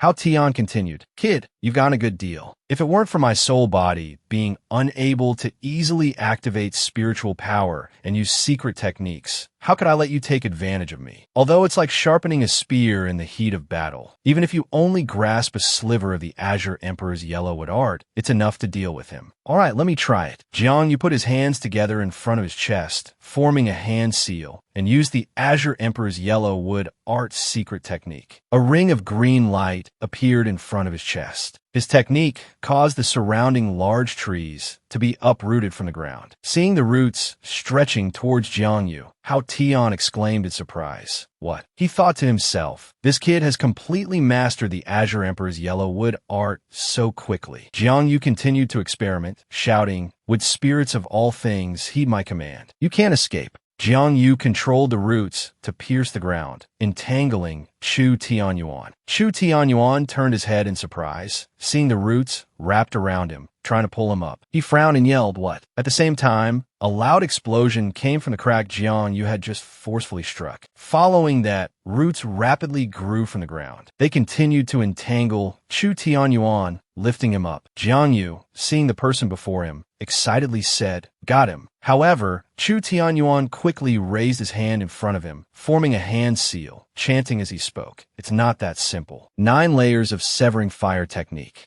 As soon as he finished speaking, flames erupted, burning the roots wrapped around him, freeing himself. After landing on the ground, Chu Tianyuan extended a finger towards the left. Looking at Jiang Yu in front of him, he sneered, "Jiang Yu, you want to kill me? It's not that simple." Yin Zhongxing of the Ling Shao Holy Land is already on his way. Once he arrives, you will certainly die, without a doubt. As soon as he finished speaking, Hao Tion reminded Jiang Yu, "Kid, don't let him scare you. He's already at the end of his rope. Kill him first, then we'll talk." He continued, "Absolutely don't underestimate him. Right now, his primordial spirit is unstable, and he can't self-destruct his domain. A domain realm expert's self-destruction, even a sovereign realm expert would have to avoid. Take this opportunity to quickly kill him." Hearing this, Jiang Yu's fighting spirit surged. He clenched his fists and stepped forward, replying, "All right, understood." After speaking, he charged towards Chu Tianyuan, yelling, "Prepare to die." Chu Tianyuan sensed the unfavorable situation, fearfully cursing in his heart. "Damn it, am I really going to die like this?" Suddenly, a golden bolt of lightning appeared in the sky. Due to the large commotion, both Chu Tianyuan and Jiang Yu looked towards the lightning. Jiang Yu sensed something was amiss and quickly retreated. Thanks to this, he narrowly avoided the extremely powerful lightning bolt that struck the ground. Afterward, although the lightning bolt had disappeared, a few golden sparks still lingered in the sky. Hao Tion looked up at the sky and suddenly exclaimed, "Not good. This is the aura of a mid-stage nascent soul realm cultivator. His reinforcements have arrived." After saying that, he rushed to Jiang Yu's side and continued, "Kid, let him live for now. We can't handle a mid-stage nascent soul realm cultivator at the moment. They could crush us like ants." Hearing this, Jiang Yu didn't dare to act rashly and replied, "All right, I understand." He cursed inwardly. "Damn it, the experience points were almost in my grasp. Then, a figure flew over the forest from the sky. He quickly landed on the ground. Seeing the newcomer, Chu Yuan, as if grasping a lifeline, ran over joyfully. "Brother Yun, you finally arrived." Yun Zhongsheng, with his hands clasped behind his back, silently looked at Chu Yuan. He glanced around and asked, "Where was that rogue cultivator just now?" Chu Yuan quickly replied, "They were scared and must have run away long ago." He looked at Yun Zhongsheng, both awed and cautious, and asked, "But Brother Yun, when did you break through?" Yun Zhongsheng replied with delight, "After Su Qingsheng defeated us, I returned to the Golden Blood Ancient Tree. I wanted to enter again, and I accidentally released a group of strange creatures. I fought them, and after killing them, I obtained some fortuitous encounters."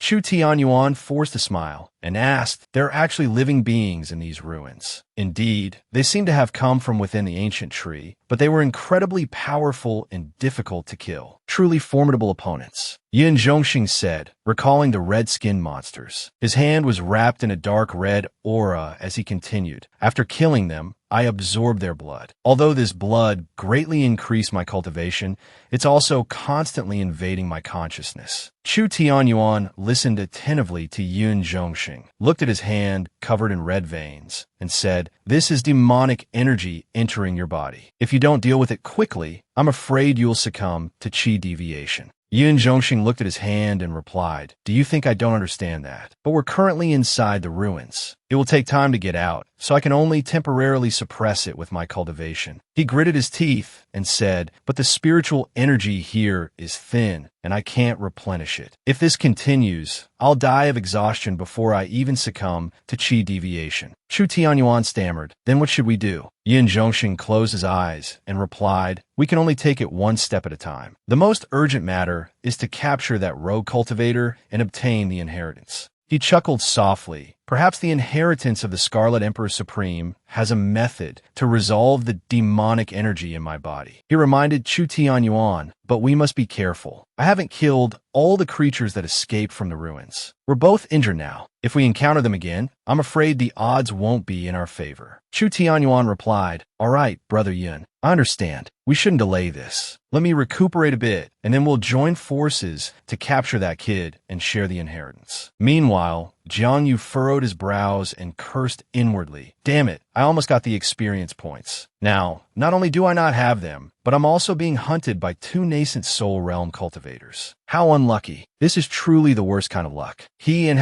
Tion were currently walking on a small path flanked by towering cliffs. Jiang Yu summoned his spiritual energy, looking at the faint light on his fingertips. He muttered to himself, "Out of spiritual energy again. I'll sever my heart meridians first to recover a bit." Suddenly, the system interface appeared, displaying system notification, experience plus 1 point. The system also appeared. Jiang Yu looked at it and asked, "Why are you showing up again?" Tion, who was walking ahead, turned back to glance at him. Seeing him asking, the system chuckled and replied, detecting that the host has successfully committed suicide 10,000 times, unlocking a significant gift pack. Jiang Yu exclaimed excitedly, "Wow, is the sun rising from the west today? Quickly, open the upgrade gift pack and see what's inside." Tion glanced back at him, wondering what this kid was muttering about. Behind him, the system sighed and said to Jiang Yu, "Sigh, does the host need to be so surprised? I'm inherently a generous being." It said cheerfully, "This time, the gift isn't a material reward, but an experience quest. Although it's a bit challenging, the experience points are quite substantial. The upgrade gift's content is that after you eliminate an enemy, the experience points will be multiplied by 10,000. Host, please be sure to seize this opportunity, because next, no matter who you kill, this reward will be activated." Hearing this, Jiang Yu's eyes widened in surprise. He thought for a moment and said, "It doesn't sound too difficult." But the system denied, No, host, you might not have understood me." It hesitated for a moment, then revealed a sinister smile. "This quest is automatically activated. In other words, next, even if you kill a Chi Refinement Realm cultivator, it will be activated. Do you understand what I mean?" Jiang Yu exclaimed, "What?" Then he asked, "So, does that mean I have to kill a powerful expert next to maximize the quest reward?" The system, floating before him with its eyes closed, replied, Smart kid. I'll be going now. The host must seize this opportunity. I believe you'll definitely find a way to perfectly complete this quest. After saying that, it immediately vanished before Jiangyu. He rubbed his chin thoughtfully. It didn't seem like there was a problem, but he always felt like that swindler was up to something. At this moment, Tion came to his side and asked, "Kid, what are you muttering about to yourself? Someone is watching us. Haven't you noticed?" Jiangyu responded with a surprised sound, then immediately scanned his surroundings, speculating, could it be that old geezer brought helpers to chase after us? Tion chuckled and said, "Not them. A divine firmament realm's aura can't be concealed. It seems to be other cultivators." Jiangyu placed his left hand on his right arm and said with a smile, "Well, it's quite normal for there to be other cultivators in the ruins. Most of them are here to ambush rogue cultivators and plunder treasures." Behind them, two people were secretly observing and eavesdropping on their conversation. Tion continued, "Indeed, they really think we're soft persimmons to squeeze. Kid, go and deal with them." Jiangyu replied, "All right." The two eavesdroppers were a bit frightened when they heard this. The long-bearded man said, "Not good. We've been discovered." The man wearing a crown glanced at him and asked, "What now? Does Big Brother want to retreat first?" Jiangyu, who had been aggressively charging forward, chuckled and said, "You haven't even reached the Divine Sky Realm, and you dare to target me. You're courting death." But just then he suddenly remembered something and stopped, saying, "Wait a minute." Recalling the system's reward and sinister smile from earlier, Jiangyu cursed inwardly. Damn it, so that's where the trap was. He turned to Tion and said, "Let's retreat for now." This left Tion with a bewildered expression. Jiangyu gave a forced smile and explained, "Right now, the priority is to avoid the pursuit of those two Divine Sky Realm experts. We don't have time to waste on these small fries. It's better not to stir up more trouble." Tion was puzzled and asked, "Kid, what are you talking about? You've always been so brave. Why are you suddenly so scared?" Jiangyu pretended to cough and then justified himself. "I'm mainly worried that fighting them will attract the attention of those two Divine Sky Realm experts. I'm stressing this. It's not fear, it's called caution. Please pay attention to your word choice." Tion finally agreed. "All right, fine, whatever you say. But kid, the situation has changed. You better find a way to leave this ruin quickly. I don't want to be hunted down with you." Hearing this, Jiangyu immediately bent down and picked Tion up, echoing, "That goes without saying. I suddenly thought that the cultivators from a major powers must have a way to freely leave the ruins. We can start from there, but we should still avoid these cultivators who are following us first." He placed Tion on his head, and Tion obediently sat still, saying, "All right, I'll trust you for now." Then they immediately took to the sky. The two people following behind were astonished by this scene. The long-bearded man muttered, "What's going on?"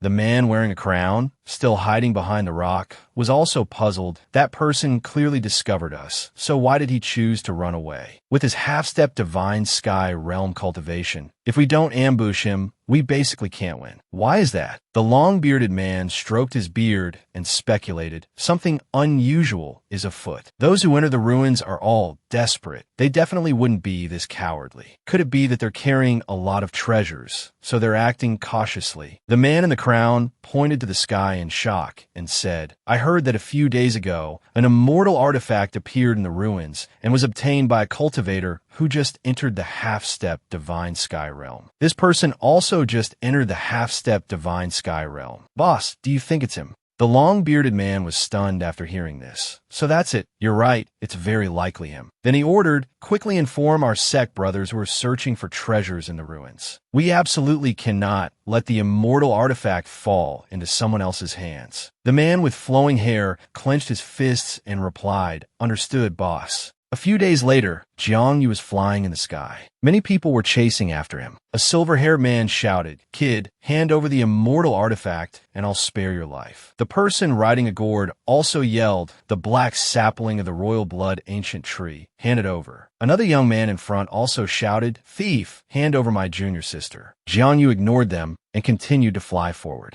Tion lay prone on his head, glancing at the people behind them and asking, "Kid, when did you do so many heinous things? Why do you have so many enemies?" Jiangyu was also surprised, exclaiming in alarm, "It wasn't me. This is a false accusation. How could I have committed so many crimes?" He inwardly wondered, weren't they saying arrogance was the reason for being attacked? Could fear also be a crime? Are these cultivators' minds warped? The group continued their pursuit. The young man at the front suddenly shouted, "That kid seems to have a dog with him. Catch them. I haven't had dog hot pot in ages." His words instantly enraged Tion. He slammed his paw on Jang Vu's head, venting his fury. "Damn it, I can't take this anymore. Fight back." Jang Vu continued flying forward. "Just bear with it. You're a demon lord. Why bother with these ants?" But Tion wouldn't let it go. "You didn't sound so high and mighty when we were framing that Heaven Cave Realm cultivator." Jang Vu sighed. "Fine, if you want to fight, go ahead. I'm staying out of it. I'm afraid I might accidentally kill someone." Tion was incensed. "You." He clutched Jang Vu's head, gritting his teeth. "Are you even a cultivator? You have the inheritance of the Red Emperor's supreme immortal body, yet you're so timid. If I weren't just a soul, only able to attack spiritual essences, I would have taken care of this myself long ago." Jang Vu ignored him. "Less talk, more running. Hold on tight. I'm accelerating." With that, he shot forward, instantly disappearing from the pursuer's sight. The fat man riding the gourd marveled, "He's fast." The young man searching for his junior sister was also stunned.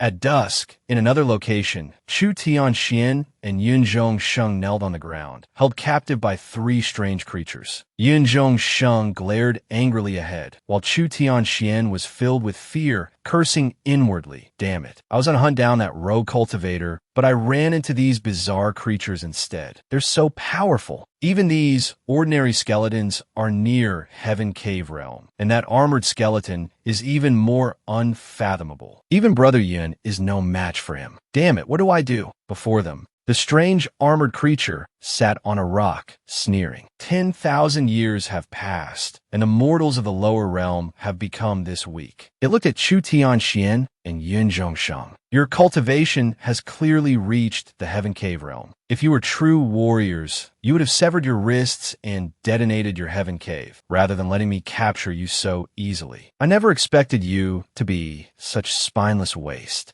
Yun Sheng retorted, "Cultivation is hard won. Who would willingly abandon their cultivation? Besides, if I weren't suppressing the evil energy within me, I wouldn't have lost to you." The armored skeleton laughed loudly. "Serves you right for your greed, absorbing the demonic blood of my subordinates. While it boosts cultivation, absorbing too much turns you into monsters like us." It then leaped in front of Tion and Yun Sheng. "Well, consumed by demonic blood, your fate is all but sealed." It reached out its hand and then declared its next move. "Now, let this sovereign make use of your remaining value." Yin Sheng looked at it and angrily shouted, "You monster. What do you want to do? I am the holy son of the Ling, Shao Holy Land. Kill me, and the mighty figures of my holy land will not let you off." The armored skeleton laughed even louder, clutching its head and saying, "Ridiculous. You think the power of mere mortals can threaten this sovereign?" Having said that, it moved closer to Yun Sheng's face. He looked at the approaching monster, utterly terrified. The armored skeleton said, "Accept your fate." As soon as it finished speaking, it reached out and squeezed Yun Sheng's neck. He immediately cried out in pain as a dark purple spiritual energy flowed out from his mouth and eyes, entering the eyes and mouth of the monster. Tion, witnessing this scene from the side, was extremely frightened. His face paled, his whole body trembled, and he stammered,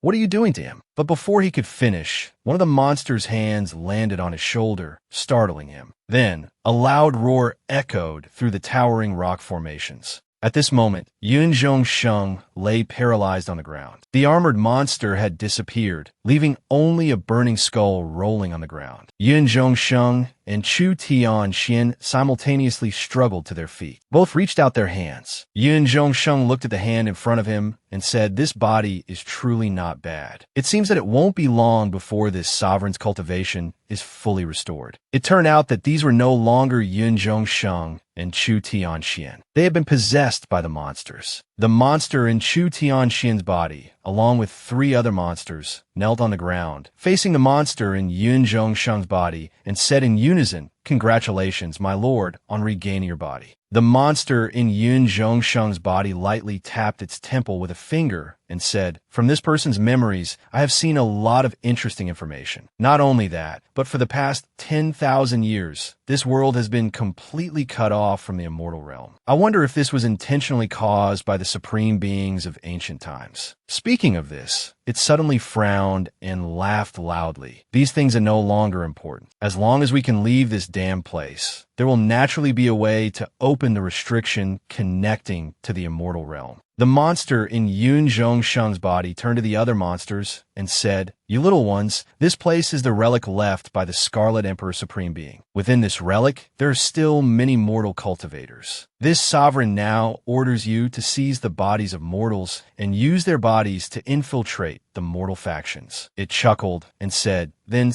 secretly eliminate all the powerful individuals who could pose a threat to us. This way, we can sacrifice these mortals, factions, and powerful cultivators to restore our cultivation. By then, no one will be able to stop us." The monsters roared with laughter and cheered. "We can finally rebuild our bodies and slaughter these mortals." Elsewhere, Jiang Yu and Hao Tion continue to fly. After landing, Jiang Yu placed his hand on a tree trunk, observing his surroundings as he spoke.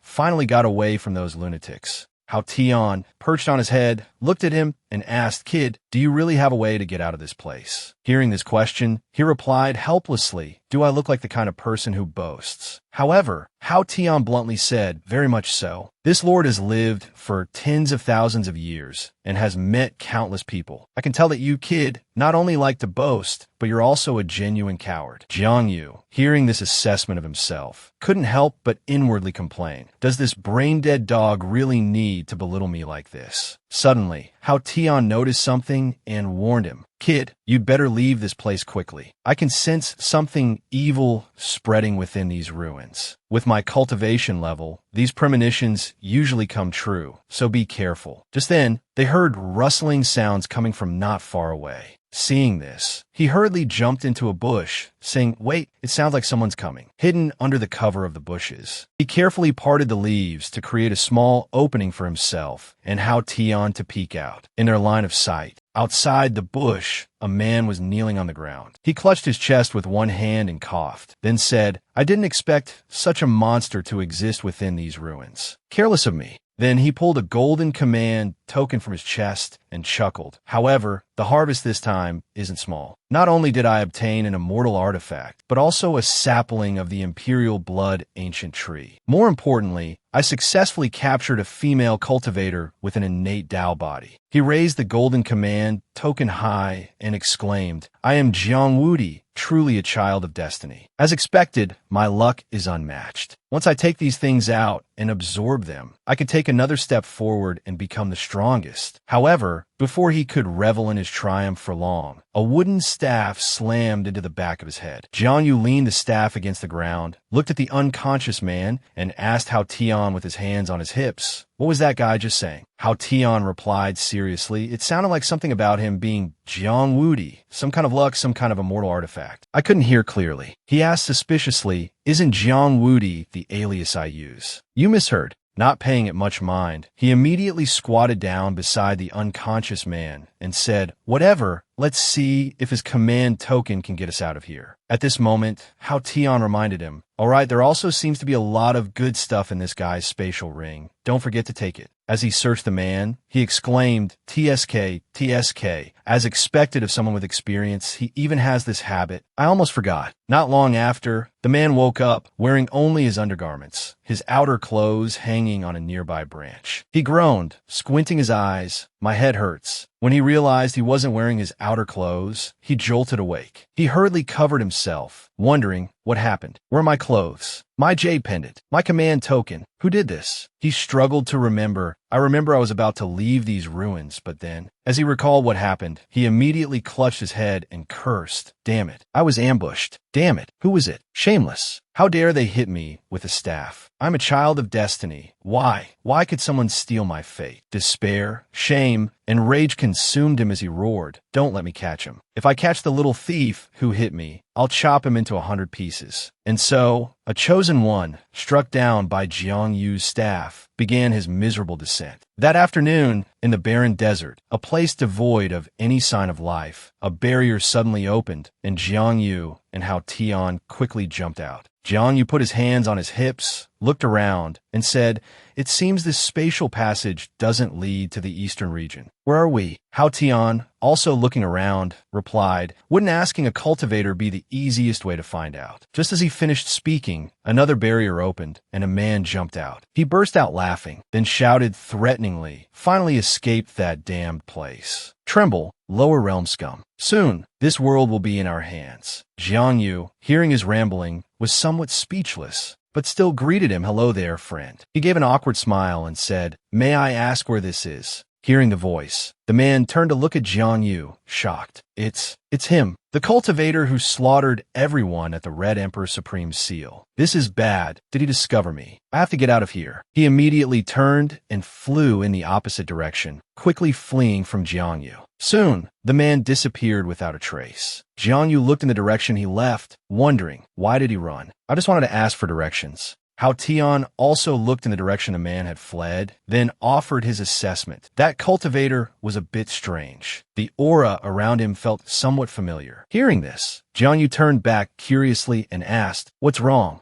Tion. He immediately replied, "Nothing. It was probably my imagination." Then, he turned serious and warned Jiang Yu, "Kid, you need to be careful. This world might not be as peaceful as it is now." Jiang Yu raised an eyebrow at Tion, slightly confused, thinking, when did this idiot become so cryptic? Several days later, Jiang Yu and Tion arrived at Mufang City in the western region. Sitting in a restaurant, Jiang Yu said seriously, "I've made some inquiries. It turns out this is the western region, the territory of the Jiaoqi Holy Land. However, the situation in the western region seems much more complicated than in the eastern region." He analyzed, besides the Jiaoqi Holy Land ruling the western region, there are also countless kingdoms, among which the Holy King dynasty is the strongest. I hear they even have Overlord realm experts and above station there. It's said that the Holy King dynasty is so powerful because their founding emperor had an affair with the Holy Mother of the Jiaoqi Holy Land. Across from him,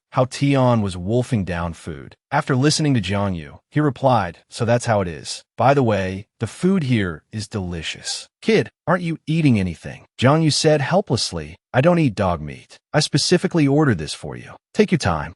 Tion, still chewing, paused upon hearing this. Then he asked in a panic, What kind of meat did you say this was?" Jiang Yu raised an eyebrow and repeated, "Dog meat."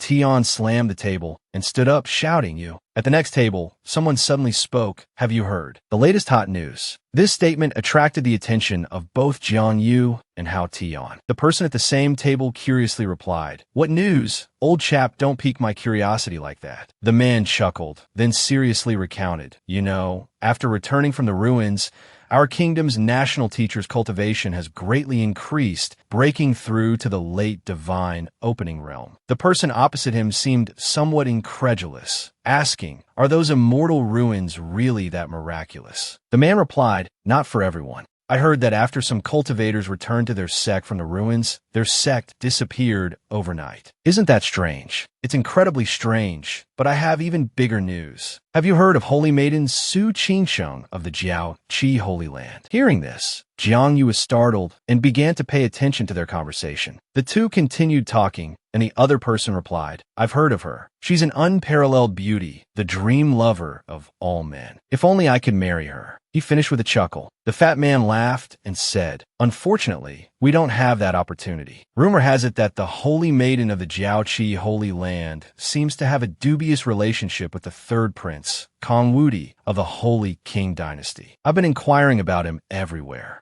It seems something happened between those two in the Immortal ruins. It's a pity that Kong Wudi doesn't seem to be able to leave the ruins yet. The Holy King dynasty is truly facing a great calamity this time." Hearing this, Jiang Yu choked, spitting out a mouthful of water. He was both bewildered and worried. Isn't Kong Woody the fake name I used? What's going on? Yuanlu glanced at the next table, thinking to himself, there can't be such a coincidence in this world, can there? This brother isn't trying to take the blame from me, is he? Then he clasped his hands very sincerely and apologized to the other man. Brother, please take this blame. Next year, during the Tomb Sweeping Festival, I will definitely come back and burn incense for you. How Tion had finished eating and, seeing Jiangyu in a daze, urged him, hey kid, how much longer do you want to stay in this shabby tavern? Jiangyu frowned and looked at him. Don't rush, don't rush. The more shabby the tavern, the more people of all kinds pass through. We're not familiar with life here right now, and gathering more intelligence will only benefit our next move. How Tion clicked his tongue, showing a look of disdain, so timid.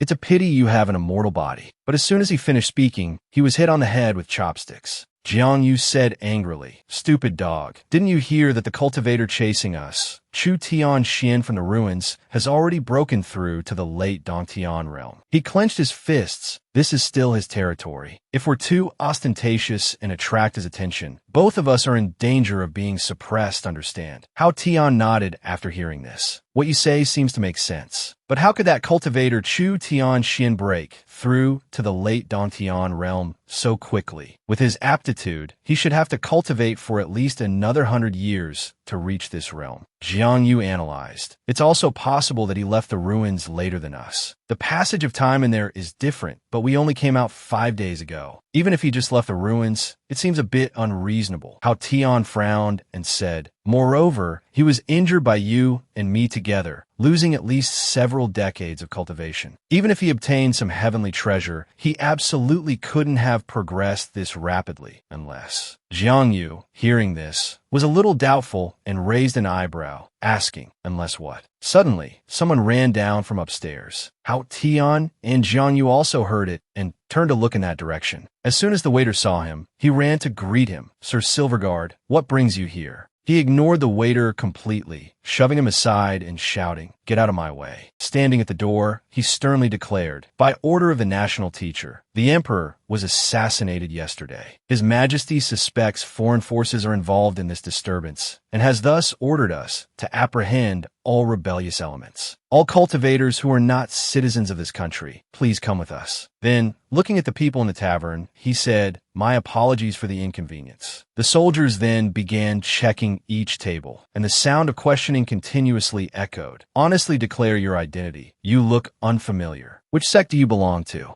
Seeing this, how Tion panicked slightly and hurriedly asked, what do we do now? Jiangyu comforted him. Don't panic. This isn't the imperial city after all. At worst, we'll fight our way out. Suddenly, Jiangyu frowned, a puzzled look on his face. But what concerns me more is, as far as I know, these silver guards are the imperial family's personal guards. How could they be taking orders from the national teacher? Something's not right. Before Jiangyu could finish speaking, someone else came downstairs, their tone quite displeased. Do you know where you are? Even Mufang City isn't a place for you to act so recklessly. This man was Mu Shunwang. Dan Lam, seeing him speak like this, became furious and pointed at him, saying, old man, do you have a death wish? Daring to defy the national teacher and not cooperate with the investigation, I see you as a rebel. Men, seize him. Hearing this, the old man immediately flew into a rage and roared, Zhao Changjie, as a member of the Baolong clan, you don't even recognize this prince. I, in turn, want to ask you, since when did the Dragon Clan take orders from outsiders? Everyone was stunned upon hearing this. Zhao Changjie stammered, you are. At this moment, his heart was in turmoil because he wasn't actually Zhao Changjie. He thought to himself, am I supposed to know him? Damn it, a portion of this body's original soul's memories was erased before I took over. Seemingly noticing the abnormality, Prince Mu gave a wry smile. Indeed, something is strange. You're not Zhao Changjie at all.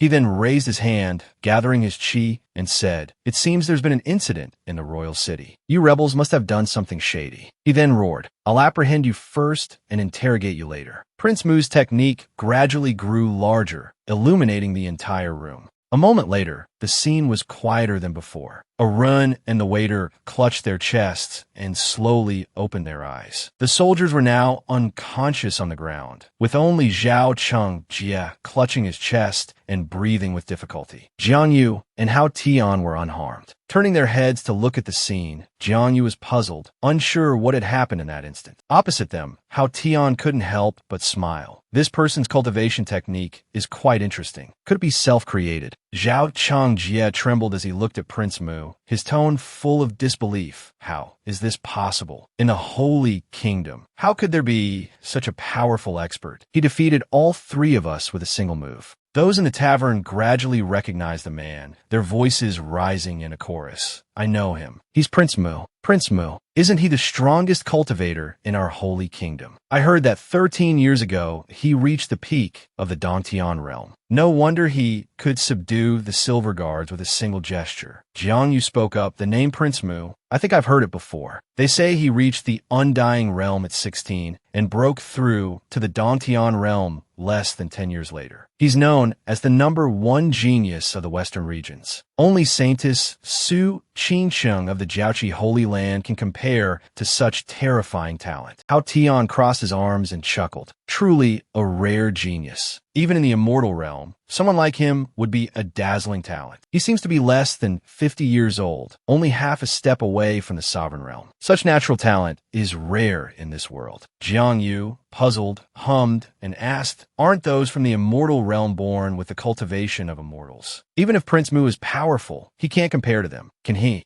Hao Tion laughed. What do you understand? Do you think those from the Immortal realm are that special? Although they are born in the Immortal realm, bathe in immortal spiritual energy, and are naturally stronger than those in the lower realms, it still takes time to cultivate into a true immortal. Moreover, your small world, the Tianyuan realm, is not an ordinary small world. In other small worlds, those at the Dantian realm could ascend to become void immortals. He continued his analysis. As for those at the Sovereign realm and above, they are even stronger than ordinary immortals. Those at the peak of the Supreme Realm are no less powerful than the great powers of the Immortal Realm. Jiang Yu suddenly understood, clapping his hands. So that's how it is. I never knew. Prince Mu approached Zhao Changjie and demanded, who are you? Who sent you? What was your purpose in arresting cultivators from other lands? And what exactly happened in the royal capital? What have you done to His Majesty, the Holy Emperor? Suddenly, Zhao Changjie let out a cold laugh, surprising Prince Mu.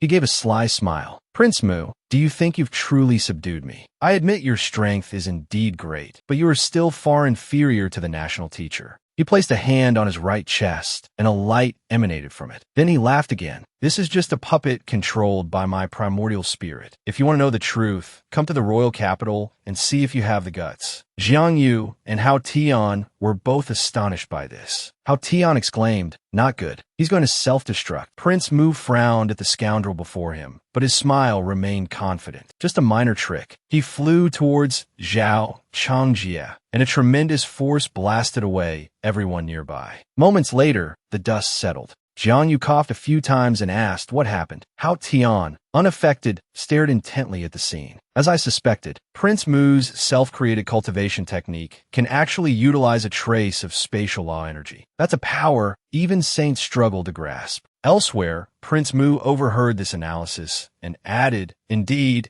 it was just a sliver of primordial spirit power. He thought to himself, even a sliver of primordial spirit power can control a peak undying realm cultivator like Zhao Changjie. The original body's power is likely no less than mine. He looked at the person lying next to him, then at Jiang Yu and Hao Tion, secretly wondering. These two weren't affected at all. They're not like ordinary people. And why is there a familiar aura around that young man? Hao Tion noticed the old man's gaze and informed his companion. Prince Mu seems to have noticed us. Jiang Yu, hearing this, became somewhat worried and asked, should we leave? Hao Tion replied, no need. He doesn't have any ill intentions towards us. On the other side, Prince Mu spoke up. You two young friends aren't cultivators of the Holy Kingdom, are you? Jiang Yu was a little surprised, letting out an "oh" before asking, how did you see that? Prince Mu smiled and said, to be honest, although I'm a prince of the Holy Kingdom, I often travel amongst the common people. I've traveled incognito in Mufang City, and I've never seen faces like yours before, so I made that guess.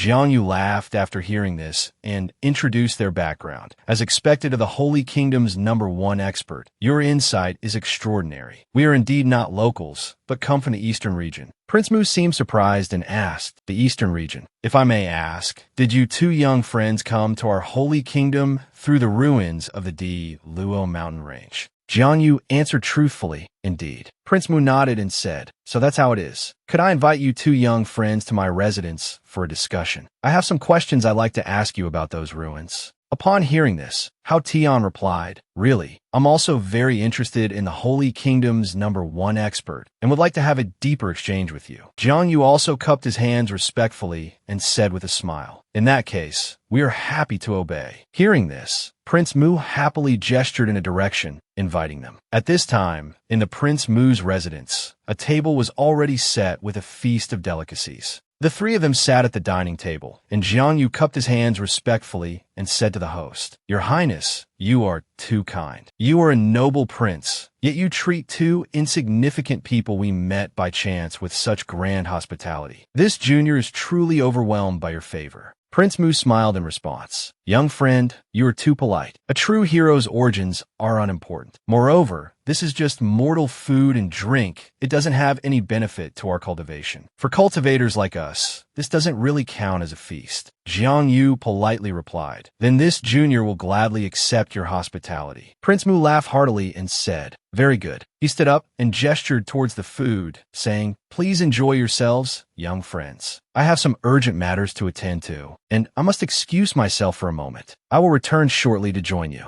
Prince Mu left, the smile on his face disappearing. As soon as he left, Tion said to Jiang Yu, Kid, no good deed goes unpunished. I think this Prince Mu wants to recruit us as helpers to fight against the national teacher, Chu Quan. Jiang Yu calmly sipped his tea and replied, It's fine. Even if Prince Mu didn't recruit us, I would eventually eliminate Chu Quan sooner or later. After all, we already made an enemy of him in the ruins. Even if I don't go looking for him, he'll come looking for us. Having a helper who's at least at the peak of the Dong Tion realm, why not? In his heart, he thought, moreover, there's also the system mission. If I can defeat this Chu Quan, wouldn't I directly ascend to the heavens? Hearing this, Tion frowned and asked, So what should we do now? Jiang Yu said to the idiot, It's foolish to not take advantage of a good opportunity. Let's eat first, and then think about it. As soon as Tion heard about eating, he became enthusiastic and replied, You're right, eating is important. He then started shoveling food into his mouth. This scene surprised Jiang Yu, who hurriedly said, Were you a starving ghost in your past life? Cultivators at the Qi refining stage can already fast. This food is just impurities to us.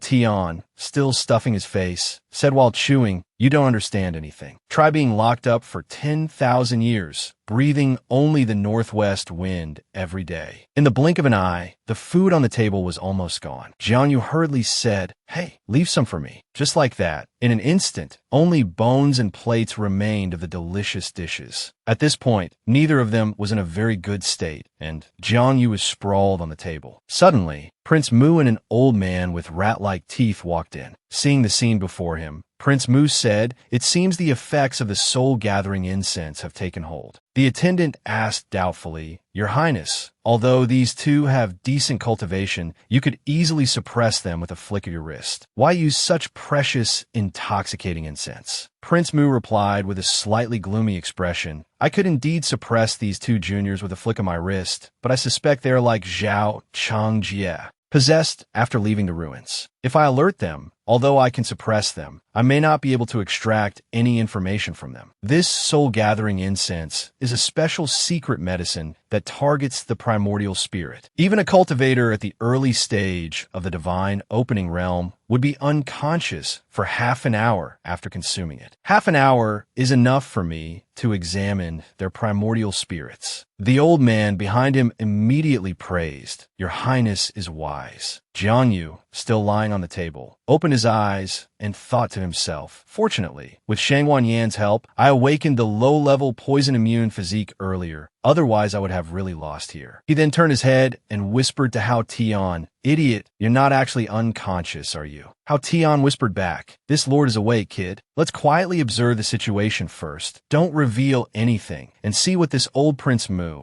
is really up to." Prince Mu walked closer to the table and immediately noticed Jiang Yu. He observed him for a moment and said, "Indeed, I'm not mistaken. Ling Er's aura is emanating from this kid. Hidden in a storage ring, I presume." As he spoke, he began to use his cultivation technique. Jiang Yu's storage ring slowly flew out. Soon, the ring landed in Prince Mu's hand. He squeezed the ring and shouted, "Ah!" The ring was quickly crushed. A golden aura immediately escaped, and a girl fell to the ground. She was none other than Prince Mu's daughter. Ling Er looked around blankly, stammering, "Oh, this is..." Seeing the person in front of her, Ling Er cried out, "Father." She stood up, a hint of excitement on her face, and said, "Is this Mu Royal Palace? Father, did you save me?" But he appeared very angry, his tone somewhat stern as he said, "How dare you say such things? You entered the ruins with the 5 Myriad Mountains Sect's team without my permission. Do you know how many people would covet your innate Tao body? If not for a fortunate coincidence, even I, your father, wouldn't have been able to save you. I truly regret letting you leave to cultivate under a master." Hearing these words from her father, Ling Er was somewhat frightened, her voice trembling. "Father." Prince Mu continued, "All right, you needn't say more. Ever since your mother passed away, I've spoiled you too much. This time, you are grounded for a year. You are not allowed to return to the 5 Myriad Mountains Sect." Ling Er hesitated from behind, calling out, "Father." Then she said, "It was that villain who tricked me. If it were a fair fight, I definitely wouldn't have lost to him." Hearing this, Prince Mu became even angrier. He snorted coldly and shouted, "Silence.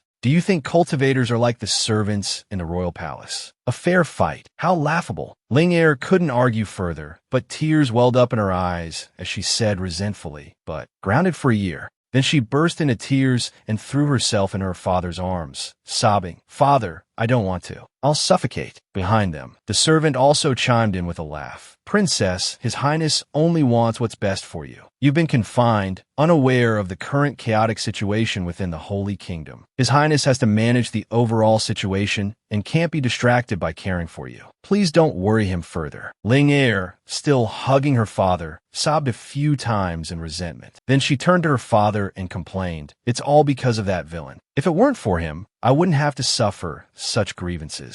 I must kill him. Where did you capture the thief, father? I want to kill him myself." A somewhat helpless expression appeared on Prince Mu's face as he said, "I have indeed captured him." He pointed to Jiang Yu and asked, "Is this him?" Jiang Yu, who was pretending to be asleep, felt a chill run down his spine when he was pointed at. Ling Er looked at Jiang Yu for a moment and then said, "Although his appearance isn't quite the same, he's likely used a disguise technique. Father, I'll go kill him now." Hao Tion was a little surprised and cursed under his breath, then whispered to Jiang Yu, "Kid, when did you hide a woman behind my back? And the daughter of Prince Mu? No less. No wonder so many people were chasing you in the ruins before." Jiang Yu replied in the lowest voice possible, "Haven't I always been with you, you idiot? Remember that storage ring? Before we left the ruins, we hit that unlucky guy, and that ring was his. Because of the restriction, I haven't checked it yet. Who knew there was a woman trapped inside?" At this moment, Ling Er lunged forward, shouting, "Die, villain." Seeing the danger, Jiang Yu immediately raised his head and exclaimed in alarm, "Wait." But Ling Er's hand was about to reach his face. In the blink of an eye, Jiang Yu vanished just before her hand touched him. Jiang Yu suddenly appeared behind her, restraining her, and warned, "Don't move." Seeing this, the servant cried out in panic, "Princess, what are you doing? Let go of the princess." Prince Mu was stunned, silently wondering. He was hit with the soul-gathering incense. How did he wake up so quickly? Jiang Yu quickly spoke up, "Prince Mu, I'm afraid there's been a misunderstanding. Please don't blame this junior for being disrespectful. I only took the princess hostage as a means of self-preservation." Prince Mu responded somewhat urgently, "If it's a misunderstanding, then young brother, why don't you release my daughter, and we can sit down and talk things over? How about that?" At this point, Hao Tion dropped the pretense and stood up, laughing. "Do you think we're fools? If we release your daughter, what chance of survival would we have?" Then, his expression turned serious. "Let me tell you the truth, Prince Mu. We didn't capture your daughter.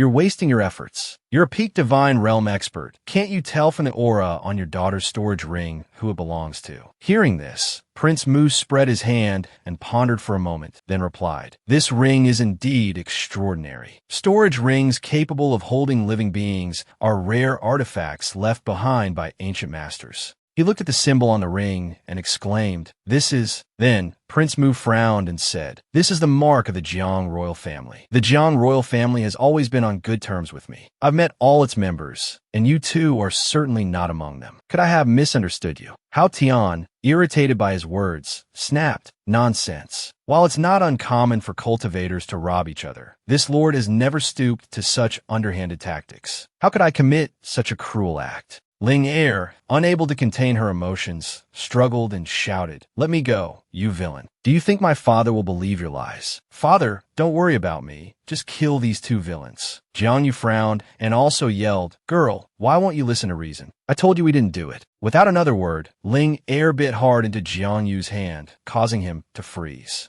As soon as Jiang Yu let go, Ling Er quickly ran to her father's side. Then she stuck her tongue out at Jiang Yu. "Did you think this princess would be so easily subdued?" This action truly angered Jiang Yu, causing him to gnash his teeth. Then Ling Er looked at her father and said, "Father, kill." But before she could finish, Prince Mu slapped her. He roared, "Enough. These two weren't the ones who ambushed you. With their cultivation, if they hadn't held back just now, do you think you could have gained the upper hand with your meager strength? Ling Er, how much longer are you going to cause trouble?" Ling Er fell to the ground, clutching her face and looking at her father with resentment. "Father, you hit me." Then she suddenly stood up and shouted, "You've never hit me before, and now you're hitting me because of these two outsiders." Hearing his daughter's words, Prince Mu was both shocked and angry. He said, "You're truly spoiled and unruly. It's my fault for pampering you and allowing you to develop this kind of personality. I hope this slap will bring you to your senses and teach you not to act so recklessly in the future." Ling Er sobbed a few times, then cried out, "If Mother were still alive, she would have defended me, whether I was right or wrong. Father, I hate you." She yelled as she ran out. A servant tried to stop her, but she pushed him away, and he could only call out helplessly, "Miss." Prince Mu turned to the servant and said, "Leave her be. Let her go." Witnessing this scene, Jiang Yu privately wondered if Prince Mu's daughter was ill. Afterward, Prince Mu and the servant bowed to him and said, "Young friend, it seems I have misunderstood the two of you." Jiang Yu decided not to make things difficult for him, but still replied with a serious face, "Although the feeling of being drugged is quite unpleasant, if it was a misunderstanding, I won't pursue the matter further. Moreover, Prince Mu, you're a cultivator at the peak of the Cave Heaven realm. Even if I wanted to pursue it, I wouldn't have the ability to do so. On the path of cultivation, it's always the one with the bigger fist who's right. Well, the misunderstanding has been cleared up, and it's not convenient for us to stay and bother you any longer. Prince Mu, please return my storage ring, and we'll take our leave." The two were about to leave when Prince Mu spoke again. "Young friend, wait a moment. I was indeed discourteous earlier, and I ask for your forgiveness. The Holy King dynasty is in chaos now. The world is about to be plunged into great turmoil. I've been too cautious in the past, which has been somewhat inappropriate. I hope the two young friends won't mind what happened earlier."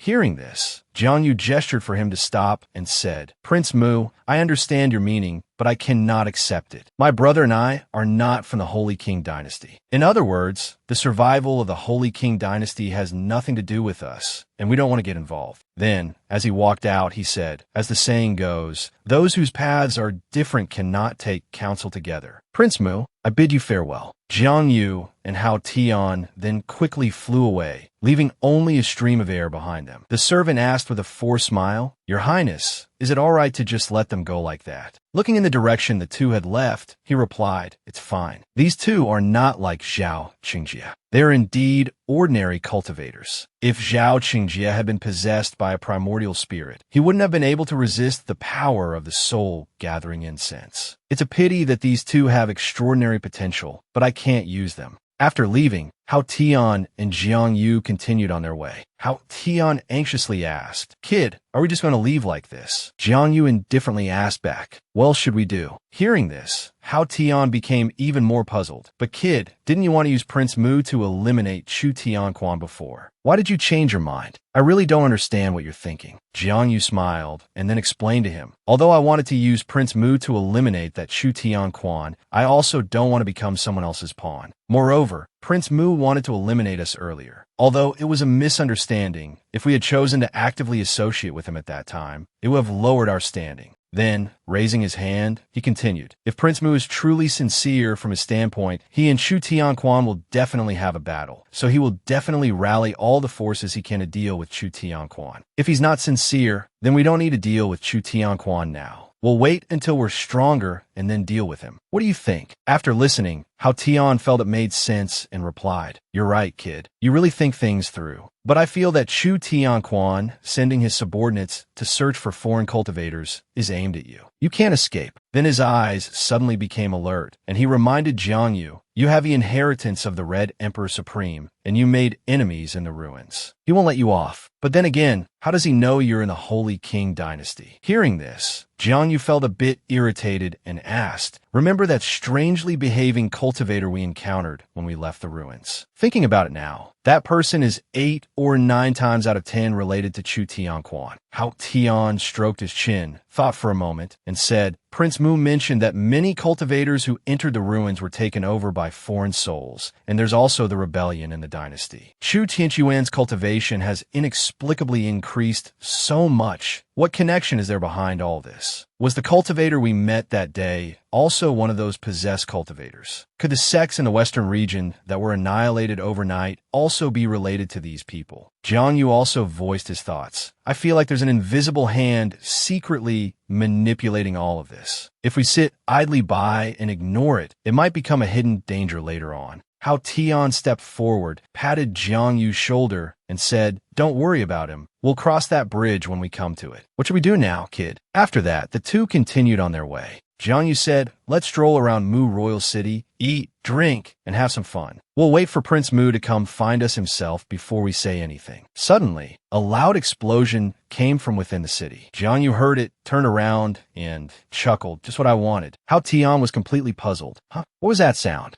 The citizens in the city also ran out to see, discussing amongst themselves. It seems to be coming from the city walls. Another person said in astonishment, "My God, what's happening? Demonic beasts from distant mountain valley. Why are they gathering outside Mu Royal City?" Yet another person said fearfully, "Aren't they afraid of Prince Mu's aura?" Another person angrily replied, "Impossible. High-level demonic beasts have intelligence. They wouldn't provoke a strong expert. But the fact is they've appeared." The crowd was still in an uproar when another beam of light leaped into the city. The person was none other than How Tion and Jiang Yu, slowly descending. The city guard, hearing the commotion, turned around, his face filled with terror. "Who are you? It's dangerous here. Unrelated personnel, retreat." How Tion stepped forward, shoved him aside, and barked, "Shut up. It's not your place to speak. This great master is here to assess the situation." Jiang Yu also stepped forward, not forgetting to turn back and reassure the guard, "We are half-step Divine Sky Realm cultivators, here to help our friend." He spoke a bit harshly. "Please forgive him." The guard, upon hearing this, was stunned, stammering, half-step, Divine Sky Realm. Then Jiang Yu stepped up and asked, "How is it, How Tion?" How Tion, while observing the situation ahead, replied, "The situation isn't good. There are no less than 10,000 third and fourth level demonic beasts alone, and there are quite a few 5th level ones as well. Fortunately, I haven't seen any 6th level demon kings yet." Jiang Yu asked doubtfully, "Isn't your true form also a high-level demonic beast? Can't you try using your aura to intimidate them?" How Tion, still focused on what was ahead, said, "Do you think I'm useless? I've already released my aura. The 3rd and 4th level demonic beasts and below are somewhat affected, but the 5th level demonic beasts are unaffected. This group of demonic beasts seems to be controlled by some force, completely devoid of reason. Below, a horde of demonic beasts with blood-red eyes glared ferociously. Jiang Yu gritted his teeth as he looked towards them, realizing the gravity of the situation. Fifth-level demonic beasts are equivalent to human half-step divine sky realm cultivators, or even stronger, he said. With this many, even a divine sky realm cultivator would perish. I could rely on my immortal body to deal with them, but that would waste 10,000 experience reward opportunities. He suddenly shouted, "Where's Prince Mu? He's the only divine sky realm cultivator in this city." "Where is he?" The city guard replied apologetically, "Your Highness, Prince Mu is at the East City Tower, battling 3 demon kings." Jiang Yu exclaimed, "Damn it, it's a diversion. It seems the mastermind behind this planned ahead."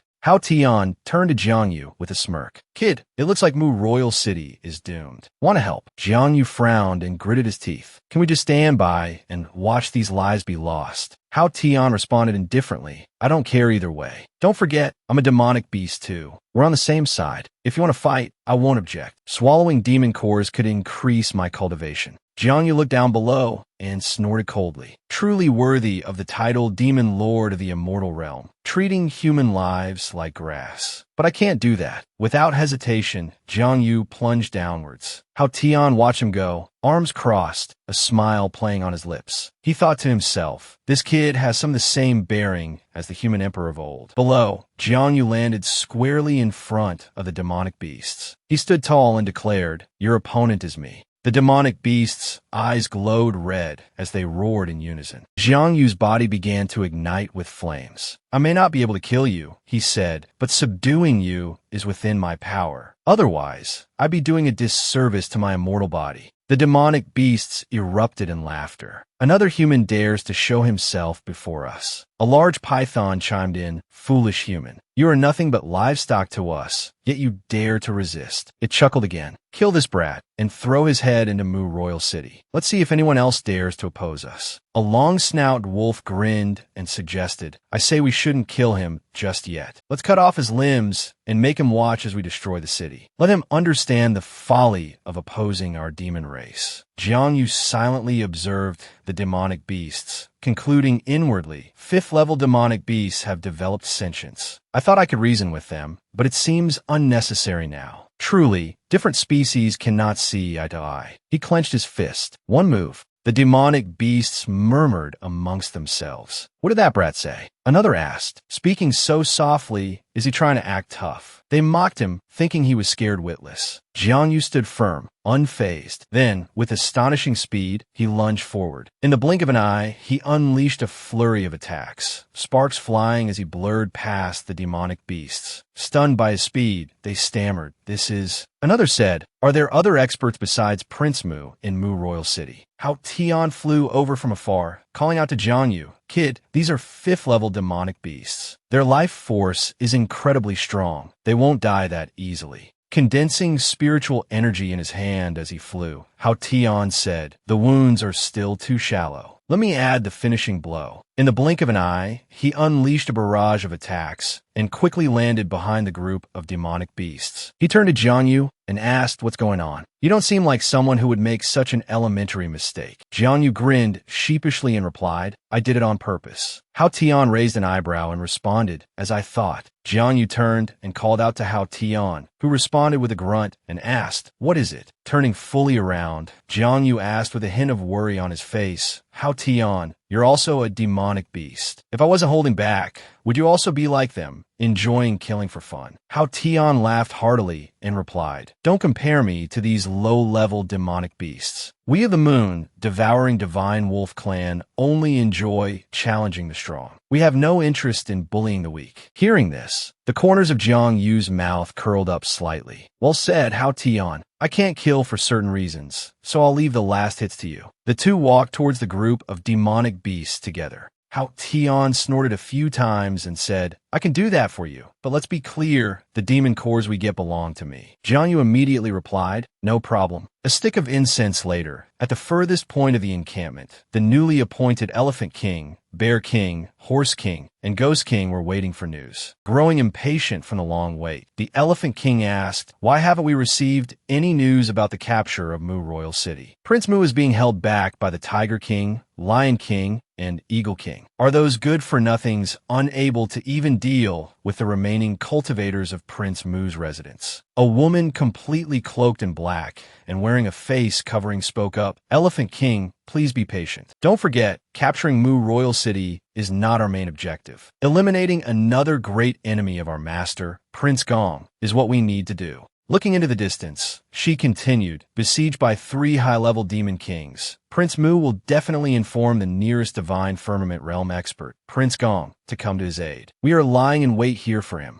The Ghost King glanced at the Horse King and snorted angrily, saying, "We don't have the patience of humans. For so many years, our demon race has been suppressed by the royal experts guarding the Holy Dynasty's borders. We've long wanted to wash away that humiliation. Prince Gong must die, and we must also seize a demon city for ourselves." The Horse King glared at the Ghost King, as if his eyes were about to pop out, and roared, insolent, "Ghost King, Elephant King, don't forget that without that master's assistance, we wouldn't have been able to break through to the Demon King realm so quickly." The Elephant King, who had been sitting silently, finally spoke, "Just for a bit of benefit, you want me to be a human's lapdog. I'm not as shameless as you. Even after becoming a Demon King, you still can't get rid of your bootlicking habit." Hearing the Elephant King's insult, the Horse King flew into a rage and shouted, "You." The cloaked figure in black, resembling a villain from a novel, radiated a purple aura that seemed incredibly dangerous. Seeing the incessant bickering, the figure barked, "Enough." The figure added, "If anyone doesn't want to cooperate with us, they can leave at any time." Seeing the tension rising, the Horse King placed a hand on the Ghost King's arm, comforting him and urging him not to get too agitated, lest they ruin the grand plan. The cloaked figure's voice remained calm, "But do not forget, it is thanks to that personage that you became kings of the demon realm. It is also that same personage who can make you disappear from this world with ease." Outwardly calm, the cloaked figure inwardly gritted their teeth, thinking, "A pack of useless fools. If it weren't for the Crimson Refinement Grand Formation requiring 5 Divine Sky Realm experts to unleash its power, I wouldn't need to cooperate with this rabble." Suddenly, a white rooster with a red comb, a soldier of the Rock King, rushed in, shouting, "Great Demon Kings, something terrible has happened." The Ghost King, surprised, asked, "Aren't you a demon general under the Rock King? Shouldn't you be on the front lines fighting? Why have you returned to the rear?"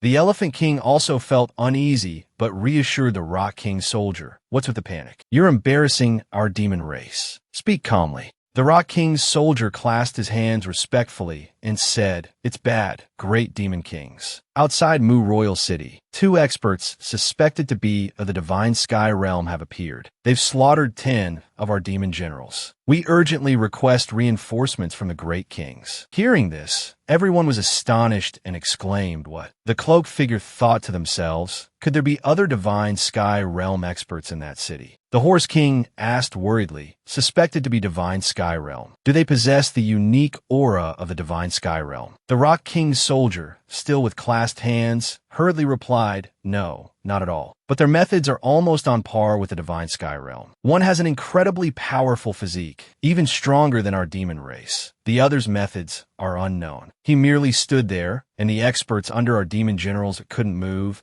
and even our demon generals couldn't utilize their full strength. The cloaked figure spoke, "It seems they are merely powerful half-step Divine Sky Realm experts. Are they from the Jiao Pond Sacred Ground?" The soldier replied, "No, they're both men." The cloaked figure, seated in the center, faced with these continuous unpleasantries, could no longer maintain their composure. They snorted coldly, "If they aren't Divine Sky Realm, then they are nothing to fear." The Rock King didn't deploy his full force in this attack on Mu Royal City. Sending a few powerful demon generals should be enough to eliminate these 2 with ease. Then, the cloaked figure suddenly said, "Which demon king is willing to send their generals?" This unexpected question silenced everyone. The 3 kings could only think to themselves, "What is the Ghost King planning?" 2 human experts nearing the Divine Sky Realm, even if they defeat our elite demon generals, will still suffer losses. The Elephant King also began to ponder, Whoever steps forward now will be unlucky. Better to see what the other demon kings say. The cloaked figure, hands resting on their thighs, seeing everyone's silence, asked, well, weren't you all boasting about capturing Mu Royal City just a moment ago? Could it be that your demon race only breeds a bunch of useless braggarts? Finally, someone spoke up. It was the Horse King. My lord, I am willing to send my generals to battle. The Horse King cupped his hands respectfully. My demon troops number in the tens of thousands, all seasoned veterans, unlike the Ghost King's and Elephant King's subordinates, who are all greenhorns.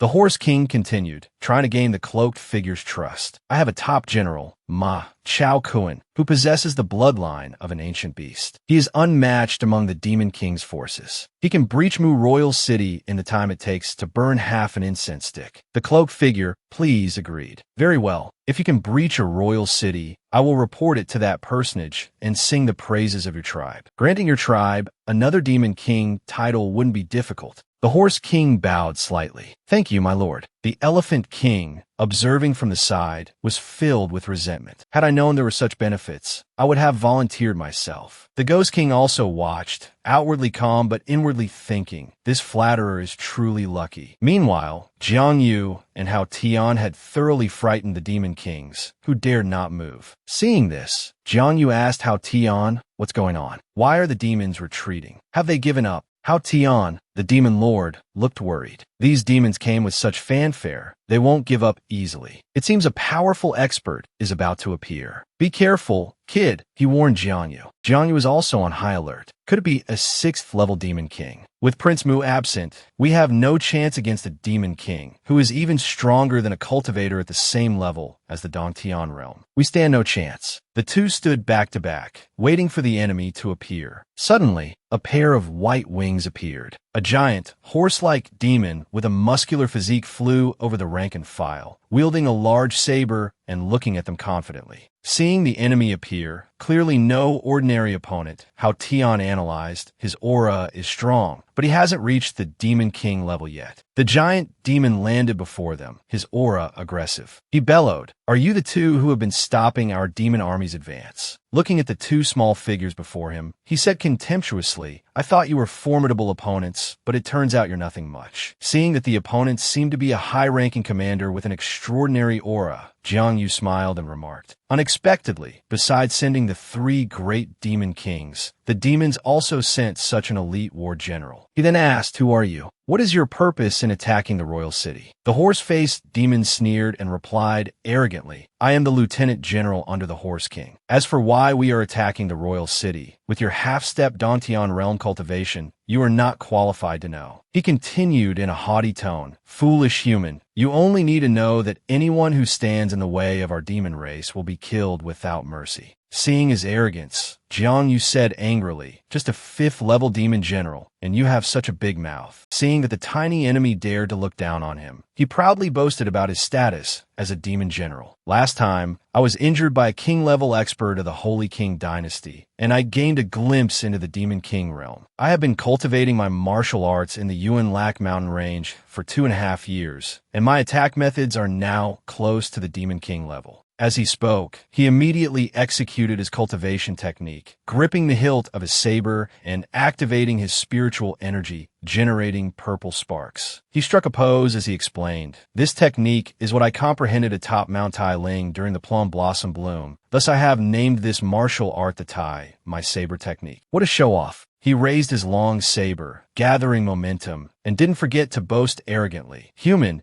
I can sense your strength is nearing the Dongtian realm, worthy of dying under my blade." He decided to use his strongest killing move, continuing, "I will use this strongest strike to cleave your head, paving the way for our demon race to breach Mu King City. Take this." With that, he swung his saber towards Jang Vu, unleashing an extremely fierce blow. Facing the incoming attack, Jang Vu remained calm, not moving an inch. The attack descended upon Jang Vu, its immense power sending rocks and debris flying, creating a thick cloud of dust. But when the dust settled, the demon was wide-eyed in disbelief, his saber somehow shattered into hundreds of pieces. At this moment, Jang Vu appeared from afar, as if he had blocked the attack and moved in the blink of an eye. He praised, truly an attack worthy of a Tion realm cultivator. If I hadn't used the Yuanlu scripture, even I would have had difficulty blocking it. Then a dangerous smile spread across his face. However, behind his back, a surge of true chi formed into a flame. It then shot straight towards the demon, like a colliding meteor, knocking him to the ground. His eyes rolled back as he lost consciousness, frothing at the mouth, only managing to utter in shock, "What? To force me to use the Yuanlu scripture, you do have some skill. But that's all," Jang Vu commented. At the same time, he called out loudly, "How Tion?"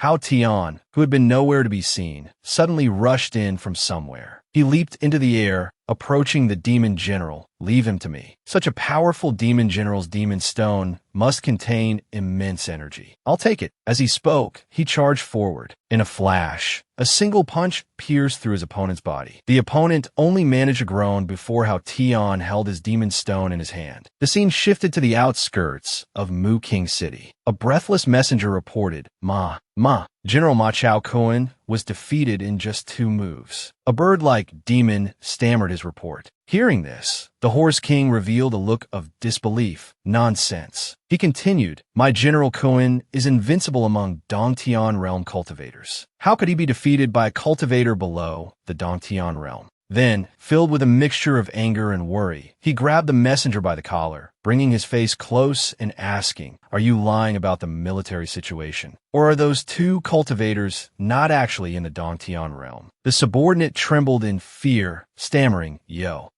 Your Majesty, Horse King, I wouldn't dare. He answered shakily, "If they were Dongtian realm cultivators, even if I were blind, I wouldn't mistake them. Those 2 are definitely not Dongtian realm. Perhaps." He hesitated, then continued, "Perhaps the 2 of them working together managed to defeat General Kun." At this time, the other demon kings couldn't help but sneer. "Horse King, there's no need to vent your anger on others. If you want to blame someone, blame your useless subordinate." The Ghost King spoke. The Horse King, upon hearing this, remained silent. The Ghost King continued, "It seems our Ghost Clan must take action. Our top general, Shi Feng, can behead the enemy in 3 moves." He boasted. The Elephant King interjected, "Is your Ghost Clan the only powerful one? My Elephant Clan is no less capable." A strong, elephant-like demon chimed in, adding, "My top general, Changya, has long desired a half-step cave heaven realm cultivator as a mount. Sending him into battle is perfect. He can certainly defeat the human cultivators."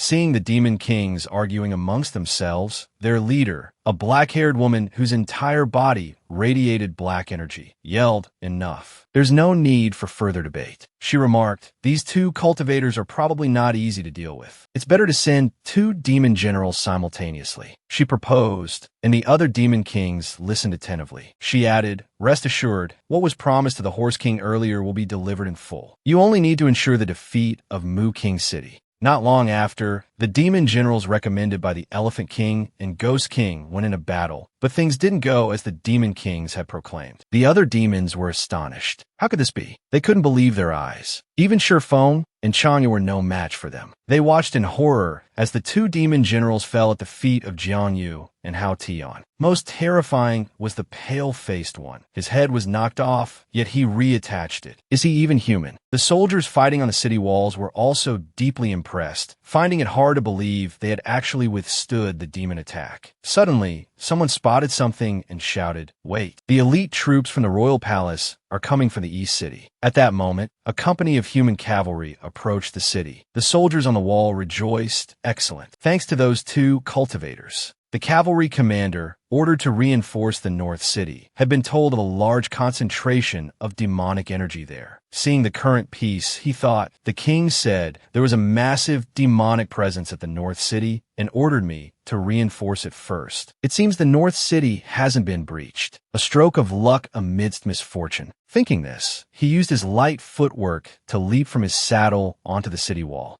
Seeing him land, the soldiers saluted respectfully Lord Lu. Upon arrival, Lord Lu began to scold. "The demons attacked Mu King City today. Why aren't you charging into battle? What are you standing around for? Then he inquired about the fighting at the North City. A guard respectfully clasped his hands and reported, Lord Lu, although the North City was attacked by demons, 2 righteous cultivators came to our aid. We were fortunate to avoid disaster. He continued, those 2 cultivators defeated more than 10 demon generals, successfully repelling the demon attack. Hearing the report of their achievements, Lord Lu exclaimed in astonishment, Mu King City has such experts. Then he suddenly spotted Jang Vu and Tion in the distance, recognizing them as the 2 powerful cultivators from the legends. They seemed to have just finished fighting and were casually sitting on the corpses of 2 demon generals, gazing at the sky and the earth. Lord Lu lightly jumped down from the city wall and approached the 2 of them. Jang Vu was also surprised to see someone arrive. Recognizing Lord Lu, the steward of Mu King's manor, he exclaimed in surprise, the Mu King's steward. Lord Lu greeted them. So it was you 2 young friends holding back the demons here. The 2 of them jumped down and asked, why are you here? Aren't Mu King City's elites all defending the East City? He replied, indeed, but the demons at the East City have been eliminated by the experts from Mufang Manor. Only the 3 powerful demon kings are still fiercely battling the Mu King. After explaining the situation, he continued to describe his mission. The Mu King detected unusual activity at the North City and ordered me to come and suppress the demons. I didn't expect the situation here to already be under control thanks to you 2.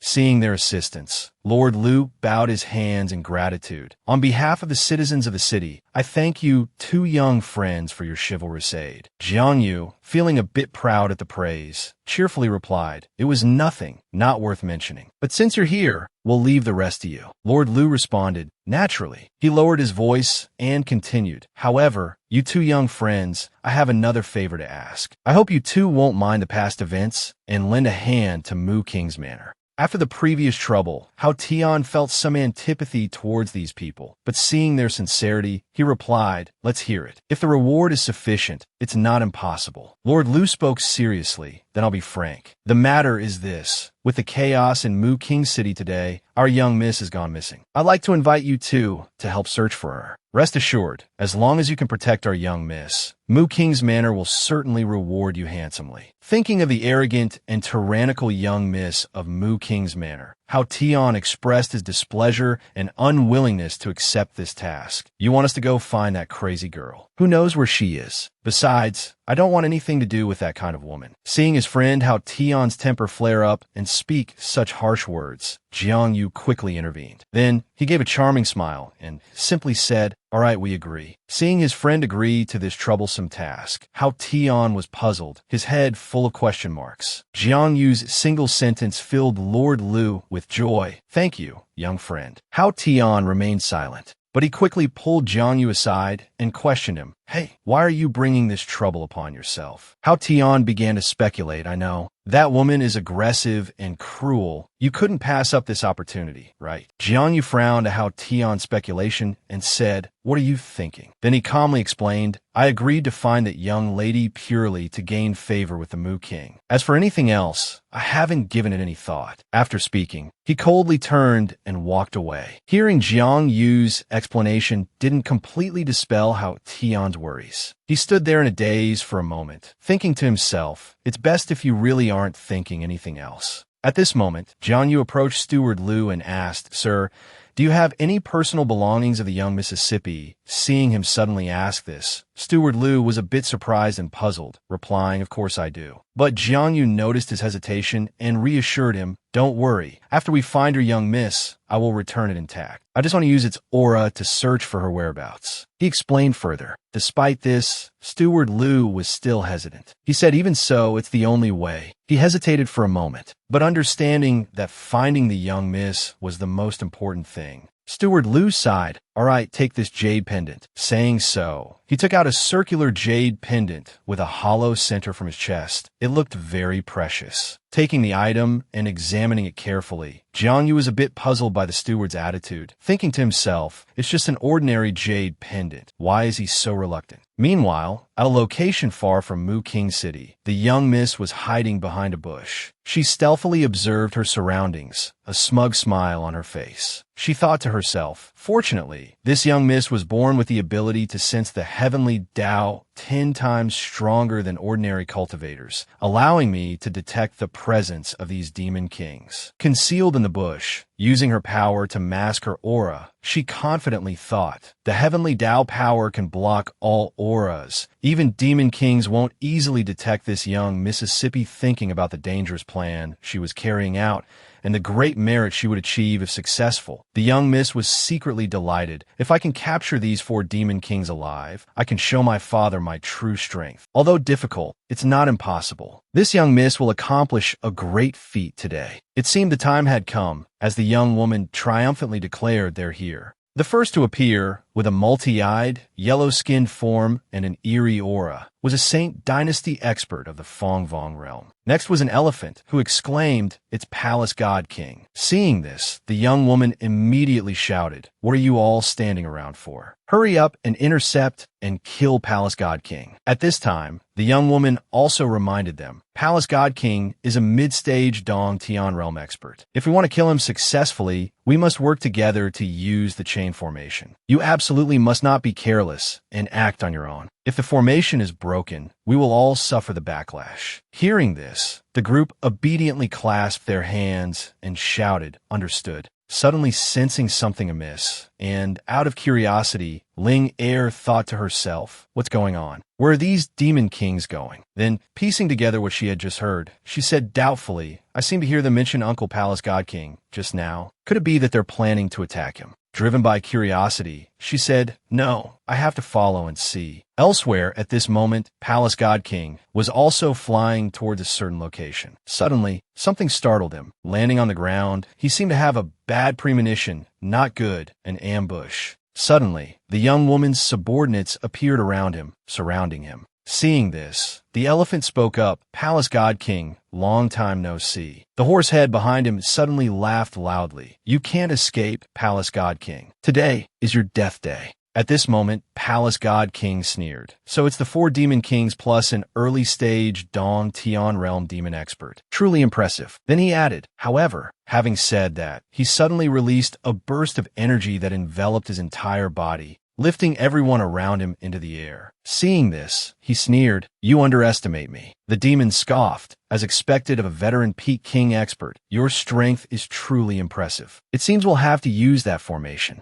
Suddenly, the demonists shouted, form the array. Immediately, the 4 of them gathered and began to channel their power. They quickly set up a formation around Palace God King, leaving him bewildered. Seeing this, the old man asked, what is this? The demonist said with a grim expression, this is the formation the national teacher specifically prepared for you. It confused the Dong Tion power of 5 Dong Tion realm experts into one, powerful enough to kill those of higher realms. Suddenly, someone said, we are demon kings. Our strength far surpasses cultivators of the same realm. This makes this formation many times more powerful. Accept your fate. Hearing this, Palace God King couldn't help but ask, what? Then he gritted his teeth and roared, Chu Tion Quan has truly betrayed us and colluded with the demon race. It seems even Mu King has been played by them. Their attack on Mu King's city wasn't aimed at my brother, but at me. At this moment, the demoness extended her hand and said, you dare to be distracted within the Crimson Refinement Grand Formation. You're courting death. Suddenly, a sword shot forward. The Crimson Refinement Divine sword materialized. She looked at the sword with a fierce and determined expression. Seeing this, Palace God King became alert. The tip of the sword seemed to graze Palace God King's face. Seeing this, the demoness smirked smugly. Palace God King managed to dodge the tip of her sword.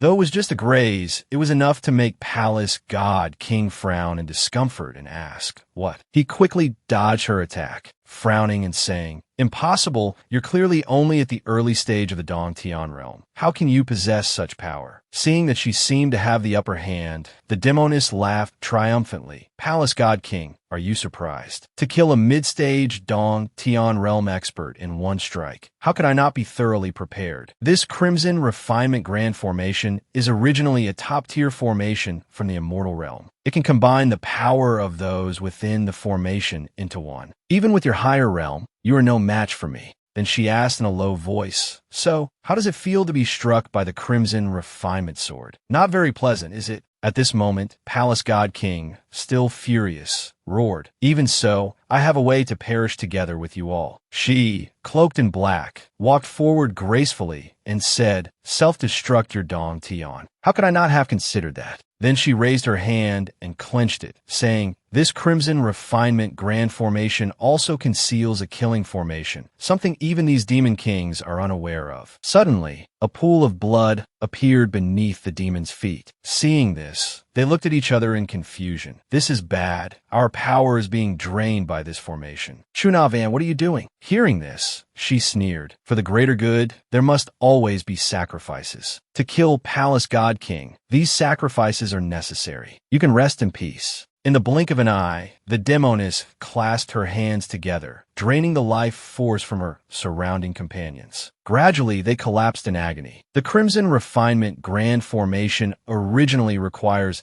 4 sacrifices to complete. The vital essence of these demon kings not only enhances my cultivation, but also temporarily strengthens the formation's power, preventing you from using your Dong Tion power, the demoness explained as she worked. Seeing this, Palace God King said warily, "This formation is truly evil." As the Crimson Refinement divine armor materialized, she removed her cloak and slowly approached. Witnessing this, Palace God King gritted his teeth and said cautiously, "That sword and armor are condensed from the vital essence of the 4 demon kings. Their power is immeasurable. Her current strength is probably many times greater than mine." Hearing this, the demoness replied, "Even though you are a mid-stage Dong Tion realm expert, even the Crimson Refinement Grand Formation cannot suppress your Dong Tion power for too long. To ensure there are no mistakes." She pondered for a moment, then suddenly lunged towards Palace God King, grabbing him and declaring, "Now, I will send you on your way." Hearing this, Palace God King struggled to resist. As their hands made contact, a wave of Yin energy erupted.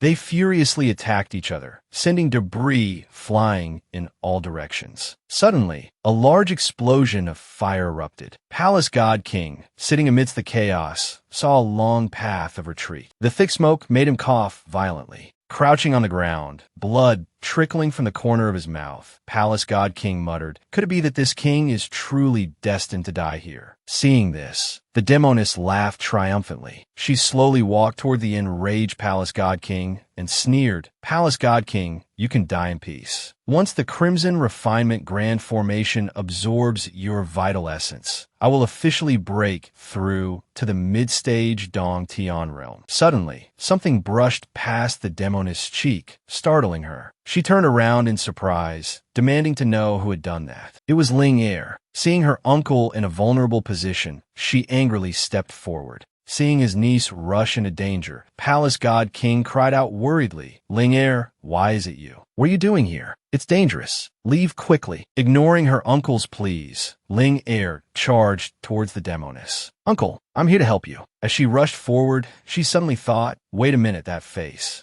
Looking closely at Ling Er's face, the demoness exclaimed, "So it's Mu God King's daughter. Heaven helps me. As long as I capture her, my plan to kill Mu God King can be completed sooner." Seeing the demoness charge towards her, Ling Er declared resolutely, "Demoness, don't think this young miss is afraid of you." Like a fox, the demoness lunged directly at the enraged Ling Er. "You ignorant little brat." Ling Er trembled in fear, stammering, "What? She's so strong." The demoness seized the opportunity, grabbing Ling Er's face and squeezing tightly, drawing blood. Seeing this, Palace God King cried out in anguish, "Ling Er, you damn demoness, what are you doing?" The demoness turned her head and said cunningly, "Palace God King, it seems you don't even have the strength to care about others anymore. Next, I will deal with you." Although her mouth was clamped shut, Ling Er still defiantly asked, You let me go. Do you know who my father is?" Hearing this, The demoness' face grew more cunning as she said, "If I didn't know who your father was, I would have dealt with you long ago." To think that the esteemed palace god king would have such a foolish daughter, delivering herself right to my doorstep. Truly, even the most talented have their flaws. Without hesitation, she threw Ling Er into a nearby black hole, saying, "I'll keep this brainless thing in my Dong Tion for now. I'll make good use of you to deal with Mu God King." Ling Er seemed to be swallowed whole by the demoness Dong Tion. Seeing his granddaughter in danger, Palace God King was enraged. He clenched his fists and roared, "Demoness, you are truly vicious. I will fight you to the death." A dense, dark aura emanated from him. The demoness turned, a look of alarm on her face. Not good, she thought. I was so focused on that brat that I loosened my suppression on Palace God King, giving him the chance to use his Dong Tion power. He's burning his Dong Tion to gain a temporary surge in strength. He charged towards her like a ravenous wolf. The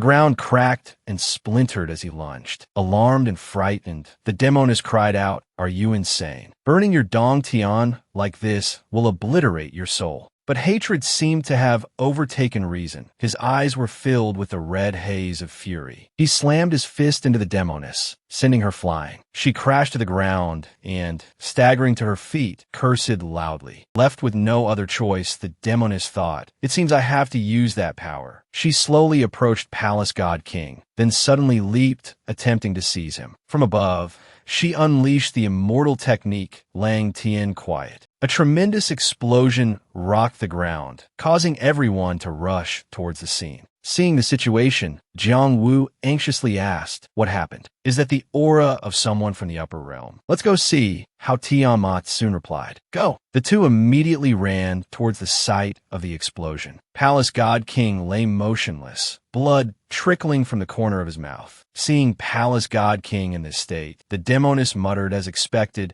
it was still too much, even using a celestial secret technique. Seemingly hearing approaching footsteps, she turned, thinking someone's coming. She cautiously guessed, 2 half-step Dong Tion realm cultivators. Could they be reinforcements for the city's defense? They actually survived those demon generals. They can hold their own against a Dong Tion realm expert. Looking at the motionless palace god king on the ground, the demoness thought ruefully, "Well, this old man is finished. In my current state, I'm not sure I can handle 2 unknown cultivators. My goal has been achieved anyway, and I even have an unexpected bonus." Having finished her spell, the demoness calmly departed, the portal she had created slowly vanishing. Seeing the scene, Jang Vu said angrily, "That powerful ancient demonic aura is gone." Then, noticing the figure on the ground, he said, "Hey, look." Looking closer, both were surprised. It's Palace God King. He lay sprawled on the ground. Seeing Jang Vu and how Tion soon approach, he asked weakly, "Are you reinforcement from Mu King City?" At the same time, Jang Vu, ignoring his question, asked anxiously, "Sir, are you all right?" Meanwhile, how Tion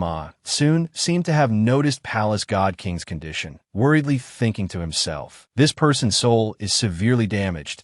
It seems like it's due to excessive soul sacrifice to enhance his power. It's beyond saving." He also seemed to be aware of his own condition. So after being helped up by Jang Vu, he said shakily, "I'm fine. Ling Er, she's been captured. Go save her. Don't worry about me." Jang Vu looked at him and said, "But Uncle's injuries." Palace God King assured him, "I know my own injuries best. This isn't an ordinary wound. Even a living saint couldn't heal it. Although relying on my Dong Tion realm cultivation, I can live for a few more hours. It would only prolong the pain." Then he looked at him sincerely and said, "Young friend, before my primordial spirit dissipates, could you grant me peace?" This made Jang Vu frown uncomfortably and say, "This matter." But before he could finish, Palace God King grabbed his arm and continued, "Young friend, don't hesitate. By doing so, you're liberating me." Then he said resolutely, "Hurry, before my primordial spirit dissipates." Hearing this, Jang Vu felt a heavy heart, murmuring, Junior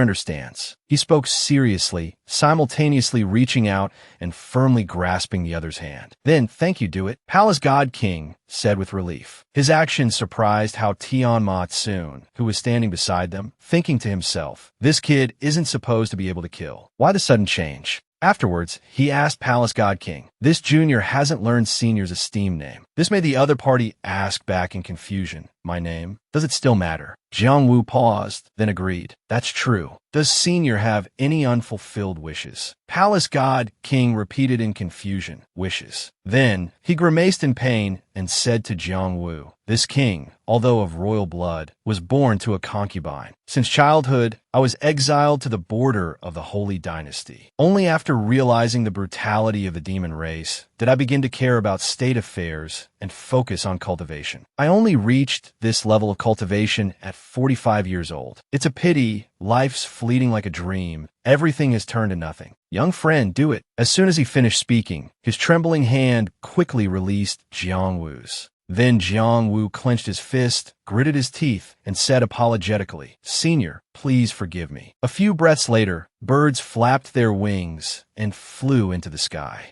Jang Vu and Hao Tianma soon stood before Palace God King's still body. He looked at the body, frowning in thought. Senior, this junior agreed to your request with ulterior motives. Then he gritted his teeth and said resolutely, however, I will fulfill your wish in your stead. Suddenly, the system appeared above his head, and as soon as it appeared, it said, congratulations to the host for completing the mission, receiving a 10,000-fold experience reward, successfully obtaining 500 million experience points. It also told him, as expected, those favored by this system will encounter great opportunities. Unexpectedly, the host was able to directly pick up a readily available experience package. The host's current accumulated experience can directly upgrade the Black Tortoise True Scripture and the Sacred Body Brahma Heart Scripture to level 7, and at the same time can break through to the early Overlord realm. It spoke seriously, then asked him, does the host want to use the experience to level up? Hearing the system say this, Jang Vu showed a disappointed expression, thinking to himself. Unexpectedly, the reward for this mission wasn't a 10-fold increase in experience for defeating enemies above my level. What a loss. I thought I could directly become invincible. Then, stroking his chin thoughtfully, he said to the system, it's better to wait. Breaking through to the Overlord realm too quickly isn't a wise choice. I want to upgrade the Black Tortoise Divine Scripture and the Sacred Body Refining Heart Sutra to the 8th level, while my realm only needs to stay at the early Dong Tion realm. Hearing this, the system asked, directly upgrade the techniques. Then it made a confused sound. Upgrading these two techniques directly to the 8th level requires nearly 400 million experience points. Breaking through to the early Dong Tion realm only requires 20 million experience points, and the increase in strength isn't much. Jang Vu quickly replied with certainty, that's true. But by upgrading two top-tier techniques to the 8th level, I'll basically be invincible in the early Dong Tion realm. I can also enjoy the 10-fold experience bonus for defeating stronger enemies. Hearing this, the system couldn't help but exclaim in surprise, then suddenly understood and said, unexpectedly, the host has grasped the true meaning of the reward mechanism. This system is shallow-minded. Jang Vu calmly replied, this great one figured out with my little toe that there's a problem with the system's distribution. You're unreliable. You still want to continue tricking me. Don't even dream. Hurry up and upgrade me. Hearing him say this, it could only say, all right. As soon as it finished speaking, Jang Vu's system panel appeared, displaying all the information. The system panel displayed, experience has been successfully distributed. Congratulations to the host for successfully leveling up. Jang Vu, early Dong Tion realm Black Tortoise Divine Scripture. 8th level unlocked. Twin fighting techniques unlocked. Primordial Spirit Clone Sacred Body Refining Heart Sutra. 8th level after that. A thin layer of mist appeared around him, attracting Hao Tianma Soon's attention. Hao Tianma soon watched him being surrounded by red flames and said in surprise, is this kid breaking through? Hao Tianma soon looked up at the sky again, only to see a huge vortex appear, revealing the entire Milky Way inside, and muttered, Dong Tion. He observed and said, 20 miles, 0.5, 10 miles, it's still expanding. Am I seeing things? Breaking through to the early Dong Tion realm. Normally a Dong Tion is only about 10 miles. How can it be this big? Hao Tianma soon finished speaking in confusion, then turned his gaze back to Jang Vu, who was leveling up amidst lightning and red flames, and said in disbelief, I've seen quite a few monstrous talents, but someone as abnormal as this kid, this is truly the first time. Could it be that his Dong Dong Tion can reach 100 miles. Wouldn't that be almost on par with a peak Dong Tion realm expert? At this moment, Jang Vu was floating in midair, surrounded by streaks of light. So this is the Dong Tion realm. Jang Vu closed his eyes and wondered, vaguely sensing his surroundings. Then he thought to himself, feeling like he had escaped some kind of connection with this world and was establishing a new kind of connection. He half closed his eyes, imagining himself like a newborn baby still connected by the umbilical cord, thinking, just like a newborn leaving its mother's body. Jang Vu then gently placed his feet on the ground. He looked at his hands, a serious expression on his face as he began to think. So this is the great secret of the Dong Tion realm. No wonder there's such a huge difference between the Immortal realm and the Dong Tion realm. Kid, how Tion Ma soon walked up from behind Jang Vu, called out, then hesitantly asked,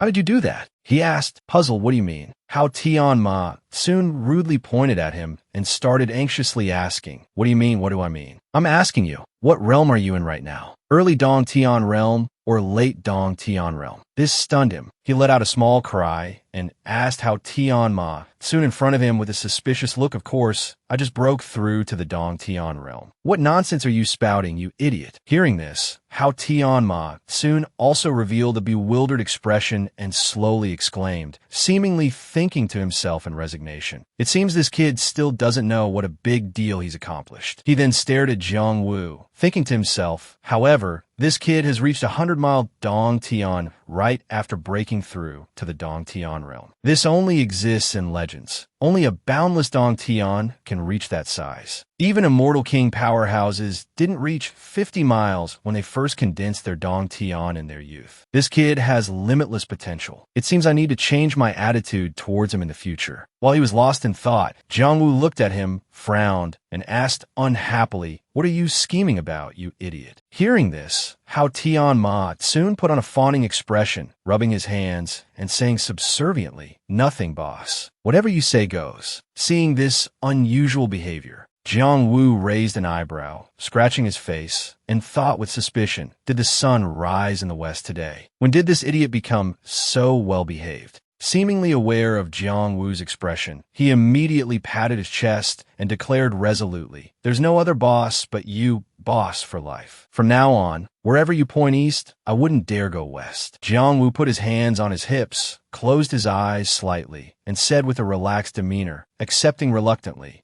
those words are pleasing to the ear. Consider yourself somewhat enlightened. I originally wanted to spar with you after breaking through to the Dong Tion realm, but seeing your good attitude, I'll let it go. Not bad. I almost forgot this kid is the vengeful type. Luckily, this lord is clever and avoided a beating, how Tion Ma soon thought, relieved. Then Jang Vu looked towards Palace God King's lifeless body lying quietly on the other side and said softly, let's bury Uncle first. After all, I owe this breakthrough to the Dong Tion realm to him. A while later, a tombstone was erected. Boss, what do we do next? Go find Mu King. How Tion Ma soon asked, having been kneeling and bowing his head before the grave. Jang Vu stood up and replied, looking down, no, there's no need. Mu King's strength is unfathomable. He'll take care of everything in Mu King's city himself. He then picked up a green jade pendant enveloped in a thin layer of qi and said, after breaking through to the Dong Tion realm, my senses have become sharper. I can vaguely sense Mu Ling Sam's qi.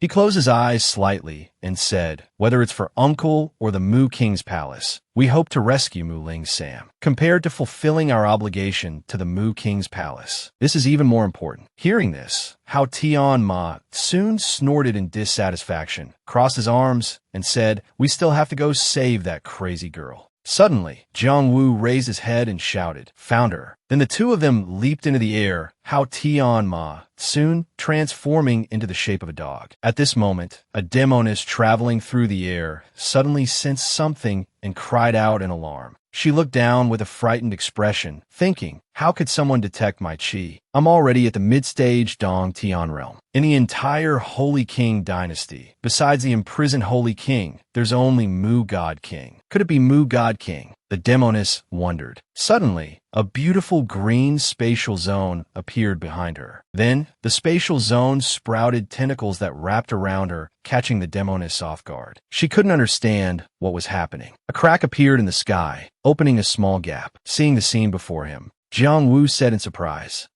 Gritting his teeth and looking forward, he said, "The one who captured Mu Ling Sam. Their chi also suddenly disappeared. Even I can't track them. Could there be someone secretly helping them in the main hall?" Chu Yavan was thrown heavily to the ground. She looked around and said, "This is..." Seeing Chu Tion twins standing sternly before her, Yavan asked, "National teacher, did you save me?" Chu Tion twin looked at her with a gloomy gaze and angrily shouted, "Incompetent." Just as the two were talking, a dark shadow flashed past. Seeing this, both Tion twin and Yavan respectfully bowed their heads towards Chu Tion twin. "Master." Tion twin was also surprised by this sudden appearance, stammering, Venerable one, why are you?" Looking at the two, bowing respectfully to him, the dark shadow, called Venerable One, said, "No need to panic, I just happened to pass by." Looking at Chu Yavan, he continued, "Chu Yavan, you did well. My training you back then at the ruins wasn't in vain." Hearing this, Yavan smiled happily and bowed, replying, "Thank you, Master, for your praise." The Venerable One then said something that made Chu Tion twin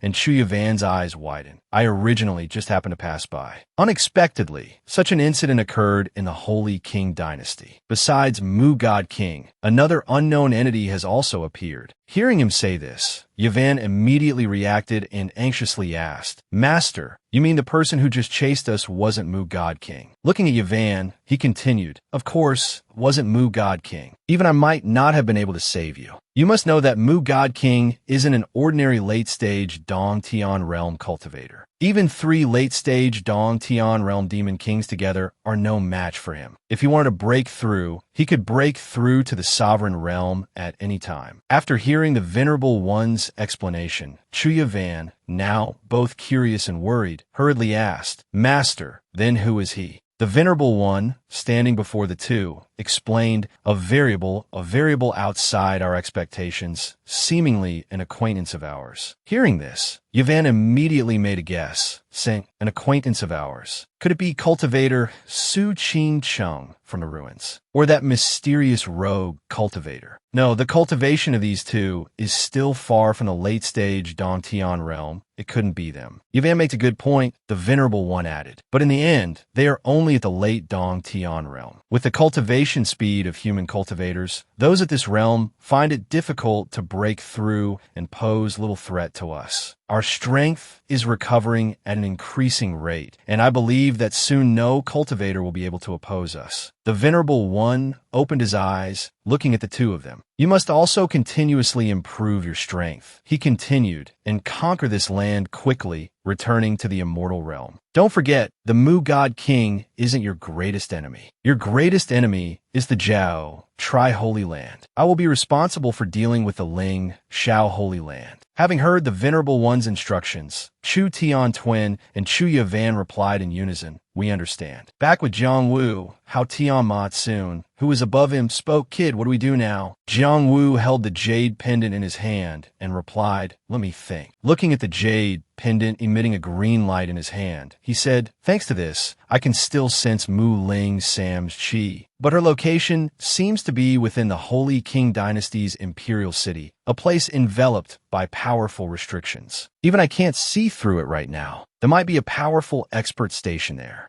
Jang Vu put away the jade pendant and turned in another direction. "Let's return to Mu King City and help the Mu God King escape," he said. "We must join forces with the Mu God King to enter the city." With that, he flew off, leaving a golden trail of fire in the air. Within a barrier surrounded by lightning, the Mu God King was focusing all his power, creating a surge of energy. He roared, "Holy Spirit decree." Facing the Mu God King were countless monsters staring at him. The Mu God King's power and the power of the monster horde clashed. Due to the direct collision of the two energies, an explosion occurred. This explosion sent both the Mu God King and the monster horde flying backward. The explosion's destructive power was considerable, creating a large crater in the ground. The Eagle Demon immediately said, as expected of the God King, "Even with the 3 of us joining forces, we can't gain any advantage. The Lion King, standing behind him, added, "Clearly, our realms are the same. We are all invincible demon kings of the same level. Why can't we defeat him even when using the Immortal realm formation?" The Tiger King beside them couldn't help but say, "He truly lives up to his reputation as an expert possessing the Holy Spirit physique." It seems the rumors of the Mu God King having cultivated his primordial spirit to the Saint realm aren't baseless. Looking at the demons before him, the Mu God King thought to himself, "Although I can suppress these three great demon kings and even eliminate them, it would be disastrous if I forced them to self-destruct." The Mu God King felt at a loss. He thought, if only someone could help me restrain one demon king. If their combined formation is broken, I'll be confident in defeating them in one blow. "Fourth brother, why haven't you arrived yet?" Lost in thought, a flash of lightning appeared before the Mu God King. From that flash of lightning, Jang Vu and Tion soon emerged. Jang Vu cheerfully waved, "Mu God King, are you well?" Seeing that the newcomer was Jang Vu, the Mu God King seemed slightly displeased. He thought to himself, why is he here? He's only at the half-step Dong Tion realm. What's he doing here? In the forest of Mu King City, Jang Vu and Tion soon met the Mu God King. Jang Vu spoke, "It seems you're having some trouble." The Mu God King's expression turned serious as he warned, "Young friend, be careful. You're no match for them. Retreat now." The Tiger King in front of them was exceptionally ferocious, surrounded by a terrifying aura. He roared, "Human cultivators coming to help. You overestimate yourselves. This is a high-level battle. It's not your place to interfere, brat." As soon as he finished speaking, the Tiger King lunged towards Jang Vu, his fist swinging out, enveloped in a brightly glowing sphere of demonic energy. Jang Vu didn't show any weakness, laughing disdainfully. "Do you take me for pushover?" As he spoke, he gathered a powerful, fiery red energy in his palm. Continuing, "Let's see what my strength is like after my breakthrough." Jang Vu abruptly slammed his energy-filled palm towards his opponent, the blow creating a massive and powerful explosion. With just a seemingly simple palm strike, he shattered the Tiger King's demonic energy sphere, the force repelling back with the pressure, creating a fierce gale. Facing his overwhelming power, the Tiger King was terrified, his whole body on high alert. He asked in astonishment what. Before he could finish, he immediately leaped back to create distance. The arrogance on the Tiger King's face vanished, replaced by countless questions flashing through his mind. Who is this kid? He can actually match my strength. Witnessing Jang Wu's overwhelming power, the Mu God King, standing behind, was equally astonished. He looked at Jang Vu, thinking to himself, this young friend has broken through. But even with a breakthrough, he shouldn't be a match for the Tiger King. How is he doing this? Pushing aside the rising curiosity in his heart, seemingly realizing the most important thing at the moment, he thought, wait, now's not the time to worry about this. If this young friend has such strength, then there's a way. Without wasting any more time, he shouted towards Jang Vu, young friend, I need you to help me eliminate these demon beasts. Hearing this, Jang Vu turned his head, his gaze towards the Mu God King, and replied with a faint smile, that's exactly why I'm here. Tell me, what do you need me to do, Mu God King? Receiving his enthusiastic agreement, the Mu God King's face showed anxiety as he hurriedly replied, you just need to help me hold back one demon king. Having understood his request, Jang Vu turned his gaze towards the Tiger King, replying with a smug smirk, easy as pie. As soon as he finished speaking, he quickly charged towards the Tiger King, yelling, you're the one. The Tiger King's face was a mixture of bewilderment and terror, looking utterly foolish. Still not realizing the disparity in strength, the Tiger King, with his arrogance, started rambling, choosing to confront me again. Do you think I'm the weakest of the three great demon kings? Damn it, I'm the strongest. The Tiger King immediately took a step back, assuming a fighting stance. He pointed his finger towards Jang Vu, a dark, bluish-green energy emanating from his palm. This energy quickly enveloped Jang Wu's body. He continued, let you taste the power of my realm. This technique caused Jang Vu to fall into a different dimensional space, as if he were floating amidst an endless galaxy. Both Jang Vu and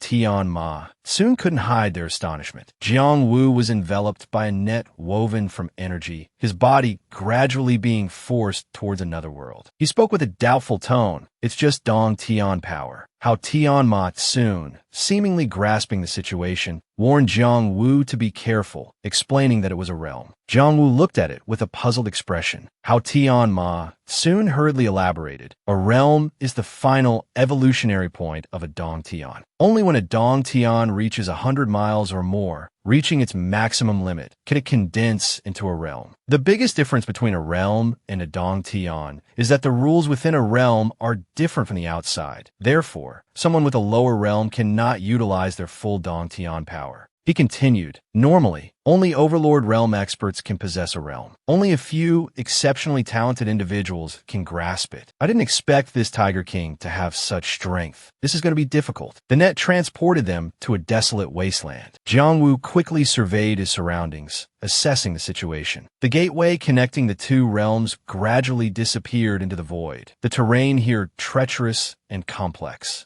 Suddenly, heavy footsteps echoed from above, sharp claws appearing. The Tiger King, with an arrogant demeanor, looked down at Jang Vu with folded arms and said, "Kid, you're finished. Outside, you might have been able to exchange blows with me, but your realm is clearly lower than mine. Pulled into my realm, you've lost any chance of victory. Now I can utilize my Dong Tian power, while you cannot. No matter how strong your body is, you're just a punching bag." In short, the Tiger King pointed at himself, his face full of smugness, and declared loudly, "The advantage is mine." Within the Tiger King's realm, Jang Vu flexed his wrists as he replied, "Is that so?" How Tion Ma soon, who had been perched on Jang Wu's head, hurriedly jumped down. While appearing imposing on the outside, how Tion Ma soon was inwardly troubled, pondering, indeed, the suppression is much stronger than a Dong Tion. But this restraint is still within an acceptable range for me. It seems the difference between my Dong Tion power and his isn't too great. In the distance, a substantial explosion erupted. Like a whirlwind, Jang Vu charged towards a high cliff where the Tiger King stood, retorting, "Is that all you've got?" Seeing Jang Vu still able to move freely within his domain, the Tiger King exclaimed,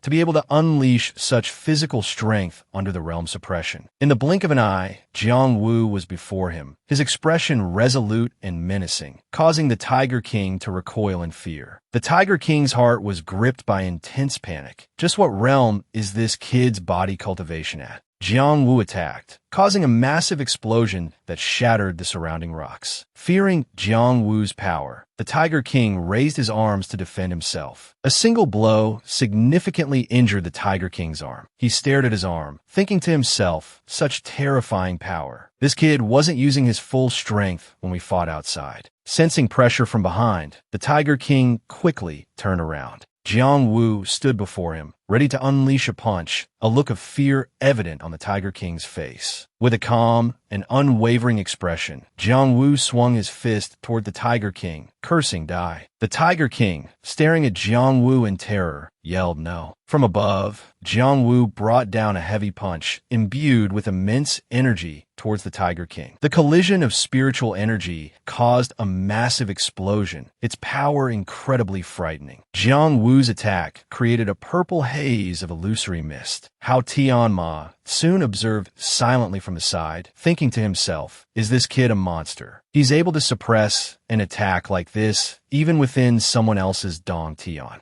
How Tion Ma soon couldn't hide his astonishment, watching the battle intently. That's right, it seems he hasn't used that secret technique that can boost his power yet. The Tiger King quickly took cover behind a large boulder, narrowly avoiding the previous attack. He cursed angrily, to make this king suffer such humiliation. Knowing he was at a disadvantage, his face filled with terror, he decided to resort to underhanded tactics. Focusing his energy into his palm for a sneak attack on Jang Vu, he roared. Suddenly, nets formed from spiritual energy appeared all around. Faced with this situation, Jang Vu remained unfazed. The Tiger King pointed his hand towards him, instantly activating the technique. A loud explosion echoed throughout the space. Thinking he had defeated him, the Tiger King laughed arrogantly. This is the tyrannical law that this king can only unleash within my realm. Within my Dong Tion, All the space I control can enter a state of chaotic collapse at any time. Even a mid-stage Tion realm expert would be instantly killed by this attack. Interrupting the Tiger King's arrogant outburst, Jang Vu slowly emerged from behind, his figure hazy. Surrounding him was a fierce aura of fiery energy. The Tiger King realized something was amiss with a jolt of panic. He sensed the pressure rushing towards him from behind and hurriedly turned, leaping backward. Unable to believe his eyes, he exclaimed loudly, "What?" The Tiger King's face, no longer smug, slowly questioned, "Boy, how is this possible? My attack just now should have hit you." Jang Vu, kneeling on a now-shattered boulder, responded with a cold, heroic air. Indeed. He looked up at the Tiger King, continuing with a cold laugh. "Your attack did hit, just not me." Jang Vu immediately executed the technique from before. His body was now connected to another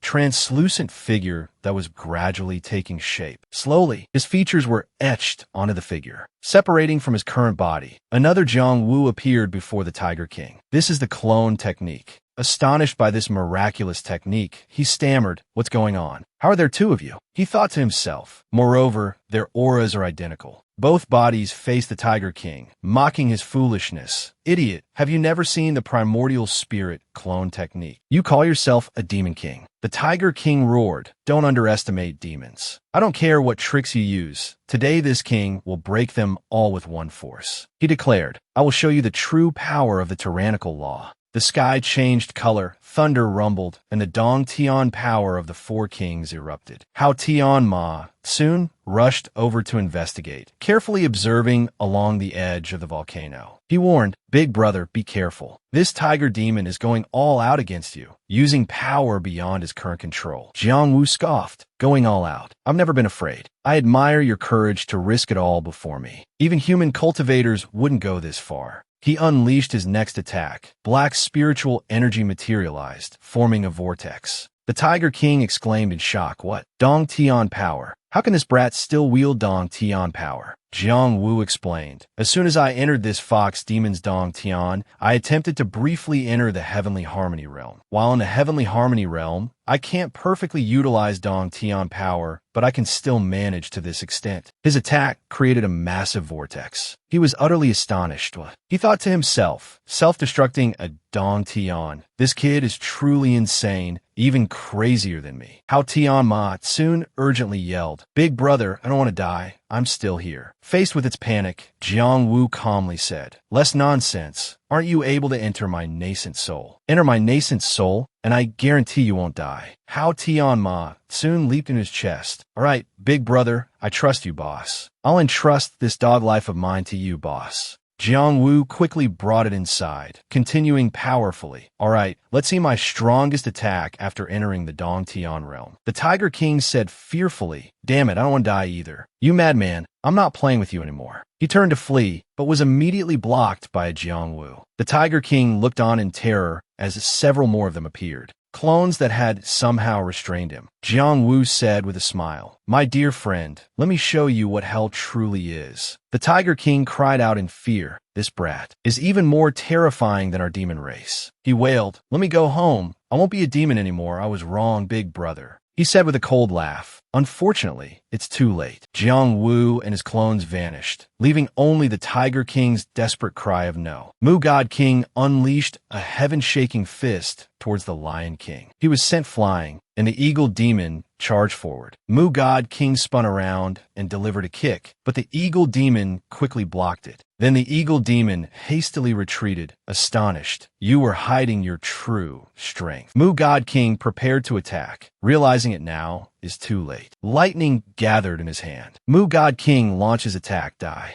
The Eagle Demon used his wings to shield his entire body. Struck by the attack, he cried out in agony. The Eagle Demon screamed in fear, "I can't die here." Just then, there was a sudden, unusual disturbance. He spread his wings wide, and dazzling lightning surrounded him. Mu God King exclaimed in surprise, "Not good. This demon's will to survive is so strong that it actually awakened its ancestral bloodline mid-battle." The Eagle Demon declared, "Mu God King, thank you for helping me comprehend the demon venerable realm." As he flew away, he added, "But I'm not your match right now. Just you wait. When I fully break through to the demon venerable realm, it will be your downfall." The old man said worriedly. Not good. That demon is trying to escape. Damn it. It has awakened the rock bloodline, significantly increasing its speed and power. With my current strength, I'm afraid I can't catch it. The Lion King roared in terror. Eagle demon, save me. Mu God King looked at him and said, it seems I can't eliminate all 3 demon kings at once, but I can't let the remaining 2 escape. The Lion King said in astonishment, that damned eagle demon, he actually abandoned me. He coughed and then asked, cough, cough, are you planning to deal with me, Mu God King? The old man replied, humans and demons have been irreconcilable enemies since ancient times. Today, you are weaker, and it's only natural that you die by my hand. He admitted, you are right, but this is just the victor's rhetoric. The Lion King gathered power in his mouth and declared loudly, however, I'm a demon king, and even in death, I must have dignity. Mu God King snorted coldly. You want to self-destruct your dong, Tion. If you had self-destructed from the beginning, you might have been able to threaten me. But now, he immediately executed a technique. Saint Spirit Decree, Mirror Flower would moan. The Lion King's self-destruction was instantly suppressed. The Lion King laughed loudly. Mu God King, you are still going to die in the end. The old man said, you will not succeed. I can achieve a breakthrough in this desperate situation. Although the heavens have granted the demon race strong bodies, their primordial spirits are still too weak. I didn't expect you to fall into the illusion so easily. Mu God King attacked. Your demon race has committed countless atrocities. Being able to die like this is already a blessing.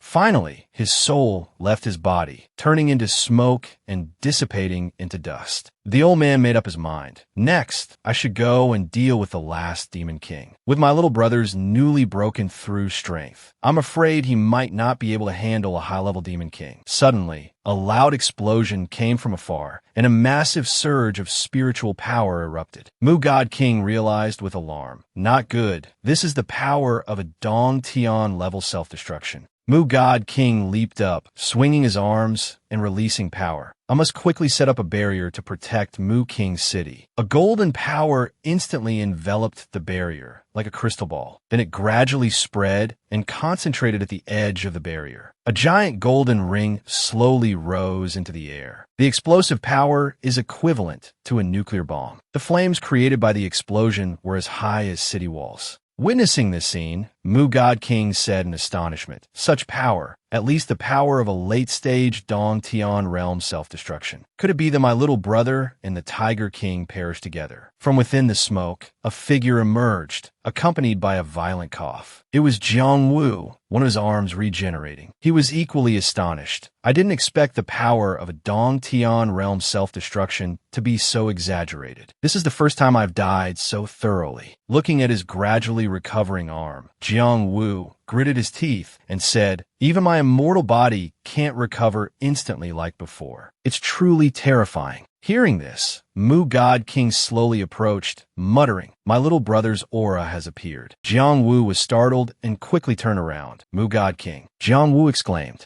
The old man greeted him warmly. Little brother, are you all right? Mu God King then asked, what exactly happened? Where's the Tiger King? Jang Vu replied with a smile, the Tiger King. That guy couldn't do anything to me and ended up self-destructing. Fortunately, I had a protective treasure, so I survived. Hearing Jang Wu's reply, Mu God King's eyes widened in surprise. A protective treasure. What kind of treasure can withstand the self-destruction of a Dong Tion realm expert? Jang Vu expressed out about Mu God King's attitude. What's wrong, Mu God King? Could it be you covet my magical treasure? Mu God King, hearing this, responded somewhat awkwardly. Of course not. Everyone has their own secrets, and I won't pry. He was still pondering Jang Wu's breakthrough in strength, but didn't forget to praise him. The little brother is truly mysterious. Half a day ago, you were at the half-step Dong Tion realm, and today you can slay the Tiger King, one of the 3 great demon kings of the Luo Shan mountain range. It's truly astonishing. Jang Vu replied with a polite laugh. Not at all. It was just a lucky breakthrough. Hearing this, Mu God King was even more surprised. A lucky breakthrough. Forgive my presumption, but may I ask, little brother, upon breaking through to the Dong Tion realm, how large was your Dong Tion? Jang Vu recalled, replying somewhat vaguely, only 60 miles. What? 60 miles. Mu God King was utterly astonished when he heard the number Jang Vu reported. Stroking his beard, he mused, "That's 10 miles larger than Su Qingcheng of the Jiao Tai Holy Land, who is known as a once-in-a-millennium prodigy. What terrifying talent." Jang Vu maintained his composure and continued, "If I said I condensed 100-mile Dong Tion, would I scare Mu God King to death?" How Tion Ma soon whispered in Jang Wu's ear, "Boss, you should still be careful. It's not a good thing for this secret to be known by others." Jiang Wu replied calmly, "Of course I understand. I'm not a fool." Jiang Wu quickly changed the subject. "Mu God King, let's not talk about this anymore. I have a few things I want to discuss with you. This demon race invasion, I suspect it's a meticulously planned conspiracy." Mu God King frowned and asked hesitantly, "A pre-planned event?" It seemed Mu God King still didn't fully trust Jiang Wu. Then he turned and said, "But now that the demon race has retreated, I still have to comfort the people. Please wait a moment at the mansion, young friend." Jiang Wu agreed to Mu God King's invitation and went to the royal mansion. The Mu King mansion was a magnificent and imposing residence, distinguished by its redwood architecture. Inside the mansion, Mu God King was talking with Jiang Wu. He opened the conversation by asking, "So, my daughter was kidnapped to the imperial city?" Jiang Wu replied sympathetically, "Yes, that's right. Moreover, Palace God King was also killed by that mysterious person." Mu God King gnashed his teeth and said angrily, "It seems my intuition was right. Something has indeed happened in the imperial city. The reason is likely related to the immortal ruins in the Van Lac mountain range." But he worried that rushing into the imperial city would endanger the holy dynasty, saying, "I'm afraid I can't just barge into the imperial city." Jiang Wu said seriously, "I think so too, but there's a barrier outside the imperial city. I saw it from afar. There are at least 10 Dong Tion realm experts or higher inside. We need to prepare carefully if we want to enter the imperial city." Hearing this, Mu God King put his hand on his chin and pondered. More than 10 Dong Tion realm experts. He thought of the various experts one by one. Red Wing King, Shao Family King, Zhun Nan King. Then said, "In our holy dynasty's outer territories, besides myself and my fourth brother, there are 3 king-level experts who are all at the mid-Dong Tion realm. Perhaps they can help us." Jiang Wu added, "In other words, there are only 4 Dong Tion realm experts in total." Mu God King replied, "Indeed. But if you could lend me a hand, I would have complete confidence in storming the imperial city." He then smiled and said, "Although you and I had a slight misunderstanding before, if you are willing to help the people of Mu King City resist the demon race, you are likely a righteous person. Therefore, please forgive my presumptuousness, but I wonder if you could lend your assistance and help our holy dynasty." Mu God King's honeyed words seemed to move Jiang Wu somewhat, and he paused to consider. Just then, Hao Tion appeared and said, "Boss, don't agree to it. This old man wants to use you as a tool. He's already scheming against you." Jiang Wu turned to Hao Tion and calmly replied, "I'm naturally aware of the God King's schemes, but I am very interested in what happened in the Chu Tian Quan ruins. Previously, someone at the early Dong Tion realm was able to control the imperial city of the Holy Dynasty. Don't you find that suspicious? Moreover, ever since we entered the Holy Dynasty, we've been followed. Chu Tian Quan even sent people to capture us. We couldn't escape. Rather than letting someone else kill him, I might as well do it myself." Sitting on the chair, Jiang Wu silently calculated. In any case, it's experience points. 12 or so Dong Tion realm experts. That's several million experience points. Thinking of the experience points he could gain, he couldn't help but drool, wiping it away with his hand. Hao Tion looked at him with a puzzled expression.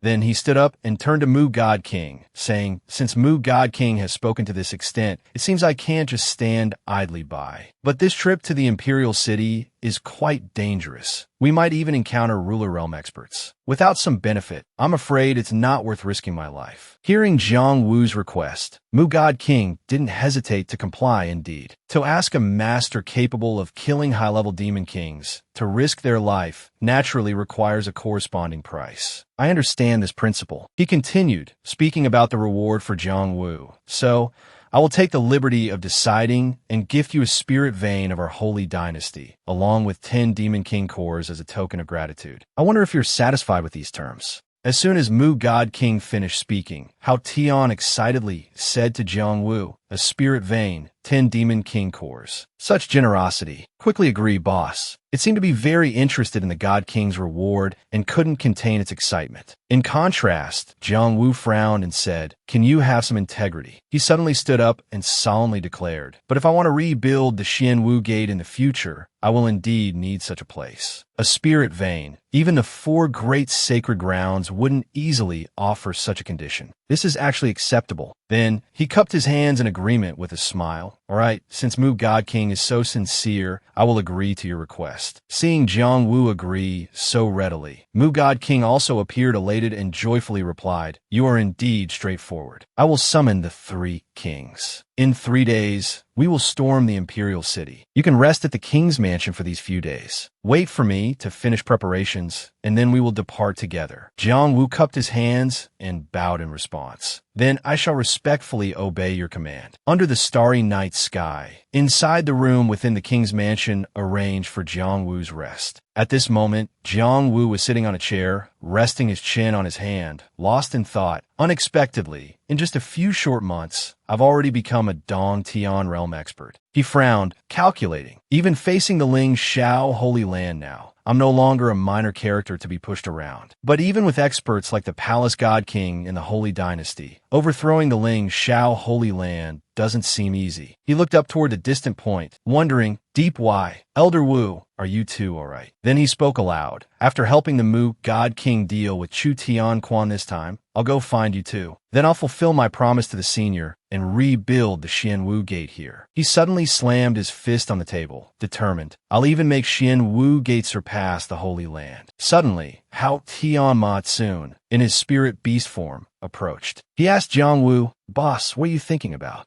Jang Vu revealed a sly smile and teased, "Thinking about eating dog meat." Upon hearing this, Hao Tianma soon fell backward in fright, his 3 eyes wide with shock. He raised a front paw to his chest and asked, "Boss, you're joking again, right?" Jang Vu stepped forward, pressed his hand against Hao Tianma Soon's forehead, and said through gritted teeth, "Can't you read the atmosphere? I'm being sentimental, and you come and ruin the mood. Why aren't you refining the Tiger King's demon core? Are you looking for a death wish?" Hao Tianma soon hurriedly backed away, reporting to Jang Vu, "I wouldn't dare, boss. I just came to tell you that I've completely refined the Tiger King's demon core. I've recovered my Dong Tian realm strength." Jang Vu looked at him and said with an O, "Well, then it wasn't in vain that I purposely killed the Tiger King and left the demon core for you." Hao Tianma soon happily echoed this, saying with a grin, Exactly. How else could you be the boss? Boss for a moment, boss for life." Jang Vu said with satisfaction, "Now that sounds more like it." Suddenly, a sound came from outside the window. Jang Vu, who was sitting on a chair, immediately stood up and listened. Hao Tianma soon immediately jumped outside, rushing toward a strange object emitting a dazzling light. When he landed, he had a golden feathered bird in his mouth. Jang Vu asked in surprise, "A Lu Guang Chuan." Looking at the paper in Jang Wu's hand, Hao Tianma soon curiously asked, "What kind of ghostly thing is that?" Jang Vu looked at the paper, a puzzled expression on his face, and replied, "It's a message from Nam Kung Yen." "Why would you send me a message?" The content of the paper was, "Master, since parting with you, I have successfully hidden within the Holy Land, and with the Holy Land's help, I've reached the Dong Tian realm in secluded cultivation. I become a guest elder of the Ling Shao Holy Land. Furthermore, all the brothers of Xianwu Gate are under my protection. Please do not worry, Master. The reason I'm sending this message is that I have an important matter to report. Your sworn enemy, Feng Xingyu, has recovered within the Holy Land. After being healed, his cultivation has greatly advanced. Moreover, his temperament has drastically changed. Currently, Feng Junwu has truly taken control of the Holy Land and wants revenge on you, Master. My abilities are limited, and I cannot protect Xianwu Gate for much longer. I hope Master will soon return to the eastern region to support Xianwu Gate." After reading the message, Jang Vu ignited the paper with 2 fingers, burning it. He said, "I didn't expect Feng Xingyu to still be alive, and Deep Y and Elder Wu are still in the eastern region." Hearing this, Hao Tiamatsun was a bit puzzled. "Boss, who are they to you? You seem to care about them a lot." Jang Vu replied seriously, "They are my fellow disciples. A few months ago, we were separated while escaping the pursuit of the Ling Shao Holy Land. I didn't expect to find their whereabouts now." Hao Tion inquired further, so they're from the same sect as Boss. No wonder Boss is so worried. Are you planning to go rescue them? Jang Vu, starting to lose his patience, retorted, "Nonsense, of course I have to rescue them." He then countered, "But what about the Mu God King here?" Boss promised him they'd attack the Imperial City together in 3 days. This place is quite far from the eastern region. Even if Boss is at the Grotto Heaven realm and uses a spatial passage, it'll still take a day and a night to get there. The round trip will take 2 days. I'm afraid there won't be enough time. He then lowered his voice and advised, "I think it's better to finish the Mu God King's business here first, then consider other matters. After all, he's very wealthy. Besides, Boss's sect members are just a burden. Rescuing them isn't as important as the reward here, right?" Hearing how Tion Soon's words, Jang Vu felt that it made sense, yet something felt off. It's indeed a dilemma. But I remember the Mu God King only invited me, not you. At this point, how Tion suddenly realized that seemed to be the case. Jang Vu approached him, feigning playfulness, and suggested, "Moreover, you've now absorbed the Tiger King's demon core, and your cultivation has recovered to the Grotto Heaven realm. Why don't you handle this matter this time?" This made Hao Tion hastily refuse. No. He hurriedly explained, "Boss, I only have my primordial spirit. Besides, I've only just recovered to the mid-stage Grotto Heaven realm. What if I encounter some expert? Wouldn't I be finished?" Jiang Wu's expression turned serious as he replied, "Cut it out. You can deceive yourself, but don't try to deceive me. Do you think I don't know how capable you are? With your current cultivation, the number of people in the entire eastern region who can do anything to you can be counted on one hand. Are you still pretending to be weak in front of me?" He immediately changed his tone, as if to coerce him. "So, you took a high-level Demon King core from me. You should show some gratitude." Hao Tion soon could only ask helplessly, "What? Didn't you give it to me?" Hearing this, Jiang Vu crossed his arms and replied in a dignified tone, "Give it to you. When did our relationship become that good?" Annoyance was evident on Hao Tion's face, but he only dared to think to himself, "If you don't go, fine. Then I can feed the Mu God King's demon core to the dogs as payment." Looking at Jiang Wu's smug expression, he cursed inwardly. This brat is getting more and more wicked, even using benefits to threaten me. Am I someone who could be threatened? Despite thinking this, he finally agreed, not forgetting to make a request. "All right, I'll go, but you have to give me something for protection. Just 8 to 10 saint weapons will do, or 100 Dao artifacts would be reluctantly acceptable." Although he didn't have these things, Jiang Vu still politely said, "I don't have any of those, but I do have an immortal artifact. Do you want it?" Seeing that he had something even better than what he asked for, Hao Tion said with a smile, "An immortal artifact isn't bad either. I didn't expect you, little brat, to be hiding so many good things. Hand it over." But Jiang Vu not only didn't give him what he wanted, but instead swung his hand, sending Hao Tion flying off the table. He was sent crashing out the window, face first into the grass. After a moment, he poked his head out, shaking it. Then he looked at Jiang Vu questioningly. "If you weren't going to give it to me, why hit me? You bastard, even my mother never hit me." Jiang Vu clenched his fist and replied, "I already gave it to you. The immortal artifact. Carefully sense it within your body." Hearing him say that, it noticed something resembling a red flower within its chest. The small misunderstanding was quickly resolved. Hao Tion soon crawled back through the window to his room and asked, "I can't believe it's really an immortal artifact. Where did you get it?" Jiang Vu didn't hesitate to answer truthfully. "I found it in the relic ring we plundered earlier. It had a restriction that couldn't be examined, and only after the Mu God King broke it was I able to find this." Hao Tion cautiously asked, "This is truly an immortal artifact. Boss, are you really okay with giving this to me?" Jiang Vu replied with great trust, "Never doubt someone you've decided to use, and never use someone you doubt. Besides, I can't use this thing. I've given you the immortal artifact, but you must bring my friends back safely." Hearing this, it teared up and said emotionally, "Boss." Then it rushed forward to hug Jiang Vu, even licking his face to express its gratitude, but not forgetting to assure him, "Don't worry, I will definitely complete the mission." The night sky was quiet, stars strewn across the heavens. Within the residence, only the voices of the two echoed. "Take Lu Guang Chuan. It will guide you, you stupid dog. I've entrusted my friends to you." Hao Tion soon immediately replied, "I'll go right now." Within the main hall of the Ling Shao Holy Land, an unknown black energy suddenly appeared, flashing inside like lightning.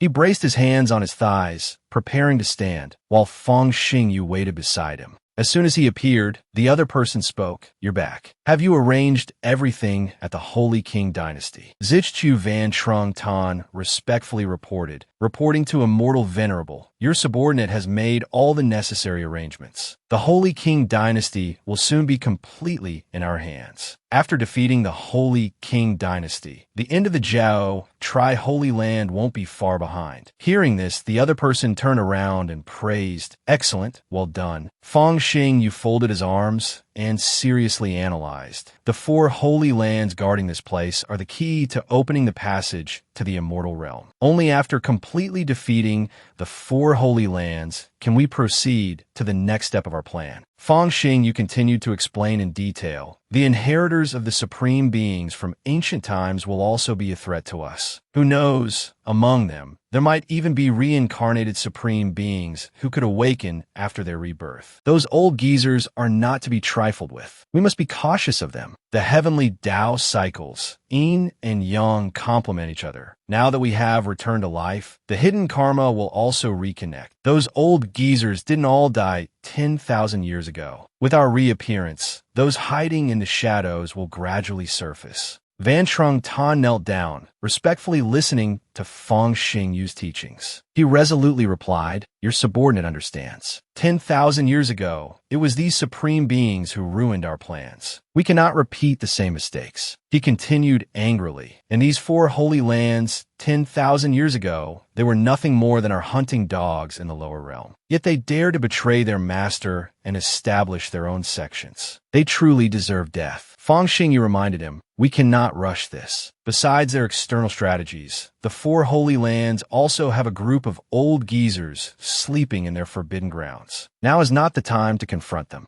He looked at his hand, calculating silently. Today, I've just awakened the memories of my past life. My strength has only recovered a negligible amount, so I still have to pretend for now. I'll use the identity of Ling, Shao Holy Son, to accomplish a greater plan.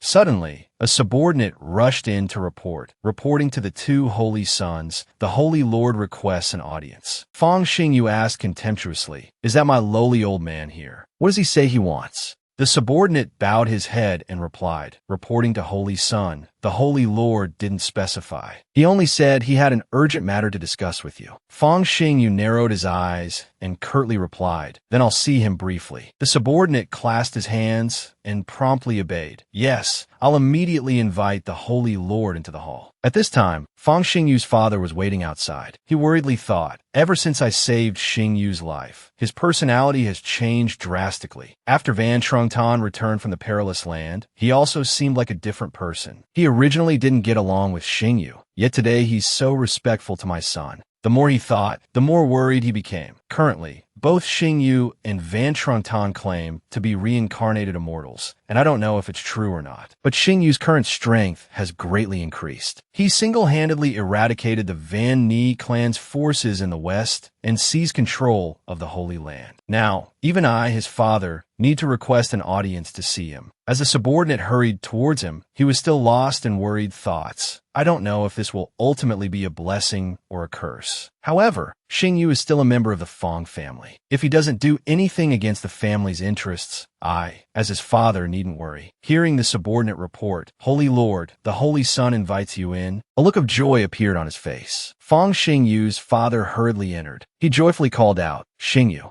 Van Trung Tan angrily shouted, impudent. How dare you treat the Immortal Venerable as your son? Preposterous. How dare you treat the Immortal Venerable as your son? Fong Xingyu's father was startled, stammering, and speechless. Fong Xingyu raised his hand to signal a stop, then said to Van Trung Tan, enough. In this life, he and I have a father-son bond after all. Just let him call me that. Van Trung Tan didn't say anything more, only clasped his hands and replied, yes. Fong Xingyu frankly asked his father, all right, father, you said you had an urgent matter to discuss with me. What is it? He hurriedly reported, Xingyu, regarding the information you previously asked me to investigate about Jang Vu, the inheritor of the Xianwu Supreme Being, I have some leads. Fong Xingyu excitedly replied, "Tell me quickly. That kid and I have a bit of history." Van Trung-tan carefully reported, "I've met that kid before. He has extremely good fortune. If I hadn't spoken with the Immortal Venerable, I would have known that kid not only received the inheritance of the Xianwu Supreme Being, but also the inheritance of the Qi Huang Supreme Being. This kid is definitely not an ordinary character, very likely the reincarnation of some great figure." Van Trung-tan silently assessed. This kid either possesses the immortality of the Qi Huang Supreme Being or the ultimate secret technique of the Xianwu Supreme Being. Although he hasn't fully matured yet, he won't be easy to deal with. Fong Xingyu's father continued his report. "This person does have some skill, but I've thoroughly investigated his background. His weakness lies with the remnants of the Xianwu sect. I also have some information regarding their current whereabouts." He earnestly suggested, "If we can use this to threaten that brat, forcing him to appear won't be difficult." Fong Xingyu immediately showed interest. "Is that so? Can you find out exactly where these remnants are?"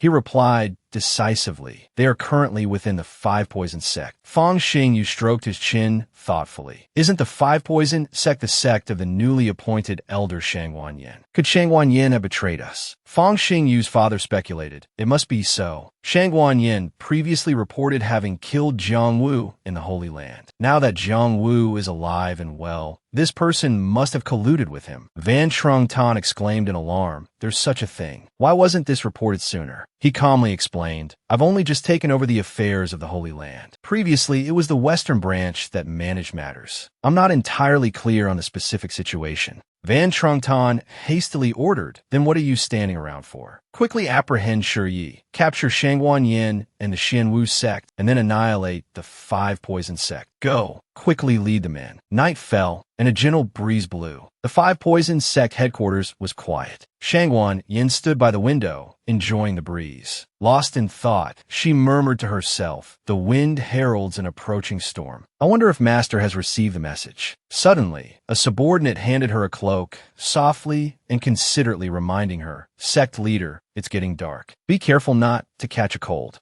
Shangwan Yin put on the cloak and replied seriously, "I've already cultivated to the Tion realm. How could I catch a cold like a mortal? Have the sect members and those from Xianwu sect been properly arranged?" The subordinate respectfully replied, reporting to sect leader, "Everything has been arranged. But sect leader, you've sent everyone away. Do you have any other plans?" Shangwan Yin astutely explained to her subordinate, "The Ling Shao Holy Land won't be able to hide this matter for much longer. They could come looking for trouble at any time. I must protect the sect members and Master's family and friends. If they come to cause trouble, I can rely on the formations within the sect to delay them for a while." She declared resolutely, "If I were to flee with them, then we wouldn't be able to buy any time for their escape." The emblem of the Five Poison Sect appeared on the cliff face, surrounded by a reddish-black circle. Two figures suddenly appeared, one with short hair and the other with long hair, looking at the cliff face. The short-haired one spoke, "Is this the Five Poison Sect?" Elder Jinglei approached, stroking his beard as he walked. Unexpectedly, a small Five Poison Sect has deployed a barrier set up by a Sovereign Realm expert. The layer of poisonous powder outside the barrier is probably something even an ordinary Immortal Realm expert couldn't withstand. It's a pity that the Sovereign Realm expert who set up this barrier has already met with King Yama. Now, this barrier is nothing more than an empty shell. Hearing this, the long-haired man frowned impatiently. "It's just a small sect. These restrictive methods are truly insignificant in my eyes." He immediately drew his sword. Then, brandishing it, he shouted, "Watch as I break it with a single strike." Inside Shangwan Yan's room, the earlier sound reached her ears. She suddenly worried, wondering, could it be them? Shangwan Yin hurriedly flew outside. As soon as she landed, Elder Jing Lei spoke. "The one we're looking for has arrived." Shangwan Yin hastily knelt, bowing her head and asking, "Esteemed elders, why visit our sect without prior notice, causing such a commotion?" Elder Jing Lei glanced at her with disdain, then said, "Truly a sect leader, even now you can remain calm and collected, pretending as if nothing is wrong." The short-haired one sneered, "Shangwan Yin, I know everything you've done. There's no need to keep up the act." The person beside him added, "Indeed, hand over Jang Vu and the Xianwu sect, then bow your head and admit your fault to our holy land, and we might consider sparing your life." Shangguan Yin retorted indignantly. Don't even dream of it. Since you already know, I won't bother with this charade any longer. With that, she stood up and walked towards them, fearlessly stating, we are all of the Tion realm, relying on the protective formation left by our 5-poison ancestor. It's not certain you'll have the advantage. Suddenly, a voice rang out. Don't worry, 2 elders, prepare for battle. Shangguan Yin began to cast, green streaks appearing. A poison dragon condensed, the green streaks gradually dissipating, revealing the form of a dragon. The short-haired man said, this kind of petty trick, my brother and I will break it together. His companion replied, a single punch is enough to shatter this weak protective formation. The 2 of them immediately swung their swords, slashing out 2 attacks. The 2 attacks struck the dragon.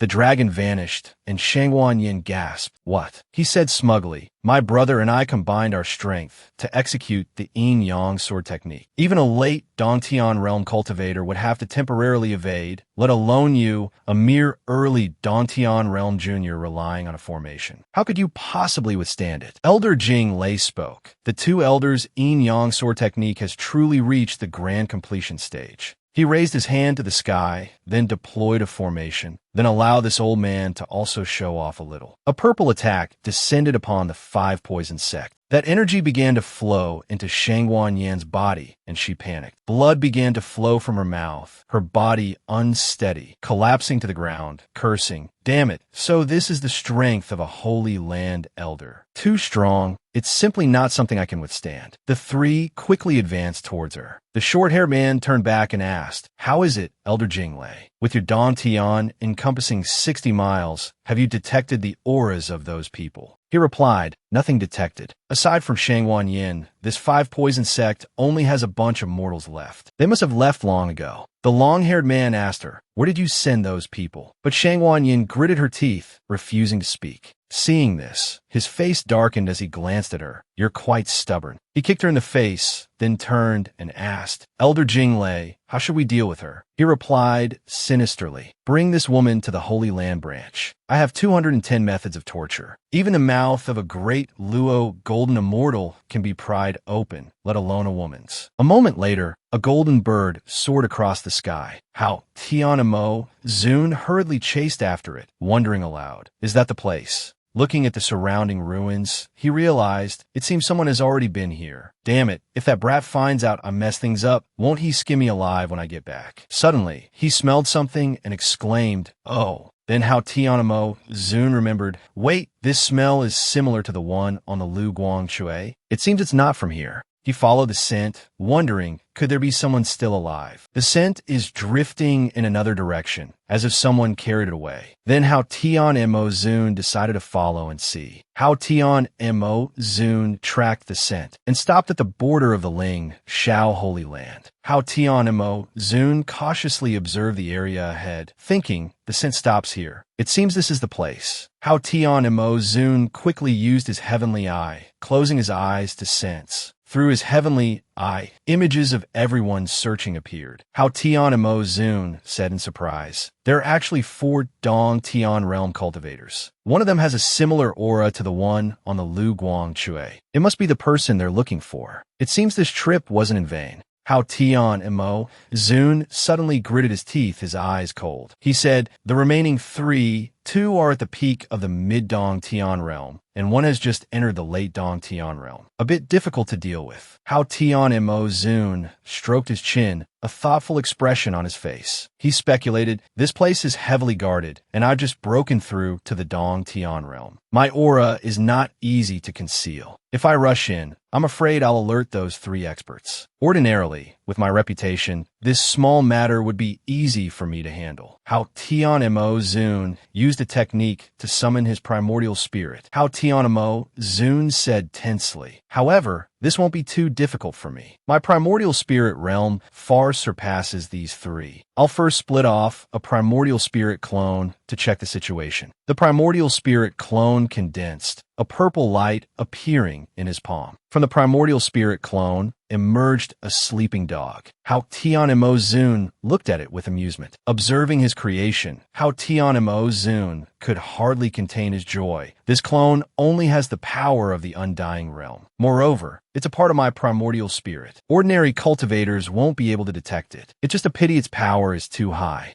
How Tion Mo Zun woke the dog. Then he released it to carry out its mission, shouting go. The dog sneaked into the Ling Shao Holy Land and spotted its target. They also noticed it. The senior disciple called out, "Come out, what are you still yawning for, junior brother?" The dog appeared, walked up to the two, and wagged its tail, barking woof woof. Seeing the dog's adorable appearance, the junior disciple said with emotion, "What's this?" "It's a dog." The senior disciple, on the other hand, widened his eyes in suspicion. How could a stray dog appear here? Worried about something unexpected happening, the senior disciple warned his junior, "Be careful, it might be some kind of demonic beast. Let me check." Indeed, a senior with experience. The senior disciple stepped forward and used a technique to check the dog's cultivation level. After checking, he looked at the dog wagging its tail in front of him with confusion and surprise. No cultivation level. Having received his answer, the junior disciple ran over without hesitation and hugged the dog. Being picked up, the dog barked excitedly and licked his face. The junior disciple said, "Senior brother, you're too tense. It's just an ordinary dog. Look how cute it is." Witnessing this scene, the senior disciple hesitated. Was I overthinking it? Suddenly, the dog's eyes turned red, and a beam of light shot directly into the younger disciple's eyes, catching him off guard. Struck by the critical blow, the younger disciple collapsed to the ground. The dog quickly jumped out, its next target the older disciple. The dog leaped onto the older disciple, causing him to yell, "Not good, it's a demon." He didn't finish his sentence before the dog attacked, knocking him to the ground. A murderous aura emanated from its mouth. The dog wanted to possess his body. Its eyes had turned blood red. The older disciple only managed to utter mons before fainting. His body convulsed on the ground, his face pale. A moment later, the older disciple sat up, but while the body was his, the soul within belonged to the dog. How Tion Mo Zun spoke. It seems much simpler than I imagined. As expected at this age, none of these seniors are as sharp as that brat Jang Vu. Their brains have truly atrophied. Having secured the older disciple's body, how Tion Mo Zun pressed his advantage, using this body to infiltrate. Sometime later, Shangguan Yin was tied to a large pillar, being tortured with a whip. The elder looked at her wounded body, yet she remained terrifyingly silent. Astonished, he said, "I never thought this young lady would be so tight-lipped." With that, he furiously lashed the whip at her, causing her to cry out in pain and kneel, the whip marks etched on her face. The elder roared, "How Tion Mo Zun, what kind of bewitching potion did that brat Jiang Wu give you, that it's worth a Dong Tian realm expert like you selling your life for him?" A voice came from behind, reporting to elder. This caused him a pause. The elder coldly turned his head and barked, "Who's there?" How Tion Mo Zun, hidden within the older disciple's body, knelt and reported. Seeing him, the elder was surprised. "It's you?" The elder was furious, his hands clenched into fists, because someone dared to interrupt his duties. The elder said, "Didn't I tell you disciples to patrol the mountain gate? Why are you here?" How Tion Mo Zun hurriedly bowed his head and explained, reporting to elder, "While patrolling, we disciples discovered a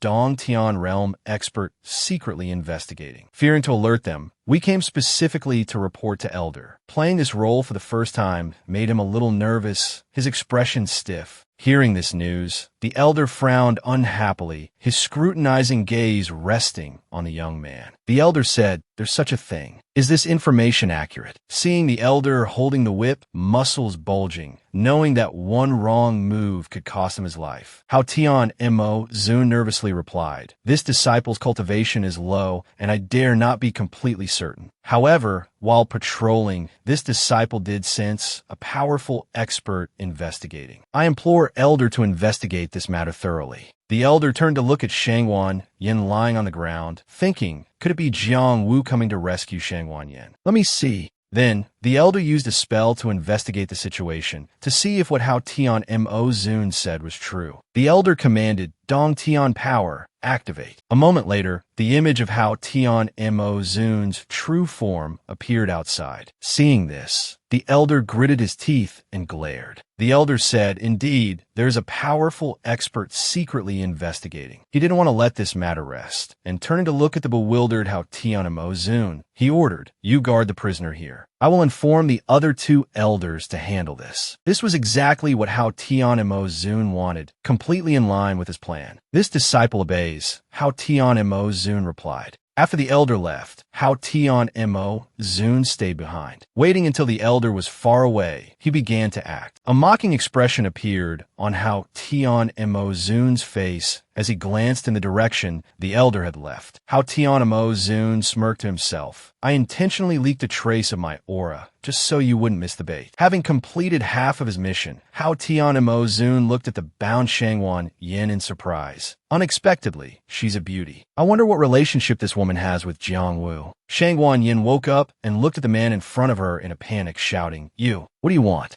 Afraid of attracting attention, Hao Tion Mo Zun quickly made a silencing gesture, a look of alarm on his face. Hao Tion Mo Zun whispered, Shoo, don't make sound. You're one of the master's people. One person is fine, but two might arouse suspicion among their comrades. Hearing the words master's people, Shangwan Yin realized he was an ally and breathed a sigh of relief. Master, that kid is full of tricks. Hao Tion Mo Zun explained, I've only possessed this body. My true form is still outside providing support. The situation is urgent. We can't delay. Hao Tion Mo Zun patted his chest, earnestly explaining, Your cultivation is currently suppressed. I'll help you break free from these restraints. Time is running out. Once you're free, my true form will take you away from here, understand? A glimmer of hope for survival appeared. She had to cooperate fully. Shangwan Yin seriously replied, Understood. In an instant, Hao Tion Mo Zun used a magical tool to break the lock. Hao Tion Mo Zun pointed at the lock. Snap. The lock broke, and the ropes fell away. Shangwan Yin calmly cooperated. Exhausted, she leaned against a large pillar to catch her breath. Then Hao Tion Mo Zun drew a symbol in the air. Hao Tion Mo Zun declared, The dimensional passage has opened. The elder rushed back, his mouth agape at the scene before him. He and the other elders were all present. The elder yelled, Not good. This is dimensional power. We've been tricked. It was a diversion. Realizing they had been fooled, the elders were furious. The elders said, Quickly, return to the prison. Elder Jing Lei's words extinguished the two's hope. Elder Jing Lei said, It's too late. These words made the two freeze in place. Elder Jing Lei looked up at the sky and saw the dimensional passage flicker and disappear. Elder Jing Lei sighed. Shangwan Yin has been rescued. Back with Hao Tion Mo Zun, he held Shangwan Yin and asked with concern, Are you all right? She still clung tightly to his neck. Looking at the handsome face before her, she couldn't help but blush shyly. Shangwan Yin softly said, I'm Yufine. Thank you, Senior, for saving my life. A true hero saving a damsel. This saying has reached a new level. In contrast, Hao Tion Mo Zun remained cold and indifferent. He frankly said, No need for thanks. I'm just doing Jang Vu a favor. If you're all right, then leave quickly. I'll hold off the pursuers. Worried for his safety, Shangwan Yin looked directly at Hao Tion Mo Zun. Shangwan Yin spoke, but Senior, the three Holy Land elders are all mid-stage Dong Tion realm experts. I fear for your safety, Senior. Hearing this, Hao Tion Mo Zun smiled. His strength was more than enough to deal with them. Hao Tion Mo Zun replied, Don't worry. They're just a few Dong Tion realm cultivators. I don't even consider them a threat. Earlier, I was worried they would take you hostage, preventing me from using my full power, so I held back. Hearing it was for her, Shangwan Yin froze. Hao Tion Mo Zun led her to a distant cliff face, and once she regained her composure, he prepared to leave. He instructed, Leave this place quickly and rendezvous with Jang Vu's people. Wait there. After I defeat them, I'll join you. Grateful for his kindness, Shangwan Yin cheerfully replied, Yes, Senior, please be careful. Then, Hao Tion Mo Zun saw the three elders pursuing forces approaching him. Seeing Hao Tion Mo Zun calmly waiting, the elders gnashed their teeth in fury. It's you. You rescued Shangwan Yin. All three elders appear before him. Elder Jing Lei demanded, What is your relationship with Jang Vu? How dare you oppose our holy land? The usually composed Elder Jing Lei observed Hao Tion Mo Zun, thinking, Who is this person? Ignoring their questioning, how Tion Zun crossed his arms confidently. Holy Land, 1,000 years ago, you were nothing but the celestial realm's lapdogs. He curled his lip dismissively. As for this sovereign's title, how Tion Zun's manifestation appeared, letting out a resounding roar. If you want to know, I'll tell you. He then stated arrogantly, you're not worthy to know. How Tion Zun used his primordial spirit power to summon his spiritual beast, standing majestically before the three elders. Witnessing this, Elder Jing lay gasped in astonishment. A Saint Realm primordial spirit. No, even higher. How is this possible? The other two elders, equally surprised by such a powerful opponent, wondered, just who is this brat? How can he possess such strength? They reassured themselves, even with a Saint Realm primordial spirit, so what? He's only at the peak of the mid-Dong Tion realm. His Dong Tion realm aura only extends for about 50 miles. The three of us together might not lose to him. Hearing this, another elder immediately agreed, right? Battles between Dong Tion realm cultivators ultimately come down to whose Dong Tion power is greater. Let's attack together. Seeing their intention to join forces, how Tion Zun smirked contemptuously. You ignorant fools. Indeed, with my current strength, I can't easily destroy you. But the power of the primordial spirit is beyond your mortal comprehension. He then swiftly attacked, leaving his three opponents stunned and bewildered. One elder yelled in alarm. It's primordial spirit illusion magic. Protect your primordial spirits. They hastily cast defensive spells. However, this was merely how Tion Zun's ploy to distract them, making them focus on defending against a combined attack. He then calmly departed, leaving them dumbfounded. Enraged, one elder watched how Tion Zun's retreating figure, gritting his teeth. Damn it, he got away. Another elder mused with apprehension. Even Jang Vu's subordinate possesses such strength. This person could become a major threat to our holy land in the future. Another elder also seriously analyzed the current situation. That person who just escaped is truly powerful. However, burdened with Xianwu men and Shengwan Yin, they won't get far for now. I will use the Lu Guang Bai to send a message to the Holy Land, requesting a few more elders proficient in primordial spirit mystic arts to come as reinforcements. In the eastern region, against our Holy Land, I want to see him try to escape, even with wings. Hearing this, the youngest elder in the group immediately agreed with his senior's viewpoint. Indeed, primordial spirit mystic arts are powerful, but their range of influence is limited. As long as 4 elders arrive, we can deploy the Holy Primordial Unity Formation. At that time, all primordial spirit mystic arts will be like mere paper before us. Meanwhile, Jang Vu pondered as he traveled within the Wood King's mansion. It's been 2 days. I wonder how Tion Zun is doing. But with his strength,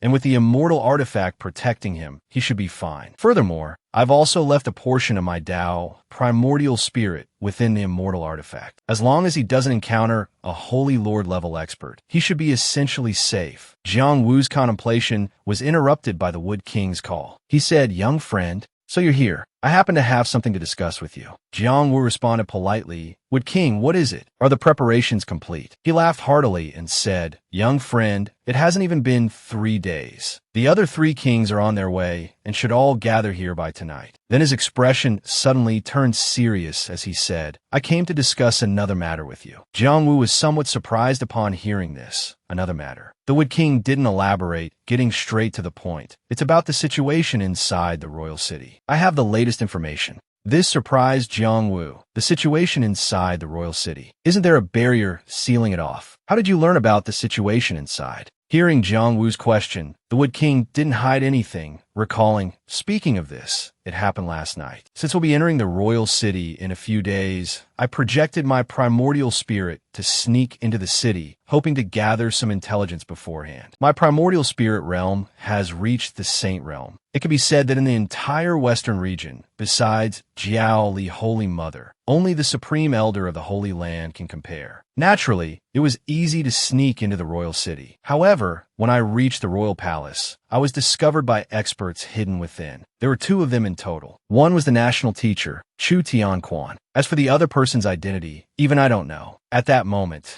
They both sensed someone's primordial spirit, which led Chu Tianquan to ask, "Who is it?" The mysterious person didn't seem surprised, saying, "Is it him?" He arrived quickly. Jang Vu was astonished after hearing this. Unexpectedly, there are two people with primordial spirit realms higher than yours. Did you fight? The Wood King replied, "We did. I was evenly matched with Chu Tianquan, but as soon as the mysterious person acted, my primordial spirit shattered. His strength is unfathomable. At least in terms of primordial spirit, he far surpasses me." Jang Vu was astonished, shocked by this completely unexpected event. What? Does Tion Wu continent actually have such a person? The Wood King continued, "Before I only suspected, but now I've confirmed that Chu Tianquan is a body snatcher. That mysterious person, if not a revived expert from ancient times, can only be someone from another world. As for their purpose, that's unknown." He still had some unanswered questions he wanted to clarify, so he asked if, given the opponent's strength and their current power, they had any certainty of defeating them. The Wood King couldn't be certain about anything regarding the current situation, so he simply said he didn't know, but that this matter was no longer just an internal affair of the Holy King dynasty. It was very likely related to the safety of the entire Tion Wu continent. Besides the three kings, he had also requested assistance from the experts of the Jiao, the Holy Land, and they had agreed to send a group to support them tomorrow. They would gather outside the royal city then. Because this matter was extremely dangerous, the Wood King didn't want to hide anything from Jang Vu, and if Jang Vu wanted to leave now, there was still time. Jang Vu was somewhat displeased, clenched his fists, and said sternly, "Does the Wood King see me as the kind of ungrateful villain who would abandon a friend in need? If this matter concerns the safety of the entire continent, how can I only care about myself?" He suddenly remembered the previous warning to be wary of the immortal realm. Only now did he truly understand the meaning of those words, thinking to himself, so this is what it means to be wary of the immortal realm. Blessings cannot be avoided, and disasters cannot be escaped. Sooner or later, he would have to face them. The Wood King then slowly opened his mouth. "With those words from you, I'm relieved." Then he bowed and said, "Then tomorrow at noon, after my personnel are assembled, I will come and inform you of the details. I won't disturb your rest any further." After that, Jang Vu quickly walked towards the rear courtyard where the Wood King had arranged for him to rest. Upon arriving, he hurriedly entered the inner chamber and called out loudly, "System, are you there?" The system immediately appeared. "Here, host. It seems like you haven't actively sought me out for a while." Hearing the system say this, he couldn't help but frown and explain, "It hasn't been long. It's only been a few days since my breakthrough." Seeing his seriousness, the system laughed and said, "Haha, I was just being polite. Tell me, what is it you need?" Jang Vu didn't beat around the bush and went straight to the point. "System, I have something to ask you. In your opinion, with my current strength, what realm would someone need to be to pose a threat to me?" The system didn't hesitate to affirm, "Didn't I say from the very beginning? Host, you are an invincible existence in this world." Of course, for the previous host, although you were an immortal and indestructible being, there was still the possibility of being imprisoned by a powerful expert. If that situation were to truly occur, you could only stand behind bars and yell to be let out. The system continued to explain, but ever since the host broke through to the Dong Tian realm, using cultivation level to imprison the host is no longer possible. Unless someone uses a powerful magical treasure to create a sealed space, then they could seal the host. However, the host could also choose to continuously commit suicide to gain experience and level up. Although it's a bit tedious, there will come a day when you break through the imprisoning magical treasure. Jang Vu still had a question. What about the nascent soul? Will a nascent soul with a higher realm than mine affect me? The system then confidently began to answer, assuring him that he needn't worry. The host's nascent soul is connected to the system and cannot be destroyed, much less harmed. He stroked his chin thoughtfully, so that's how it is. Seeing his continued worry, the system couldn't help but tease, "Oh my, is the host scared?" Hearing this, Jang Vu became annoyed and immediately swung his fist at the system, replying arrogantly, "Scared of what? I just want to understand my own limits." The system reeling from the punch, half-consciously explained. It's true that an immortal body is invincible in a sense, but the host must also understand the principle of fortune favors the bold. To level up quickly, you still have to fight enemies stronger than yourself. If you're scared, what about my KPIs? My boss will punish me. Jang Vu, having run out of patience and gotten all the answers he needed, waved his hand dismissively. I understand that principle, of course. All right, you can scram now. I want to rest. The next day, as the Wood King was preparing to drink his tea, he suddenly froze. It seemed he sensed a powerful aura enveloping the entire mansion. Seemingly certain of his guess, the Wood King blurted out, "They've arrived." At the same time, 3 auras appeared in the courtyard of the Wood King's mansion. Could these be the people the Wood King personally recruited for assistance? The powerful aides invited by the Wood King for this attack were the Iron Cavalry King, the Shao Jiao King, and the Jinnan King. At this moment, the Wood King also emerged from the house, politely saying, "Your Highnesses, I apologize for making you wait after traveling such a long distance." Hearing his polite words, the Iron Cavalry King said, "No need for such formalities. There's something we don't understand." The 3 kings seemed rather dissatisfied with the Wood King's summons. The Jinnan King, appearing somewhat disgruntled, said, "Wood King, if we're attacking the royal palace, wouldn't it be faster to depart from Defan? Why make us travel all this way? Isn't this just adding extra trouble?" The Shao Jiao King was also unhappy, angrily adding, "Indeed, if it weren't for the Wood King's orders, this king wouldn't give face to anyone else. We expect an explanation." Seeing their reactions, the Wood King didn't bother with lengthy explanations, simply replying, "It seems you harbor some resentment. This king has my reasons for doing this. The enemy we're about to face is no ordinary foe. The reason for you all to come to the Wood King's mansion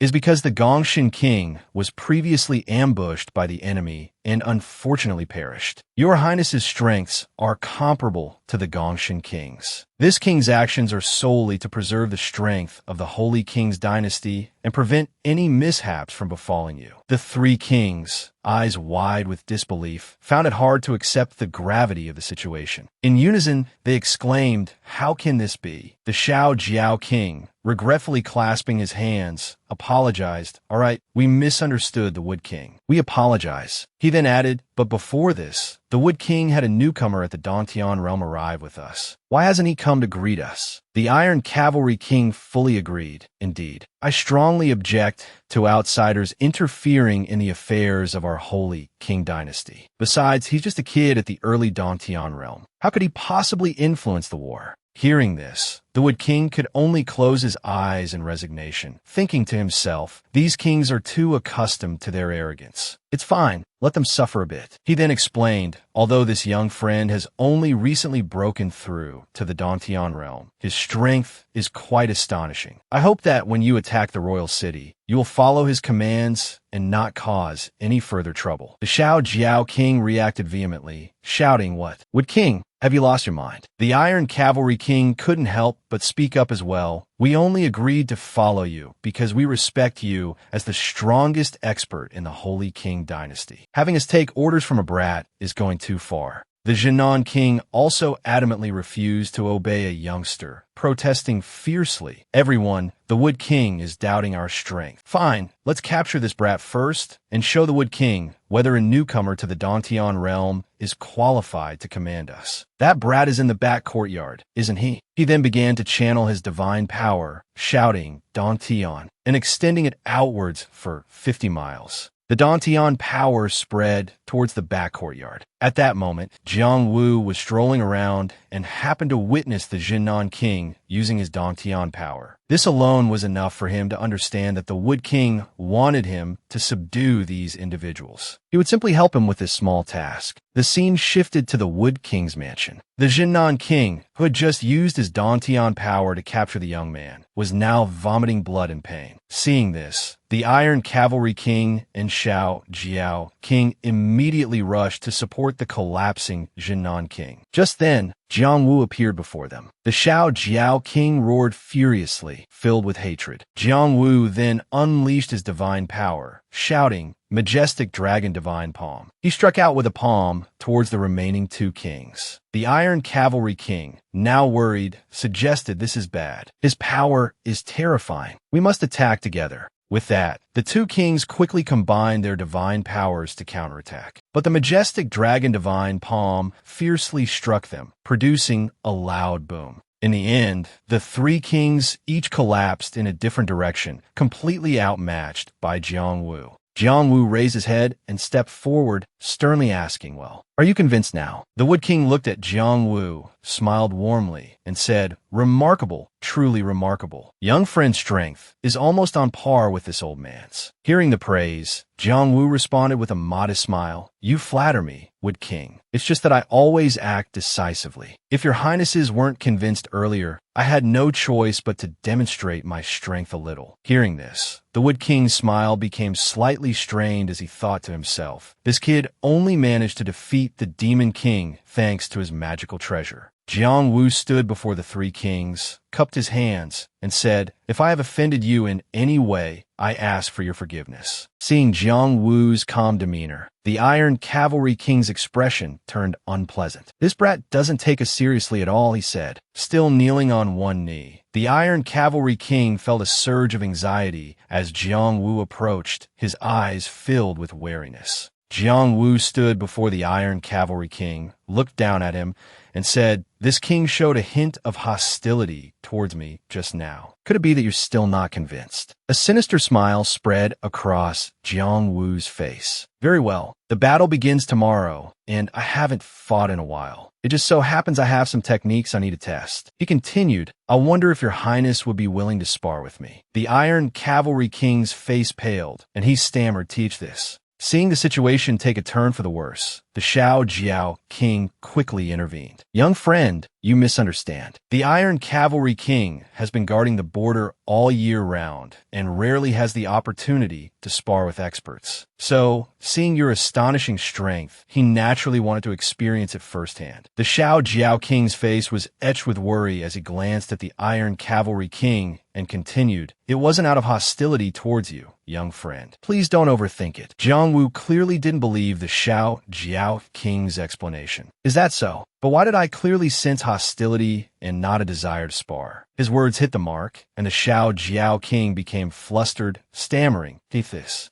The Jinan King, standing beside the Iron Cavalry King, spoke up, "Iron Cavalry King, just concede. In the Tianwu continent, strength reigns supreme. Bowing your head to this young man is no disgrace. It would be far more shameful for a king to be defeated by a junior and have it spread around. You should understand such a simple matter." The Iron Cavalry King sighed and lowered his head. "All right, I'll do as you say." The Iron Cavalry King knelt before Jang Vu, cupped his hands, and said, "Young friend, I am a martial artist, and I was momentarily overcome by my desire to fight. I truly meant no hostility towards you. Please don't misunderstand." Jang Vu looked at the Iron Cavalry King, one hand on his hip, and said sternly, "We face a formidable enemy, and the Wood King has gone to great lengths to invite me here to assist. I sincerely wish to help the Wood King succeed in this endeavor." Jang Vu smiled and turned towards the Wood King. "Therefore, I don't want anyone here causing trouble. In my homeland, there's a saying, when people work together, they can move Mount Tai. I believe your highnesses understand this principle, don't you, Wood King?" The Wood King looked at Jang Vu and replied, "You are right, young friend." Inwardly, the Wood King was full of praise. This young man not only possesses astonishing cultivation, but also understands interpersonal relations so well that he can make three kings submit to him. He is truly talented. It wasn't until Jang Vu turned away that the Wood King's gaze became serious. He thought to himself, "If I can make this person work for me, then it's not impossible for my dynasty to replace the Jiaoqi Holy Land. It would be wonderful if this young man could marry into the Wood King's mansion." The Wood King turned to the three kings and said, "All right, your highnesses must be tired after your long journey. There will be a great battle tomorrow, so please rest in the guest quarters." The three kings bowed in unison and said, "Then we shall take our leave." With that, they vanished before Jang Vu and the Wood King.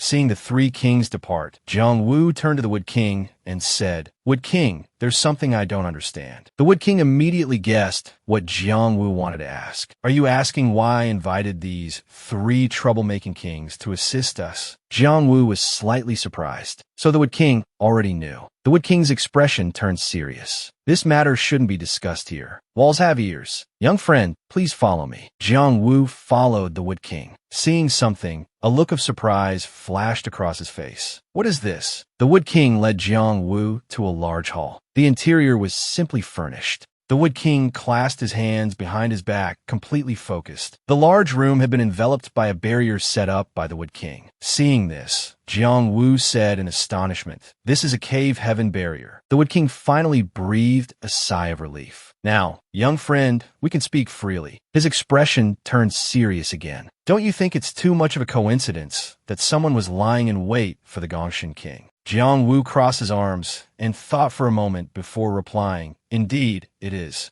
The Wood King continued to explain, "The reason I called these three here is, on the one hand, to help us attack the Imperial City. More importantly, it's to find the traitor to prevent them from disrupting us from the rear while we attack. A cave heaven realm expert, if not contained, would be a catastrophic disaster for the millions of citizens of our holy dynasty." Jang Vu raised a finger, a look of understanding dawning on his face. "So that's it, I understand. But, Your Highness, what did you mean earlier when you said you wanted them to know we were talking?" Hearing this, the Wood King laughed heartily. "Young friend, I want to force the hidden traitor to suspect us and reveal themselves." Facing Jang Wu's serious expression, the Wood King added, "Just wait for the good show. I'm certain the traitor will reveal a flaw tonight." Meanwhile, in another room, the Jinan King and Xiao Jiao King were secretly discussing something. The Jinan King glanced around nervously and said, "Brother Xiao, what do you think of our current situation?" Contrary to the Jinan King's anxiety, the Xiao Jiao King was very calm. "I feel our identities have likely been exposed. It's just that the Wood King may have only discovered the identity of one of us, so he hasn't acted rashly." Upon hearing this, the Jinan King became anxious. "Then aren't we in a very dangerous situation? We should escape under cover of darkness." Seeing Jinan King's timidity, Xiao Jiao King said angrily, "Too naive. Escaping now is like walking right into a trap." Jinan King anxiously replied, "But if we don't escape, aren't we just waiting to be executed?" Facing the Wood King, "Even together we couldn't harm a hair on his head, let alone with that mysterious kid and the idiotic Iron Cavalry King around." Xiao Jiao King became cautious, raising a finger to his lips and whispering, all right, I'm not saying we won't escape, but escaping like this won't be easy to explain to the national teacher. It would be best if we could bring the Iron Cavalry King's head to the national teacher. Then we'd have leverage." Hearing this, Jinan King said fiercely, "So that's it. That idiot Iron Cavalry King is actually easy to deal with." Iron Cavalry King, I apologize, but everyone looks out for themselves. The Holy Dynasty is practically collapsing anyway, so don't blame us for choosing sides early. Xiao Jiao King smiled in response. "I've already arranged to meet the Iron Cavalry King outside the city. If we launch a surprise attack and execute him, it will be a great achievement, and we'll have the national teacher's magical treasure. Escaping won't be difficult then. The key is to act quickly." Jinan King's jaw dropped in astonishment. "Brother Xiao, can you really do it? The Iron Cavalry King is sincere to you. He's your sworn brother. He trusts you so much. Can you really bring yourself to do it?" Xiao Jiao King calmly replied, "Stop acting so high and mighty, Jinan King. We're both the same kind of people." Suddenly, a sinister smile spread across his face as he glanced at Jinan King beside him. "For enough money, I'd even sell my own father, let alone a sworn brother."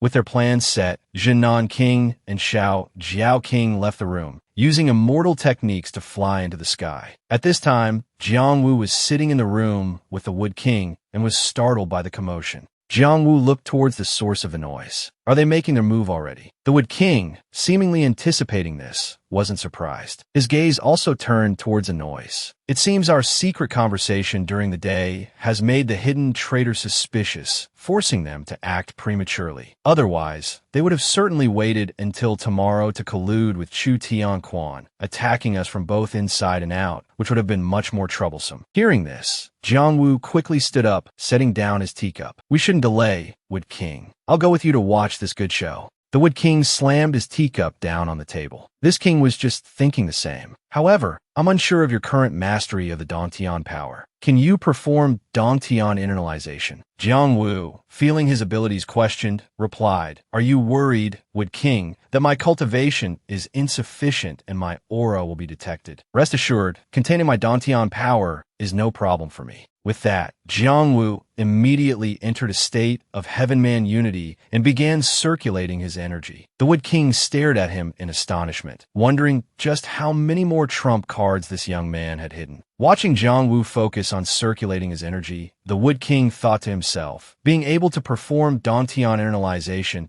is something only sovereign realm experts and a few peak Dantian realm experts can achieve. Even I could only do it after my primordial spirit broke through to the Saint realm. Meanwhile, in the outskirts of Wood King City, Xiao Jiao King and Iron Cavalry King arrived at their meeting place simultaneously. Xiao Jiao King, his back to Iron Cavalry King, thought to himself, this place is 100 miles from Wood King City. Even the Wood King can't spy on us here. Glancing at Iron Cavalry King, Xiao Jiao King thought, it would be easier to escape after making a move here. Seeing that Xiao Jiao King remained silent, Iron Cavalry King asked, Xiao Jiao, you asked me to come outside the city. What is it you want to say? Couldn't you have said it in Wood King City? Xiao Jiao King suddenly laughed. Of course, there are some private matters I wanted to discuss with my brother. Thinking Xiao Jiao King had something difficult to say, Iron Cavalry King said, go ahead, Xiao Jiao. We've been sworn brothers for many years. You're like my elder brother. Just say what's on your mind. Don't be shy. At this, Xiao Jiao King turned and looked directly at Iron Cavalry King. Good, then. To be honest, brother Iron Cavalry, I've always felt there's a traitor among the Holy Dynasty's vassal kings. Iron Cavalry King was immediately startled. What? Xiao Jiao, how do you know? You can't just say things like that. One hand clasped behind his back,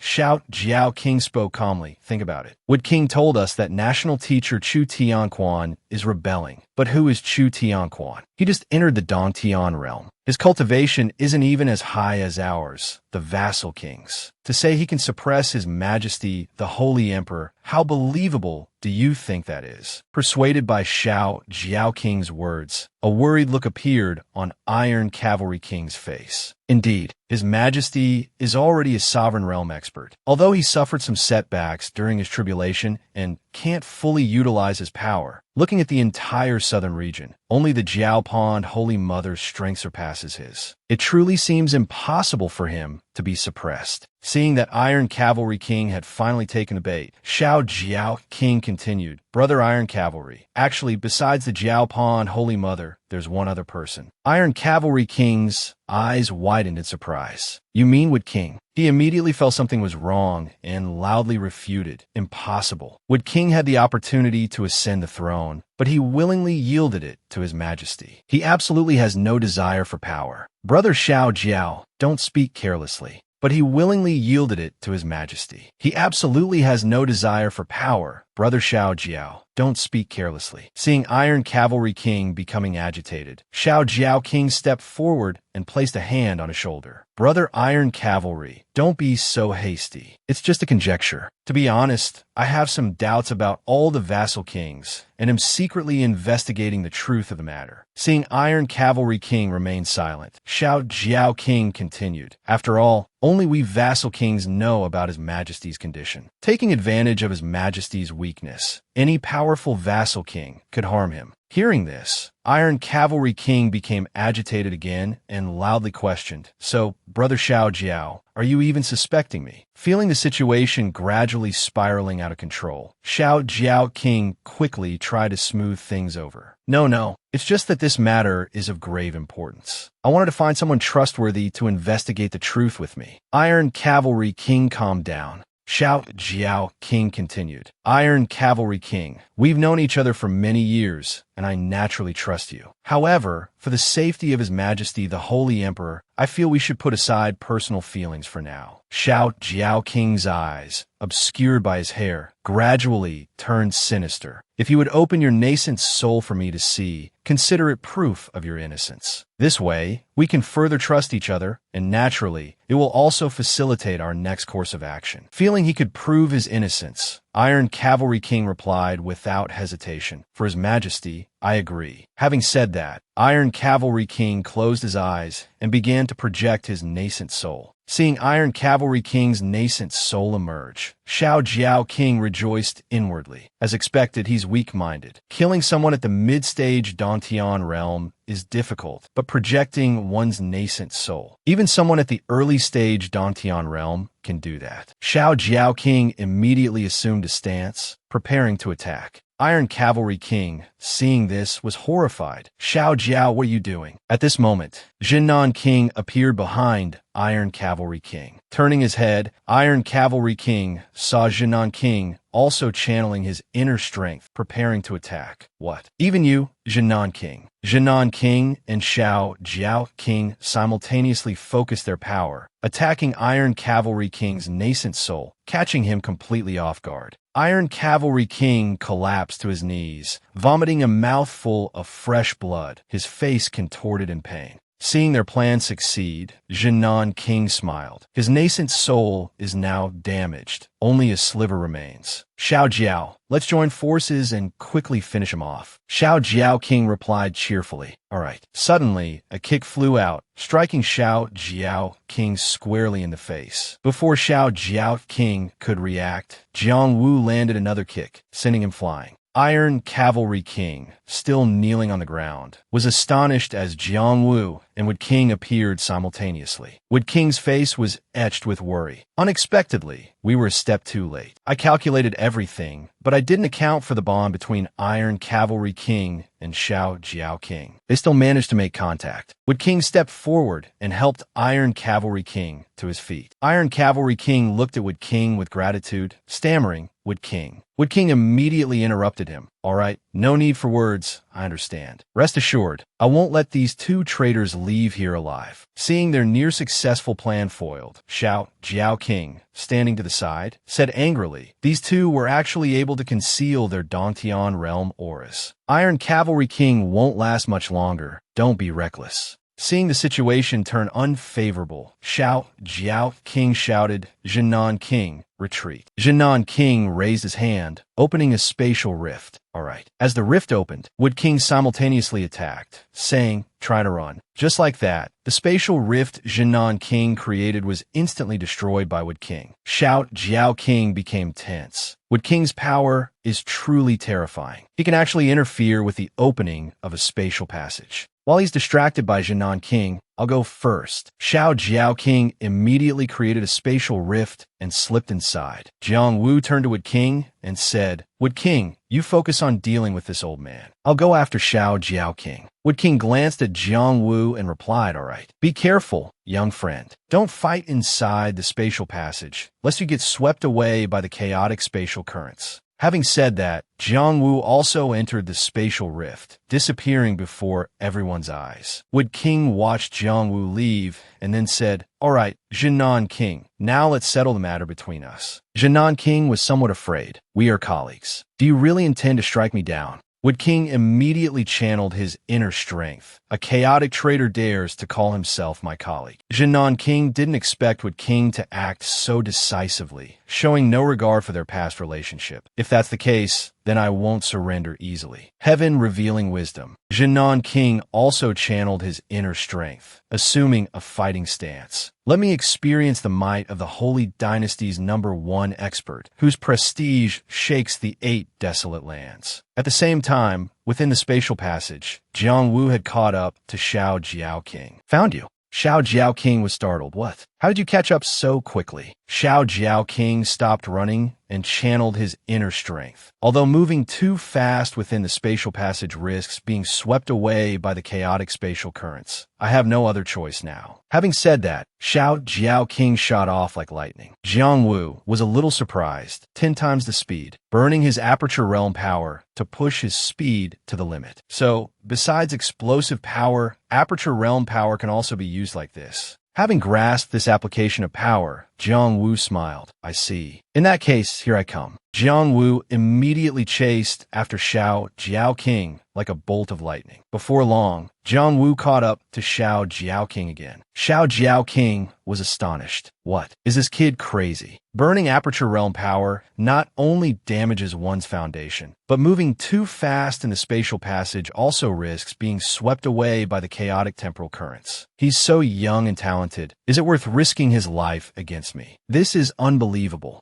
Despite this, Xiao Jiao King continued to flee with all his might, only a few hundred miles from the imperial city. At this speed, I can reach it in less than a cup of tea, as long as I get there. Suddenly, Jang Vu overtook Xiao Jiao King, blocking his path. Xiao Jiao King stopped, unable to believe the scene before him. What? Jang Vu stood there calmly, arms crossed. Sorry, this road is closed. Although frightened, Xiao Jiao King spoke defiantly. At this point, do you think you can still stop me? I don't believe anyone would dare to fight within the spatial passage. I'm just one insignificant life. Is it really worth it for a genius like you to perish together with me? Jang Vu showed a look of contempt. Perish together. You're not worthy. Suddenly, a giant hand reached out towards Xiao Jiao King. The hand gripped Xiao Jiao King tightly, and he cried out in terror, "Kid, stop. You'll cause spatial turbulence." Jang Vu remained fearless. Just spatial turbulence. What would it do to me?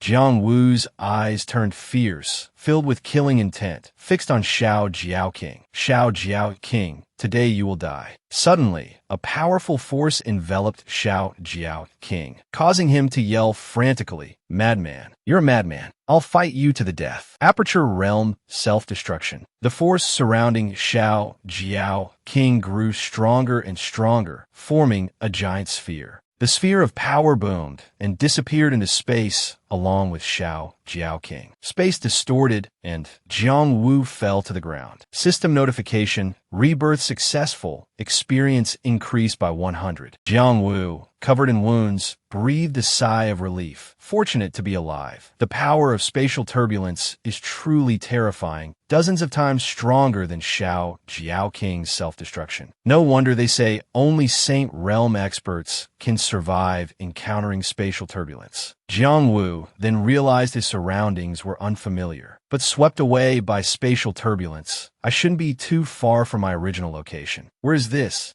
Seeing a towering city wall in front of him, Jang Vu was astonished. This is... Jang Wu's eyes widened in shock. Heavens, I was actually transported here by the spatial turbulence. Jang Vu approached the towering city wall, noticing something amiss, and said suspiciously, "Strange, where did the imperial city's barrier go?" Jang Vu frowned. Could someone have broken the barrier? A few hours earlier, at the Holy Dynasty's imperial city, 3 women appeared before the city gates. The enforcement elders spoke, unexpectedly, relying on the young master's supreme treasure escort. "We arrived at the Holy Dynasty's imperial city half a day early." The Grand Elder replied, "But we've arrived quite a bit earlier than our appointed time with Wood King. Should we wait for him?" The enforcement elder scoffed, glancing at the Grand Elder. "I don't think it's necessary. The absence of Wood King won't affect the overall situation. Moreover, the other divine kings of the Holy Dynasty are all mid-aperture realm figures, essentially useless. With the young master's supreme treasure, plus you, Grand Elder, and me joining forces, we're enough to dominate the Western region. I don't believe there's any force in the Western region stronger than our crossing tribulation Holy Land." Su Qingshang reminded them. "Before we departed, Master instructed us to handle this matter with caution. To be safe, the 2 elders should still be careful. I've fought them before at the Red Emperor Supreme's ruins. This mysterious force cannot be underestimated." The enforcement elder laughed loudly. "Young Master is being overly cautious. Today, the laws of heaven and earth have greatly changed, and spiritual energy is thin. Saint Realm experts haven't appeared for hundreds of years. With the strength of the 3 of us, even if we encounter a ruler realm expert, we can still retreat unscathed. Is there need to be so cautious?" Seeing the enforcement elder's confidence, Su Qingsheng didn't know how to advise further. "All right then, but if we encounter an enemy we can't defeat, "Please, Enforcement Elder, don't act rashly." The Enforcement Elder replied, "Rest assured, young master, I only want to investigate the truth. If we truly can't defeat this mysterious force, for the young master's safety, I won't take any risks. But if we can resolve this matter before Wood King arrives, demonstrating the might of our holy land, that would naturally be best." The Enforcement Elder looked towards the city gate enveloped by a barrier. This barrier was set up by a peak-level cave heaven realm cultivator. "It's only on par with my own realm. This will suffice." The Enforcement Elder raised her hand, channeling her internal energy. The profound Jade maiden sword unsheathed itself accordingly. With a shout of break from the Enforcement Elder, the long sword fiercely pierced the barrier. Finally, the barrier shattered. At the same time, within a room, a mysterious shadowy figure sensed the barrier's destruction. He was slightly startled. The mysterious shadowy figure spoke. "Tion, it seems the barrier you set up has been broken through." Tion frowned upon hearing this. 2 peak-level cave heaven realm cultivators and 1 mid-level cave heaven realm cultivator. Are these the reinforcements the Wood King found? With the Wood King added to the mix, this might be a bit troublesome. Nearby, Peng Wang, upon hearing this, requested a fight. "Thanks to your assistance, Master, I have successfully advanced to the half-step Demon Venerable Realm. Reaching the Demon Venerable Realm is only a matter of time. Even the Wood King is no match for me now. Allow me to deal with them." The mysterious shadowy figure sensed something amiss and interjected, "Wait, it seems the Wood King isn't here. Interesting. It appears the reinforcements the Wood King found are a bit overconfident." Chu Yinyun chuckled upon hearing this. "They must be from the Crossing Tribulation Holy Land. Those people are always arrogant and conceited. I've now stabilized my cultivation at the mid-level Cave Heaven realm and possess the Master's token bestowed by the Immortal Artifact Master. Let's deal with them."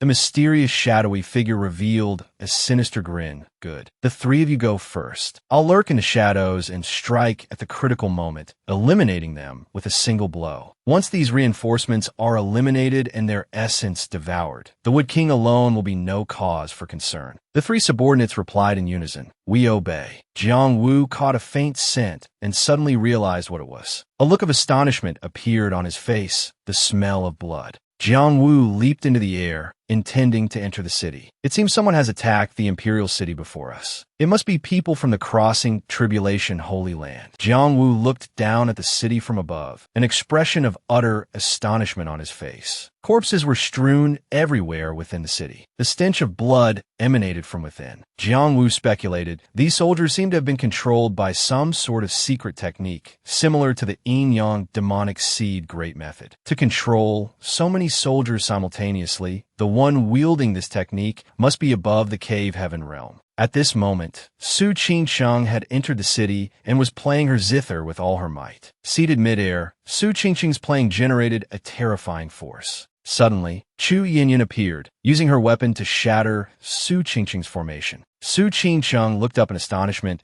and asked, "What kind of weapon is that? It can even easily break through the Yin barrier created by the 7 profound infinite zither." Chu Yinyun replied without a hint of politeness, "Su Qingcheng, your vaunted supreme Dharma artifact is nothing more than this. Crimson blood divine spear, vermilion bird divine art." Seeing this, Su Qingcheng showed no sign of weakness and unleashed an attack with her 7 profound infinite zither, heavenly Yin burial. The Grand Elder of the Crossing Tribulation Holy Land charged forward to engage Peng Wang, roaring valiantly, "Demon, prepare to die." 7th level of the profound Yin Jade Maiden Sword. Peng Wang spread his wings, a look of contempt on his face. "You overestimate yourself." Divine Flame Decree. A heaven-shaking explosion resounded, shaking the earth and sky. The Grand Elder, encountering the defense, assessed the dire situation. This fiend has likely entered the half-step demon venerable realm. Even if I exert all my strength to execute the profound Yin Jade Maiden Sword, I cannot withstand him. She glanced towards the other side, where the Enforcement Elder was locked in fierce combat, and worried. The Enforcement Elder and Chu Tianquan are evenly matched. If this continues, I fear I will lose. By the time this fiend turns his attention to the young master and the Enforcement Elder, I'm afraid all 3 of us will perish here. Suddenly, a vicious attack struck the Grand Elder from behind. Unable to dodge, she was forced to endure the blow. Seeing her trembling but remaining standing, the mysterious dark figure laughed triumphantly. "My red sand palm couldn't even take your life. You truly are a peak cave heaven realm expert." The Grand Elder thought in astonishment. What? There's another expert hiding in the shadows. The dark figure triumphantly commanded Peng Wang. "Peng Wang, this woman has lost her fighting ability. Quickly go deal with the remaining elder of the Crossing Tribulation Holy Land."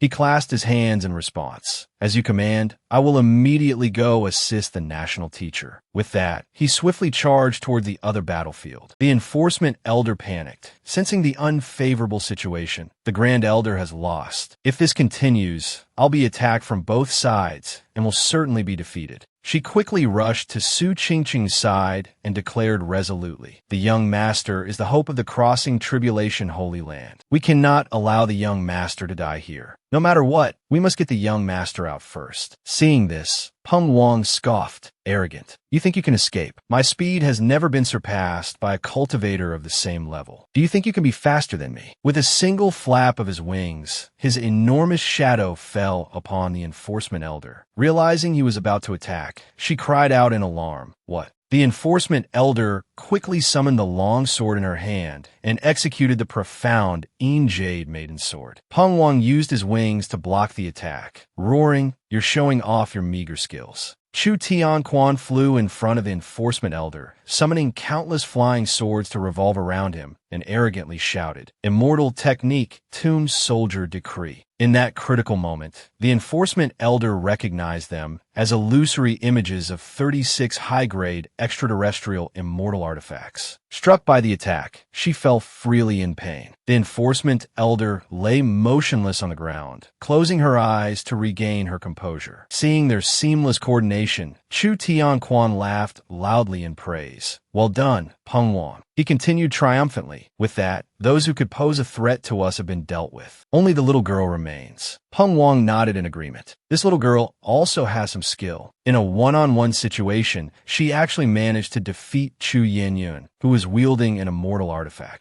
Chu Yinyun, looking at the scarlet blood divine spear in her hand, said angrily, "In terms of grade, my immortal artifact is clearly superior to the 7 Mysteries Infinite Zither. Why did I lose to her?" She furiously charged towards Su Qingcheng, roaring, "Su Qingcheng, you shall die. How could I possibly lose to you?" Su Qingcheng thought worriedly. Both the Grand Elder and the Enforcement Elder were defeated by these people. It seems my life is also in danger. She released a zither melody to intercept Chu Yinyun's attack, catching her off guard and preventing her from dodging. Chu Yinyun fell back in pain, temporarily unable to move. Su Qingcheng took the opportunity to think of an escape plan. "I can't deplete the Holy Land strength here. I must save the 2 elders first." She quickly used the Myriad Manifestations Boundless technique, bringing the Grand Elder and the Enforcement Elder to her side. The Grand Elder remarked proudly, "Unexpectedly, young master has already grasped the unity of human and Chi realm,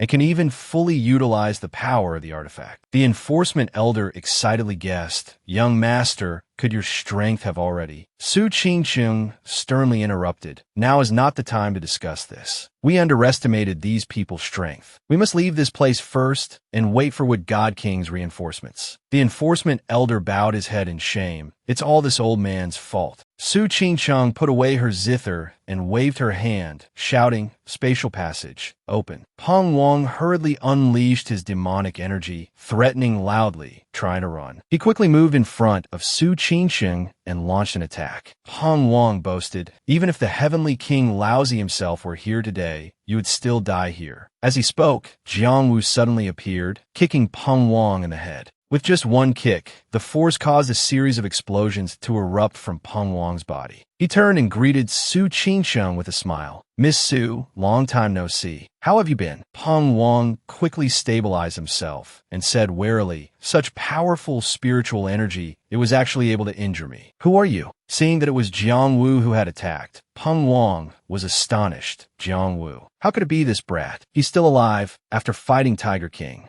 Su Qingcheng asked hesitantly, Why are you here?" She quickly grabbed Jang Vu's wrist and said anxiously, "Don't speak. This place is too dangerous. With your cultivation, you can't fight them. Let's go while we have the chance." As she held his hand, she inadvertently sensed Jang Vu's meridians. Su Qingchang was shocked to discover, "That's not right. How could your cultivation? It hasn't even been a month, and your strength has actually—" Jang Vu smiled and replied, "Miss Su, please take the two elders and go first. Leave his place to me. Consider it repaying you for saving me in the ruins last time." Su Qingchang smiled and instructed, "All right, but you must be careful. These people are not ordinary." Jang Vu replied confidently, "Don't worry, I'm not ordinary either. It seems there are a lot of familiar faces here. How interesting." Chu Yinyun watched from afar, wondering, "It's him, Jiang Wudi. The aura on him is exactly the same as the person who chased me that day. How could it be?" Su Qingcheng didn't dare delay and immediately opened the passage to escape. Chu Yinyun rushed forward to stop them. "Not so fast. The people of the Crossing Tribulation Holy Land want to run. I can't let you have your way." Suddenly, a brilliant burst of energy flashed past her face like a warning. Chu Yinyun was startled and quickly retreated to dodge.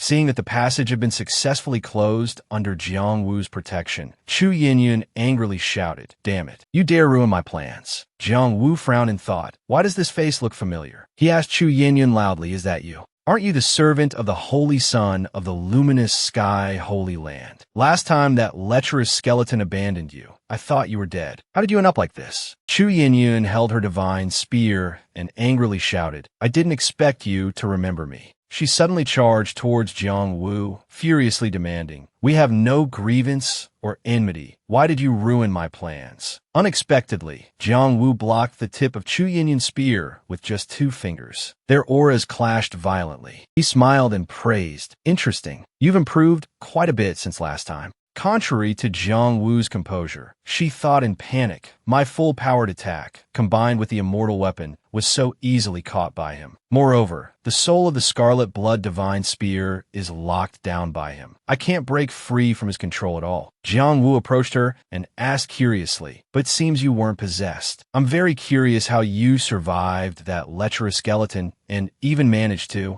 Chu Yinyun gritted her teeth and sneered, "Rumors say you obtained the inheritance of the Scarlet Emperor Supreme. I thought you knew everything, but I didn't expect you to be unaware of what happened inside the Emperor Blood Ancient Tree." She recalled being captured by that devil and how he had tempted her. "Beauty, stay by this king's side forever." Chu Yinyun angrily cursed, "Let me go, you eunuch." The devil calmly asked, "Why must you resist so much? Follow this king, and I'll give you anything you desire." "Little beauty, don't you crave power?" Chu Yinyun asked suspiciously, "Power?" She continued in surprise, "You said you found a reincarnation body and now want to merge." The devil questioned in dissatisfaction, "What kind of joke is this? Want us to merge with her? Isn't that just destroying our own consciousness? I'm already an independent individual, so why should I sacrifice myself to fulfill someone else?" The skeleton's voice echoed, reminding him, "Don't forget, you and I were originally one. Merging now is just changing our way of existence. Why must you be so stubborn?" The devil resolutely replied, "You're hopelessly deluded. When the Scarlet Emperor Supreme severed his 3 lives, we were separated into independent individuals. You want to sacrifice yourself? Fine, but don't drag me down with you." The other one angrily cursed, "You want to betray us? Then don't blame me for taking action." The devil sneered coldly, "Betrayal? How laughable. This king only wants to survive. You want to be powerful. You might as well just die." He shouted even more recklessly, "I can't beat you, but don't forget I also have 1/3 control over the Emperor Blood Ancient Tree. Now I'll lift the restrictions and release the people from the Immortal Realm. At worst, I'll become a hunting dog for the Immortal Realm." Chu Yinyun patted her chest and firmly said, "And I will acknowledge them as masters and serve the Immortal Realm." Jiang Wu silently understood a few things. So that's how it is. No wonder so many cultivators were possessed. It turns out that lecherous skeleton was playing tricks. Jiang Wu turned to the mysterious black shadow and exposed him. "So you're that lecherous skeleton from before. No wonder you exude a familiar aura." He revealed himself with a chuckle. The mysterious black shadow transformed into the face of a young man about 20 years old, with long brown hair cascading down his back. He sneered and confirmed, "It seems you have some discerning eyes, kid. I sense you were a threat back in the ruins, and it seems I wasn't wrong." Jang Vu astutely guessed this face. You possess the Holy Emperor. No wonder your strength is much greater than back in the ruins. If I'm not mistaken, where's your true body? The self-proclaimed Holy Emperor replied cheerfully, You've indeed improved. I didn't expect you could even see through a nascent soul clone. You guessed correctly. This sovereign's true body is currently in the eastern region's Lingxiao Holy Land, refining a sovereign realm expert. This is just a nascent soul clone. Although its strength is only 30% of my true body, it's more than enough to deal with a small fry like you. His tone turned serious. Chu Yin, what are you standing around for? Kill him. She immediately responded, Yes, master. Pointing her spear directly at Jang Vu, Chu Yin shouted, Crimson Blood Spear technique. Jang Vu once again blocked her attack with a single hand. He questioned Chu Yin's conscience. Is power really that important? Worth selling your soul to willingly become a slave? Unexpectedly, not only did she not repent, but she also yelled, Shut up. A genius like you could never understand my suffering. Jang Vu, left with no choice, summoned fiery energy to gather in his hand, giving a firm warning, incorrigible. Then don't blame me for being ruthless. With a single palm strike, he sent Chu Yin flying. The Holy Emperor coldly assessed, useless trash. Jang Vu turned to question the Holy Emperor. I remember you were quite fond of her. What? Is she just a tool to you as well? Looking at Chu Yin, still lying motionless on the ground, the Holy Emperor replied indifferently. Back in the ruins, this sovereign hadn't been in contact with a woman for 10,000 years, so I had some interest in her. Now that this sovereign has regained freedom, she's just a divine firmament realm cultivator. If this king wants, I can create another one anytime. Jang Vu said indignantly, truly cold-blooded. Before, in the ancient tree, you were just a bit shameless, but now you've become like this. I heard that the four supreme beings became role models for us cultivators by saving all living beings. Are you really a fragment of the Scarlet Emperor Supreme Being? The Holy Emperor explained coldly, although I originated from the Scarlet Emperor Supreme Being, I am an independent individual. The Scarlet Emperor Supreme Being's reincarnation failed, and he has completely disappeared. His influence on me is long gone. You'll understand this when you cultivate to the supreme extreme realm, but I'm afraid you won't live to see that day. Jang Vu gritted his teeth in realization. So that's how it is. It seems this one's thoughts are different from the Scarlet Emperor Supreme Being's other bodies. He doesn't know the secret of my immortal body, only that I have a strong recovery ability. Using this information gap, a 1 versus 3 fight might not be impossible to win. The Holy Emperor decisively commanded Chu Tianquan, Peng Wang, kill him for me. Jang Vu quickly assessed his two opponents. These two are very strong. Just based on their individual strength, they're probably a level above me. It seems the next battle will be a tough one. Peng Wang spread his wings and flew towards him, initiating the attack. He roared angrily, Brat, that day, because of your interference, 2 of our demon race's Demon King leaders were killed. Today, I want you to pay with your blood. He instantly split into multiple clones, all charging forward. Jang Vu quickly calculated nascent soul clones. No, it's an illusion created by extreme speed. There's actually only one true body. It seems I can't hold back either. He immediately used a similar technique, creating illusory clones to respond. Peng Wang commented in surprise, what? This brat's speed is just as fast. Jang Wu's clones quickly rushed forward to meet the attack. Facing Peng Wang, he thought to himself, is this the true body? He surrounded Peng Wang, charged forward, and shouted, die. Peng Wang said smugly, everything is within this king's expectations, boy. You've fallen into my trap. All of Jang Wu's clones stopped in surprise. He was hit by Peng Wang's sneak attack, painfully knelt down, and the ground where he landed cracked into large pieces. He was sent flying, crashing to the ground and shattering the plaza. He cried out in shock, what kind of power is this? Seeing him lying prone on the ground, Peng Wang pressed his advantage and charged forward. Jang Vu used the momentum to leap into the air. Tyrannical law. This is the power of law unique to this king. But this king is already half-step demon venerable realm. Not only can I use it in the inner world, but I can also use it within a certain range outside. He flew up on his wings, smugly pointing his sharp claws at Jang Vu, and continued, in the inner city, only this king and those stronger than this king can move freely. And it's like you should be crushed to death by this king.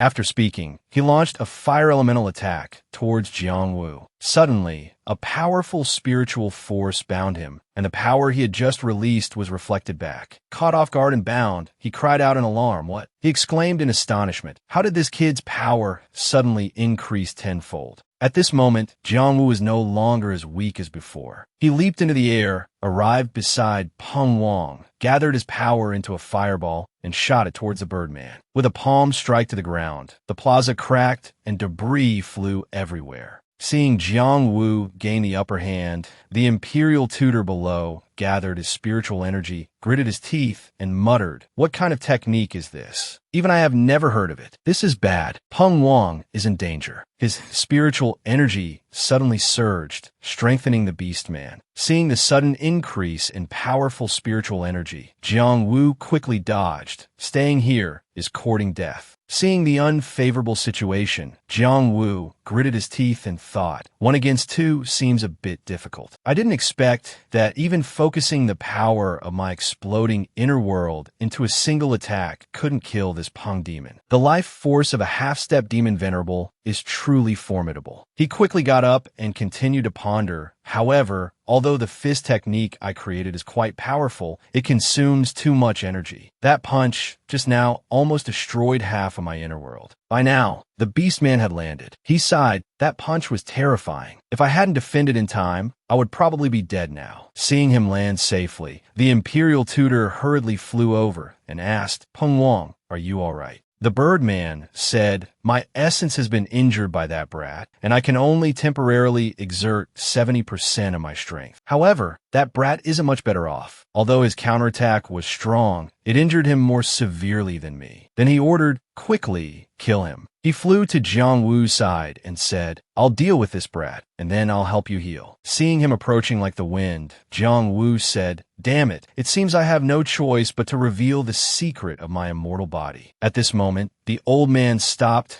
and released a surge of spiritual energy. Jang Vu looked up and saw a mass of symbols. With no time to think, he gritted his teeth and said, "So be it, let it be revealed." Just as the surge of spiritual energy was about to reach him, a circular barrier suddenly appeared, protecting him. The old man, witnessing this, was so astonished he couldn't believe his eyes. What? A beautiful girl appeared before him. He looked at her, surprised, and asked, "Miss Su, why have you returned?" Su Qingsheng, hearing his voice, turned and replied, "I don't want to owe you any more favors. I've sent the 2 elders into the spatial passage, and now I have no more burdens. Today, I will fight alongside young Master Jiang." Turning to the old man, she continued, "Moreover, while sending the 2 elders away, I used a 1,000-mile voice transmission to inform Prince Mushan. He will arrive within half an incense stick's time. Prince Mushan is the 2nd strongest expert in the Western region, second only to my master. With his help, these people are nothing to fear." The old man, seeing that reinforcements were coming, said, "You hateful girl, escaping would have been enough, yet you do this unnecessary thing." He commanded, "Quickly kill them. I'll go intercept Prince Mushan." He thought to himself, I still have 1 trump card. The Birdman flew to the old man's side and instructed, "Use the Grand Master's primordial spirit clone power. This is our only remaining trump card. Using the Grand Master's primordial spirit clone power can only match Prince Mushan. We can't delay any longer. Even if it means risking serious injury, we must kill these 2, then go help the Grand Master deal with Prince Mushan." The old man replied, "All right." Seeing this situation, Jang Vu thought in surprise, "Oh my, a once-in-a-millennium opportunity. Why has Miss Su returned? If it were only Chu Tianquan and Peng Wang, after that skeleton leaves, using my immortal body, I'd have a 100% chance of eliminating these 2. Seeing the unfavorable situation, Jang Vu considered what to do, then spoke up, advising, "Miss Su, calling Prince Mushan is enough. Your staying here is a bit superfluous, and I don't want to reveal my immortal body in front of people from the Holy Land." Hearing him say this, she firmly replied, "Don't worry, young Master Jiang. With me here today, no one can harm you." At this moment, the other 2 took to the air. The Birdman gathered his spiritual energy, then explained, "Imperial Tutor, my previous encounter with that kid disrupted my chi and blood flow. I'm temporarily unable to fight. I'll circulate my energy to recover and will assist you if necessary." The Imperial tutor replied, "All right, Peng Wang, focus on recovering. I can handle these 2 juniors alone. Conserve your strength and wait until the decisive battle with Prince Mu Shun before taking action." He said to the 2 of them smugly, "This young lady's arrival is quite timely. To be able to kill the heir of the Jiao Qi Holy Land and the descendant of 2 supreme beings at the same time. Nothing could be better for us. Go down below and become a pair of lovebirds." Su Qingsheng, hearing this, angrily retorted, "We'll see who ends up the deer caught in the headlights." He calmly replied, "Is that so? Such boasting without shame. Judging from your previous exchange with Chu Yun, I estimate your grotto heaven power can only cover 60 miles. This strength has indeed reached the threshold of the late grotto heaven realm, but it's still a bit lacking compared to mine." He said sinisterly, "I only need to lift a finger to kill you." Having said that, he released a giant sigil toward the 2 of them. Her hand lightly brushed the strings of her instrument, and spiritual energy surged forth. She launched the spiritual energy towards his sigil. He watched in astonishment as his sigil was shattered. What was this power? With a solemn expression, her delicate fingers danced across the strings. The 7 profound infinite zither is the supreme inherited artifact of our holy land. Although its rank is not that of an immortal artifact, its power is even greater. She continued, "For 13 generations, our holy land's holy masters and predecessors have nourished this zither with the essence blood of unborn children. It has long since gained sentience. Using blood as the medium, I summoned the spiritual energy to manifest." As her words fell, the zither's spiritual energy materialized behind her. She commanded, "Strike." The spiritual energy immediately shot towards the sky, hurtling towards the Imperial tutor. Drawing his sword, he gritted his teeth, spiritual energy again. Could this magical treasure have attained enlightenment? Only middle-grade immortal artifacts and above are capable of such a feat these days. He barely managed to block the spiritual energy's attack, sweat dripping from his brow. The power of this spiritual energy is actually on par with mine. Before he could recover, another attack came crashing down. This is bad. He executed the Lang sword art, launching a wave of spiritual power towards the spiritual energy. Although wounded, the spiritual energy mustered its remaining strength for a final strike against him. She threw a ring, which pierced his abdomen, sending him flying. The spiritual energy finally dissipated, leaving him severely injured and vomiting blood. Su Qingsheng, astonished by the scene, found herself injured as well. Trembling, she said, "Forcibly channeling spiritual energy at my current level was indeed too much." Weakened, she nearly collapsed, but Jang Vu swiftly caught her. Holding her, he thought to himself, "I never expected Miss Su to be able to fight Chu Tion Quan to a standstill." Jang Vu then created a clone to hold Su Qingsheng. He looked at his enemies with a serious expression, cracking his knuckles. "Fortunately, Miss Su is unconscious. Now I can unleash my full power." Peng Wang, who had been observing from the side, suddenly noticed something amiss with Jang Vu and turned around cautiously. Seeing Jang Vu shift, he assumed he was trying to escape and quickly lunged forward, reaching out to grab him. "You're not getting away that easily." Jang Vu swiftly intercepted Peng Wang. "Peng Wang, where do you think you're going?" He stood defiantly before him, his face filled with provocation and disdain. Peng Wang furrowed his brow, retorting, "Brat, you're about to die, and you still dare to interfere with my affairs. Even if you possess the immortal body inheritance of the Scarlet Emperor Supreme, you've already exhausted too much of your celestial energy. What can you possibly do to stop me now?" Peng Wang scornfully looked at Jiang Wu's feigned weakness, his brow furrowed in reprimand. Hearing Peng Wang's arrogant words, Jiang Wu chuckled. "Is that so?" Then a fiery power erupted from his body, surrounding him in a radiant aura. Peng Wang was utterly astonished by Jiang Wu's transformation. Scoffing, he said, "A power-boosting secret technique. In your current state, you're just courting death." But as he watched, Jiang Wu remained unharmed, his body brimming with strength, abundant spiritual energy swirling around him. Peng Wang exclaimed in shock, "What's going on?" This kid's power is rapidly recovering, as if nothing happened. He's not absorbing spiritual energy from the surroundings. He's recovering on his own. Peng Wang's eyes widened in disbelief. This is impossible. No cultivation technique can do this. Jiang Wu, now fully recovered, couldn't understand Peng Wang's astonishment. He thought to himself, forcing the use of the black tortoise transformation, enduring the shattering of my meridians, dying once. I've finally returned to my peak state. Now it's time to deal with Peng Wang and Chu Tianquan. But facing two opponents alone, Jang Vu worried. If I reveal my secrets, I must ensure absolute certainty. None of them can survive. If even one escapes, my secrets will be exposed. Suddenly, an idea struck Jang Vu. I've got it, he exclaimed, ignoring Peng Wang in the sky. He rushed downwards towards Chu Yinyun, who lay on the ground. Sensing something approaching, she looked up in surprise. Jang Vu descended with incredible speed, his palm enveloped in flames as he reached out towards her. It was the demonic heart seed, great technique. Chu Yinyun's entire body was lifted into the air, surrounded by swirling orange-yellow energy. Jang Vu dove down from above, his hand outstretched towards her. Watching from above, Peng Wang narrowed his eyes. Is that a primordial spirit control technique? He stared in shock at the surging energy on the ground below.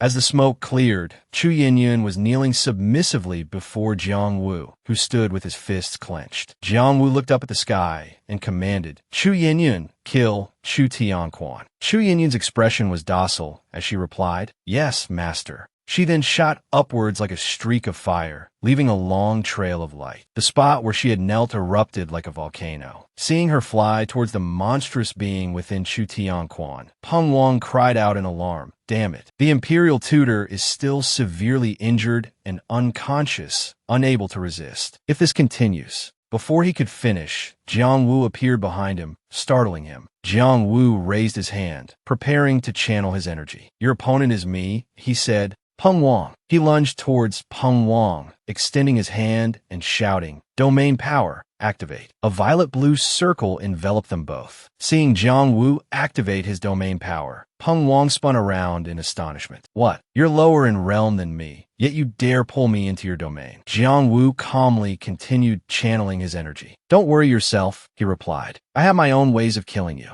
Infuriated, Peng Wang whirled around. You arrogant fool. Fine, this king will teach you a lesson. He roared, domain power, activate. Another violet-blue circle appeared around him, intersecting with Jang Wu's. Elsewhere, the ground began to crack, shimmering with golden light. The Wood God King turned his head to look at the Holy Emperor. He said to the Wood God King, to be able to withstand me to this extent, Wood God King, you are indeed worthy of being called the #1 expert of the Holy Dynasty. The Wood God King angrily said, evil scoundrel, what have you done to His Majesty's body? The Holy Emperor laughed loudly and then said, this old man suffered chi deviation while cultivating, so I took over his body. The Holy Emperor sneered, instead of worrying about others, you should worry about yourself. Wood God King, we have exchanged 100 moves. If you have no other trump cards, then this day next year will be the anniversary of your death. As soon as he finished speaking, he was sent flying by the Wood God King, but he still stood firm.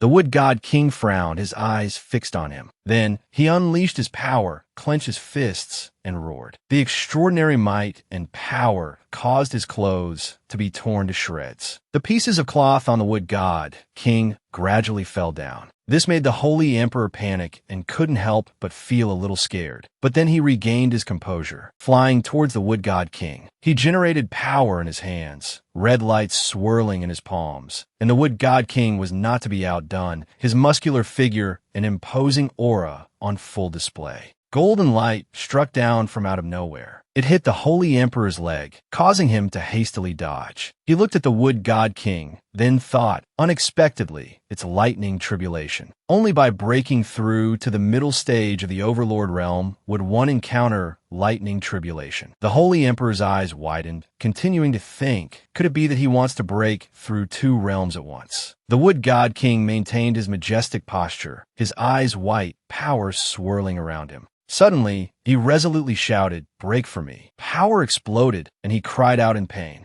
The Holy Emperor raised his hand to block the Wood God King's attack, and he also cried out a few times. While defending, he said, "How can there be such a force pressing down on me? Wood God King, he's in the middle stage of the Overlord realm." Suddenly, the Wood God King thought to himself, "My power is several times stronger than before the breakthrough. This person's strength is estimated to have just reached the Overlord realm level. Even with a few more tricks, he is no match for me." After saying that, he flew towards the Holy Emperor and shouted, "Evil spirit, accept your death." The Holy Emperor also sneered and shouted, "Arrogant." The two rushed at each other and fought, both sides using all their strength. The Holy Emperor couldn't withstand it and was sent flying. The Wood God King pointed at his opponent and said contemptuously, "Today, you are no longer my match. Surrender quickly and return His Majesty's body. Otherwise, don't blame this king for unleashing a massacre." The Holy Emperor, after hearing this, still didn't give up, saying, "Wood God King, it's still unknown who will win. I still have a final trump card. You shouldn't have forgotten that your daughter is still in my hands." The Wood God King gritted his teeth and said hoarsely, "A dignified Overlord realm expert, yet you use such despicable methods." The Holy Emperor chuckled and said, "One doesn't fuss over minor details when achieving great things." A round object, resembling a ring, appeared in his hand. He asked triumphantly, "Wood God King, do you see what this is?" The Wood God King looked at the object and said in astonishment, "There's Linger's aura within this ring." He rushed forward, trying to snatch the object from the Holy Emperor's hand, shouting as he ran, "Give it to me." The Holy Emperor conjured a green object, suspending it in midair. "Dream on," he sneered, then tossed the object into a newly created spatial rift. "If you want to save your daughter," he added, "then go find her in that chaotic flow space." The Wood God King, enraged, launched a fiery fist attack. "You scoundrel, I'll fight you to the death." He slammed his fist into the spot where the Holy Emperor had been standing, but the possessor of the Emperor dodged swiftly. "Do you have time to waste with me?" He taunted the Wood God King. "The chaotic flow space is incredibly dangerous. If you don't hurry and save your daughter, with her cultivation level, she'll be crushed in an instant." The Wood God King thought furiously, "I can't tangle with him now. Saving Linger is more important." He stretched out his hand, and a spatial rift appeared. The Wood God King quickly stepped inside, turning back to warn, "When I find my daughter, I will definitely not spare you." The Holy Emperor, hands clasped behind his back, said, "A wise decision." The spatial rift slowly closed. The Emperor's possessor looked down at the Imperial City from afar, a smile playing on his lips. "It seems the battle in the Imperial City has entered a fierce stage. That brat is both strange and ruthless. I doubt Peng Wang and Chu Tianquan are a match for him. I'll deal with that brat first, then gather my forces to deal with the Wood God King." Suddenly, a loud explosion in the distance caught his attention.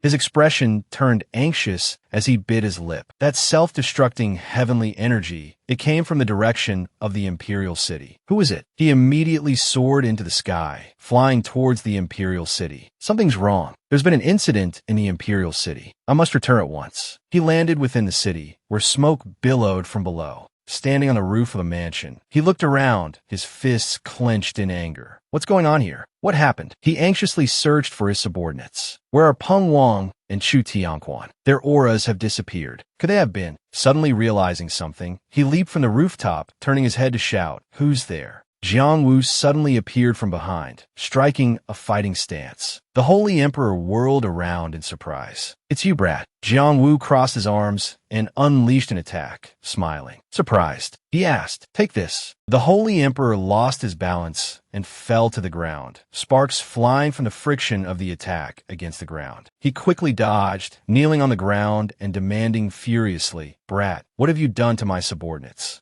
Jang Vu landed calmly, a contemptuous smirk playing on his lips. He chuckled confidently, extending his clenched fist. "Didn't you already guess?" he asked. "Take a look at this." Jang Vu opened his hand, revealing a green crystal. The Holy Emperor stared at it, his eyes widening in horror. "This is a half-step demon venerable core. Could it be Peng Wang's?" Jang Vu folded his arms across his chest, a smirk playing on his lips. "It seems you're not as foolish as I thought. Your two subordinates have already fallen to me. Now you're nothing more than a general without soldiers. I advise you to surrender quickly. Perhaps I'll spare your life." The possessed Holy Emperor, now completely serious, retorted ignorant arrogance. "Ever since the ancient Bloodwood Tree incident, I've sensed too many secrets surrounding you. I initially thought you were the reincarnation of the Scarlet Emperor Supreme, but today it seems that's not the case. Gnashing his teeth in anger, the possessed emperor continued, I, a being born from the flesh of the Scarlet Emperor Supreme, possess vast knowledge from my past life. Yet you, a mere boy at the Cave Heaven realm, have become such a significant obstacle, even surpassing the Wood God King. Are you the reincarnation of some great power, or are you protected by a deity? Jang Vu listened with his arms crossed, then closed his eyes and replied calmly, I'm afraid I can't tell you that. He paused, a look of doubt crossing his face. Protected by a deity. Does that comical system count? The amusing image of the system flashed in his mind. He faced the possessed emperor and responded seriously. That's an interesting story. But as the previous incarnation of the Scarlet Emperor Supreme, why would you betray his will and willingly become a lapdog of the celestial realm? The possessed emperor raised his hand, red-black lightning crackling around him. I merely seek to control my own destiny. A red soul emerged from the holy emperor's mouth. Boy, I misjudged your strength. I thought our greatest enemies were the Holy Master Du Liang and the Wood God King, but I never expected you alone to ruin my entire plan in the Western region. I've lost, but this is only the beginning. Jang Vu finally understood. He gritted his teeth. Not good. He's trying to escape. The Skeleton King's form was enveloped by a bizarre red aura, becoming massive and terrifying, whipping up a violent storm around him. Jang Vu immediately took flight, unleashing a punch filled with immense power. His fist, trailing sparks, tore through the eerie darkness,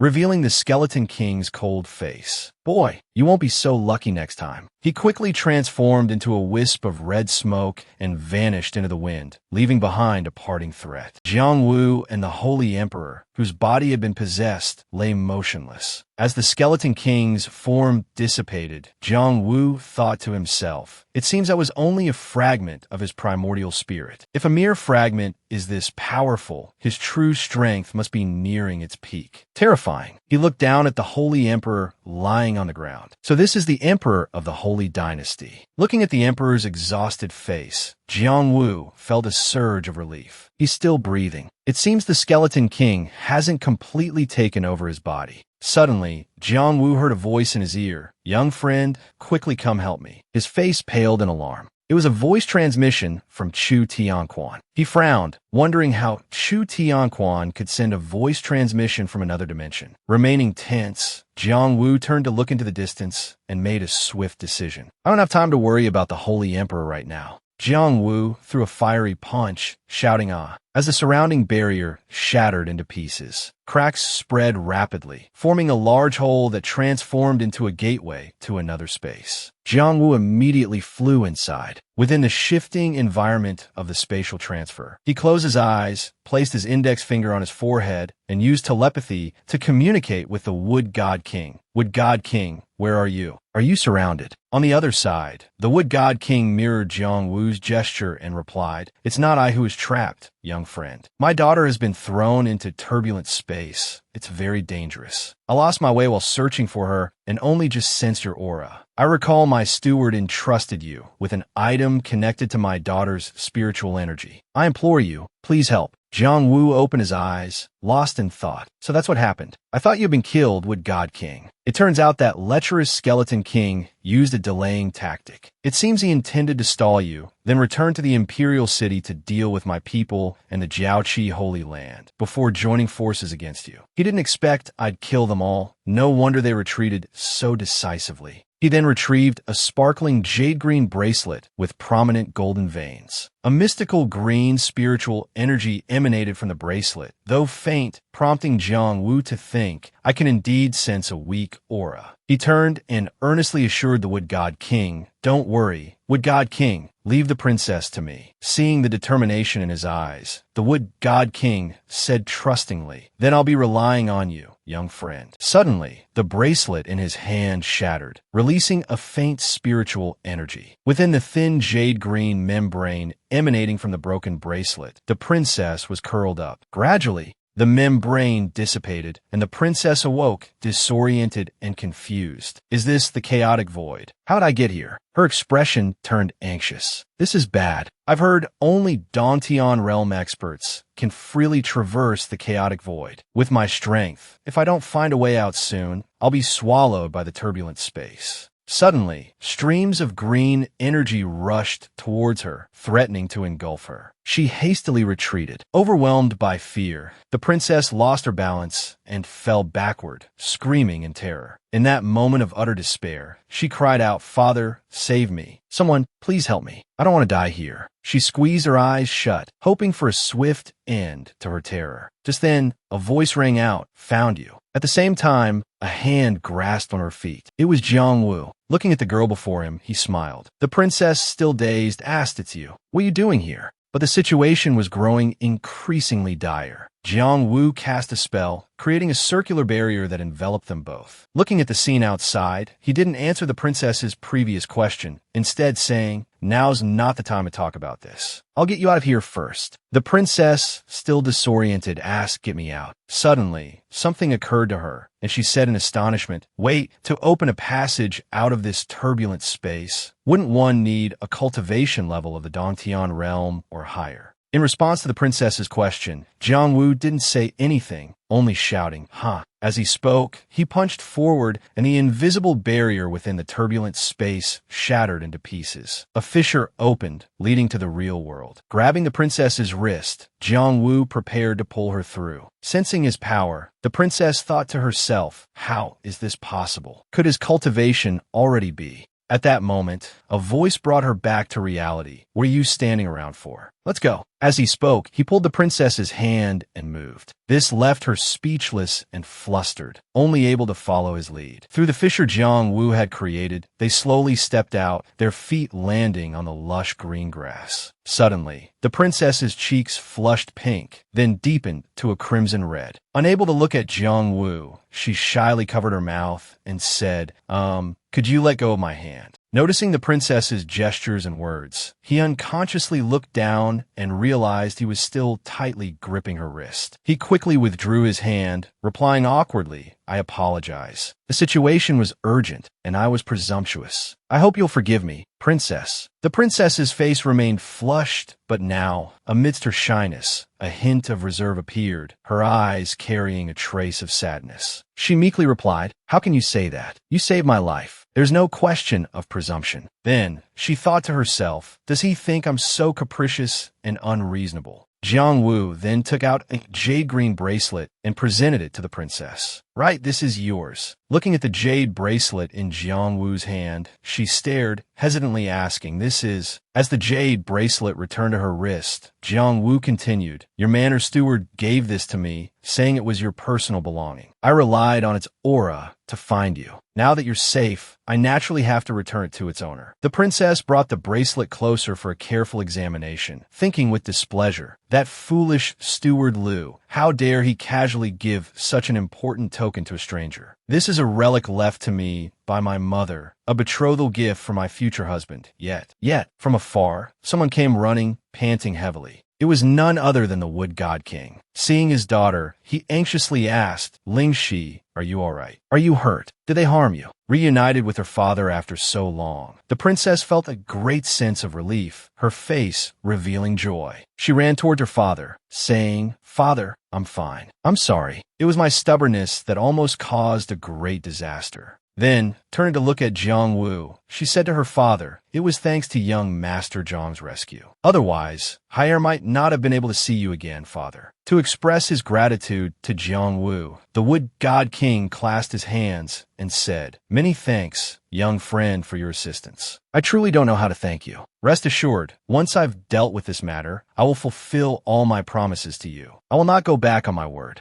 Seeing the sincerity in the Wood God King's eyes, Jang Vu calmly replied, "That's for the best. However, your majesty, the rebels in the city have all been killed by me. If you want to fulfill your promise, I think you should start making arrangements now." Hearing this, the joyful expression on the Wood God King's face disappeared, replaced by astonishment. He asked, "What? You said you've..." He then closed his eyes to examine the situation. As expected, what appeared before the king was a gloomy scene, filled with smoke and mist, the imperial city devoid of people. The Wood God King thought to himself, there's truly no trace of their presence in the imperial city anymore. There's only one faint aura. Looking around, he saw the Holy Emperor rolling on the ground. "Your Majesty," the king exclaimed in shock. The Wood God King continued to think. He single-handedly dealt with a half-step demon Venerable and 2 experts with late-stage divine realm strength. He's so powerful. It's hard to believe. Contrary to the king's astonishment, Jang Vu calmly said, "Indeed. Earlier, I received a message from the Jiaopan Holy Land and escorted their 2 injured elders away. However, the Holy Maiden of the Jiaopan Holy Land, Su Qingsheng, quickly returned to the imperial city after entrusting the elders to me." Hearing this, the Wood God King regained his composure and asked, "Is she all right?" Jang Vu replied, "Rest assured, I've brought Su Qingsheng into my divine realm. She's safe and sound now." He then narrowed his eyes and smiled slightly. "All right, Wood God King, the matters of the Holy Dynasty have been resolved. I still have other important matters to attend to, so I'll return in about half a month. During this time, please prepare my reward and fulfill your promise, so I won't have to worry." The king affirmed, "Rest assured, young friend. I might want to go back on my word. Moreover, with your current cultivation level, I only wish to befriend you. I wouldn't want to be your enemy."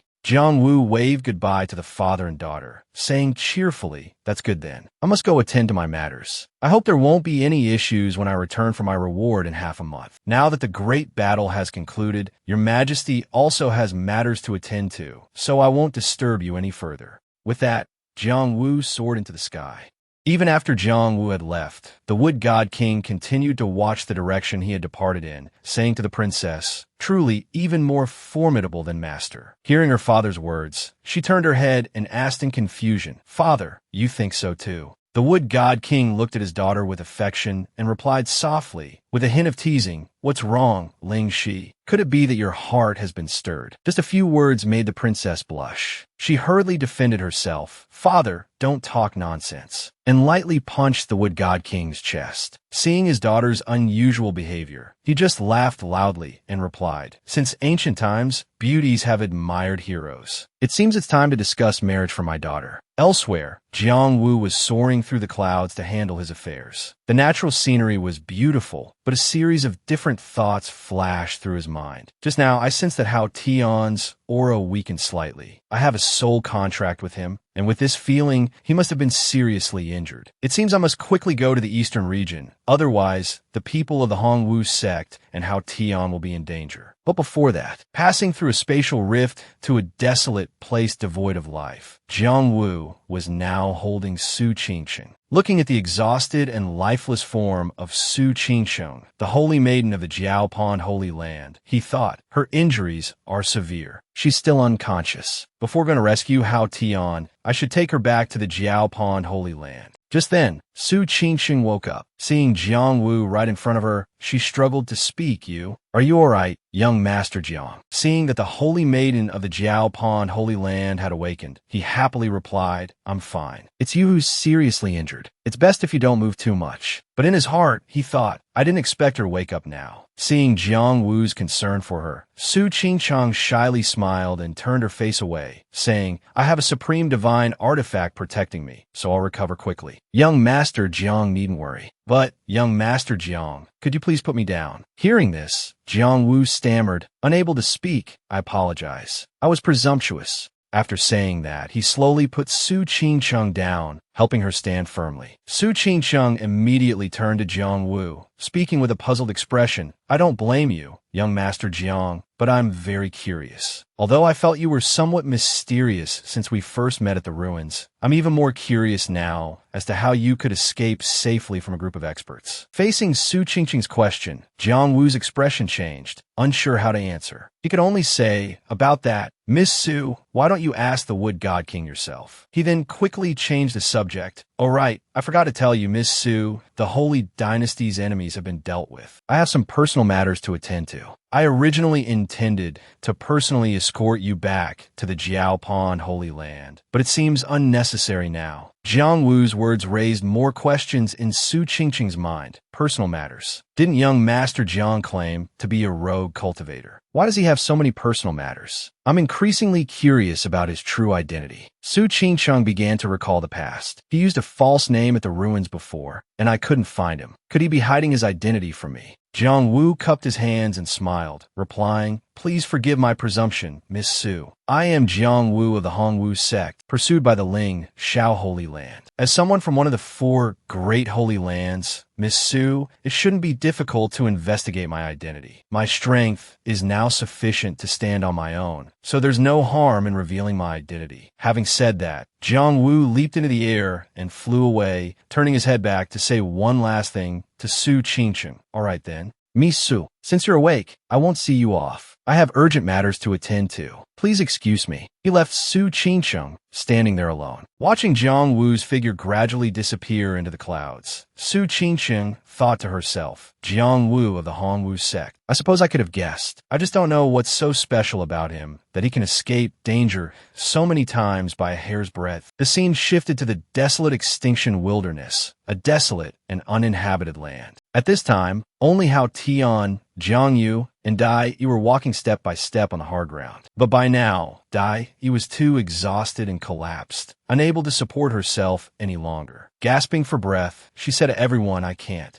go on anymore. How Tion, Elder Jiang Yu, don't worry about me anymore." But there were only 3 people in this place. If they left Dai Yi behind, they didn't know what would become of her, so Jiang Yu disagreed. Pulling Dai Yi up, she said, "Dai Yi, we can't abandon you. Have you forgotten Elder Wu and the Sect Master's dying words?" Hearing Jiang Yu's words, Dai Yi didn't know what to do. She could only helplessly cover her face and cry. Looking at the frail girl in front of her, a look of sorrow flashed across Elder Jiang Yu's eyes. Witnessing this scene, how Tion turned his head and sighed. Women are so troublesome. He frowned and thought. Yesterday's situation was indeed unimaginably dangerous. The Ling Shao Holy Land actually sent experts of this level to assassinate them. If it weren't for those 2 people and Jang Wu's primordial spirit clone self-destructing to repel the enemy, the consequences would have been dire. How Tion placed his hand on the lotus tattoo on his chest, pondering, although this immortal artifact doesn't have offensive power, it can quickly heal my injuries. But even if I fully recover, facing that mysterious expert, the outcome would still be the same. How Tion turned to look at Dai Yi and Jiang Yu, who were kneeling on the ground, and said, "All right, we don't have time to sigh here. This desolate extinction wilderness was formed by the battle of 2 ancient supreme beings. The space and spiritual energy here are still chaotic. If we stay within a certain distance, even if the opponent's cultivation level is much higher than ours, they won't be able to pinpoint our location." Hearing this, the 2 girls' expressions gradually became tense. How Tion frowned again and said sternly, "We can't just wait here to die. We must wait for Jiang Wu to rescue us. He and I have a soul contract. Even if we are thousands of miles apart, we can sense each other's location. I feel him heading towards us." Upon hearing Jiang Wu's name, Dai Yi was instantly overjoyed and couldn't help but ask, "Really? You're saying Brother Jiang Wu is coming soon?" Jiang Yu was calmer. She hesitantly voiced her concerns, but Wuer's cultivation level might not be a match for that person. Hearing this, how Tion smiled, comforting the 2 girls in front of him. "Don't worry, I understand Jiang Wu's current strength better than you do. As long as he comes personally, all difficulties will be resolved." Then he took out his lotus-shaped magical treasure. A crimson light surrounded the treasure, emitting a mysterious purple aura. Holding it up, he said, "All right, the spiritual energy here is chaotic, and you can't absorb it to recover your strength. I will activate this immortal artifact to help you recover some of your strength. Sit down and meditate first. After meditating, we'll continue on our journey. Remember, don't give up." After speaking, Hao Tion let the magical treasure float into the air. It emitted a dense spiritual energy pouring into the bodies of the 3 people who were sitting cross-legged on the ground with their eyes closed. How Tion sighed and thought, "I, this honored one, have never been so wretched. Jiang Wu, if you truly have the qualifications to be my boss, when you arrive, you must let me beat the crap out of that damn holy sun to vent my anger." At this moment, in the Cloud Center Saint, he stood with his hands clasped behind his back, looking into the distance. Cloud Center Saint gritted his teeth and said, "You little bastard, ruining our plans in the western region again. I will definitely make you pay a heavy price. I'll kill those closest to you first, and make you regret it for the rest of your life. Jing Hui stood beside him, silently listening with his head bowed. He clasped his hands respectfully and addressed the Cloud Center Saint. Holy Son, there's no need for anger. The residual aura of the Hongwu sect that you sensed earlier did indeed disappear here. The Cloud Center Saint glared at Jing Hui, gnashing his teeth, and so Jing Hui stumbled back a few steps, stammering,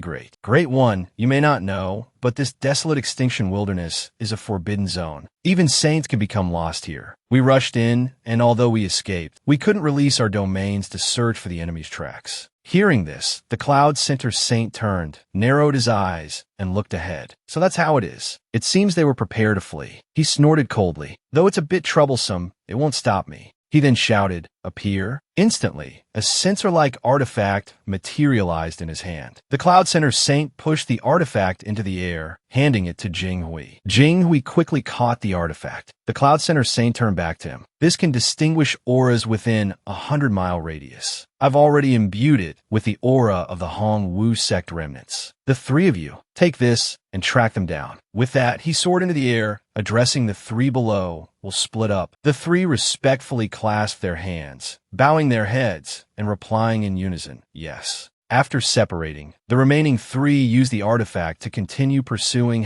Tion and the others. After traveling some distance, one of them spoke with a worried expression, Elder Jinglei, this area is close to the chaotic space within the Silent Garden. We can no longer fly. Jinglei, seemingly already aware of this, replied, Indeed. Continuing to fly would consume too much energy. We'll search on foot. As he finished speaking, the three landed. After walking for a while, the same person suddenly seemed to remember something and asked, Elder Jinglei, can the artifact you gave us locate those weeds? Elder Jinglei looked at the green light emanating from the artifact in his hand, not directly answering his subordinate's question. Instead, he placed one hand behind his back, calmly looking in a certain direction, and commanded, It seems to be this way. Let's pursue them. The scene shifted to Tion and the two women. Seeing their current state, Jiangyu handed Dai some water. Thank you, Elder Jiangyu, Dai said. As they paused to rest, Tion, the demon lord, paid no attention to the two women, focusing solely on observing his surroundings. His intense concentration finally paid off as he muttered, Why do I feel like we're being followed? Without hesitation, he closed his eyes, using his ability to track the pursuers. The location of his third eye emitted a purple light. Although domain power is restricted here, my divine sense still has some effect. Sure enough, he soon sensed three dark figures chasing after them. The leader seemed to be using something in his hand, undoubtedly an item, helping them pinpoint their location. He immediately alerted the two women. The Ling Shao Holy Lands people are catching up. We must retreat immediately. As soon as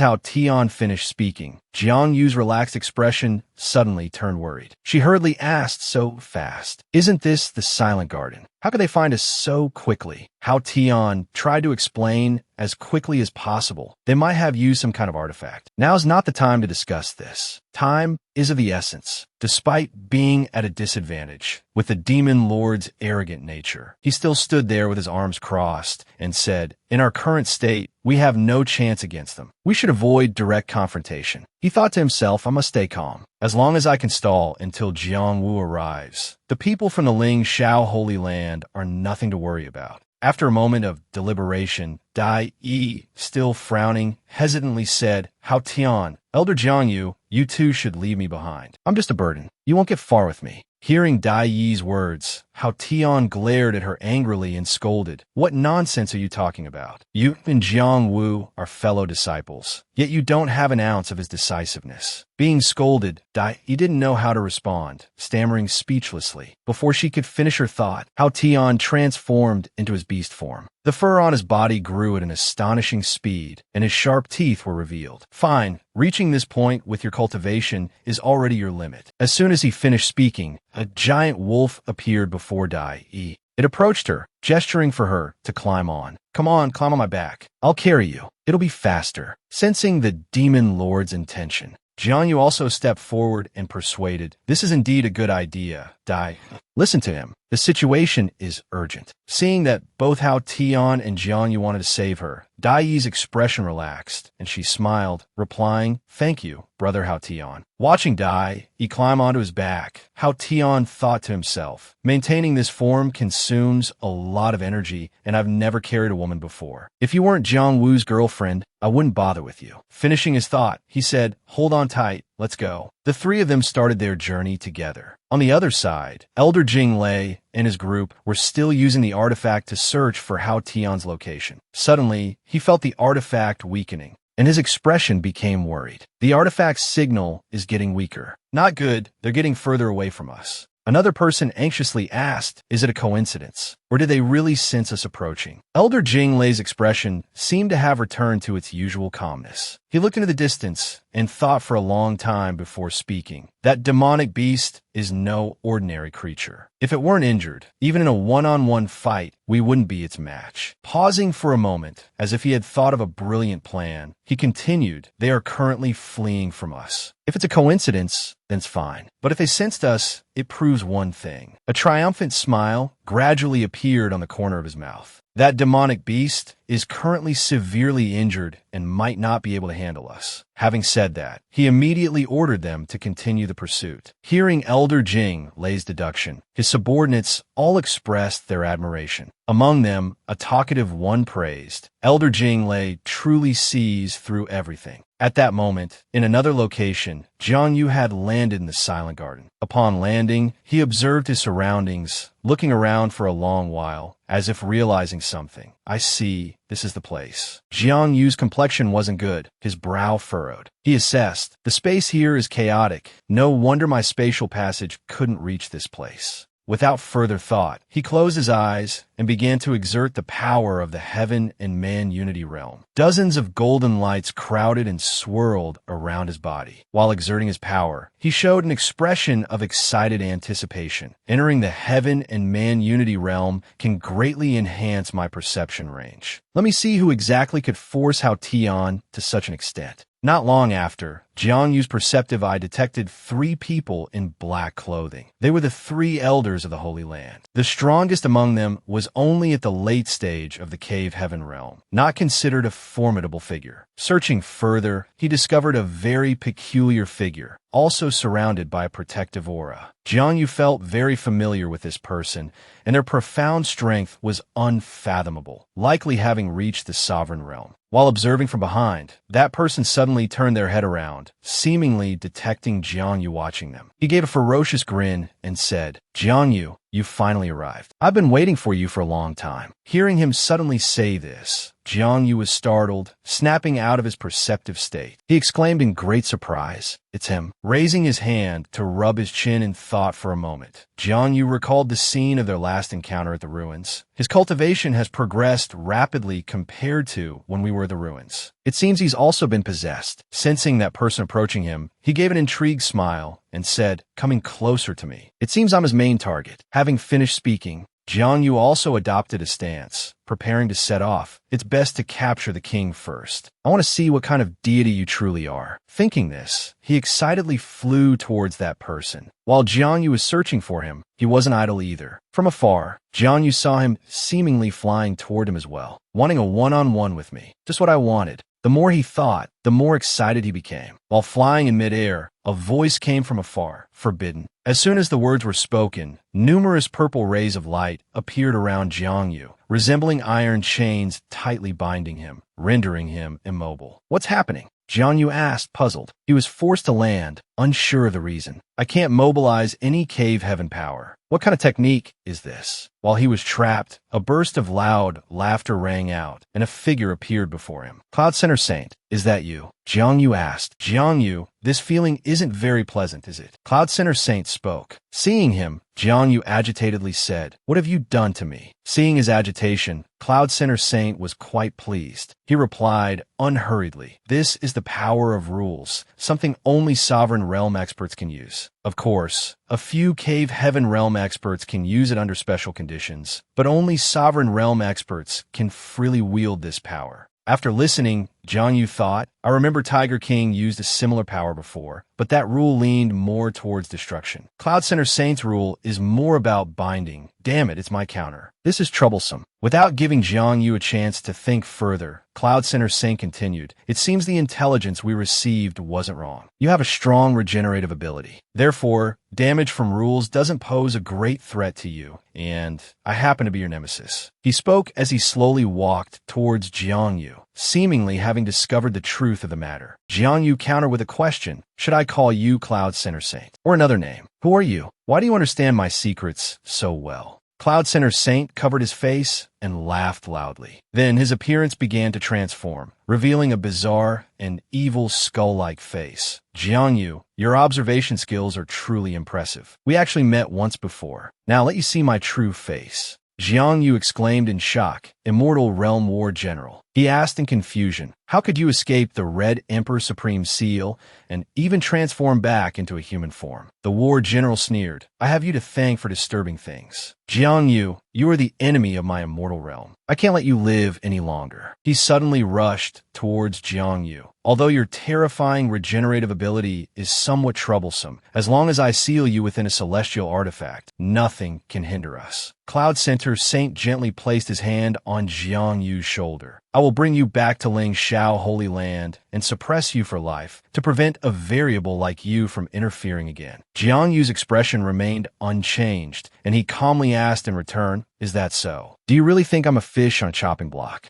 Cloud Center Saint glared. Brat, what tricks are you trying to pull? Then he sneered, facing my absolute power. Your bluffing is just bringing shame upon yourself. No matter how miraculous your cultivation techniques are, no matter how extraordinary your talent is, it's all useless in the face of the disparity in our realms. Jang Yu grabbed his wrist, his expression full of confidence, and asked, is that so? Cloud Center Saint's heart skipped a beat, and he couldn't help but speculate, not good, could he be planning to? Jang Yu spoke meaningfully, this gift for our reunion after so long, just accept it. His next words, each one pronounced clearly, shocked Cloud Center Saint to the core. Let me see if Lord Realm Cultivation can withstand the explosive power of 100-mile cave heaven. Cloud Center Saint cursed under his breath. At this distance, even I risk serious injury if I'm caught in it. When did lower realm cultivators become so fearless of death? Jang Yu unleashed his power, causing the ground beneath their feet to crack. Cloud Center Saint shouted, rubble flew everywhere, and sparks erupted in all directions. The explosions grew louder and louder. Looking down from above, one could only see a raging inferno in that area. How Tion, carrying Dai on his back, flew over with Elder Jang Yu. Jang Yu observed the surrounding situation and assessed, powerful cultivators are fighting in the Silent Garden. The force is causing the space to become violent. How Tion also spoke up, this place was already very unstable, and now there's external force stimulating it. He suddenly yelled, not good, the chaotic currents are coming. At the same time, on the ground, a pair of feet were moving. It was Jinglei. He looked around blankly, sensing something strange had happened. Strange, what's going on? Suddenly, he heard someone cry for help. Elder Jinglei, save me. He turned around and saw one of his subordinates slowly sinking into the sand, his face filled with terror. Jinglei immediately reached out, and the man quickly grabbed his hand. He turned to look at another subordinate standing nearby and scolded, and you, what are you standing there for? This subordinate wore a cloak that covered his face, revealing only his eyes. He stammered in reply to Jinglei, yes, yes.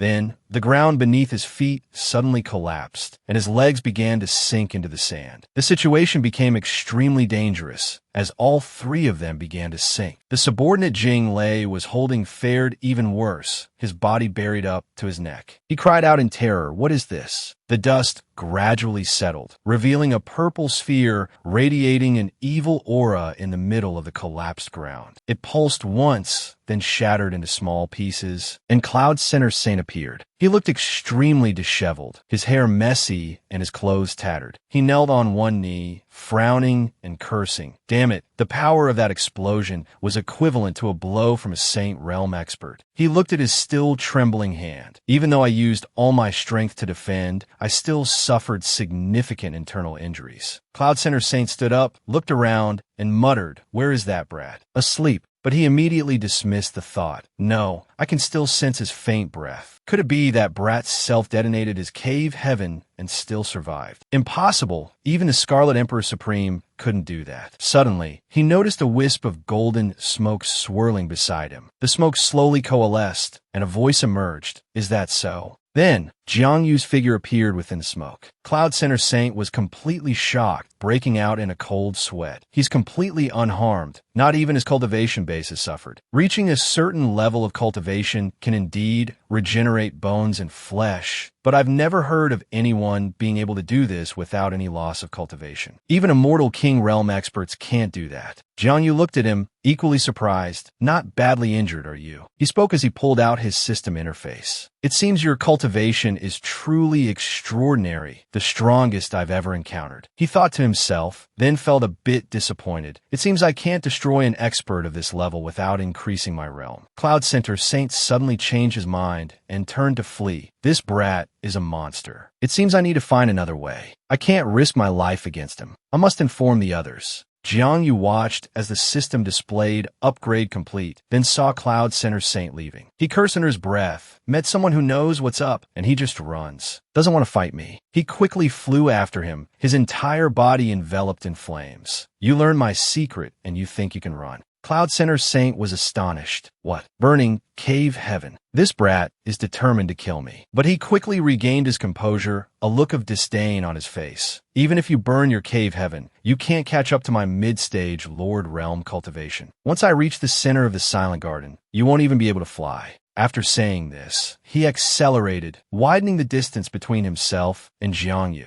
Jiang Yu smiled and praised him. As expected of a sovereign realm expert, your speed is truly impressive. It's a pity I've just advanced to the peak of the divine opening realm. In terms of speed, I'm not necessarily slower than you. He exerted his power, and the flames around him intensified. Cloud Center Saint fled desperately. How is this kid's power increasing again? His divine opening power has clearly reached a 100-mile radius, the limit of the divine opening realm. So how can there still be room for improvement? This is bizarre. He couldn't help but worry. If this continues, I'll be caught soon. I have to find a way to shake him off. Cloud Center Saint suddenly saw two swirling golden lights like tornadoes in the sky ahead. He suddenly remembered. That's right. That kid's self-detonation earlier caused turbulent flows in the wilderness. Now, the turbulent flows have converged, forming sandstorms comparable to chaotic space. Cloud Center Saint sneered. The power of this sandstorm is enough to crush anyone in the divine opening realm. Can you still chase me if I go in there? He quickly transformed into a purple streak of light and entered the turbulent flow. Jiang Yu scoffed disdainfully, trying to shake me off. Naive. Then he also quickly entered the turbulent flow. I have an immortal body. What do you have? Within the turbulent flow, the sandstorm intensified. He immediately raised his hands to protect himself, exclaiming, "My God, it's so huge. How can the power of this sandstorm be so strong? With my cultivation, let alone moving, even maintaining my position is difficult." Cloud Center Saint, standing not far away, saw this and mocked. Kid, you're far inferior when it comes to wisdom and strategy. What's the use of just having an immortal body? You have to use your brain when you're out in the world. Just stay here and wait. Jiang Yu gritted his teeth. Don't be so smug. Do you really think you can trap me? He raised his hand and shouted, "Come, try this."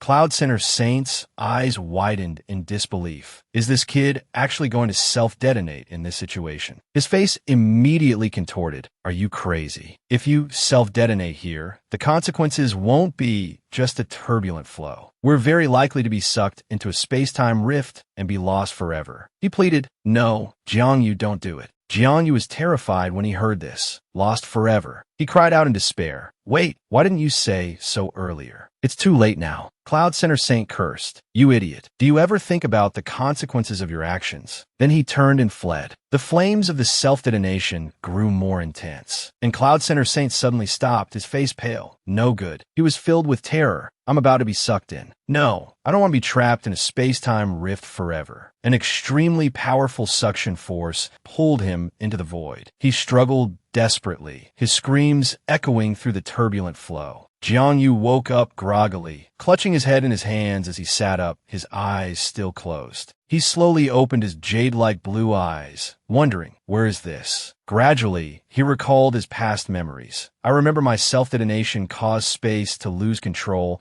and both Cloud Center Saint and I were sucked into a space-time rift. Images flashed through his mind. He looked around, but then again, I've heard that within a space-time rift, there's only eternal chaos. He stood up, his body looking small in this vast space. Yet this place is full of vitality, abundant spiritual energy. Why is that? Around him, clouds and mist swirled, green grass flourished, and hundreds of flowers bloomed, resembling a celestial paradise. But Jang Vu pondered, I don't know whether Cloud Center Saint is dead or alive. But for now, I need to find a way out. As if a current ran through him, how Tion and the others were pulled in here too. It seems things are going his way. He seemed pleased. Good. I'll meet up with him first. How Tion, with his violet eyes, looked up at the sky, as if sensing someone approaching. A pair of feet slowly descended, revealing the vague figures of two women. Jang Vu rushed over, calling out excitedly, Master, it's been a while. The blonde-haired girl ran to embrace him, Brother Jang Vu. Another woman, dressed in purple, smiled. He suddenly noticed something, his eyes widening, causing the blonde-haired girl some confusion. They're here. 3 young men lay on the ground, bound with ropes, which how Tion was tightening. These guys were pretty unlucky. When they were pulled in, they ran into the turbulent flow and lost consciousness. As a precaution, I tied them up. Jang Vu spoke naturally and decisively, surprising the blonde-haired girl. Why not just kill them? He sighed. These people are, after all, key members of the Holy Land. Holding their lives gives us bargaining chips when needed. That makes sense. Turning to the other two, he asked, by the way, I only see E and Master. Where are the others? The blonde-haired girl hesitated. Father and Elder Wu. A few days ago, they sacrificed themselves to protect us. What? Elder Wu. Who did it? He could hardly believe his ears. How Tion gritted his teeth. The one who killed them. You must have fought him. His strength is truly terrifying. Finally, he said helplessly, I'm sorry. I failed the mission you entrusted me with. Jang Vu replied in a low voice, I don't blame you. You did well. The opponent was powerful, not an ordinary person. Moreover, if nothing unexpected happened, he should have been pulled in here too. He continued, by the way, how Tion, you're knowledgeable. Do you know where this is? Is this a ruin or a secret realm left by some cave heaven expert? He shook his head. Neither. This place isn't man-made. It's a secret realm formed by natural changes in the world. He looked at Jang Vu. Usually, for this kind of secret realm to form, there must be heavenly and earthly treasures nearby. The secret realm is formed by the condensed spiritual energy of these treasures. Vajra azure treasure swords, orbs that shine like divine artifacts, divine medicines, sky desire stones, and other wonders that shouldn't exist in this world. He explained that the dispersed spiritual energy forms a space, absorbing external spiritual energy in the process, and creating a so-called secret realm at its deepest point. Jang Vu crossed his arms, feigning ignorance. No wonder the Silent Garden was so strange. It turns out there's a secret realm beneath it. How Tion extended his hand. There must be treasures within the secret realm, especially with such abundant spiritual energy here. The treasures must still be within. He clenched his fists and said resolutely, this kind of heavenly treasure is different from the inheritance of powerful cultivators. No matter who obtains it, their strength can instantly increase. Jang Vu suddenly felt a sense of foreboding. This is bad. If Cloud Center Saint obtains this treasure and his strength greatly increases, he will become a huge threat to us. Exactly. How Tion agreed. That's why we must obtain it before him. He declared, I'll go myself. How Tion, just tell me how to sense the location of the treasure. You stay here and protect them. He suggested to How Tion, the place where the treasure appears is usually the place with the richest spiritual energy within the secret realm. You just need to go to the place with the richest spiritual energy. How Tion tacitly agreed to stay and guide him. Jang Vu started walking. Understood. I'll go right away. He spread his palm, and a small ball of light glowed within it. But before that, I need to take one more precautionary measure. Beams of light poured into the heads of the 3 people lying on the ground. These people are now under my control. If there's any danger, you can use them to deal with it. I understand, How Tion replied, feeling some of the pressure lift. Master Jang Yu stepped forward and said, "Wooer, be careful on your way." Jang Yu replied softly, "Don't worry, Master. I'll be fine." With that, Jang Yu transformed into a beam of light and flew away, leaving the three of them watching. Cloud Center Saint woke up, his eyes opening wide with fear. His alertness caused him to sit up abruptly, drenched in sweat. He clutched his head and cursed, "Damn you, Jang Yu." Finally, he realized, wait, this isn't the space-time rift. Where is this? He sensed the rich spiritual energy. The operating rules seemed different from other worlds. Even the flow of time was slower than in the lower realm. There was only one possibility for this kind of environment. He looked around, finally confirming this is a secret realm. Searching his memories, he recalled, "I heard that this silent garden was the place where two supreme-level experts fought, leading to spatial chaos. For two supreme-level experts to fight, it must have been for some mysterious treasure. Could it be that the treasure was lost here?" He clenched his fists, excitement evident on his face. "If that's true, I'm incredibly lucky. This is a treasure that even supreme-level experts fought over madly. If I obtain it, my strength will instantly increase by several levels. Then, I'll be invincible in the entire lower realm. Even if Jang Yu has an immortal body, he won't be able to stop me." With that, he flew into the air. High in the sky, a sphere of light at the center caught his attention, causing him to stare for a long time. Observing it carefully, he was extremely bewildered. What is that? His eyes grew greedy. Could that be a fragment of the legendary Creation Divine artifact? The Creation Divine artifact is condensed from the essence of heaven and earth, a supreme treasure that even immortal kings dream of. He flew towards it. The Creation Divine artifact becomes stronger based on the user's strength and can even transform into the most suitable form for its owner. With it, once I recover to my peak, even immortal kings won't be able to do anything to me. He reached out his grasping hand towards the center of the sphere. "It's mine." An immense force caused his hand to contort as if it were about to break. Finally, overwhelmed by that force, it caused a massive explosion that shook the surrounding landscape. Cloud Center Saint sat up groggily, coughing violently, but he certainly wasn't going to give up easily. A furious expression twisted his face as he gritted his teeth and said, "As expected of a Creation Divine artifact, the overflowing energy has formed a barrier. If one's cultivation isn't at the Saint realm or above, it's probably impossible to break through. Damn it, is such a treasure right in front of me, yet I have to miss out. I'm not reconciled." Clearly, he was now thinking of a way to obtain it. The moment of confrontation had arrived. Jang Yu descended from the sky, startling him. Jang Yu observed and wondered, is this the place? He pondered, why is Cloud Center Saint here too? He hasn't succeeded in obtaining the treasure yet. It seems I'm not too late. Cloud Center Saint looked up and roared angrily. "It's you again, brat." Jang Yu called down from above. "What? You wouldn't want to fight me here, would you? With your strength and my immortal body, fighting in this place overflowing with spiritual energy, we'd reach no conclusion. Why waste time?" Cloud Center Saint said smugly, "True, I just didn't expect a junior like you to understand the secrets of this secret realm. However, don't even dream of getting this treasure. You don't have the ability to obtain it." Jang Yu crossed their arms, provoking him. "How do you know if I don't try?" Cloud Center Saint laughed loudly. "Then you could try." He was using a goading tactic, finding it amusing to watch this youngster lose their composure. With that said, Jang Yu flew up, closer to the blue sphere. They reached out and touched the radiant light, and spiritual energy quickly enveloped them. They thought to themselves, the flow of spiritual energy here seems to follow a certain pattern. Could it be a naturally formed formation? If this formation... As they spoke, they reached deeper. Indeed, they smiled, seemingly certain that their judgment was correct. Cloud Center Saint, standing below, couldn't believe it. What? That brat can actually break through this barrier. He was sweating profusely. "I can't let that brat obtain the Creation Divine artifact, or I'm dead for sure." His hands emitted a purple light, preparing to attack Jang Yu. As expected, he suddenly attacked Jang Yu from below, catching them off guard. Above, Jang Yu had already touched the center of the crystal, and strings of blue light continuously flew out. Jang Yu said with a confident smile, "Heavenly treasures belong to those who are destined for them. It seems you don't have this destiny. This treasure is mine." A voice emanated from within the blue-green stone. "I never thought someone could break my grand formation. Mortal, what do you seek?" Jiang Yu asked in confusion. What kind of treasure is this? It has its own consciousness. The treasure quickly replied, I am the embryonic form of a divine artifact from the beginning of creation. Mortal, if you can gain my recognition, I can transform into any divine artifact you desire. But before that, you must undergo my trial.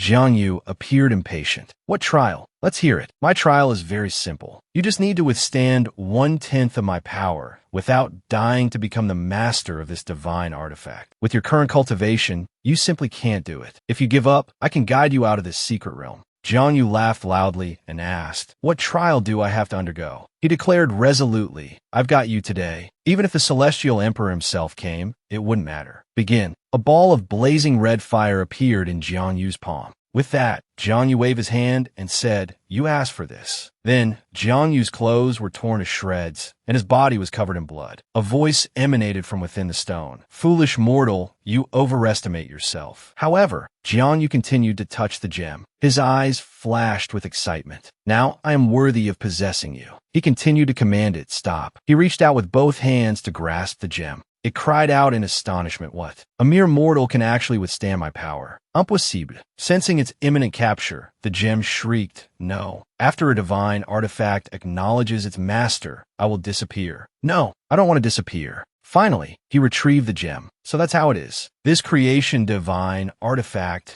naturally generated its own will. Now that the divine artifact acknowledges me as its master, the will birthed by heaven and earth will naturally dissipate. And I, within the consciousness birthed by the creation divine artifact, and the new spirit obeying only my will. His gaze sharpened, his aura condensed. Jiang Yu looked at the creation divine artifact, surrounded by surging spiritual energy like waves, and couldn't help but reveal a look of surprise. He thought to himself, what's going on? There's a faint consciousness communicating with me. Is it the new spirit? He reached out and gently stroked the creation divine artifact floating in midair. Sensing its consciousness, it's communicating with me, changing its form according to my will. I am its new master, and my demands will determine its future development. Jiang Yu gazed steadily at the creation divine artifact before him and pondered, with my immortal body, I don't need any further defense. If I had an offensive weapon, it would greatly enhance my power. After a moment of thought, Jiang Yu decided, let's do it this way. He commanded the creation divine artifact,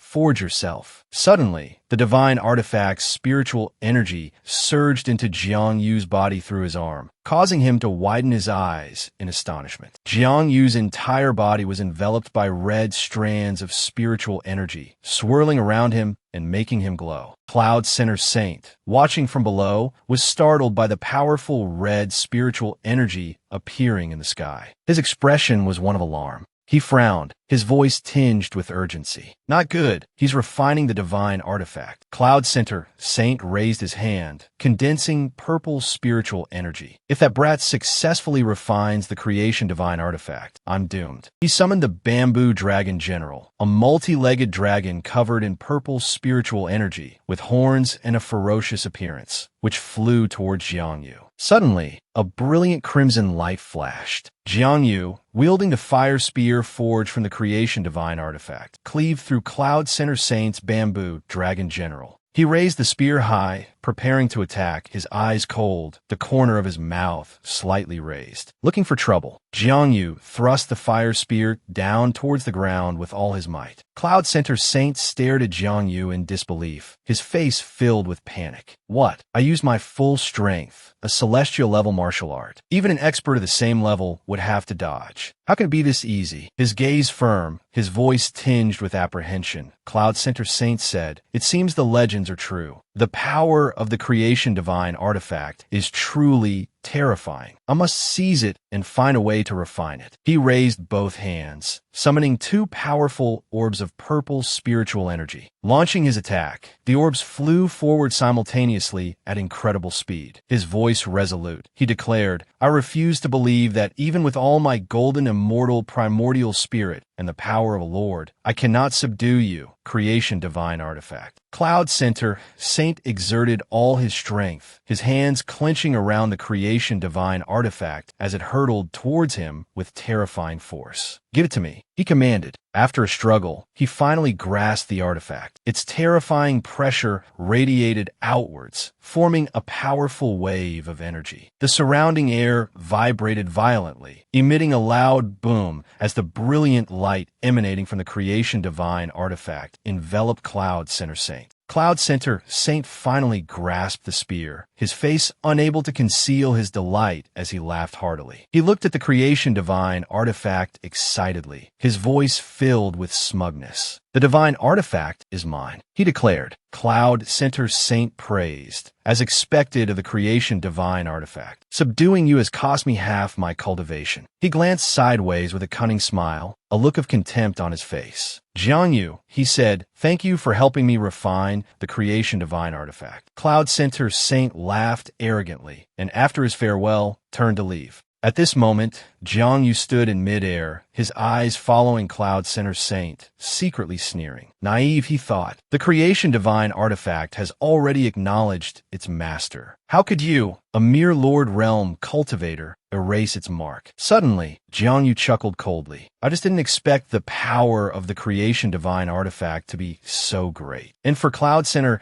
Saint to be willing to pay such a high price to obtain it. Jiangyu put his hands on his hips, a hint of regret on his face. Looking into the distance, he said sarcastically, "It's a pity that the connection between me and the creation divine artifact hasn't been severed. With a single thought, it will become Cloud Center Saint's burden." Cloud Center Saint flew through the air with the creation divine artifact, purple spiritual energy still swirling around him. Cloud Center Saint's eyes revealed confusion. Strange, he wondered, why isn't that brat Jiangyu pursuing me? Logically, with my cultivation severely depleted, he should be pressing his advantage. His divine artifact was stolen today, yet he shows no worry. Could he be plotting something? Cloud Center Saint continued to fly, his heart filled with unease. Suddenly, a heavy sensation from the creation divine artifact spread across his back, causing him to stagger in the air and slowly descend towards the ground. He landed heavily. Cloud Center Saint glanced at the creation divine artifact on his back, puzzled. Why is this creation divine artifact so heavy? He muttered, I have the strength to move mountains and fill seas, yet I'm being weighed down by a single weapon to the point I can't even lift it. Suddenly, a voice rang out,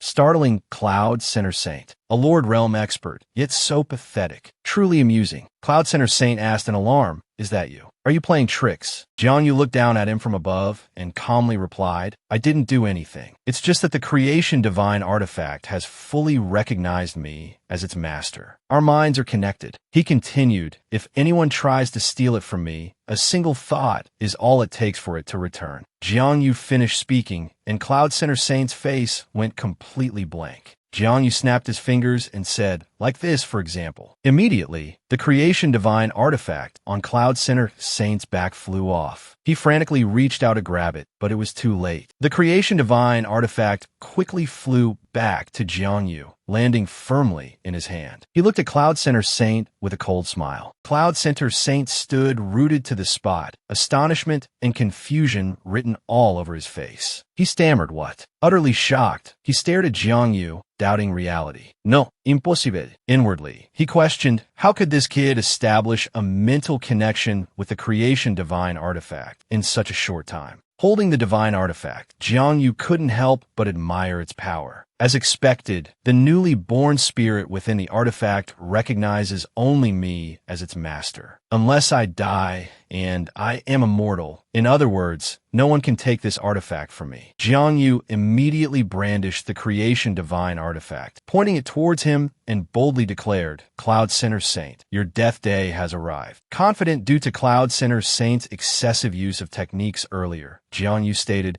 you forcibly suppressed the creation divine artifact, damaging your essence. Today, I will definitely slay you. Although his body was gradually weakening, Cloud Center Saint stubbornly retorted, dream on. Even if my essence is damaged, you're just a cave heaven realm cultivator. Wanting to injure me is pure wishful thinking. He let out a contemptuous sneer. Besides, do you really think I have no other trump cards? He then took out a pill, holding it between 2 fingers, and said arrogantly, "This pill is an immortal origin pill. It can quickly restore my injuries. Jang Vu, if I can't have the creation divine artifact, then I'll imprison you, and the artifact will still be mine." Having said that, Cloud Center Saint gave a cunning smile and quickly popped the immortal origin pill into his mouth, adding smugly, "You should feel honored, Jang Vu. These trump cards were originally meant for other powerful figures on the continent, but I never thought I'd use them on an insignificant nobody like you." Then he thought to himself, "But for the creation divine artifact, it's all worth it." Hearing the threat, Jang Vu remained motionless, unafraid. On the contrary, he scoffed futile struggles. Inwardly, he was taking advantage of his opponent's arrogance. "The creation divine artifact can change its abilities according to my will. It hasn't fully evolved yet. Good. Let complete its evolution in this battle." Jang Vu gripped the artifact tightly, pointing it forward, and shouted, "With my lifeblood, awaken divine artifact." As soon as he finished speaking, a powerful surge of magical essence appeared, emitting a golden light, forming a circle around the creation divine artifact. Even someone like Cloud Center Saint was startled by this scene. He retreated, saying, "What a terrifying aura." Overwhelmed by the magical energy emanating from the artifact, his previous arrogance vanished in an instant, and he could only watch with wide eyes. Awakening the creation divine artifact requires immense power, at least millions of spirit stones. This kid is actually using his lifeblood to awaken it. Does he really think his lifeblood is endless? Because he had expended too much lifeblood to activate the divine artifact, Jang Vu felt somewhat weak and exhausted, but his hands still gripped the artifact tightly as he panted. He frowned, looking at the weapon that was draining his strength, and sighed. "My precious treasure, this thing is truly a bottomless pit. It has already absorbed over 1,000 drops of my lifeblood, just to reluctantly activate a fraction of its true power. If I want to fully unlock it, I'm afraid even a few million drops won't be enough." He directly raised the long spear, borrowing its power, and his voice boomed, suppressing his opponent. "The power of a divine artifact, once activated, is immeasurable, especially this long spear. It seems like a casual swing could sever space itself." Jang Vu couldn't help but threaten loudly. "Good, I'll use you, a Lord Realm expert, as a sacrifice for this spear." Hearing this, Cloud Center Saint was startled, his expression filled with anxiety. He was now extremely wary of Jang Vu. Try to maintain his composure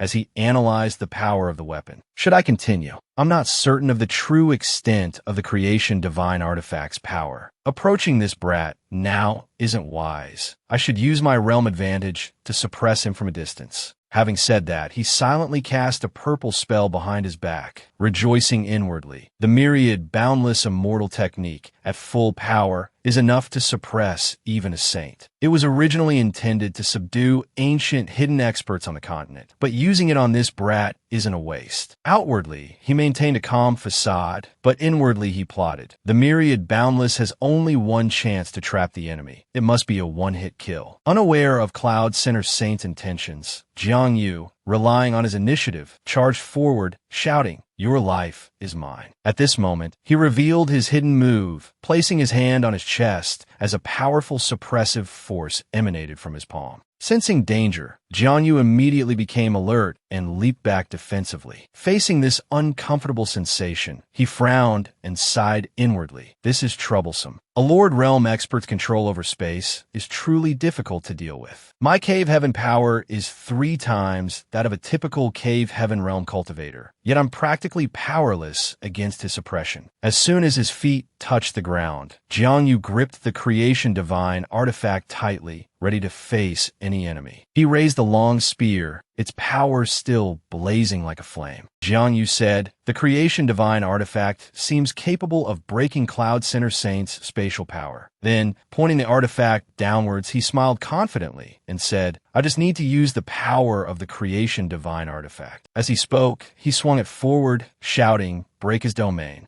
As soon as he finished speaking, the sharp spear tip fiercely pierced Cloud Center Saint's circular domain, causing it to gradually crack. Trapped inside, he panicked, unsure of how to save himself. In the blink of an eye, the domain he had painstakingly created shattered into pieces, scattering in all directions. This frightened him, causing him to retreat as Jiangyu, the creation divine artifact brimming with power, pointed it directly at him. Cloud Center Saint's eyes widened in astonishment, his voice filled with disbelief. Impossible. Because of his immense pride and arrogance. I'm a mid-stage Lord Realm cultivator. The Cave Heaven power is 10 times stronger than the peak Cave Heaven realm. How could he break it? Unwilling to accept reality, he pulled out another trump card, roaring furiously. Damn it. Do you think I really have no way to deal with you? From his treasure, a demonic energy surged, radiating an extremely dangerous power, putting Jiangyu in trouble. Seeing this, Jiangyu knew he should retreat, cautiously observing and dodging, stammering. That's demonic energy released from Cloud Center Saint's treasure. It's too powerful, like it wants to devour all of space. This forced Jiangyu to quickly retreat to escape. He took the opportunity to stab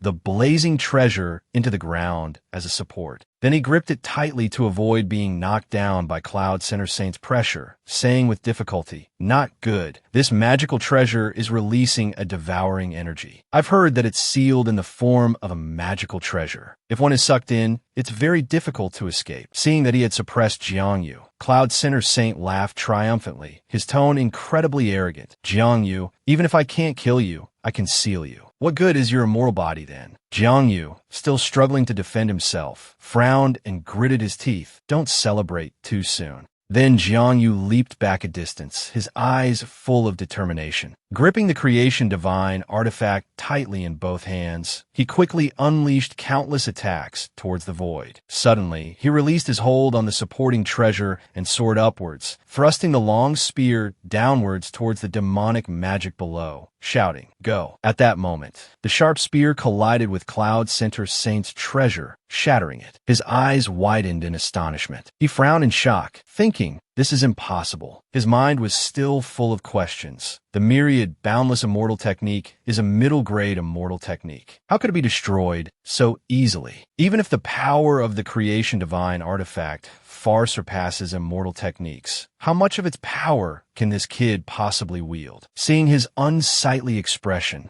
Jiangyu laughed loudly and said, "Cloud Center Saint, you didn't expect this, did you?" At the same time, he reached out and retrieved the creation divine artifact. With the divine artifact back in his hand, he confidently said to Cloud Center Saint, "It seems my weapon is still superior." Cloud Center Saint, injured by the divine artifact, now struggled to stand, saying, "It seems I underestimated the power of the creation divine artifact. Even if this kid can only wield a 10,000th of its power, I can't withstand it." He continued helplessly, "It's over." This kid was already difficult to deal with, and now, with the creation divine artifact, his attack power has increased another level. I'm afraid even a saint would struggle to subdue him. He's practically invincible in this world. Jiangyu, on the other hand, was extremely calm. He held the creation divine artifact across his shoulder and said indifferently, "Cloud Center Saint, I already said, today I will definitely kill you. Show me whatever other tricks you have." Hearing this, Cloud Center Saint flew into a rage, questioning Jiangyu, "Must you fight me to the death?" With that, Cloud Center Saint immediately abandoned all decorum and charged straight towards Jiangyu without hesitation, confronting him head-on. "I was suppressed by the Scarlet Emperor Supreme for 10,000 years and didn't die. Am I afraid of your attack?" Seeing his reckless action, Jiangyu just curled his lip and frowned. The two collided, creating an earth-shattering explosion that illuminated the entire desolate mountain range. When it was all over, the defeated Cloud Center Saint lay on the ground, pinned down by a sharp spear, unable to move and in excruciating pain. Jiangyu, unharmed, stood calmly atop the creation divine artifact. Maintaining a lofty posture, arms crossed, he looked down and declared, "Your time has come." Cloud Center Saint, unwilling to accept defeat, clutched the divine artifact and defiantly retorted, "This is just a critical injury. A Lord Realm expert might not be able to regenerate, but I won't die so easily." Then his eyes widened, and he let out a mournful cry. He mustered all his strength, focusing it on the treasure, slowly pulling it from his body. A furious wind erupted around them from the collision of two terrifying forces. Jang Vu, feeling the considerable pressure pushing against him, sighed, as expected of a Lord Realm expert. Even injured like this, he's still clinging to life like a leech. I need to finish him off quickly. With that, he stomped down hard on the treasure. Pinned beneath, Cloud Center Saint, now powerless to resist, could only cry out in terror. What? This damn thing. It's absorbing my origin power. How can I be drained of my cave heaven power by a mere weapon? Self-destruct. Jang Vu leaped into the air, leaving Cloud Center Saint to endure the agonizing torment of the creation divine artifact draining his essence. Cloud Center Saint's grip loosened, no longer clutching the artifact as tightly. His body withered, reduced to skin and bones. His eyes bulged, his mouth agape and stiff, and his hair began to fall out, the treasure still impaled in his chest. His appearance became horrifying, no longer human. With his last ounce of strength, he mumbled, "I can't even control my cave heaven power. This is the creation divine artifact. Power." As Cloud Center Saint uttered the last word, power, he was consumed by the terrifying golden energy emanating from the artifact. It was over. The creation divine artifact flew back and settled peacefully in Jang Vu's hand. He looked at the treasure, wiping away sweat with a puzzled expression. Damn, that guy was really strange. Why do I feel like I just burped? He quickly dismissed the thought, saying cheerfully, "Thanks to you, I was able to do this. At my current level, I wouldn't have been able to kill an expert of this rank otherwise." Suddenly, the system interface appeared before him, announcing, "Congratulations, host,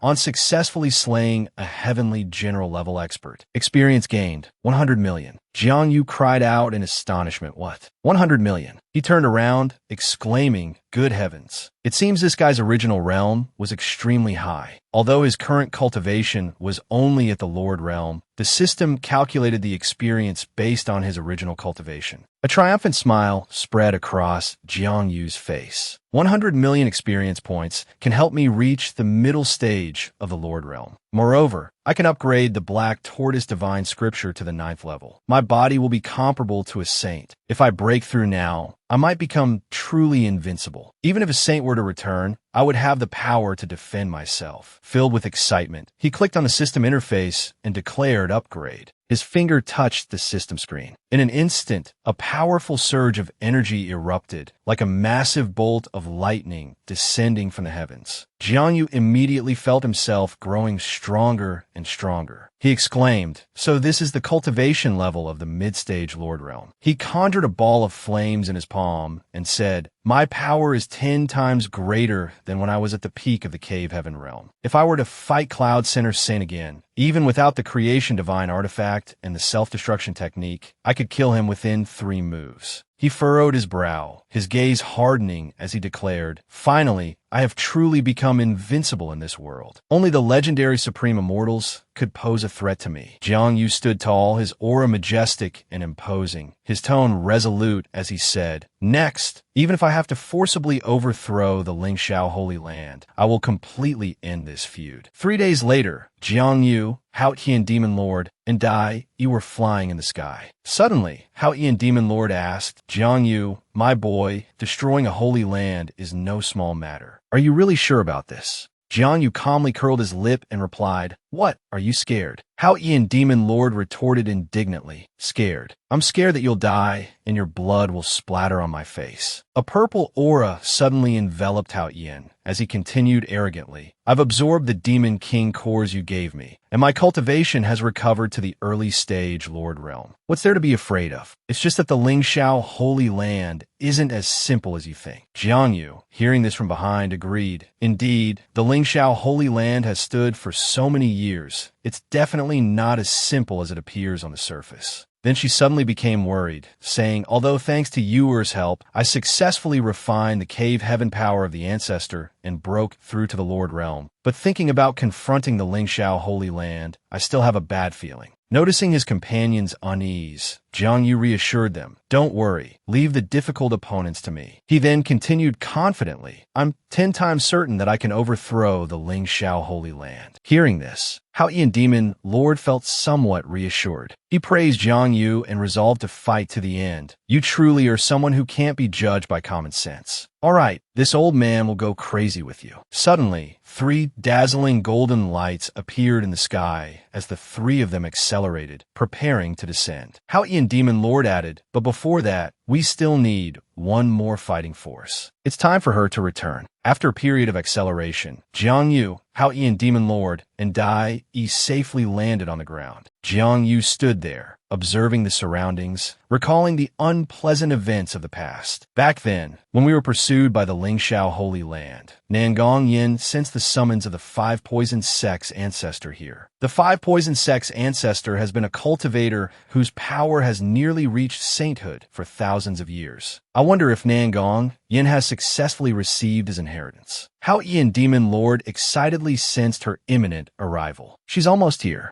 Suddenly, an orange halo appeared on the ground in front of the 3, illuminating the area. Shangguan Yin stepped out of the halo, calling out joyfully, Tion Ge. Suddenly, her expression changed as she saw Jiang Yu and asked, and you, Jiang Yu? Jiang Yu realized she wasn't well disposed towards him and said cautiously, not good. She's rejecting my demonic heart seed, great Dharma. Seeing Shangguan Yin approaching, Jiang Yu immediately put his arms out in front of Hao Yin Demon Lord and Dai Yi, shouting, everyone be careful. Seeing this, Hao Yin Demon Lord put a hand on Jiang Yu's shoulder, reassuring him, calm down, brother. Suddenly, Shangguan Yin dropped to her knees, then sprang up, flying quickly towards them. Jiang Yu was startled, thinking she was attacking. He signaled, careful. Unexpectedly, Shangguan Yin flew towards Hao Yin Demon Lord, throwing herself into his arms, looking extremely happy. Hao Yin Demon Lord smiled and caught her. Seeing this scene, Jiang Yu couldn't believe his eyes. His jaw dropped, astonished and unable to understand what was happening. Hao Yin lifted Shangguan Yin's chin, saying with heartache, Yinner, you must have suffered a lot here. Shangguan Yin didn't complain at all. She looked at Hao Yin contentedly and said, as long as I can be with Tion Ge, it's all worth it. Jiang Yu was still dumbfounded, not understanding what was going on. He asked in bewilderment, what the F***CK? What is going on here? Hao Yin and Shangguan Yin held each other tightly. He explained to Jiang Yu, I helped her remove the demonic seed, but rest assured, Yinner's heart is with us. Hao Yin looked tenderly at Shangguan Yin and asked softly, you were only forced to work for the Ling Shao Holy Land before, weren't you? You don't mind that I controlled you before, do you, Yinner? Shangguan Yin looked at him affectionately and replied, no, Tion Ge. Jiang Yu and Nangong Yin stood by, watching their intimacy. Jiang Yu awkwardly pointed at them, stammering, Nangong Yin finished his sentence. All right, sometimes the power of love is truly miraculous. Then, Nangong Yin said gently to Jiang Yu, you should learn more from them, so that your master can have grandchildren sooner. Hearing this, Jiang Yu's jaw dropped, speechless. After that, Nangong Yin called everyone together. If everyone is here, then we have completed the first stage of preparation. It's time to begin the next step, Yuer. So the 4 of them went together to a certain place where mountains towered and clouds drifted across the azure sky. Shangguan Yin warned everyone as they arrived in this area, everyone, be careful. This is close to the territory of the Ling Shao Holy Land. Being knowledgeable about the Ling Shao Holy Land, she explained to the others, the Ling Shao Holy Land has 7 subordinate sects, and the 5 Poison Sect is one of them. The ancestors of these sects once fought against the Ling Shao Holy Land, and even half-saint experts appeared, but except for one special case, they were all defeated and became their subordinates. The 4 of them continued to fly. Nangong Yin added, Ling Shao Holy Land, our ancestor was also a half-saint expert, but in the end, he was defeated by the Ling Shao Holy Land. Hearing this, Hao Yin and Jiang Yu became a little worried. Jiang Yu said, doubtfully, they can defeat a half-saint expert, yet they're controlled by a group of people reincarnated from the immortal realm. It's strange, very strange. Hao Yin replied to Jiang Yu, this matter isn't as simple as you think. I only know a little bit myself. Suddenly, Shangguan Yin felt extremely anxious, sensing approaching danger. She signaled everyone to be on guard. Powerful cultivators were approaching, members of the Ling Shao Holy Land subordinate sects, including elders from the Holy Land's branch. Giant bubbles began to appear in the distance, advancing towards Jiang Yu and the other three. Inside the bubbles were members of the Lingxiao Holy Land's subordinate sects, all dressed in mysterious black attire. Seeing their numbers, Nangong Yin warned her companions, "There are over 30 of them." She continued, sweating, "And this is just the outer force of the Lingxiao Holy Land." A loud shout came from within the bubbles. "By the Holy Lord's decree, execute Jiang Yu." 6 subordinate sects heed the command. 36 Holy Land branches heed the command. The bubbles then suddenly converged, forming a blinding purple light, shaped like a multi-winged dart. After forming into a massive beam of light, they charged straight towards Jiang Yu, yelling, "Kill them all." They combined their power to create something resembling a crystal sphere, crafting a weapon to eliminate Jiang Yu as per the Holy Lord's command. Seeing this, Jiang Yu excitedly told the others, "All of you, step back. Leave this to me." He leaped into the air, speaking proudly. Hao Yin watched with his arms crossed, saying, "Kid, let's see your performance then." Nangong Yin was a little worried for him, but still expressed her trust. "Be careful." Shangguan Yin, however, seemed unconcerned, as if used to this, and said, "Don't die here. You won't die anyway." At this moment, Jiang Yu began to focus, preparing to unleash his treasured azure treasure weapon. He chuckled softly. Divine weapon appear. The azure treasure weapon appeared in his hand. He took a stance, focusing his spirit and declaring, "Cave Heaven Realm cultivators were once unreachable, but now they are mere ants." Suddenly, he unleashed the spiritual energy in his hand, shouting, "Above the heavens, below the earth, I alone am supreme. One spear to slay the gods." In an instant, this surge of spiritual energy directly attacked the vanguard of the Lingxiao Holy Land forces. He then exerted all his strength and spiritual energy, gritting his teeth and roaring, "Die!" Suddenly, multiple azure treasure weapons shot out, assaulting the Lingxiao Holy Land cultivators, who screamed miserably under this direct attack. The azure treasure weapons relentlessly bombarded them. As expected, the 4 crystal pillars that had formed their combined force were now shattered, leaving only ear-piercing screams. Elder Jing Lei and the 2 others beside him were stunned, their mouths agape. Elder Jing Lei furrowed his brow in disbelief. How is this possible? Just Jiang Yu alone. How can he possess such power? Elder Jing Lei's men abruptly retreated, enraged that a single person could nearly wipe them out. Jiang Yu ceased his attack, looking towards the remaining Lingxiao Holy Land forces with a smug smile. "Overestimating yourselves," he said. "Just Cave Heaven Realm cultivators daring to obstruct me." Behind him, Shangguan Yin was also astonished, thinking to herself how terrifying Jiang Yu's strength was. She turned to Hao Yin Demon Lord, silently pondering. "At first, I felt that Hao Yin was too lenient towards him, and I felt somewhat of a, but now it seems Hao Yin's choice was indeed wise." Hao Yin Demon Lord was also surprised by Jiang Yu's power. He loudly praised, "This kid's strength is 10 times stronger than it was a few days ago. He's truly a monster." Elder Nangong Yin reacted similarly to Hao Yin Demon Lord and Shangguan Yin. Looking at Jiang Yu with the composed demeanor of a powerful expert, she added to Hao Yin's praise, "He's even stronger than the Ancestor back then. With such strength, it's no wonder Jiang Yu is confident he could destroy the Lingxiao Holy Land." After their discussion, Jiang Yu turned to them, resolutely saying, "Let's go. Our target is the Lingxiao Holy Land." At this time, in the Lingxiao Holy Land, Fang Xingyu was comfortably seated, enjoying himself. Upon hearing the report about the recent situation between Jiang Yu and the Lingxiao Holy Land, he said, "Unexpectedly, the 36 Cave Heaven Realm experts forming the Heavenly Dipper Grand Formation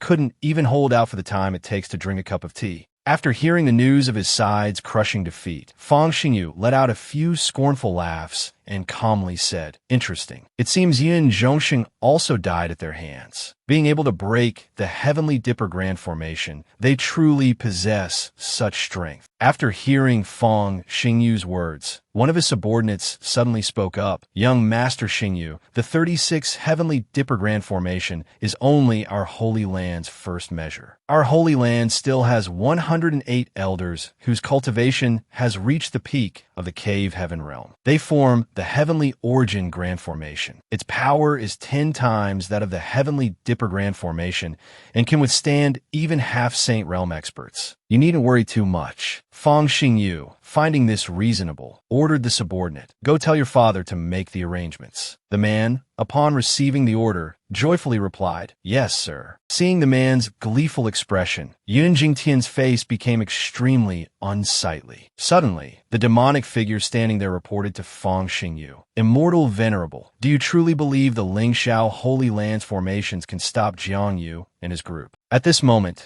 Fang Xingyu calmly and arrogantly replied, "Let him try. To deal with a small ant from the lower realm. I want to see if he even has the qualifications for me to personally take action." Outside the Lingxiao Holy Land, the lower-ranking elders gathered together, and the subordinate from earlier spoke up. "Fellow elders, today is a once-in-a-millennium tribulation for our Lingxiao Holy Land. Everyone, gather and obey young Master Xingyu's commands." The subordinate cleverly incited the other lower-ranking elders. In this eastern region, countless people have challenged the status of our Lingxiao Holy Land. Among them, there was no shortage of half-saint realm experts. Tell me, what was their outcome? Everyone answered in unison, "Death." He further fueled their anger. How should we deal with these challengers? Those present were all filled with indignation, replying in unison, "Kill." Hearing this response, he got to the main point. "Today, let us welcome these new challengers. I want the entire eastern region to know that our Lingxiao Holy Land is an insurmountable peak for all sects." Someone suddenly interrupted him, "An insurmountable peak." The subordinate who heard this was stunned, his mouth agape as he looked around, trying to see who dared to speak like that. Suddenly, a staff slammed directly into the top of the Lingxiao Holy Land's pillar. The subordinate seemed to recognize who had the audacity to do such a thing. He gritted his teeth and said furiously, "Jiang Yu, it's you." Just as he spoke, Jiang Yu had arrived at the Lingxiao Holy Land. He sneered at the lower-ranking elders and said, "Today, I, Jiang Yu, will flatten the peak you call insurmountable." Seeing Jiang Yu's arrogance, the subordinate roared furiously, "Arrogant." He and the other lower-ranking elders charged towards Jiang Yu with incredible speed. Enraged by Jiang Yu, he used a technique and shouted, "Arrogant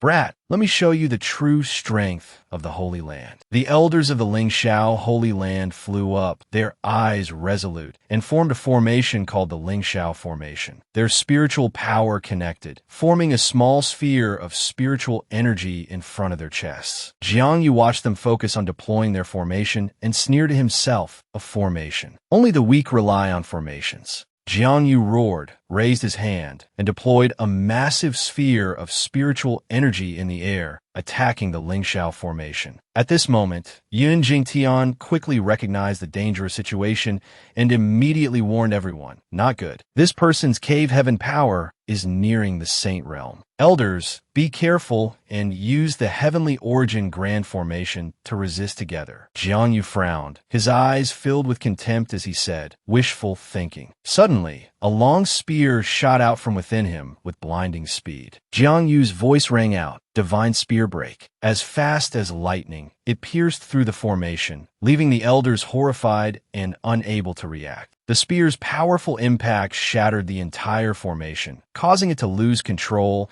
and create an energy that sucked in everything around it. An elder cried out in terror, "What kind of weapon is this?" It actually broke the Heavenly Origin Grand Formation. Another elder said worriedly, "This is bad. We're about to be sucked into the cave heaven and buried here." Jiang Yu floated in the air, stretched out his hand, and shouted, "Come to me, my friend." A golden spiritual energy appeared in his hand. Moments later, the creation divine artifact rested firmly in Jiang Yu's grasp. He gripped the creation divine artifact and charged forward, his eyes sharp as he declared, "I will pave my own path. Gods and Buddhas alike will fall before me." The sky was filled with golden sparks from the battle, occupying the entire space. Hao Yin, Demon Lord, Shangwan Yin, and Lai Yuani were observing from below. Suddenly, Hao Yin, Demon Lord, spoke with a resolute tone. "Jiang Yu will charge ahead. We will seal off the perimeter. Don't let anyone escape." With clear orders given, the three acted swiftly. Hao Yin, Demon Lord, Shangwan Yin, and Nangong Yin immediately departed. Yun Jingtian was struggling above. He looked at Jiang Yu and yelled, "Insolent." Suddenly, everything went dark before his eyes. Yun Jingtian arrogantly said, "Jiang Yu, you little,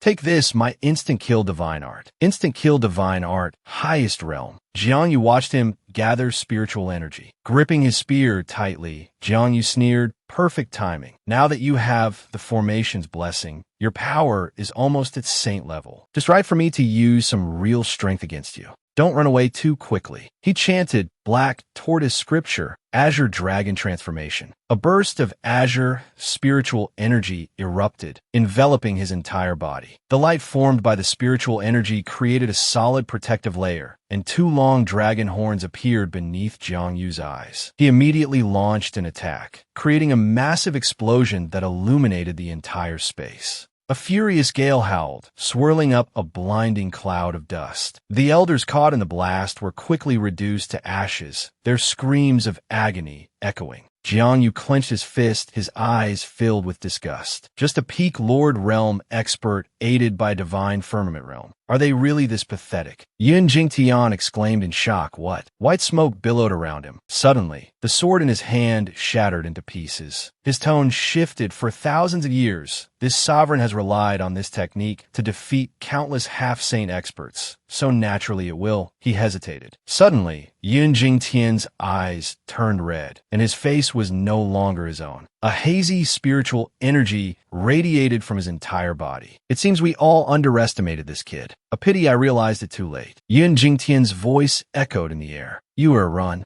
Meanwhile, numerous disciples of the Lingxiao Holy Land collapsed to the ground. Shangguan Yin looked at the fallen disciples, asking doubtfully, the Lingxiao Holy Land, a 1,000-year-old holy land, just like that, it's destroyed. Nangong Yin, standing beside her, replied, not just that. Nangong Yin frowned, her eyes firm as she said, this is just the beginning. Haotian Demon Lord looked up at the sky, his eyes filled with worry, gritting his teeth. She's right. The true battle is about to begin. Yinner, Jang Vu, Master, all of you retreat. The next battle is not something you can interfere with. A dark and gloomy aura hung in the sky above the Lingxiao Holy Land. A giant skull, its long hair fluttering, stared at Jang Vu. Skeleton, it's your turn. It looked forward, praising, Jang Vu, I never expected you to grow to this level. It laughed loudly, its voice tempting. How about you join us? With your strength, joining the immortal realm, your future is limitless. I will tell you the true, cruel reality of this world, including the real reason for the ancient supreme's death. Jang Vu gripped his red spear, pointing it directly at the skull's face, his expression impatient. Cut the crap. Those who have said these words to me before have all become souls under my spear. Skeleton, do you want to try too? The skeleton sneered. The ignorant are fearless. Jang Vu, you foolish creature, with a little strength, you become arrogant. In the end, you're just a being at this level. Let me show you what true terror is. It opened its mouth, and a stream of black spiritual energy surged out, quickly enveloping everyone. They attacked down towards Haotian Demon Lord, Nangong Yin, and Shangguan Yin. Jang Vu glanced down, sighing too fast. Even a moment of carelessness, and I wouldn't have been able to stop it. While dodging Tian's spiritual power, Jang Vu instructed Haotian Demon Lord below. Haotian, take Master and Nangong Yin away from here. Leave the rest to me. He quickly replied, it seems that's the only way. Feathers gradually appeared on Haotian Demon Lord's face. Carrying Shangguan Yin and Nangong Yin, Haotian Demon Lord quickly left, shouting, Big brother, take care of yourself. The skeleton looked at Jang Vu in front of him and said, letting these insects leave first is fine. This king will grant your wish. Do you know why this king doesn't mind letting them go? Jang Vu looked at him warily, his eyes cold as he asked why. The skeleton quickly replied, because dealing with them is as easy as taking something out of a bag for this king. It can be done with a single thought. Jang Vu, holding his spear, said with sharp eyes, is that so? I don't believe it, because before you can even think about it, I'll smash that rotten face of yours first. Didn't your mother ever tell you? That face of yours looks very punchable. Hearing these taunts, the skeleton angrily retorted, what's a mother? I don't have a mother. Boy, less nonsense. Defeat my heaven and earth dharma image first. Then he laughed loudly, spewing countless black magic rays from his mouth, roaring, this place has just lost many lives, and each one resents you. Try this move. From the source of those dark magic rays, human figures gradually formed, each one like a puppet rushing madly towards Jang Vu. Seeing this, Jiang Yu said in surprise. Such dense killing intent. These are creatures born from corpses. Being able to control killing intent is no exception. I'm afraid I won't be able to withstand this move even if I use the Azure Dragon transformation. Then he directly cast a spell, his whole body enveloped in absolute power, burning like a flame, and said, "It just so happens that I've used enough strong opponents before, and the previous experience hasn't been used up yet, enough for me to enhance the Black Tortoise Divine Scripture once again." Black Tortoise Divine Scripture, 10th level, breakthrough. The system panel immediately displayed a notification. Congratulations to the host for breaking through to the 10th level of the Black Tortoise Divine Scripture, achieving great mastery of the divine art, and unlocking the special ability, Divine Power Awakening. The next stage, breaking through to the 12th level of the Black Tortoise Divine Scripture, can unlock the special ability, Summon Divine Beast. After receiving the privilege, he said triumphantly, "The power of a divine beast. Let's try it out." Then Jiang Yu shouted, "Divine Beast Power, Vermilion Bird Transformation." At this moment, a giant firebird appeared behind him, its whole body ablaze, majestic and imposing. The skeleton, who was condensing a fireball in its mouth, clearly showed a surprised expression upon seeing this scene and exclaimed, "That's a flame similar to the flame palm of the Red Emperor Supreme of the God Clan." It blurted out, "Impossible. How can a mere mortal awaken divine power?" At the same time, the puppets filled with resentment continued to rush towards him like wild beasts. The vermilion bird transformation began to flap its wings. After accumulating enough magic power, the skeleton launched a giant flame straight down. Its destructive power astonishing, shattering rocks and sending debris flying. It roared. The remnants of the attack flew in all directions, creating countless strong gusts of wind and filling the air with smoke and dust. Feng Xingyu witnessed all of this, sneering, "So the Skeleton King's strength has recovered to this level. That brat is definitely finished." Back on the main battlefield, after exerting all its strength, the skeleton looked down to see the results. Jiang Yu was completely unharmed, letting out a cold laugh. It turned out a divine beast had transformed into a pair of giant wings, protecting him from the enemy's fierce attack. Now, he looked directly at his opponent with a smug expression, as if provoking him. The skeleton was utterly shocked, unable to believe what he was seeing. Jiang Yu's gaze became incredibly resolute. He waved his hand forward, casting magic, and the wings behind his back disappeared. A golden light shot up into the sky, striking directly at the opponent's head. Several large holes were instantly blasted into the target, destroying the form the skeleton had painstakingly created. The skeleton cried out in terror, "My heavenly earth dharma body has been." From the fissure, the true skeleton hastily emerged. He clenched his fists furiously, unwilling to accept his disadvantage, and roared, "Don't get cocky, Jiang Yu. How could this king lose to you?" He then lunged forward like lightning, punching straight at Jiang Yu's chest. But Jiang Yu easily blocked it without expending any effort. Jiang Yu didn't let him escape, suddenly grabbing one of the skeleton's hands. Flames erupted. He had prepared a fatal blow, ready to unleash it at any moment. He shouted, "Divine Beast Power, Dragon Fist." Hearing this, fear gradually consumed the skeleton's mind, causing him to say helplessly, How is this possible? This power." Before he could finish, Jiang Yu struck him directly in the chest, unleashing magic. The skeleton was gravely injured, realizing in pain, I understand everything now." He asked doubtfully, "What do you understand?" But the skeleton continued to ramble like a madman. "So the Red Emperor Supreme wasn't waiting for his reincarnation, but for you." He frowned, his eyes dimming, and said with difficulty, "It was foretold that you would awaken the divine beast power." Jiang Yu, still completely confused, repeatedly questioned, "What are you talking about?" The skeleton ignored him, muttering vague, unclear words. "One day you will understand, but it is an arduous path. Jiang Yu, I have lost, but on your path ahead, you will encounter enemies thousands of times stronger than me. Jiang Yu, you must be prepared."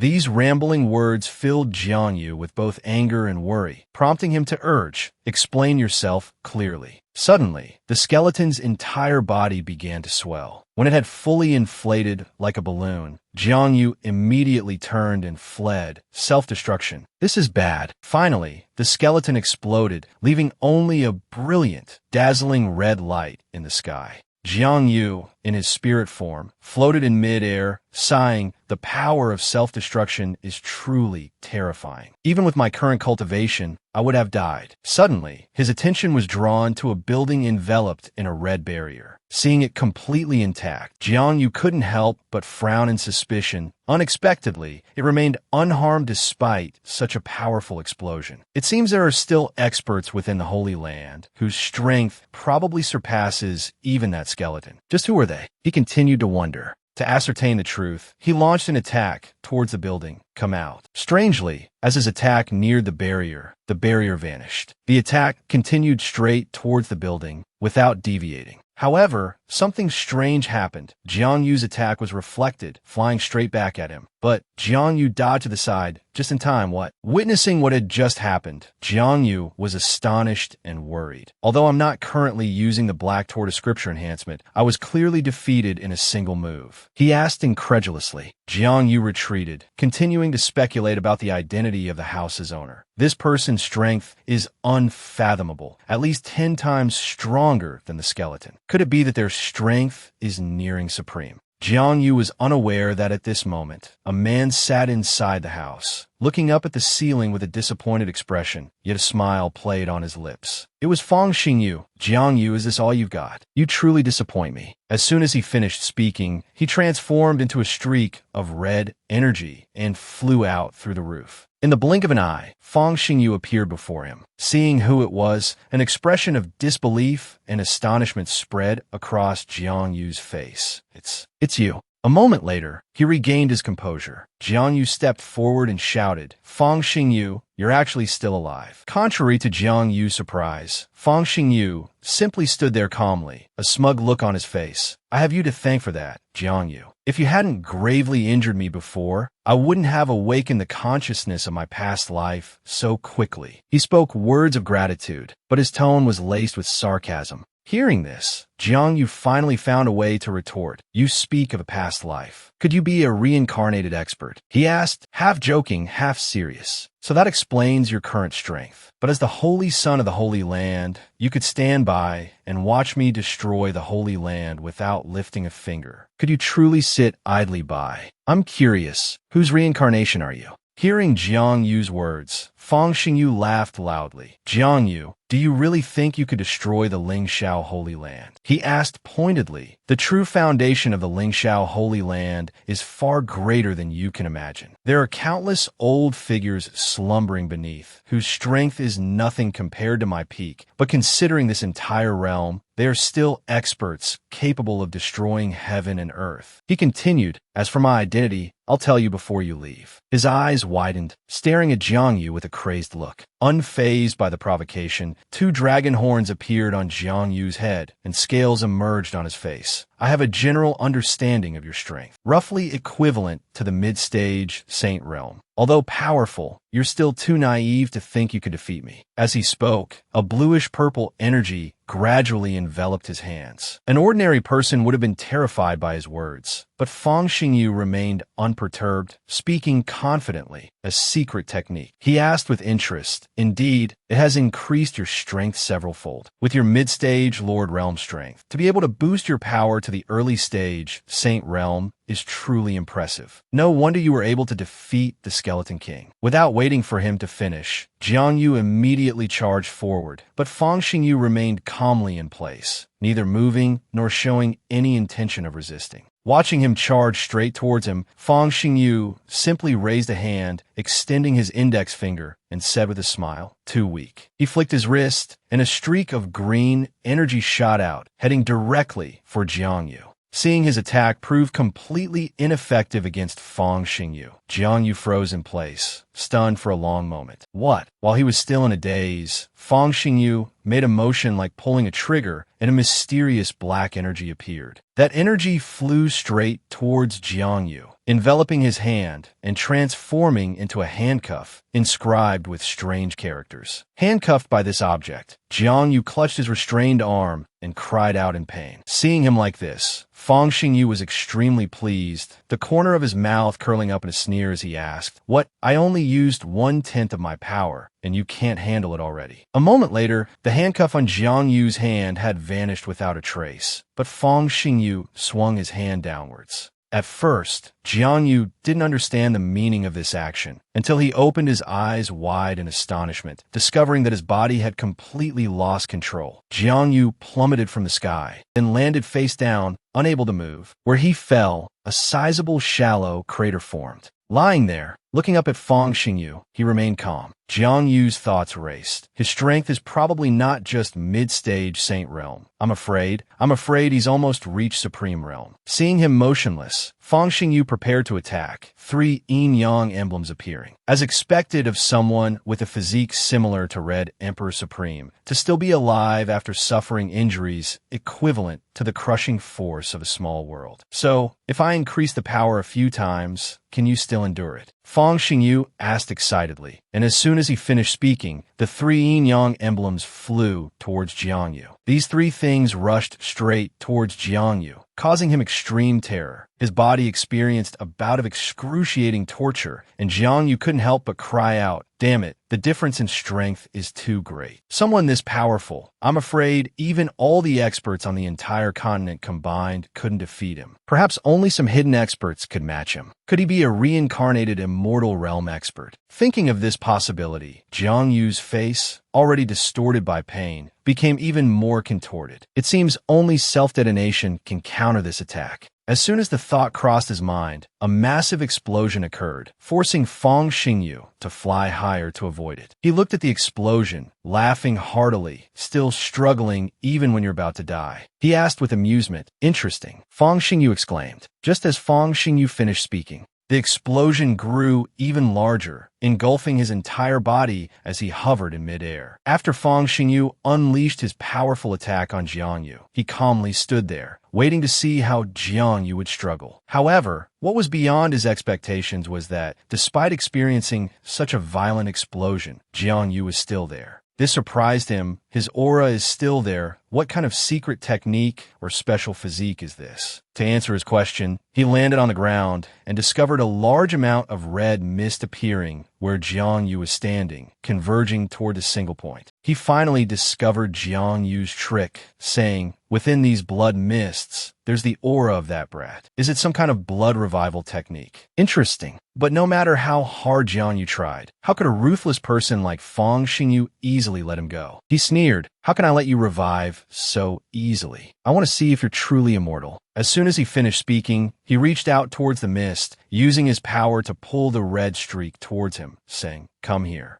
As he grasped it, Jiang Yu's life, once again under his control, Fong Xingyu sneered, saying, "I will send this fleshy remnant of yours to the dimensional void. Let's see if you can still recover then." The next second, without hesitation, he flung it outwards, commanding, "Go." Then, Fong Xingyu began to cast a spell, opening a dimensional void. With his hands clasped together, he said, "Fong Xingyu," looking at it, full of confidence in his dimensional void, believing that even the primordial defiance physique wouldn't be able to recover. After that, the congealed blood flew towards the light, entering the dimensional void he had just created. He brought a hand to his face, chuckling smugly, then said to Jiang Yu with disdain, "It seems you were just a slightly more special ant after all." Having dealt with Jiang Yu, he didn't stop there, but thought, all right, the biggest obstacle has been removed. What remains is to deal with the other 3 holy lands and some old geezers. Before that, let's go take care of Jiang Yu's companions. Within the dark, strange space, only mist and white smoke swirled. Jiang Yu, alone and adrift in this space, remained unconscious, his life or death uncertain. A moment later, he awoke, astonished by his own resilience. "I thought I was going to die, but I didn't expect to survive even this." The immortal body is truly formidable. Fong Xingyu definitely didn't anticipate this. He figured that this damned place was isolated from the outside, and Fong Xingyu must have assumed he was finished. "Can't stay here too long," Jiang Yu said as he touched the system control panel with his hand. "But this thing is too powerful. I have to level up to get out." The system displayed. Looking at the information recorded on the system,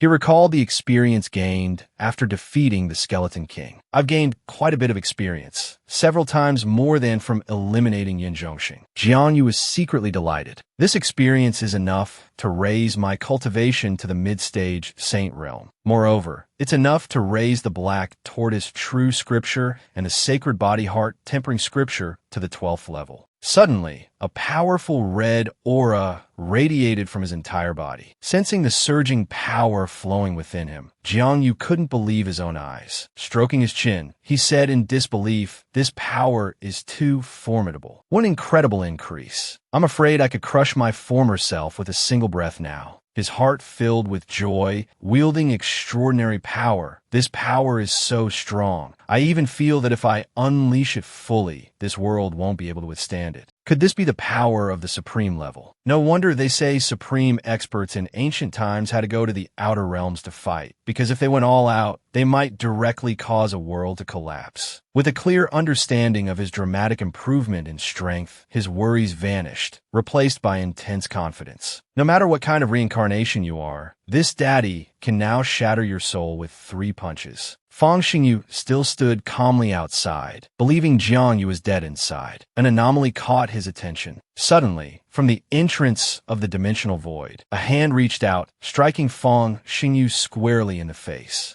He was sent flying by this unexpected punch, landing flat on his back. Before he could understand what had happened, he exclaimed in shock, "What?" Fang Xingyu immediately sprang to his feet in fury. Seeing that Jiangyu was not only alive, but also stronger than before, Fang Xingyu was utterly astonished. "Impossible! How are you still alive?" Seeing him standing right in front of him, Fang Xingyu yelled, "Jiangyu." Now having the upper hand, Jiangyu retorted, "You don't need to know. As for the reason, I'll tell you before you die." Hearing this provocation, Fang Xingyu wasn't about to be outdone. Raising his hand threateningly, "You dare mock me? You want to die?" With that, he immediately summoned a giant hand to attack Jiangyu. But Jiangyu now possessed the power of a supreme being, and these attacks were no different from ant bites to him. He scoffed, "Too weak." Facing the attack, he remained unfazed, uttering a few contemptuous words to provoke his opponent. "Is that all you've got?" Jiangyu's time to demonstrate his true power had finally come. Pointing downwards, he said, "Back at you." Suddenly, the giant hand flew back towards Fang Xingyu, startling him. He leaped into the air just in time, narrowly avoiding Jiangyu's counterattack. Fang Xingyu hastily landed back on the ground, having narrowly escaped death. Faced with Jiangyu's astonishing transformation, it seemed he had underestimated his opponent and couldn't help but wonder, "Kid, how did you suddenly become so strong?" Fang Xingyu suddenly realized something, repeatedly questioning in disbelief. "That's right, this kid hasn't even used a secret technique. How is this possible? He has this level of power without using a power-boosting secret technique. How could he have become so much stronger in such a short time?" Fang Xingyu still couldn't believe his eyes, unable to accept the reality that Jiangyu was surpassing him. He charged forward, throwing a punch while ranting, "Impossible! This is impossible. You're just that good-for-nothing Jiangyu. You're just weak. You're destined to be trampled under my feet. How could I lose to you? I can't accept this." His incessant rambling only emboldened him further, until Jiangyu, unable to bear it any longer, asked, "Kid, are you done yet?" No longer wanting to waste time, Jiangyu pressed his hand against Fang Xingyu's face, saying, "You made a mistake laying a hand on Jiangshun. It seems you're the one who needs to be taught a lesson."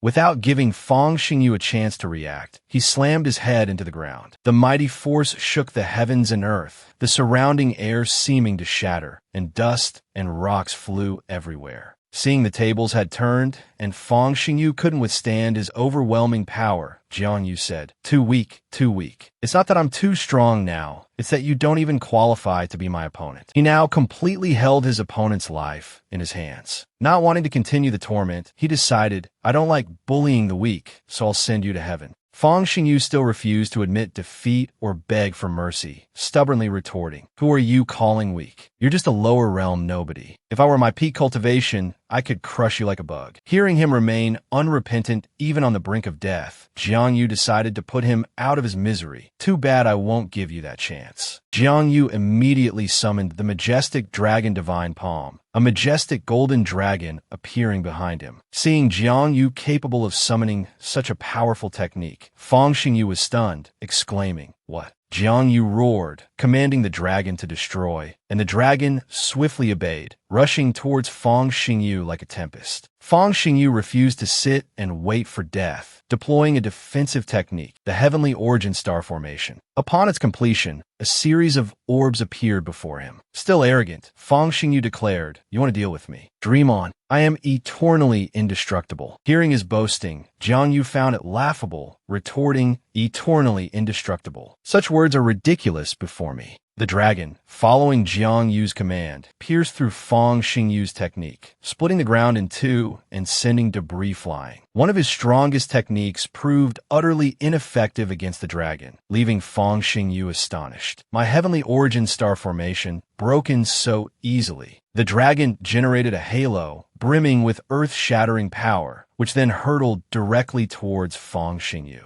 This time, he had truly learned his lesson. Completely defeated by Jiang Yu, Fang Xingyu screamed in resentment, "Jiang Yu, even as a ghost, I will not forgive you. Who do you think you are?" After sending Fang Xingyu on his way, a beam of azure light suddenly appeared in the sky. Jiang Yu hadn't expected another expert. The powerful beam of light formed a blue sphere, surrounded by a layer of white mist. Within the pitch-black night, several pairs of red eyes appeared, filled with displeasure. "Who dares disturb our cultivation? What has become of the Lingxiao Holy Land? Who is responsible?" Jiang Yu, still standing high above, seemed to have caught someone's attention. At this moment, two more figures appeared. Seeing Fang Xingyu gravely injured, they immediately questioned him with fury. How could the immortal venerable's reincarnation be injured like this? "Do you know who he is? How dare you harm him?" They rebuked. "Do you wish to incur the wrath of the immortal realm? Your actions will endanger the mortal realm. Do you understand?"